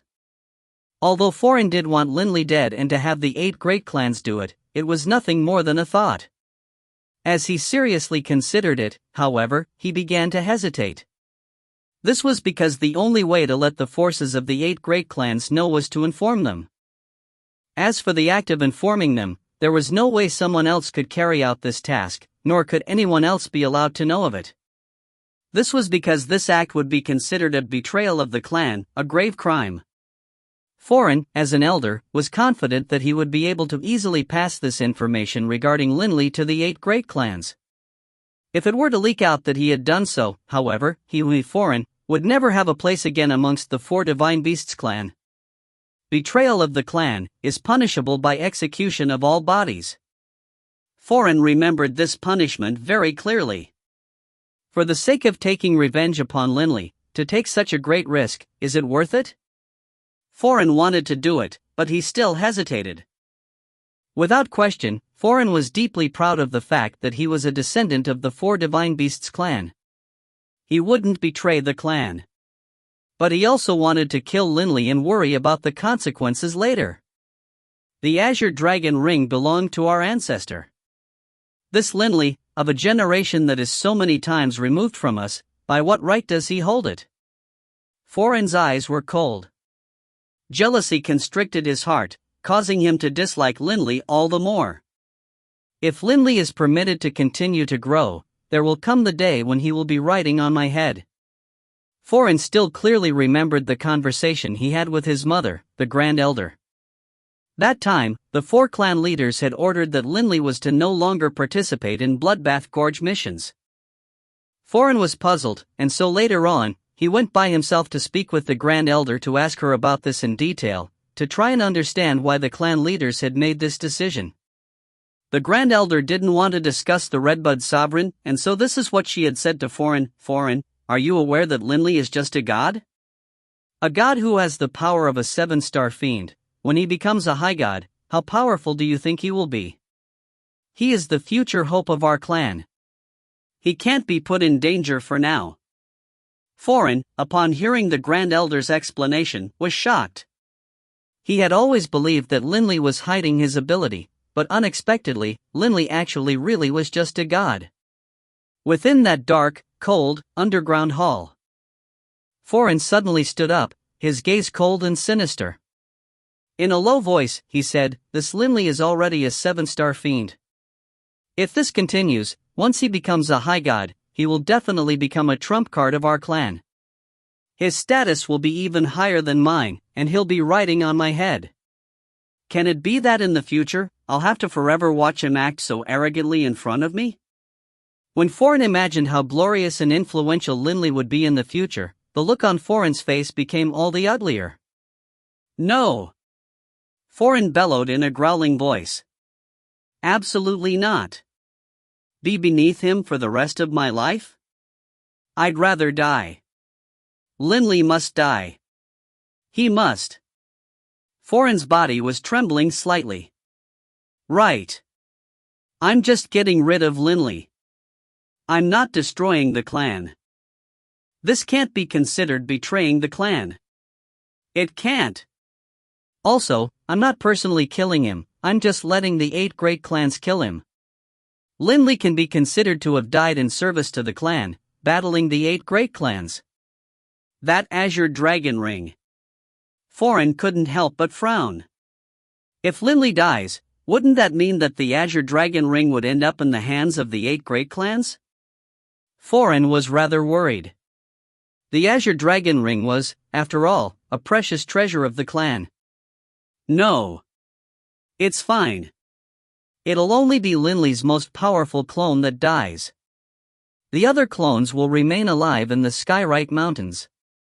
Even if the 8 great clans acquire the azure dragon ring, they won't be able to bind it. Foran convinced himself. Afterwards, when I have the chance, I'll seize it back. And what's more, Linley's death won't have a major impact on the clan. Our 4 Divine Beasts clan was in a position of weakness to begin with. At most, we'll just stay in the Skyrite Mountains.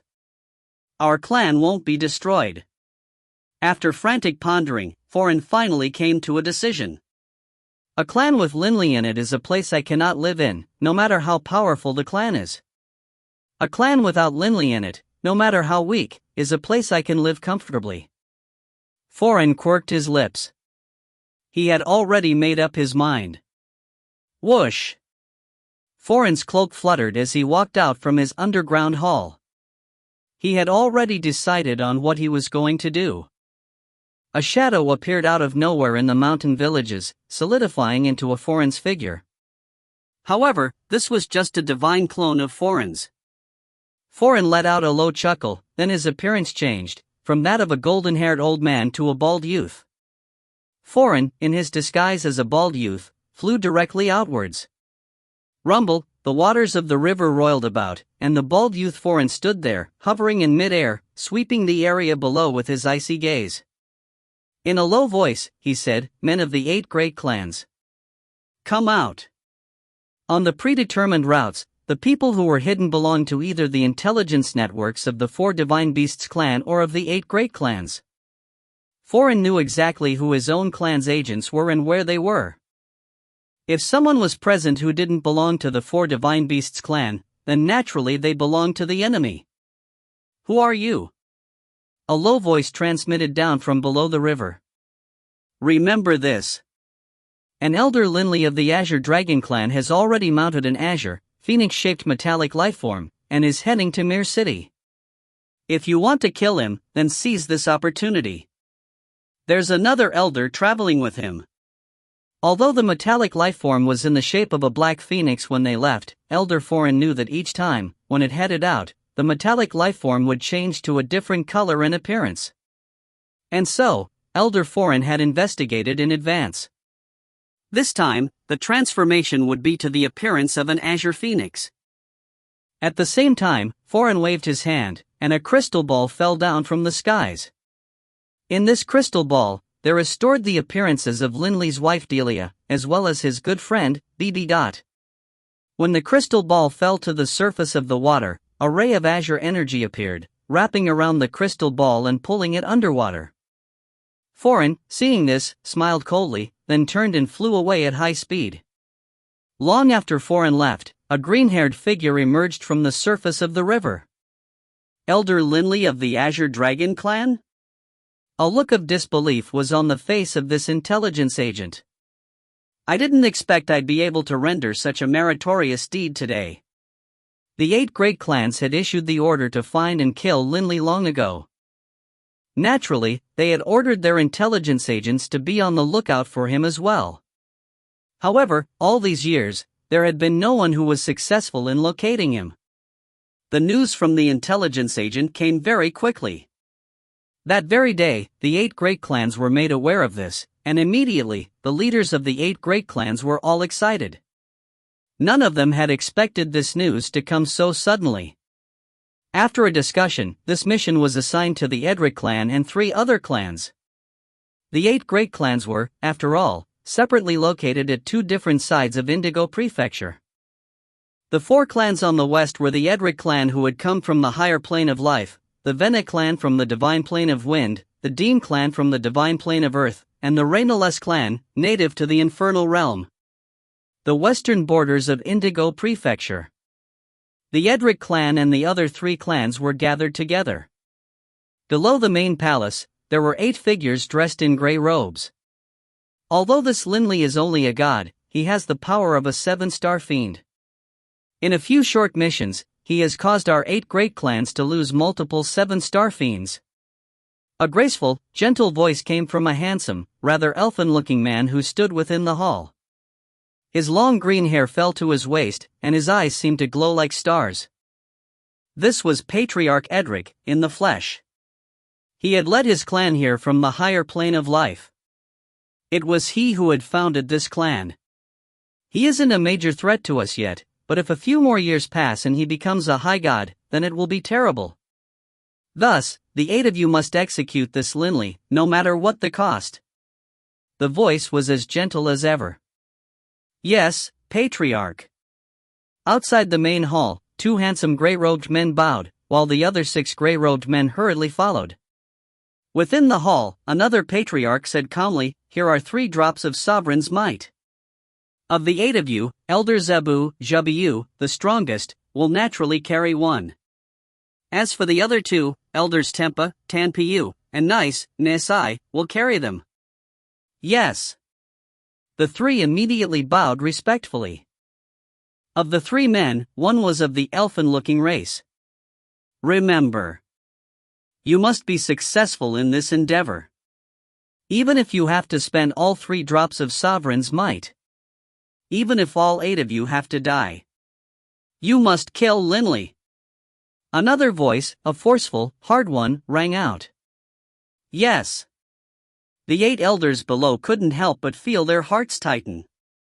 Although they knew that this target of theirs, Linley, was just a 7-star fiend who was accompanied by a single other 7-star fiend, and that given the power the 8 of them possessed, killing Linley shouldn't be a problem, hearing the words from the patriarchs, they couldn't help but feel the pressure.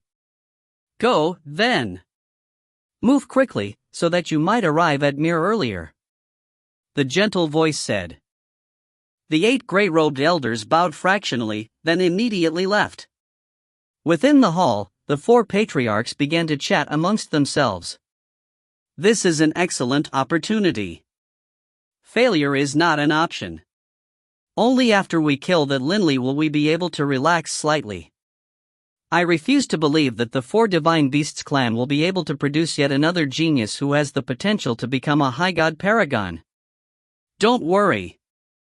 These 8 elders are the elites which we have selected from our 4 clans. Linley will unquestionably die. 8 mighty elders, equipped with 3 drops of Sovereign's might. Even if I had to face them, I wouldn't dare to resist head-on. The metallic lifeform in the shape of an azure phoenix was currently soaring through the horizons. Within this metallic lifeform, Linley and Delia were currently holding hands, seated in front of a window, staring at the outside through the translucent metal. We've flown for so long. We should arrive at Mir City soon. Linley laughed. Delia looked at the window, carefully inspecting the outside area. I came here last time. If I remember correctly, we should arrive at Mir City in half an hour. And then, Delia glanced at Linley, saying with resignation, Elder Tula really is cautious. He insisted on you changing your appearance. Linley currently had a beard, and even his height had been reduced slightly. Linley chuckled. It's not as bad for you, but for us elders, our enemies generally know exactly what we look like, although the chances of encountering them are low, it's always better to be careful. What, do you feel uncomfortable, seeing me like this? Linley laughed and asked. Delia shook her head, then closed her eyes. Even with my eyes closed, I can still sense your aura. How could I feel uncomfortable? Linley laughed. On the way over, Linley and Delia enjoyed a quiet, calm life as a couple. Soon, Linley and Delia saw an ancient city appear in the distance, and an endless flow of people entering and exiting the gates of the city. Wow, we finally made it. Bibi was the first to jump up, sprinting outside. Linley and Delia stood up together, following their clansmen out of the metallic lifeform. They followed Elder Tula towards the gates of Mir City. Because Linley was a fiend, he didn't have to pay the city entrance fee. It's been so many years since I've seen Taras, Dylan, and the others. Lindley laughed as he strode into the city. But what he didn't notice was that not far away, there were people maintaining a non-stop watch on the city gates. The arrival of the metallic lifeform of the Azure Dragon clan, in particular, caused these people to grow excited. The Azure Dragon clan's metallic lifeform has arrived. Have you found Lindley? We haven't. We haven't seen anything either. I haven't seen Lindley, but I saw that Delia and Bibi. They have a man next to them. He looks like a god. That should be Lindley. A god? Then that should be him. The intelligence agents of the 8 great clans conversed amongst themselves through divine sense, having already located Lindley's group. There was no way they could be certain of the route the Azure Dragon clan's metallic lifeform would take. The intelligence agents of the 8 great clans were unable to find out, and so they had to wait at the gates of Mir City, like waiting for a rabbit to fall into their trap.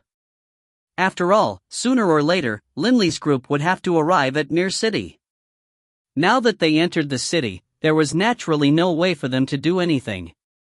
But when Lindley's group exited to return to the 4 Divine Beasts clan, the 8 great clans would be able to make their move. If you find any errors, ads pop up, ads redirect, broken links, non-standard content, etc., please let us know. Report chapter so we can fix it as soon as possible. Book 17, Chapter 41, A Mysterious Visitor. Book 17, Indigo Prefecture, Chapter 41, A Mysterious Visitor. On the wide streets, people were coming to and fro. Within the city, battle of any kind was absolutely forbidden. It didn't matter if you were a member of a strange race, and it didn't matter if were a high god or were a demigod. Here, you could comfortably, peacefully enjoy life, without any fear or danger. I haven't gone to a city a single time ever since the return to the clan. Lindley looked at the 2 sides of the street, at the various stores. Boss, the city is far more interesting than the mountains. There's many places for entertainment, and also many places for watching scryer recordings. Boss, last time, when watching scryer recordings in the city, I discovered Bibi's eyebrows were dancing animatedly as he spoke, and at this point, he switched to divine sense. There was one scryer recording that was of the battle at Miliuel Island between you and those many island warriors, as well as a scryer recording of the battle against the red-robed elder afterwards. Bibi said. Places for watching scryer recordings? Lindley was rather surprised. The Bagshaw clan considered some precious scryer recordings to be treasures. How are the scryer recordings, in those places within the city where they are available for viewing? Are there many recordings of experts doing battle? Lindley asked. Not many. Although there's quite a few high god battles, the skill level is roughly on par with the arena at Miliuel Island. Occasionally, there will be a battle at high skill levels, but the price for watching those is quite high as well. Bibi was rather unhappy. Boss, when they show the scryer recording of your battle at Miliuel Island, they should give you a share of the money. Lindley began to laugh loudly. The nearby Delia began to laugh as well. Bibi's words are well spoken. They are releasing those scryer recordings without your permission. Delia, Bibi, and Lindley chatted about scryer recordings while walking. Moments later, from up ahead, Tula and the others turned around and started walking towards Lindley. Elder Tula sent through divine sense, Elder Lindley, will stay here in Mir City for roughly a month. A month from today, we will head out once more to the Skyrite Mountains. During this month, Elder Lindley, you can roam around in the city as you please. Remember, 1 month. If you miss it, then Elder Lindley, if you want to return, you'll have to wait for the next group. Or go back by yourself. Don't worry. I know. Lindley nodded. Elder Tula, please don't mind us, go do what you want to do. After walking for a while further, Lindley's group separated from Tula and the others, and then Lindley, Delia, and Bibi headed directly for Taras and Dylan's residence. When Taras, Dylan, and the others had arrived in Mir City, Bibi and Delia had been present as well. Naturally, they knew exactly where Taras and the others were living. Boss, Taras and the others purchased a large estate. They spent over 1 billion inkstones. Bibi said hurriedly. As for Dylan, Caesar, O'Brien, and the others, they are living there as well. Hearing this, Linley nodded. Taras Group didn't lack for money. It was right that they should buy a large estate in the city. As he thought about purchasing property, Linley couldn't help but begin to laugh. Bibi, Delia, do you still remember that year when we first went to Royal Wing City? That time, when we saw those houses, the cheapest one was around 60 or 70 million, right? Back then, we were shocked when we saw those prices. Delia and Bibi, hearing this, began to laugh as well. The cheapest houses in Royal Wing City were around 8 million, but people would seize the opportunity to buy houses like those. Normally speaking, empty houses would be worth nearly 100 million. Generally speaking, only some fairly powerful high gods were able to buy these things. At that time, I thought that only the true elites of the infernal realm would be able to buy houses in cities. But now, it seems, Linley shook his head and laughed. Indeed, those capable of buying houses in cities could be considered elites, but these so-called elites were only elite in comparison to the many ordinary deities of the infernal realm. The true experts of the infernal realm, such as 6-star fiends and 7-star fiends, primarily lived outside of the cities, taking over a piece of land for themselves. They would build their own castles and collect a large group of subordinates. Although it was safe inside the cities, life wasn't filled with as many challenges and as much excitement. Linley, we are here at Taras' residence. Delia pointed towards the front, and Linley followed Delia's pointing finger as he looked. He saw a large estate, hundreds of meters long. Within a city, where every inch of ground was utterly preciously, purchasing such an enormous estate for the price of just over 1 billion inkstones was a fairly good bargain. Within the residence. In the front courtyard, there was a round pool of water, by the side of which there were trees, shrubs, grass, and flowers. A cobbled, wide stone floor that was shaped in a curve led from the gate to a residential area. Elder brother, why are you dawdling in the room? Hurry up. Currently, a muscular youth was shouting from below the residence. This was Dylan's third son, Clervaux. He had gone with his elder brother that year along with Dylan to the infernal realm. As for his second brother, he had been killed on the 11th floor of the necropolis of the gods by those abyssal blade demons. Coming. A figure jumped down from the floor above, moving like lightning. But right at that moment. Bang! Bang! A loud, world-shaking knocking sound, joined by a thundering shout, "Itui, open up! Cleo, Clervaux, hurry up and open the door! It's Bibi!" The two siblings glanced at each other, then ran over. Rumble, a rumbling sound, followed by the gates suddenly swinging open. There were 3 figures standing behind it. Linley. Cleo and Clervaux couldn't help but feel shocked. This was Linley's first time visiting them in 5 centuries. And then, Clervaux excitedly called out, "Father, Uncle Taras, Linley has arrived." Linley came? From the distant residence, multiple figures immediately flew over, with the first one being Caesar.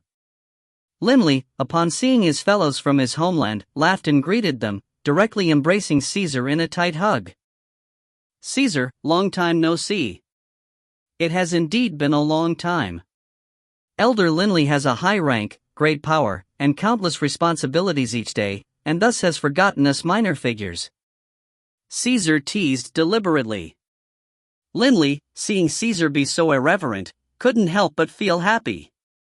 Caesar had finally returned to the way he had been in the Yulan continent, irreverent and uninhibited. It seemed as though the effects of what had happened in Miluo Island were wearing off. Linley, Taras, Dylan, and O'Brien came to welcome him as well. Linley saw that Olivier wasn't amongst them, but there was a golden-haired beauty. Linley stared in surprise at the beauty who was at the back of the group. "She is." Taras laughed devilishly. Lindley, she's one of us. Why don't you have a guess as to whose wife she is? Wife? Lindley was stunned. Hey, someone's gotten married? That hadn't happened last time when I was here. Dee stared as well. Taras began to laugh loudly. When marrying a wife, of course you have to be fast. Have a guess as to who she is? Lindley, Delia, and Bibi all turned to stare towards Caesar, Dylan, O'Brien, and Clervaux. Could it be Clervaux? Dee was the first to guess. Or O'Brien's. Wait, that can't be right, O'Brien has that affair going on with the high priest. The war god O'Brien couldn't help but feel awkward. Immediately, Taras, Caesar, and the others all began to laugh. Dylan said hurriedly, all right, enough of that. Lindley, Delia, I'll make the introductions. This is my wife, Kamina. Mr. Lindley, they've often spoken about you to me. Kamina said with a laugh. Greetings, Kamina. Lindley and Delia both greeted Kamina as well. Lindley's arrival caused the normally tranquil lives of Taras, Dylan, and the others to be slightly disrupted. Taras and the others immediately prepared a sumptuous welcome banquet that very day. Lindley thus began to chat at the banquet table with Taras and the others regarding the affairs of the clan. After knowing what had changed within the clan during the past 5 centuries, especially the viciousness of the battles that had occurred, Taras, Dylan, and the others couldn't help but sigh. Kamina was truly shocked. She was just an ordinary god, and in the past, although she had heard Dylan say a few things regarding Lindley, it had always felt like hearing stories regarding legendary figures. Right now, when she heard from Lindley himself speaking of the deaths of so many 7-star fiends, there was a different feeling. Those were 7-star fiends. Generally speaking, only the master of a city was a 7-star fiend. But the ancient 4 Divine Beasts clan and those 8 great clans who had come from all the various planes, in their battles against each other, had lost one 7-star fiend after another. Did you just say that Olivier left? Lindley said, surprised. Right. Taras nodded. Perhaps he's not accustomed to the peaceful life within cities. He went to accept fiend missions. Generally speaking, he'll perhaps make a trip back here every 10 years or every few decades. Fiend missions? Lindley nodded slightly. At the same time, he suddenly remembered, it seemed as though he was only a 1-star fiend. Although he had taken on 2 missions, neither had been successful. Olivier, in the Yulon continent, had also desired to live an exciting life in the infernal realm.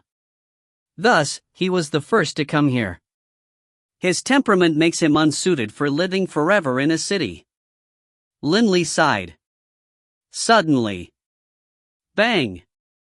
Suddenly, the sound of knocking against the door rang out yet again. Hey, someone is knocking at this time of the day? Everyone's here though. Nobody's outside. Taras was puzzled. Can it be that Olivier is back? It can't be such a coincidence, can it? Lindley laughed. Could it be that as soon as they discussed Olivier, he would arrive? Clervaux, go get the door. Taras said, and Clervaux immediately rose and ran outside. Hey, hurry up and open the door. A deep voice came from beyond the door, the voice shocking Lindley. This was actually the voice of Fusro, the person who had saved him. Lindley was very surprised to hear him. Why had Fusro come here? Who are you? Clervaux's voice rang out. Clervaux didn't recognize Fusro at all. As for Taras, Dylan, and the others, they quickly left the courtyard, seeing the big, red-haired man standing far away outside the gate. But they didn't recognize Fusro. Ah, Fusro. Boss, it's Fusro. Bibi called out, and Lindley walked over as well, laughing. Clervaux, he's my friend.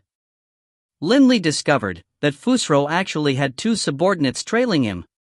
Kid, the first time we meet we are strangers, but the second time, we'll be acquaintances. In the future, you'll know who I am. Fusro slapped Clervo on the shoulders, causing Clervo's body to sway. Laughing loudly, Fusro walked in. Linley, I knew you were here. Linley, hearing this, was shocked. He had changed his appearance when he had arrived. How could Fusro have known he was here? Don't be so surprised. The governor of Mir City is my friend. Fusro laughed. When Delia accompanied these people to buy an estate, I arranged for people to pay attention. Linley now understood. So they had seen Delia and Bibi, and thus had been able to guess at his presence. But Linley was still astonished at Fusro's connections. He actually was a friend of the governor of Mir City. However, it wasn't me who discovered you this time. Fusro laughed. It was another friend of mine who told me that you had arrived at Mir City. Another friend? Linley was surprised. Fusro nodded. Right. That friend of mine is extremely strong. My friend knows that I'm familiar with you, and so asked me to come. My friend's wish is very simple, to meet with Bibi. Linley frowned. Fusro was very powerful, and thus his friends were no doubt impressive as well. One friend was the governor, while the other friend had actually discovered that Linley had arrived in Mir City.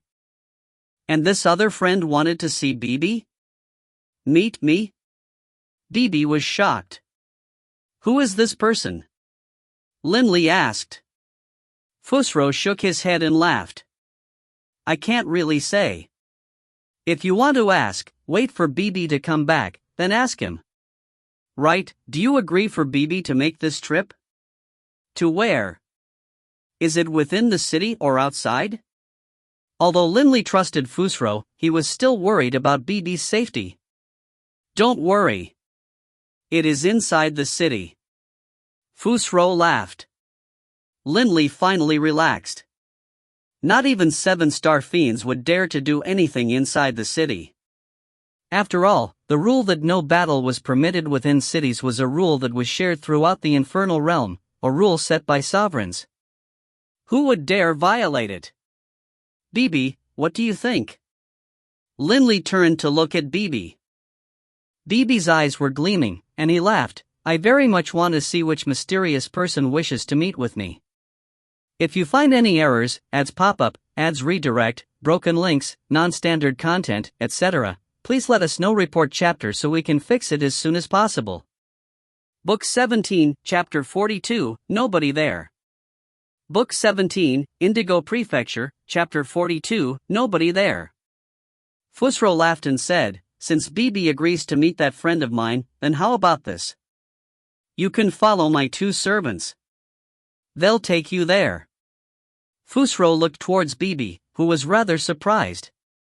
Right now? Of course. That friend of mine is currently waiting for you. Fusro said. Boss, then I'll head out now. Bibi turned to look towards Linley. Although Linley was puzzled as to who this mysterious figure was, since the meeting spot was within the city, Linley felt very much at ease. He thus nodded and laughed, go quickly and return quickly. Fusro is intentionally hiding that person's identity.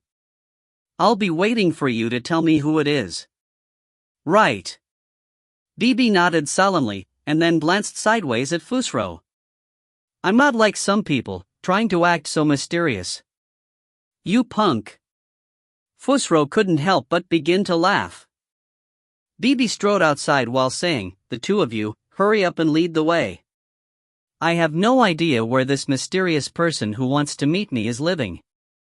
Fusro's 2 servants immediately sped up the pace, leading Bibi away. Linley watched as Bibi departed, the questions in his heart growing more and more numerous. Fusro. Delia chuckled as she looked at Fusro. Since Bibi's already gone, there's no need for you to keep the secret any longer. Who is this mysterious friend of yours? Linley turned to look towards Fusro as well, awaiting Fusro's answer. But Fusro just laughed and didn't respond. Do I know this person? Linley asked. Fusro paused a moment, then said, you shouldn't know this person. Linley looked at Fusro, puzzled. Shouldn't know this person? Knowing was knowing. Not knowing is not knowing. But Fusro's words were so hesitant. Linley, has it been 10,000 years since you were born? Fusro asked. 10,000 years? Linley couldn't help but laugh. Up till now, I've only trained for a bit over 1,000 years. I'm still quite a ways off from my second 1,000 years. So short?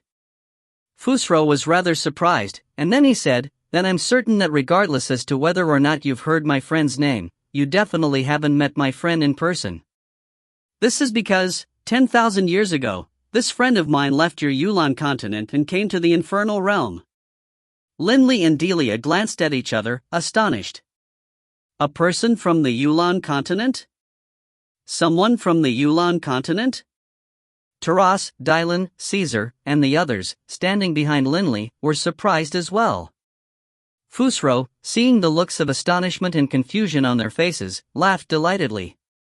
Ha, you can keep guessing. I refuse to tell. When Bibi comes back, you'll know. But I imagine that it'll be very hard for you to guess. Linley couldn't help but shake his head and laugh. Fusro really did like to toy with people. Linley, how long will you be here? Fusro suddenly asked. A month. Linley said. Oh, so long? Then I'll stay here for 2 days. If you have any free time, you can talk to me about the affairs of your 4 Divine Beasts clan. I'm very curious about your 4 Divine Beasts clan. Fusro chortled. And just like that very day, Fusro moved in. Fortunately, the estate which Taras Group had purchased was large and had enough rooms. Night. Linley and Delia were still lying on the bed. After a passionate session, the night was now quiet, and the two of them, husband and wife, began to discuss that mysterious person. I had thought Bibi would be able to return the same day. I didn't expect him to take so long. Linley stroked Delia's hair, laughing as he spoke. Perhaps Bibi, after meeting that mysterious person, not only chatted but also had some other matters to take care of. Delia said. This mysterious person actually came from the Yulan continent 10,000 years ago. We've never met this person before. I truly wonder who it is. At first, I thought it was Lord Beirut. Afterwards, when Fusro said that I had never met this person before, I no longer had any idea who it is. Linley was still puzzled. And then Linley laughed and lowered his head, looking towards Delia. What is it? Delia had the feeling that something was strange in Linley's gaze. The two of us have just a pair of children. Although the 4 Divine Beasts clansmen have very few progeny, I refuse to believe that we won't have a third child. Linley laughed softly, and then lowered his head to kiss Delia. MMMPH. Delia's face flushed slightly.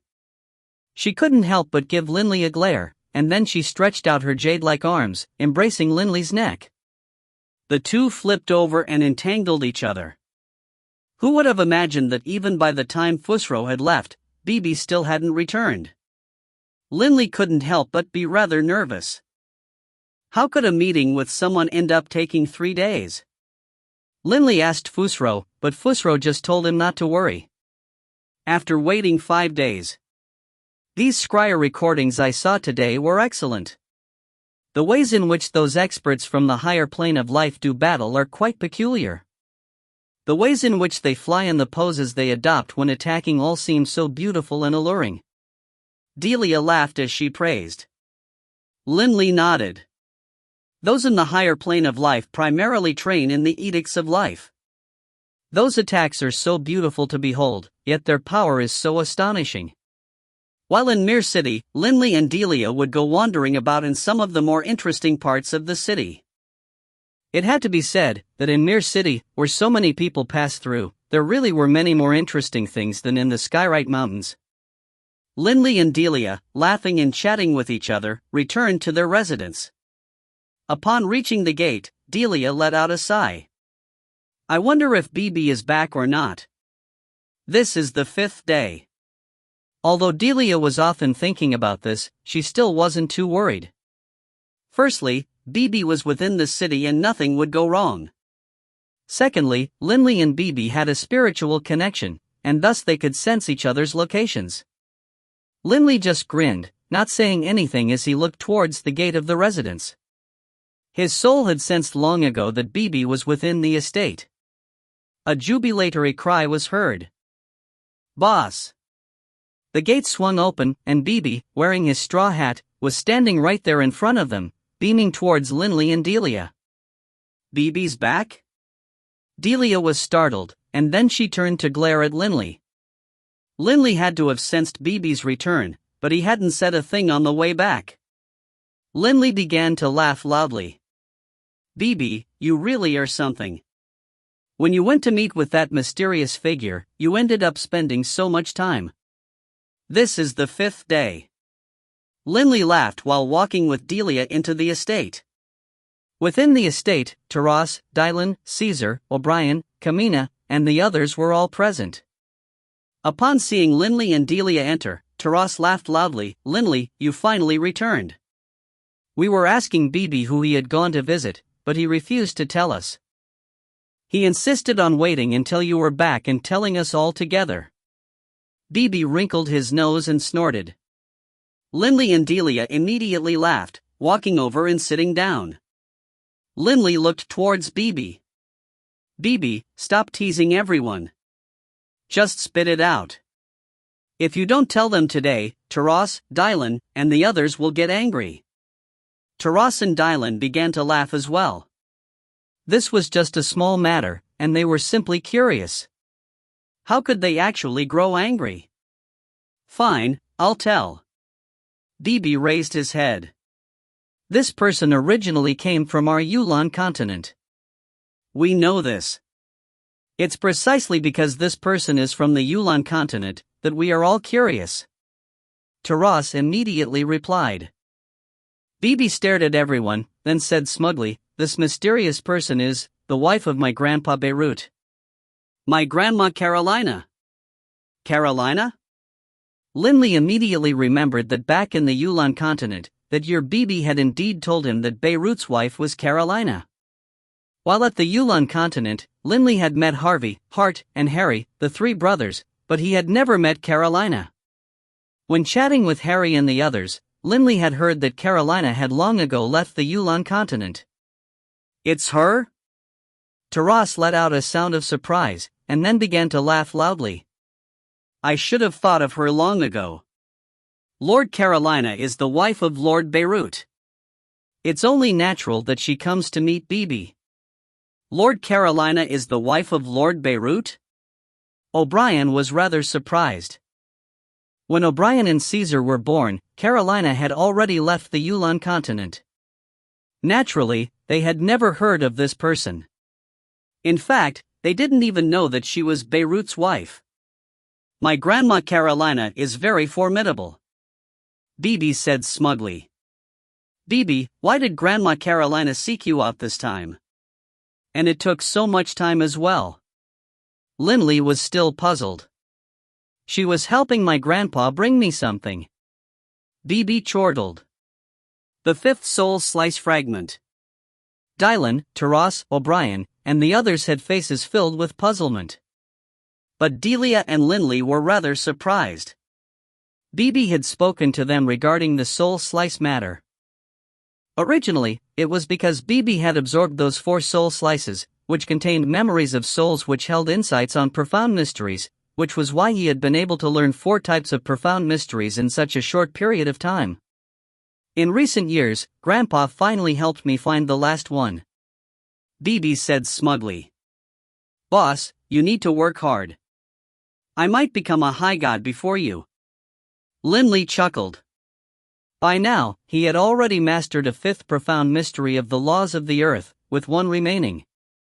He trained extremely quickly in water as well, and had already mastered 4. "Ha, who knows which one of us will be high god first?" Linley laughed. "What are you two talking about? What's a soul fragment?" Dylan, Caesar, and the others were all puzzled. If a soul was shattered, it would be destroyed. How could there be soul fragments? What were soul fragments used for? They couldn't understand at all. Time flew by very quickly. Life in Mir City was very relaxed, and in the blink of an eye, a month passed. On the day of departure, the Azure Dragon Clan's forces had already gathered outside the city. Everyone had arrived very early. "Milord, the forces of the Azure Dragon Clan are over there. Do you see Linley and his family?" "No. Most likely, they'll arrive soon. The Azure Dragon Clan's people are still gathering. Hurry up and notify the 8 elders. Let them make their preparations." "Don't worry, milord. The 8 elders already know of this. Once the Azure Dragon Clan's forces head out, the 8 elders will be ready to strike at a moment's notice." "Good. The 8 elders care deeply about killing Linley. There can't be any mistakes made." An intelligence agent of the 8 great clans was currently monitoring the gathering of Azure Dragon clansmen. These intelligence agents had memorized the appearance of these Azure Dragon clansmen when they had passed through the city gates. Those ordinary clansmen hadn't changed their appearance. Thus, when gathering together, they were immediately recognized. Elder Tuula, his appearance changed, was currently waiting impatiently. Every so often, he would look towards the city entrance. "What's going on with Linley? He still hasn't arrived." Elder Tuula. A high god subordinate of Tuula sent through divine sense, "The other clansmen are all ready. We're only waiting for Elder Linley and his group of 3. What should we do? Wait here?" Tuula frowned. "No. Since Elder Linley's group hasn't come, they'll most likely go back with the next group, or perhaps by themselves. We don't need to concern ourselves." Tuula immediately ordered, "Prepare to move out." Tuula immediately produced his enormous metallic lifeform, in the shape of a black tiger, and the Azure Dragon clansman immediately boarded. "Milord, the Azure Dragon clan is about to head out. Only that Linley, his wife, and his friend haven't appeared." "Still haven't appeared? Wait a while longer. That metallic lifeform will probably wait for some time before heading out." However, the black tiger-shaped metallic lifeform took the clansman and left, not hesitating at all, immediately embarking and disappearing into the horizon. This sight caused quite a few intelligence agents to be stupefied. "Milord, now what? Linley's group of 3 truly has not arrived. There are 3 fewer people in that metallic lifeform than had arrived in the city."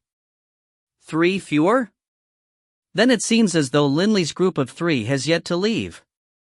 Hurry up and inform the 8 elders, Let the 8 elders rest for now, and continue to wait patiently. If you find any errors, ads pop up, ads redirect, broken links, non-standard content, etc., please let us know. Report chapter so we can fix it as soon as possible." Book 17, Chapter 43, Wade. Book 17, Indigo Prefecture, Chapter 43, Wade. Linley and his group of 3 hadn't departed, causing the intelligence agents of the 8 great clans to have wasted their efforts, and causing those 8 elders, who had been preparing for so long, to have become excited for nothing. Mir City. The residence of Taras and the others. "Taras, I'm afraid we'll have to disturb you for a while longer." Linley's face was covered in smiles. He couldn't help but glance at Delia. He had been planning to return to the clan, but the previous night, Delia had actually told him that she was pregnant. We were in the Skyrite Mountains for so long without her becoming pregnant. Who would have expected that now she would? Once Linley knew this news, he was unbelievably happy. Since Delia had become pregnant, Linley was no longer in a hurry to return to the Skyrite Mountains. After all, in terms of living environment, Mir City was much habitable than the Skyrite Mountains. The plan was to first let Delia rest here. After giving birth to their child, they could go back. You can stay here as long as you like. Taras was puzzled. But Linley, just yesterday, didn't you say that today was the day for you to head out? Why did you suddenly change your decision? Caesar, by Taras' side, looked towards Linley as well, puzzled. Delia's pregnant, Linley said happily. Delia, by his side, couldn't help but blush. Taras and Caesar immediately stared, and then began to laugh loudly. Ha, this is wonderful news. We have to celebrate, Taras said hurriedly. The news that Delia was pregnant caused everyone in the residence to be overjoyed. When Fusro came over, he discovered to his surprise that Linley actually hadn't left yet. When he asked, he learned about Delia being pregnant. He, too, was happy for Linley, and so the entire residence was filled with joyous sounds. With Delia pregnant, Linley spent every single day by her side, watching as her belly grew bigger by the day. He grew more and more excited, and every so often, he would press his ear against Delia's belly, listening to the sounds. When he drew near to Delia, Linley could even sense the blood pulsing through the veins of the unborn child, which seemed to reverberate slightly with his own lineage. "Milord, our people have discovered Linley's friend, Bibi, within Mir City. We've quietly tailed him and finally discovered Bibi's residence. Our brothers plotted and schemed, and finally discovered the estate where Linley and Delia are living in." Mir City was a large city with a circumference of 1,000 kilometers. But to deities, especially to the intelligence agents of the 8 great clans, who stayed in Mir City for a long time, it wasn't hard for them to find Bibi, given how often Bibi went out.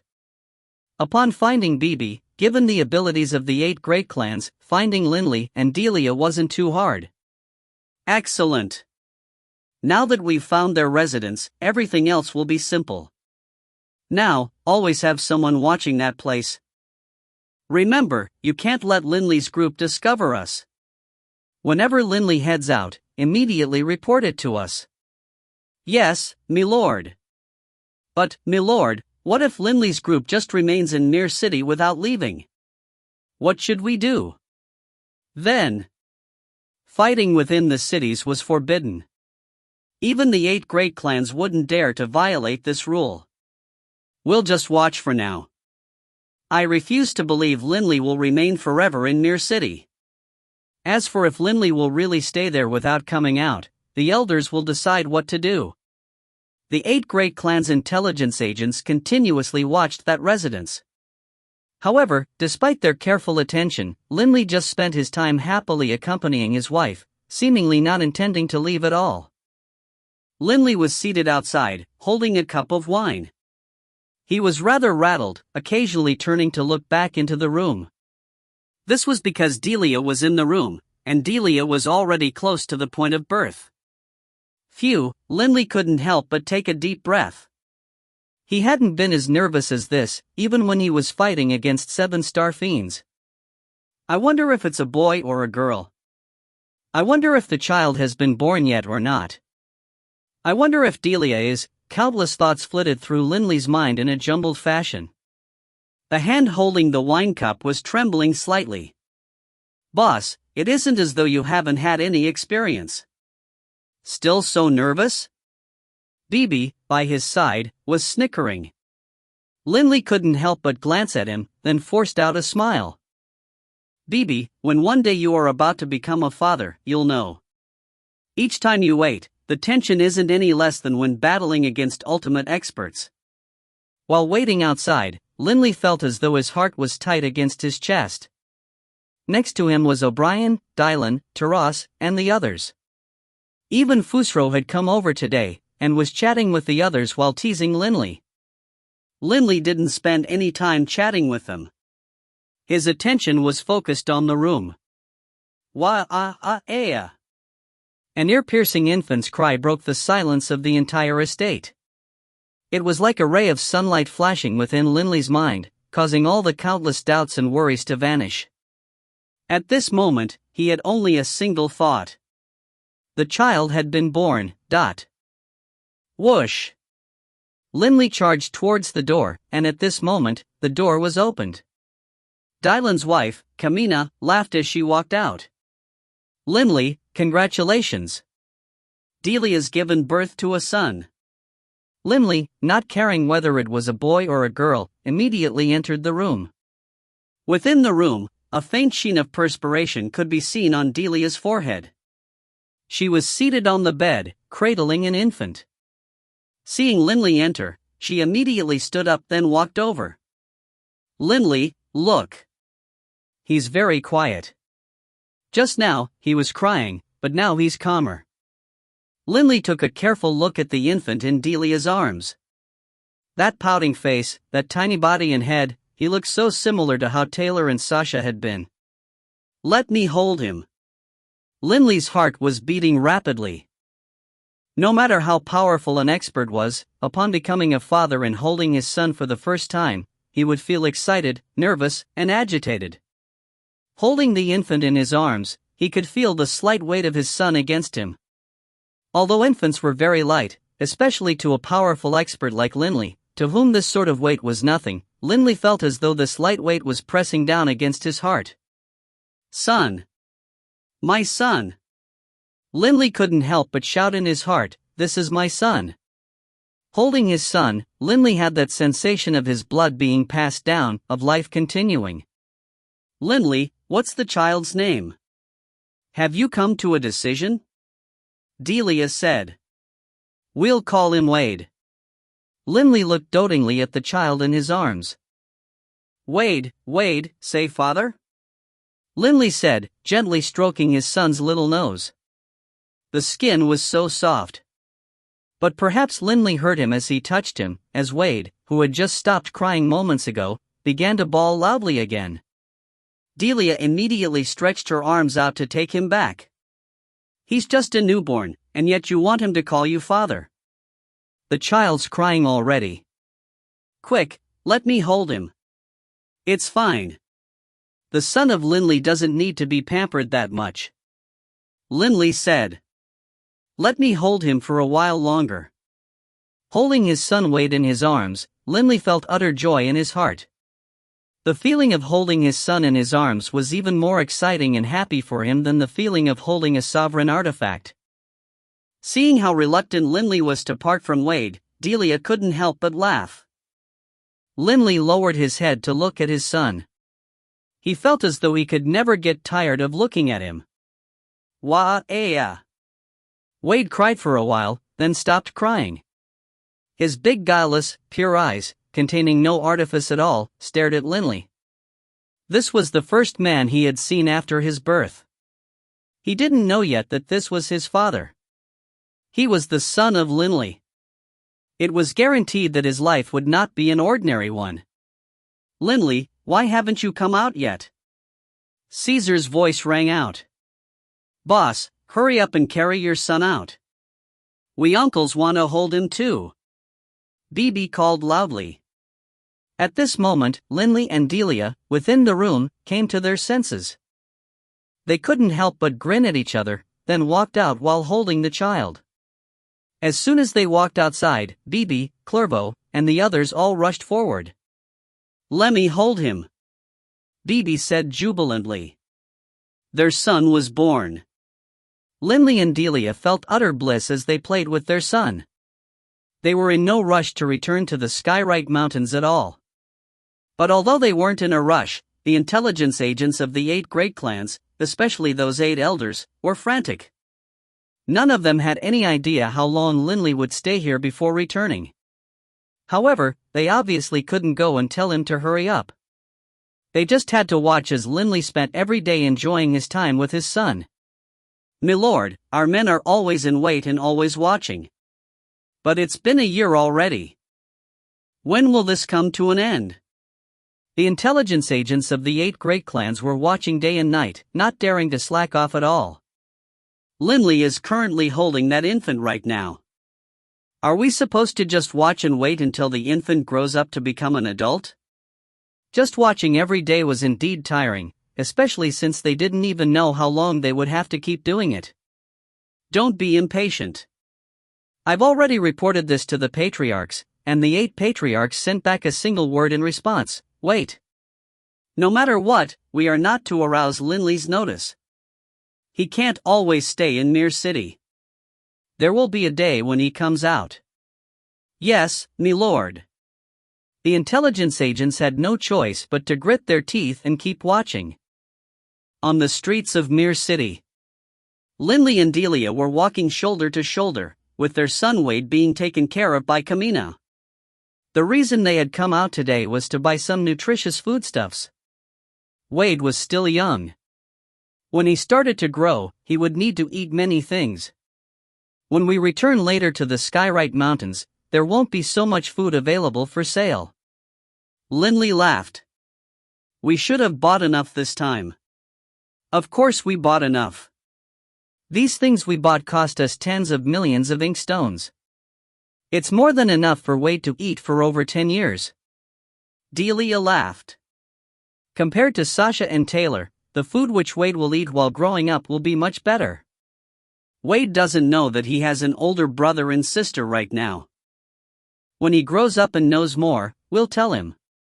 Knowing that he had his son by his side, he felt full of energy in everything he did, be it training or eating. Just as Linley and Delia were chatting mentally on the way back, they suddenly saw someone. Eh? Linley stared, astonished, at a distant figure. It was a member of the Azure Dragon clan. All of the clansmen had emblems of the clan, and they could all sense each other's presence. This was why Linley sensed this person in front of him. In Mere City, Linley had already run into quite a few members of the Azure Dragon clan. But this was the first time Linley had run into someone he knew. Elder Linley. The other person had discovered Linley as well, and hurriedly reached out with divine sense. Elder Tuula. Linley immediately responded with divine sense. Linley and Tuula had both changed their appearances, but they looked exactly the same as they had when they last left. Naturally, the two could easily recognize each other. Tuula smiled while walking over and saying through divine sense, Elder Linley, you didn't return with us last time. Did something happen? I'm truly sorry. I really didn't expect that in the month I had been at Mere City, my wife would become pregnant. Linley laughed while sending back. At that time, I came to the decision that I would return after my child was born. Ah! Congratulations, congratulations! Elder Tuula hurriedly sent back. Linley was all smiles as well. Right. Elder Tuula, are you escorting the metallic life form this time? Linley asked. The clan sends a batch every half year. It's only been a year and a half, but it's your turn again? Nothing for it. In the past 500 years, we've lost too many elders. The clan has too few elders now, and most have entered Bloodbath Gorge. Tuula said helplessly. Thus, there are only a few elders on rotation for escorting the metallic lifeform. Linley now understood. Linley knew that the clan had suffered tremendous losses over the past 5 centuries. As for exactly how many elders had been lost, however, Linley had never asked in detail. However, in the first 200 years, they had lost 5 elders. Most likely, over 500 years, more than 10 elders had been lost. Tuula, when will you head back? We were just preparing to head back ourselves. Let's go together. Linley laughed. Oh. We're heading out in 2 days. Tuula was very happy as well. Elder Linley, if you head out with us, then it will be much safer with us having joined forces. Very well. We'll meet in 2 days at dawn. Linley said. Definitely. However, when the time comes, make sure you show up this time. Tuula laughed. That won't happen again. Linley laughed. 2 days later. Dawn. The gates of the estate. Delia was holding little Wade, bidding farewell to Taras and the others, Linley and Bibi by her side. Taras, no need to send us off. Linley laughed.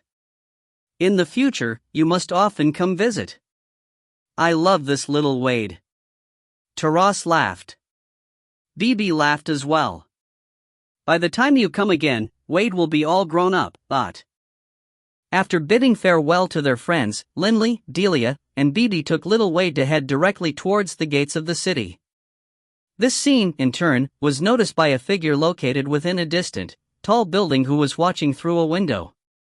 Linley's group seems to be preparing to head out. If you find any errors, ads pop up, ads redirect, broken links, non-standard content, etc., please let us know. Report chapter so we can fix it as soon as possible. Book 17, Chapter 44, Catching a Ride. Book 17, Indigo Prefecture, Chapter 44, Catching a Ride. The Gates of Mir City. The intelligence station for the 8 Great Clan's intelligence agents. Milord, Linley's group of 3, along with an infant, have already headed out. They will reach the city gates soon. Oh? They even brought the infant out? It seems they really are prepared to leave the city. However, there's no rush. Let's take it slowly. After you see Linley's group reach the city gates, only then should you make the report to the 8 elders. The speaker was a seemingly honest-looking youth. This honest-looking youth was standing in front of a window, a casual look on his face as he glanced downwards. He could very clearly see the gates from his current position. A long time later, the pupils of the honest-looking youth contracted. Within his field of vision, amidst the massive, thronging crowds, Linley's group had appeared. Oh, Linley. You finally show yourself. I thought you'd end up spending millions of years in Mir City, but it seemed as though you decided to just spend a year or so. The honest-looking youth narrowed his eyes, a very innocent-looking smile appearing on his face.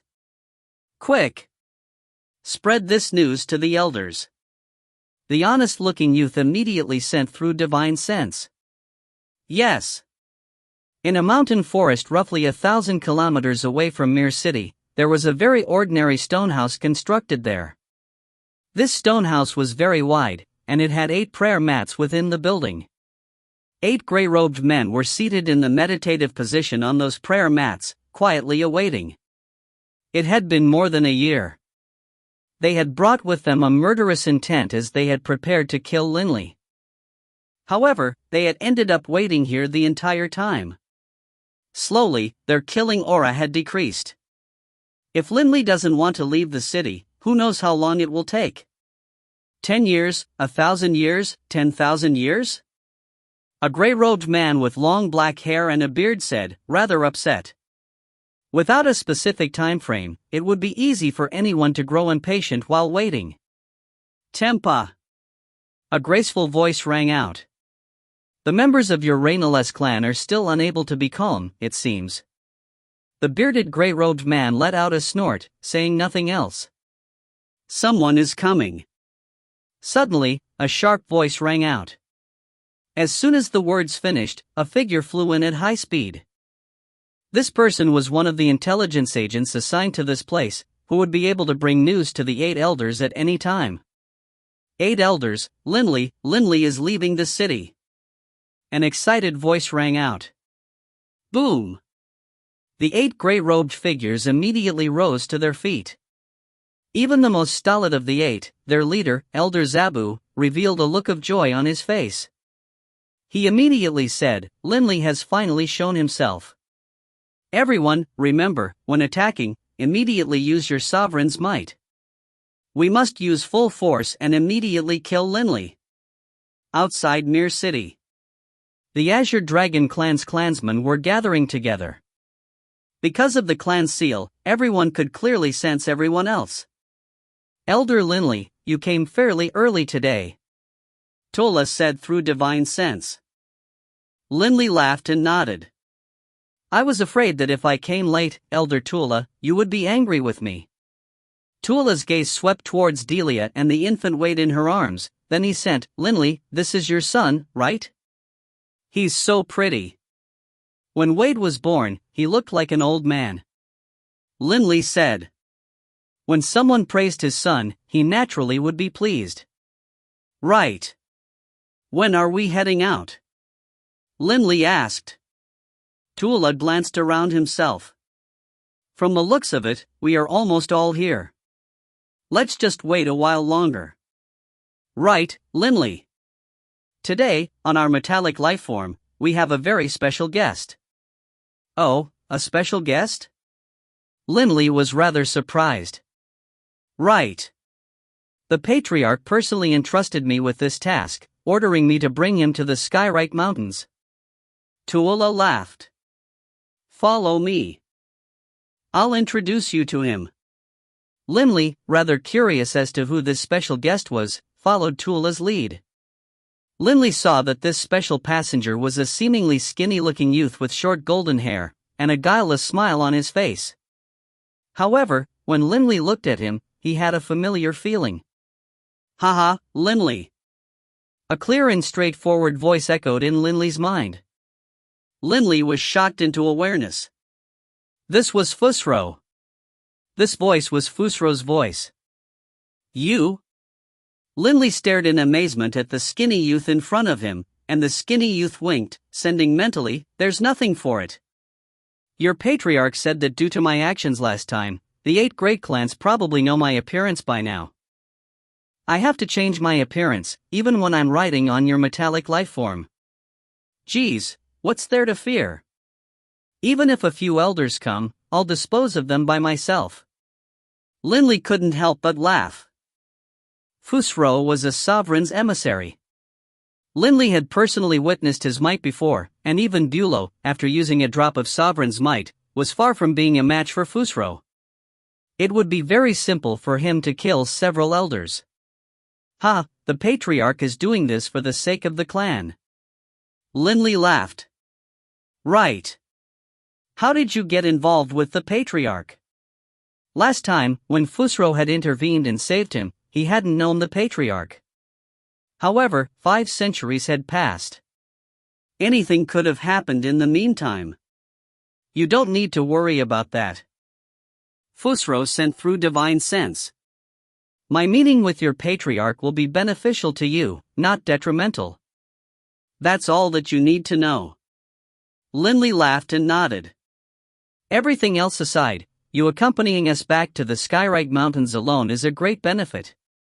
With Fusro present, along with himself and Tuula, they were a force of sizable power. Fusro by himself was equal to multiple 7-star fiends. In addition, I've never even seen Fusro unleash all of his power. Linley thought to himself. Linley, who is this? Delia and Bibi looked at the skinny youth, puzzled. Linley chuckled. When we board the metallic lifeform, I'll introduce you to him. Fusro just winked deliberately. Waya. Wade, in Delia's arms, reached out his pudgy fingers towards Fusro. Fusro had held Wade quite a few times before as well. Although Fusro's appearance had changed greatly, Wade, who had been born less than a year ago, seemed to possess some special sense. Wade, be good. Fusro beamed towards Wade. Delia and Bibi were shocked. How did the skinny little youth in front of them know Wade's name? Everyone's here. Let's head out.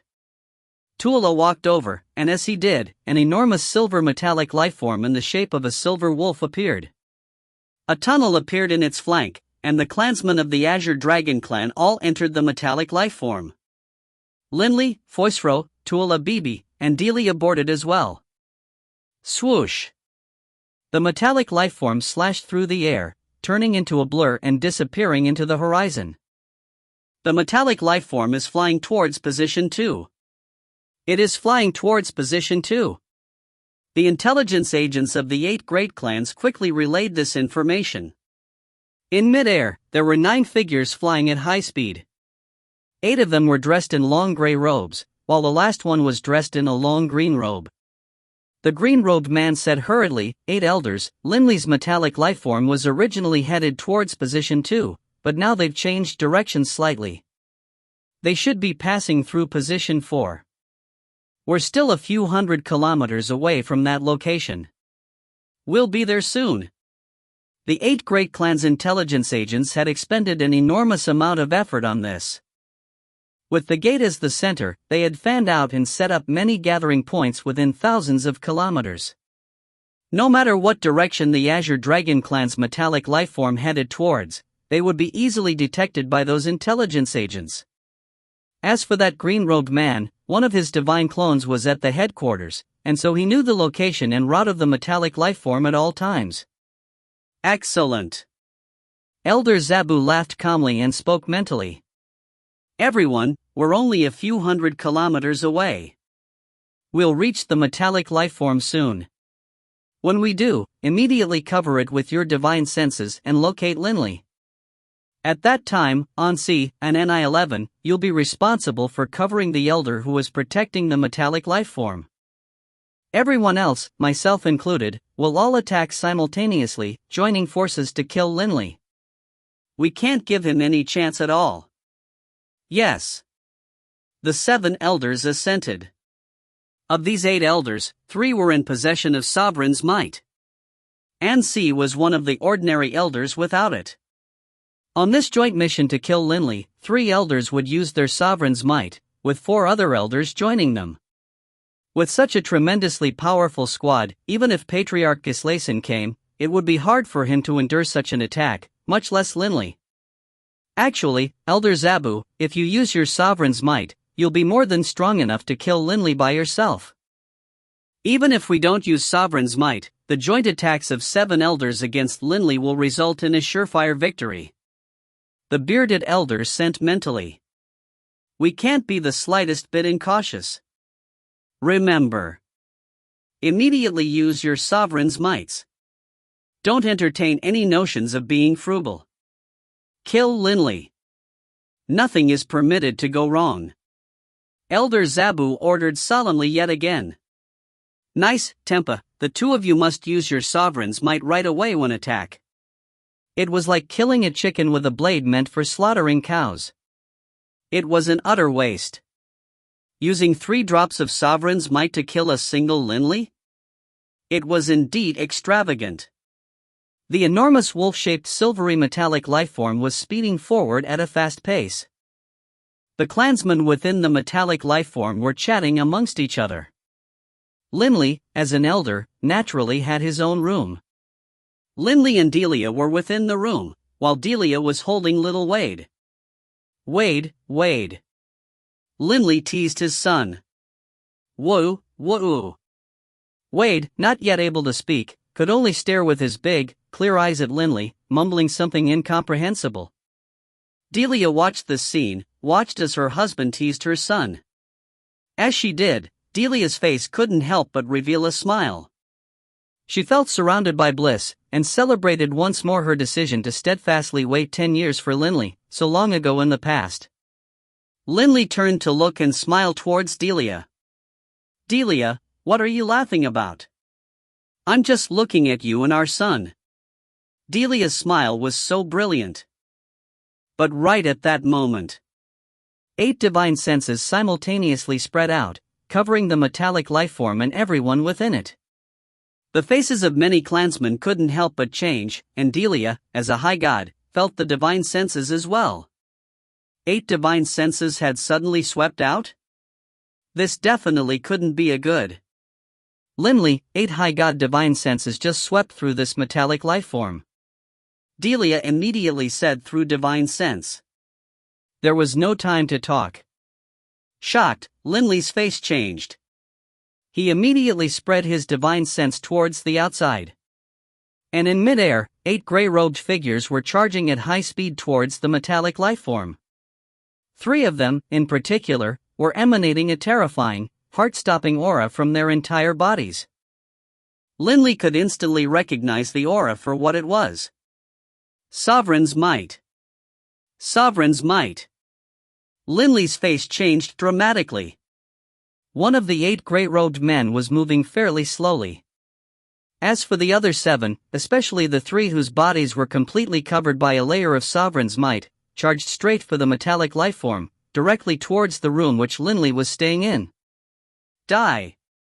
Linley, quick, flee! The voices of Fusro and Tula instantly rang out in Linley's mind. They clearly noticed the enemies before Linley had. But there was no time. Bang! A terrifying energy wave struck the metallic lifeform, and in the face of that frightening energy wave, the surface of the metallic lifeform blew apart as though it were paper. The shards were sent flying wildly every which way by the explosion. Limley let a deep growl, and his draconic scales emerged as he entered his dragon form. Slash!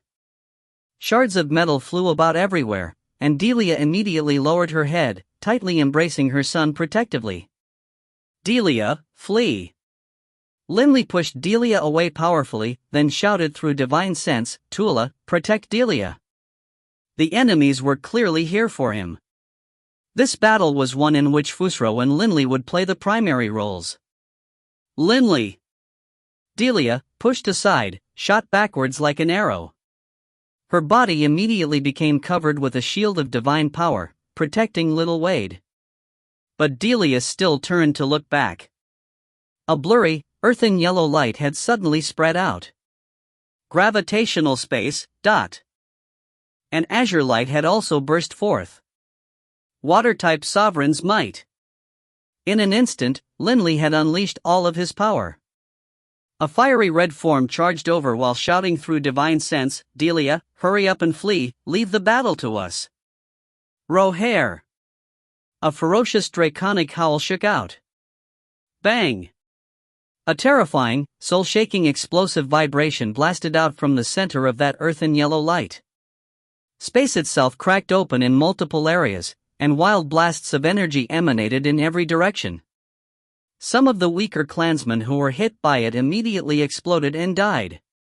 If you find any errors, ads pop up, ads redirect, broken links, non-standard content, etc., please let us know. Report chapter so we can fix it as soon as possible. Book 17, Chapter 45, A Frantic Battle. Book 17, Indigo Prefecture, Chapter 45, A Frantic Battle. Within the blurry, earthen yellow field, Limley, his entire body covered by that azure light, had just suffered the combined attacks of 7 elders. The 7 mighty elders had all unleashed the attacks they were most proficient at, either material attacks that tore through the air or invisible spiritual attacks. Because this all happened within such a short time frame, and because he chose to first push Delia out of the danger zone, Limley wasn't able to dodge at all. Rumble! 7 bursts of terrifyingly powerful attacks all struck Limley, 3 of which were attacks which contained Sovereign's might. The air around Limley blew apart, and his draconic scales shattered as blood splashed everywhere. Limley's ravaged body fell down like a meteor, plunging from the skies, smashing hard against the ground. Bang! The earth trembled, and a crater that was 2 or 3 meters wide and so deep that the bottom couldn't be seen appeared. A dazzling, fiery red light slashed through the skies. A desolate, miserable scream. At the same instant that Limley fell from the skies, Elder Nice, his entire body filled with Sovereign's might, fell down from the skies as well. His head had already been completely disintegrated and could no longer be seen. In but an instant, Limley's status was unknown. On the side of the 8 elders, an elder who had used Sovereign's might, Elder Nice, had died. The 8 elders, who had been radiating such an indomitable, martial spirit, were stunned by Fusro's sudden attack. The 7 remaining ones stared in astonishment at this red-haired man whose entire body radiated fire-type Sovereign's might, who was wielding a long awl in his hands. In a single blow, he had killed Elder Nice, who had used Sovereign's might. Limley! Fusro immediately sent his divine sense into the ground. Limley! Delia's face turned ashen, and at the same time, she howled desperately through divine sense, Elder Tula, quick, quick, go help Limley, quick! Alright, but you have to be careful and stay far away.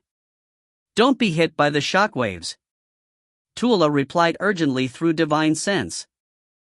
Although he had experienced hundreds of battles, upon seeing the sudden, terrifying attacks just now, Tula was tense as well. Good heavens! Fusro was himself a Sovereign's emissary. It was only normal for him to have a drop of Sovereign's might. But unexpectedly, the enemy had used 3 drops of Sovereign's might as well.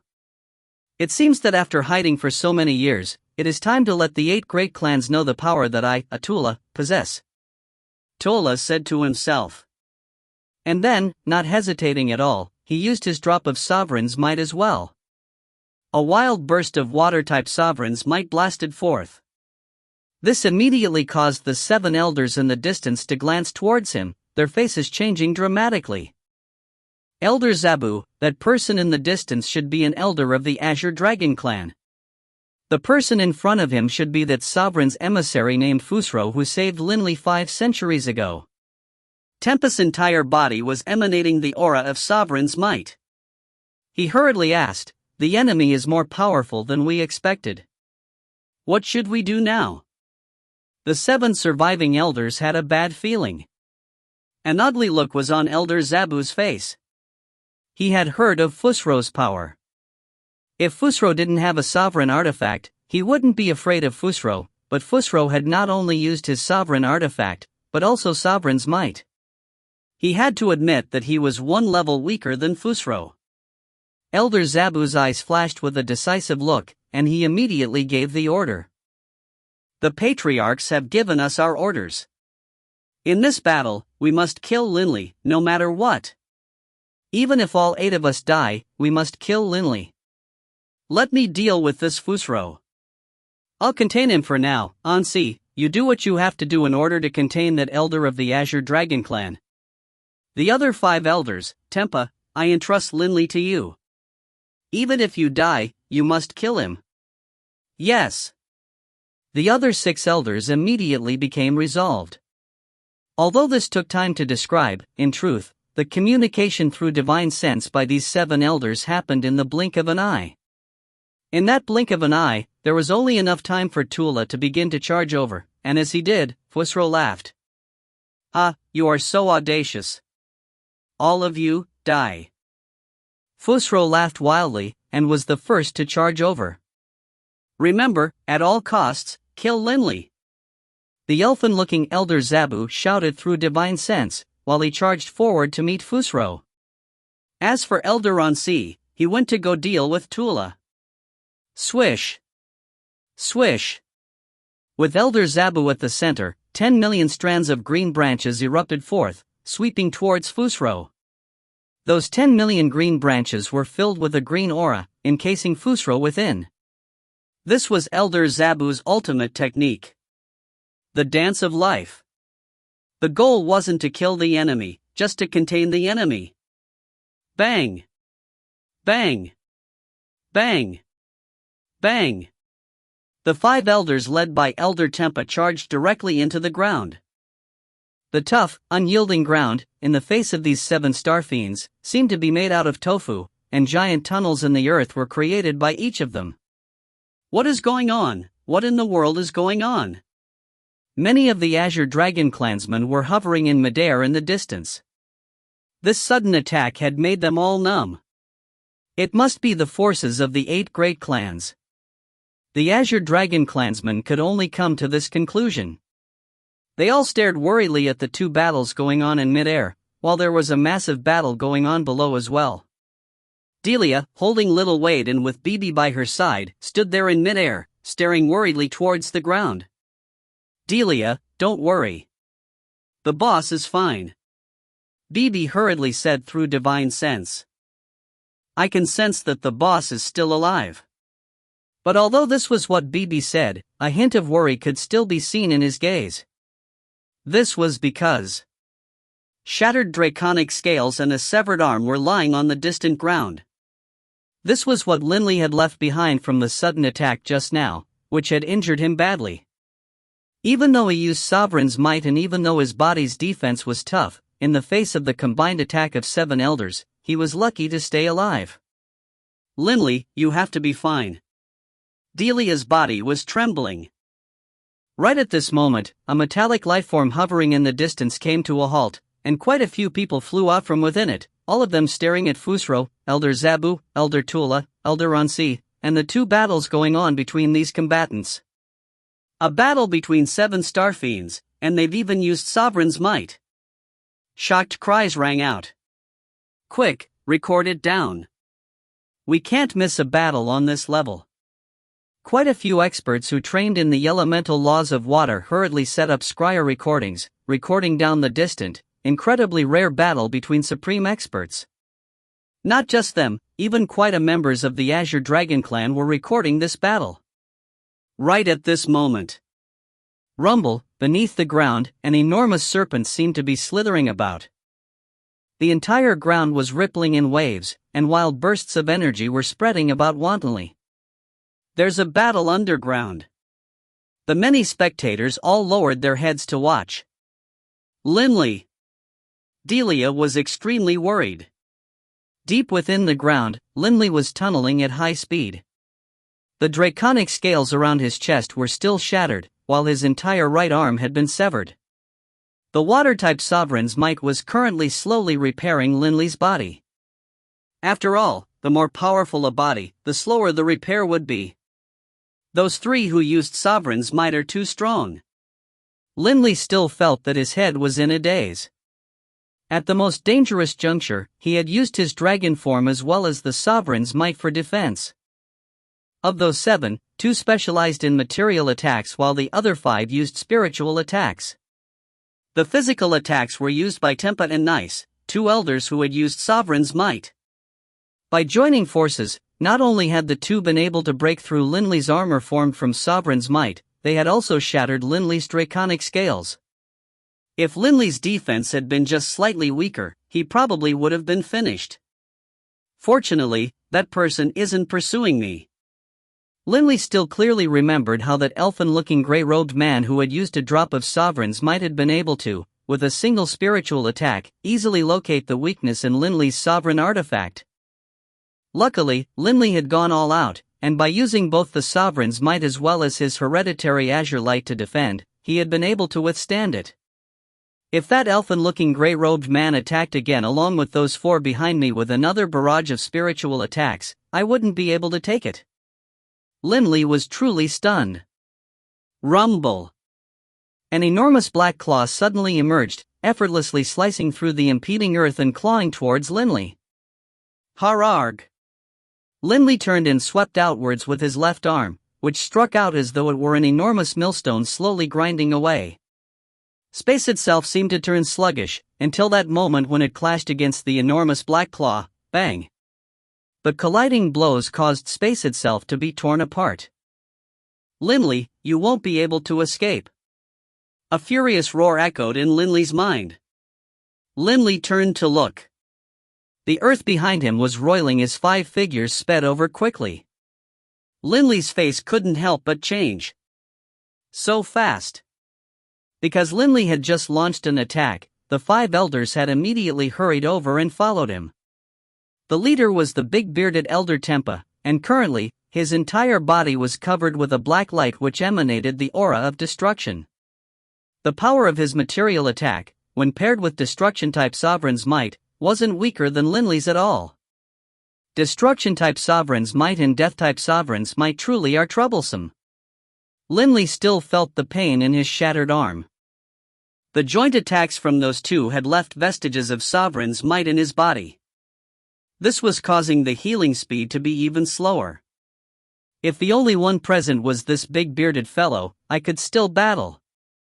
But these other 4, Linley felt his head hurt. The 5 were in constant pursuit in a group, not giving him a chance to deal with them singly.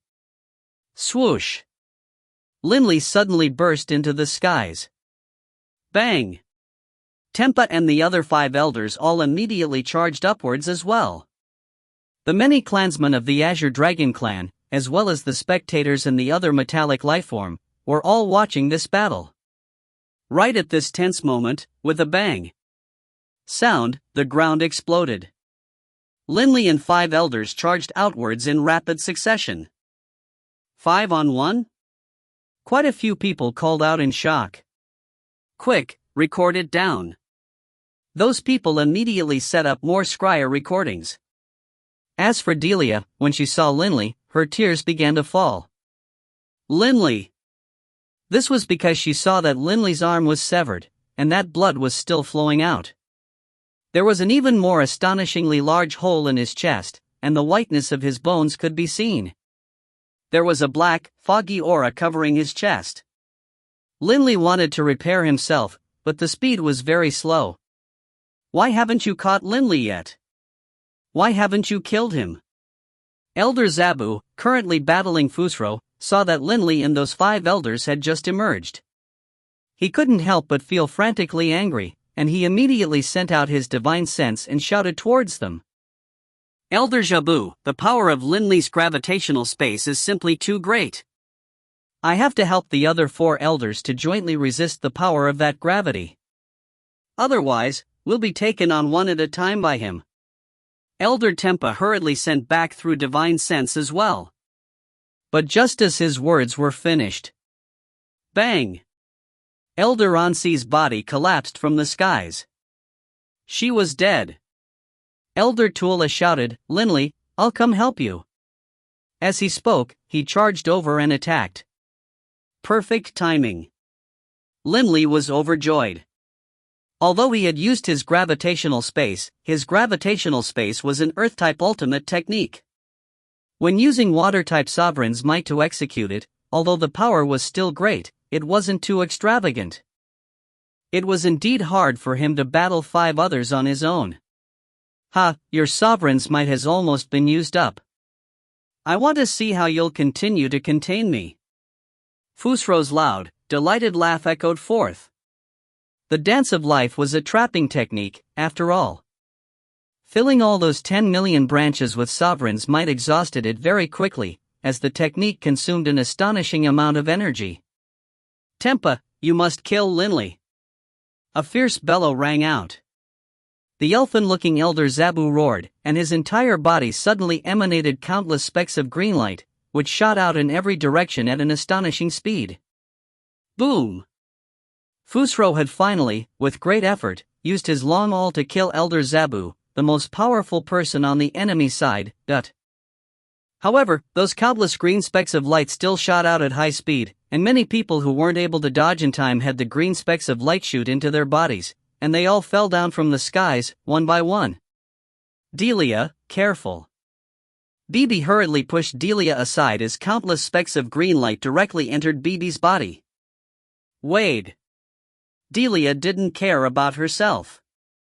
Using her own body, she completely covered up Wade, and as she did, 2 specks of green light directly entered Delia's body. Right at this moment. Bang! Linley and Elder Tempa clashed against each other fiercely, and their bodies were sent flying apart.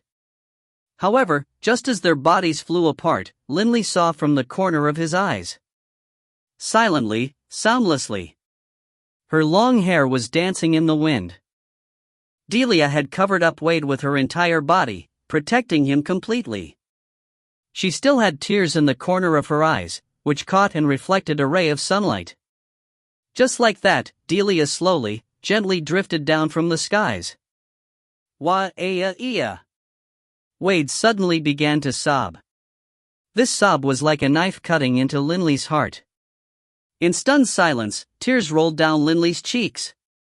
No, a desolate sound echoed in the heavens.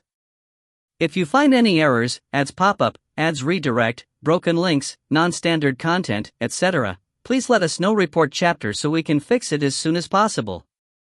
Book 17, Chapter 46, Spare No One. Book 17, Indigo Prefecture, Chapter 46, Spare No One. Linley felt his heart be instantly ripped apart. When Linley was together with Delia, he felt as though he were a lonely boat who had found his harbor, with his heart at peace. Their souls had become deeply intertwined, and neither could leave the other. No way, Linley couldn't accept it. He would rather die than see what he just saw. How many years had it been? From that first time when he had learned of his father's death, when he had watched as Grandpa Doring sacrificed himself for him, those 2 events had caused Linley to sink into an abyss of despair. Ever since those 2 times, Linley had buried hatred deep into his heart and then encased it in ice. But because of Delia, Linley once more felt the warmth of family. In front of Delia, Linley didn't have to hold back anything. His heart and Delia's heart were completely joined. Linley felt that he was blissful, that the heavens had treated him generously, Because he had Delia, his partner in life. But today, his father had died. Grandpa Doring had died. Those two blows had caused Linley to nearly collapse. But the blow he suffered today was even fiercer than the previous two. Delia had been together with Linley for simply too long. 1,000 years of taking care of each other. Their lives had become one. This, Fusro was stunned as well. Delia. BB was stunned as well. He, linked together spiritually with Linley, could feel the despair and deathly loneliness radiating out from Linley's soul. BB couldn't help but feel his own soul quiver. What sort of despair was this? Boss. BB was about to cry as well. Rumble, Tempa, his entire body covered with that black aura, once more violently charged towards Linley, while Linley just stood there stupidly. Die. Tempa was shaking from excitement. He sent a full-force fist smashing towards Linley's head. Before his fist arrived, the spatial ripples it generated arrived, striking at Linley's head. Linley, rather numbly, turned to look, but all he saw in front of his eyes was a fist glowing with flowing black light. Linley seemed to have gone insane, as he let out a terrifying howl.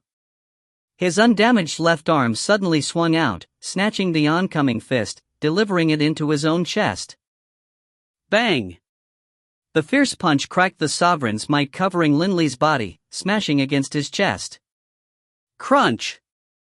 His ribs shattered and his chest caved in. Tempa was completely stunned. What was Linley doing? Whoosh! Linley's draconic tail suddenly swung over, stretching out towards Tempa and wrapping itself around him. Linley's left arm was clutching Tempa's right arm, while his draconic tail was binding Tempa, pulling him into a tight embrace. Tempa wasn't able to break free. The two stared face to face, right next to each other. Linley seemed like a madman. He suddenly turned his head, ramming it viciously against the opponent. That fierce, azure golden spiked horn in Linley's forehead, covered with that azure light, stabbed down viciously. F***ck off. Tempa wanted to break free. But Linley's Sovereign's might was on full power, and Water-type Sovereign's might was durable to begin with. Even worse, Linley's body was more powerful than his to begin with. Tempa, break free? Unlikely. Die. Linley howled ferociously like a madman. His head savagely, repeatedly slammed towards his enemies, and so too did that fierce horn spike, covered with Sovereign's might. What was the toughest, sharpest part of Linley's body? It wasn't his fist. It wasn't his scales. It was these spikes. They were just like the spikes of an armored razorback WIRM, which before death would unleash its most powerful attack by blasting out these spikes. An armored razorback WIRM of the 9th rank was able to use these spikes to pierce through the body of a saint-level magical beast. Linley's spikes, in turn, had been strengthened and intensified by the blood essence of the Azure Dragon, as well as that drop of Sovereign's might. The sharpness of those spikes was utterly terrifying. For Tempa to have his head struck by Linley's, and especially given that Tempa's body was inferior to Linley's to begin with. After his protective barrier of Sovereign's might was broken through after 3 successive stabs, Tempa only had enough time to let out a bellow, and then stopped making any noise. Bang! Bang! Bang! Bang! Bang! In the blink of an eye, Linley's head had smashed into the opponent's countless times. BB, Fusro, Tuula, and even those other 4 enemy elders were staring in disbelief. Tempa's entire head had been slammed into pulp. His divine spark had been knocked flying, but Linley continued to smash. Smash his head. Smash his body. Blood flew everywhere. Muddy bits of flesh flew everywhere. The sight was utterly unbearable. Linley's eyes were as crimson as blood, and he was utterly wild. Boss, BB had never seen Linley go so berserk before. Through their soul connection, he could feel that Linley had completely descended into a mindless savagery, the throes of which caused Bibi to tremble. The four elders were stunned as well. How could a battle between 7-star fiends end up like this? Linley didn't block Tempa's attack, but rather grappled Tempa, then used his own head to smash him to death? As they looked at Linley, whose arm was severed, chest was caved in, and whose face was covered with blood, they felt their hearts grow cold. "Linley, stop, stop!" Fusro shouted through divine sense. "Stop immediately!" Fusro rushed over, giving Linley a vicious punch, and Linley's body couldn't help but tremble. This punch brought Linley back to sanity. "What am I doing?" Linley felt as though he had gone completely insane. He then looked sideways at the distant Delia, lying on the ground. His eyes couldn't help but immediately turn red once again, and then he turned to look at the other four elders. Those four elders hadn't used Sovereign's might. The four elders had been stunned by Linley's display of savagery. Only now did they come to their senses. Elder Zabu and the others died. "We aren't of any use here. The appearance of this Fusro was completely out of our expectations. Let's flee." The four elders hurriedly spoke through divine sense, and then they fled in every direction. But Linley just let out a bellow. Rumble! Azure light spread out everywhere to a diameter of hundreds of meters, trapping all four of those elders in the distance who had sought to flee within. The azure light then transformed into an enormous cube. Blackstone prison. A blackstone prison formed from Sovereign's might. This was water-type Sovereign's might. Although it wasn't earth-type, it was still far more powerful than Linley's own god-level divine power. The durability was extremely powerful in particular. These four elders, in turn, didn't have Sovereign's power. Trapped within this blackstone prison, there was no way they could flee at all. Linley, Fusro wanted to speak. "Fusro. Tuola. Don't interfere. Leave this blackstone prison. Let me handle the four of them." Linley growled, and a corridor split open from above. Fusro and Tuola let out sighs, then flew out. Within the blackstone prison, Linley could defeat them one by one. Given that the enemies were not in possession of Sovereign's might, this was a battle between two people on completely different levels. Darkness. Not a single hint of light could be seen. The four elders were trapped into different parts of the cube. All of them wildly struck the walls, but how could they possibly break through this cube formed from Sovereign's might? Within one of the rooms. "It's all over." The gray-robed elder was in complete despair. Whoosh! The wall suddenly split open, and a person walked in. The gray-robed elder's heart trembled as he looked at the dragon-formed Linley, his entire body covered with blood. "It's all because of you." A growling voice. Whoosh! Linley charged forward. Shocked, the gray-robed elder wanted to resist, but a ray of spiritual energy spread forth. This was the spiritual chaos formed from Sovereign's might, and the gray-robed elder instantly fell into a stunned state. When Linley had dealt against Tempa and the rest of the five, he could have used this technique to put the other four into a stupor. However, Elder Tempa had Sovereign's might to protect himself, and so Linley wouldn't have been able to influence him at all. Tempa naturally would protect the other four in turn. This was the reason why Linley hadn't used this technique yet. But now, the gray-robed elder, under the effect of the spiritual chaos, was nothing more than a ragdoll target. "Hello, Linley.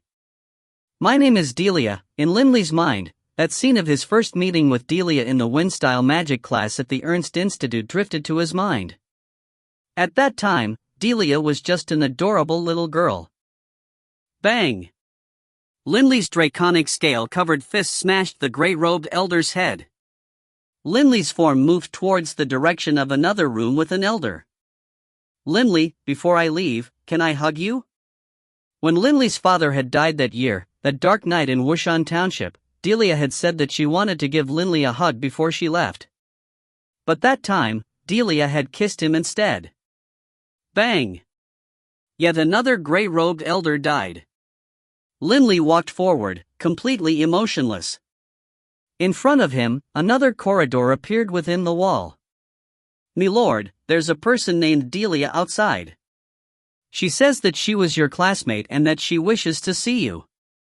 That first time they had met again after their 10 years of separation.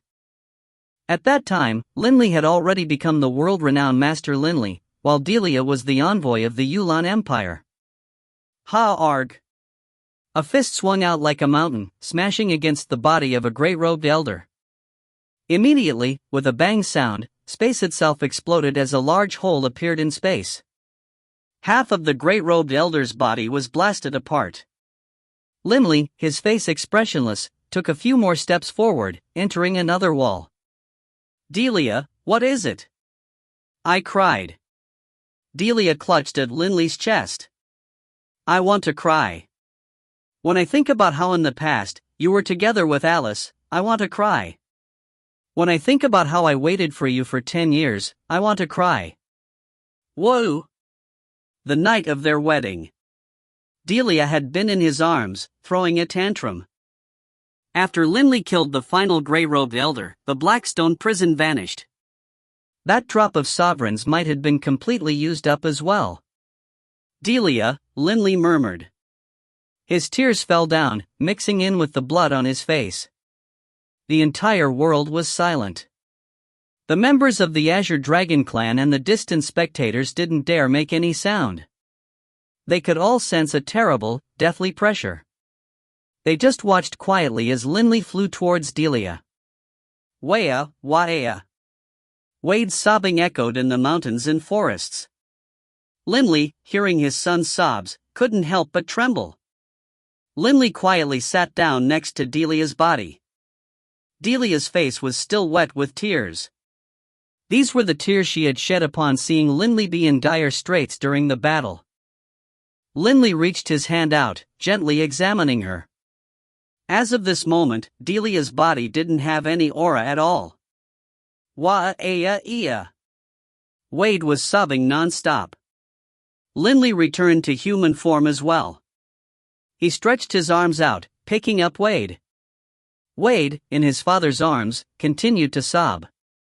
"Don't cry, Wade," Linley said softly. "Boss, it's all my fault." Bibi was agonized as well. "Linley, Delia isn't dead." A sound rang out. Linley's entire body shuddered, and he suddenly rose to his feet, hurriedly turning to look towards Fusro. In disbelief, he said, "Fusro, what did you say?" Fusro said seriously, "Linley, I'll tell you this. Delia isn't dead. Not only is she not dead, all of the other people who were struck by that elfin-looking elder's dying blow aren't dead either. But, Linley couldn't sense any aura from Delia at all. Fusro said with certainty, that elfin-looking elder's dying blow sent out nearly 1,000,000 green specks of light flying out. Many of those who were hit by just a single speck of green light all fell. Can it be that you think that elfin-looking elder was capable of killing 1,000,000 high gods with a single technique? Linley came to his senses. Right. No matter how powerful an elder was, he would at most be able to kill 100 or nearly 1,000 people with a technique. But to kill 1,000,000 high gods? Impossible. Utterly impossible. In truth, when the elfin-looking elder had released those green specks of light, although he had sent nearly 1,000,000, in reality, because the people in the area were tightly clustered together, most of the green specks of light were blocked by the people standing in front. It would be amazing if even 10,000 died. Then Delia isn't dead, but why doesn't she have any aura at all? Linley turned to look at Delia. He sent a ray of spiritual energy out, slowly sending it into Delia's mind. Within Delia's sea of consciousness, her divine spark was still there. Her sea of consciousness, however, wasn't moving at all. It was deathly still, without any hint of a living aura. That elfin-looking elder should have been an expert of the Edric clan, which moved here from the higher plane of life. he trained in the edicts of life. Fusro said solemnly. Although the people hit aren't dead, there isn't much of a difference between their state and death. Linley hurriedly shook his head. And then, he looked at Fusro. Fusro, tell me. What is going on with Delia? Can she be saved? Fusro let out a low sigh. Linley, the most powerful healing stems from the laws of life, but it is also experts of the edicts of life who have the most bizarre ways of attacking and harming the soul. That elfin elder was an elite amongst them. Before dying, he released that technique, spreading out countless specks of green light, each of which is actually just a seed. Seed? Linley didn't understand. Linley, a person's foundation is the soul. Fusro explained. That green light burrows into the soul and begins to devour the energy of the soul, converting it to energy for its own use. Devour, convert? Linley began to understand. A single speck of green light is very weak. Compared to the entire soul, it is minuscule. However, the single speck of green light, with each devour, will duplicate and result in 2 specks of green light. And then, those 2 specks of green light will continue to devour and become 4 specks. 4 will then become 8, and as this continues, Fusro's eyes were filled with awe as well. It is very terrifying. Although the soul of a high god is very strong, under this sort of devouring, the soul will constantly weaken. There will come the day when one's soul will completely transform into green specks of light, at which point, Delia will die. Linley felt that this was unbelievable. Souls could be described as strong, but also as fragile. Once they were shattered, they would be finished. But this devouring, it wouldn't immediately cause the soul to be destroyed. Because, to be precise, the green light was merging with the soul and was part of it. Actually, this was a sort of soul transformation process. Once the transformation was complete, the soul would be finished. Then is there a way to save her? Linley immediately asked. This Fusro had a very high degree of attainment in the soul as well. This has reached deep into her soul. Saving her will be very hard. Fusro shook his head. I only train in the laws of fire. My attacks are powerful, but my healing, alas. Linley's face immediately changed. However, supreme experts who train in the edicts of life should be able to save Delia. However, we have to hurry to the Skyrite Mountains. Fusro said. But in the Skyrite Mountains, the 4 Divine Beasts clan does not train the edicts of life. If we go to other places to find experts, there's no time. There was no time. These words caused Linley's entire body to sway. There's no time? Linley was frantic. There's too few people in the infernal realm who train in the edicts of life. The 8 great clans do, but they are your enemies. How could they possibly help? Fusro shook his head and sighed. No. We can go to another place. Linley said hurriedly. Impossible. There's no time. Based on the rate at which the devouring occurs, in a year or so, Delia's soul will be completely devoured. Fusro said resignedly. In Indigo Prefecture, I have no idea of any other power aside from the 8 great clans that has supreme experts who specialize in the edicts of life. Linley lowered his head to look at Delia. Delia was lying there quietly. No, Linley couldn't accept it. Although she didn't die, in the future, she would? But in a short year, even at maximum speed, he would still be within Indigo Prefecture. But within Indigo Prefecture, the strongest forces were the 4 Divine Beasts clan and the 8 Great Clans, while only the Edric clan from the higher plane of life possessed supreme experts who trained in the edicts of life. The other powers? The 4 Divine Beasts clan didn't have any such experts, at least. What to do? Delia, Linley was going completely mad. Fusro looked about, seeing many Azure Dragon clansmen lying on the ground. So many people. He let out a sigh. Although those green specks of light are weak, they are very hard to deal with. Ordinary high gods aren't able to resist them, unless they have soul-protecting artifacts or have extremely powerful souls. But of course, one can block it if one had Sovereign's might. This elfin elder truly was vicious, thought. Linley, lost in his grief, suddenly heard those words, Sovereign's might. Sovereign's might? Linley's body trembled. Sovereign's might can resist it. Linley's heart shook. Linley, what is it? Fusro looked at him. Linley suddenly turned to stare at him. Fusro, did you just say that Sovereign's might can block it? Are you saying that if I had given Delia a drop of Sovereign's might and she had been struck, she wouldn't die? Right. The elfin elder's attack is powerful, but once it encounters Sovereign's might, it will still dissipate. How could it possibly break through the defense of Sovereign's might? Fusro nodded. However, don't be too heartbroken. After all, you need to use Sovereign's might while battling as well. Linley was stunned. Battle? Battle, . But he had 3 drops of it. Why didn't I give any to Delia? Why? Linley's face turned ashen. Why didn't I give it to her? Why? Why? With a flip of his hand, Linley retrieved a drop of Sovereign's might. Beneath the light of the sun, it seemed so resplendent. Seeing this drop of Sovereign's might, Fusro was stunned as well. Wah-aya! Wade's sobbing cries continued unabated. Linley lowered his head to look at the sobbing Wade, then at the slumbering Delia, and then at this drop of Sovereign's might. His gaze turned more and more savage, and the flesh on his face slowly began to twitch as his face slowly turned purple. And then, a hint of blood slowly began to leak from his mouth. Ayo-ayo-wee-awa. A howl of incomparable agony ripped forth from Linley's mouth, shaking the world. If you find any errors, ads pop up, ads redirect, broken links, non-standard content, etc., please let us know. Report chapter so we can fix it as soon as possible.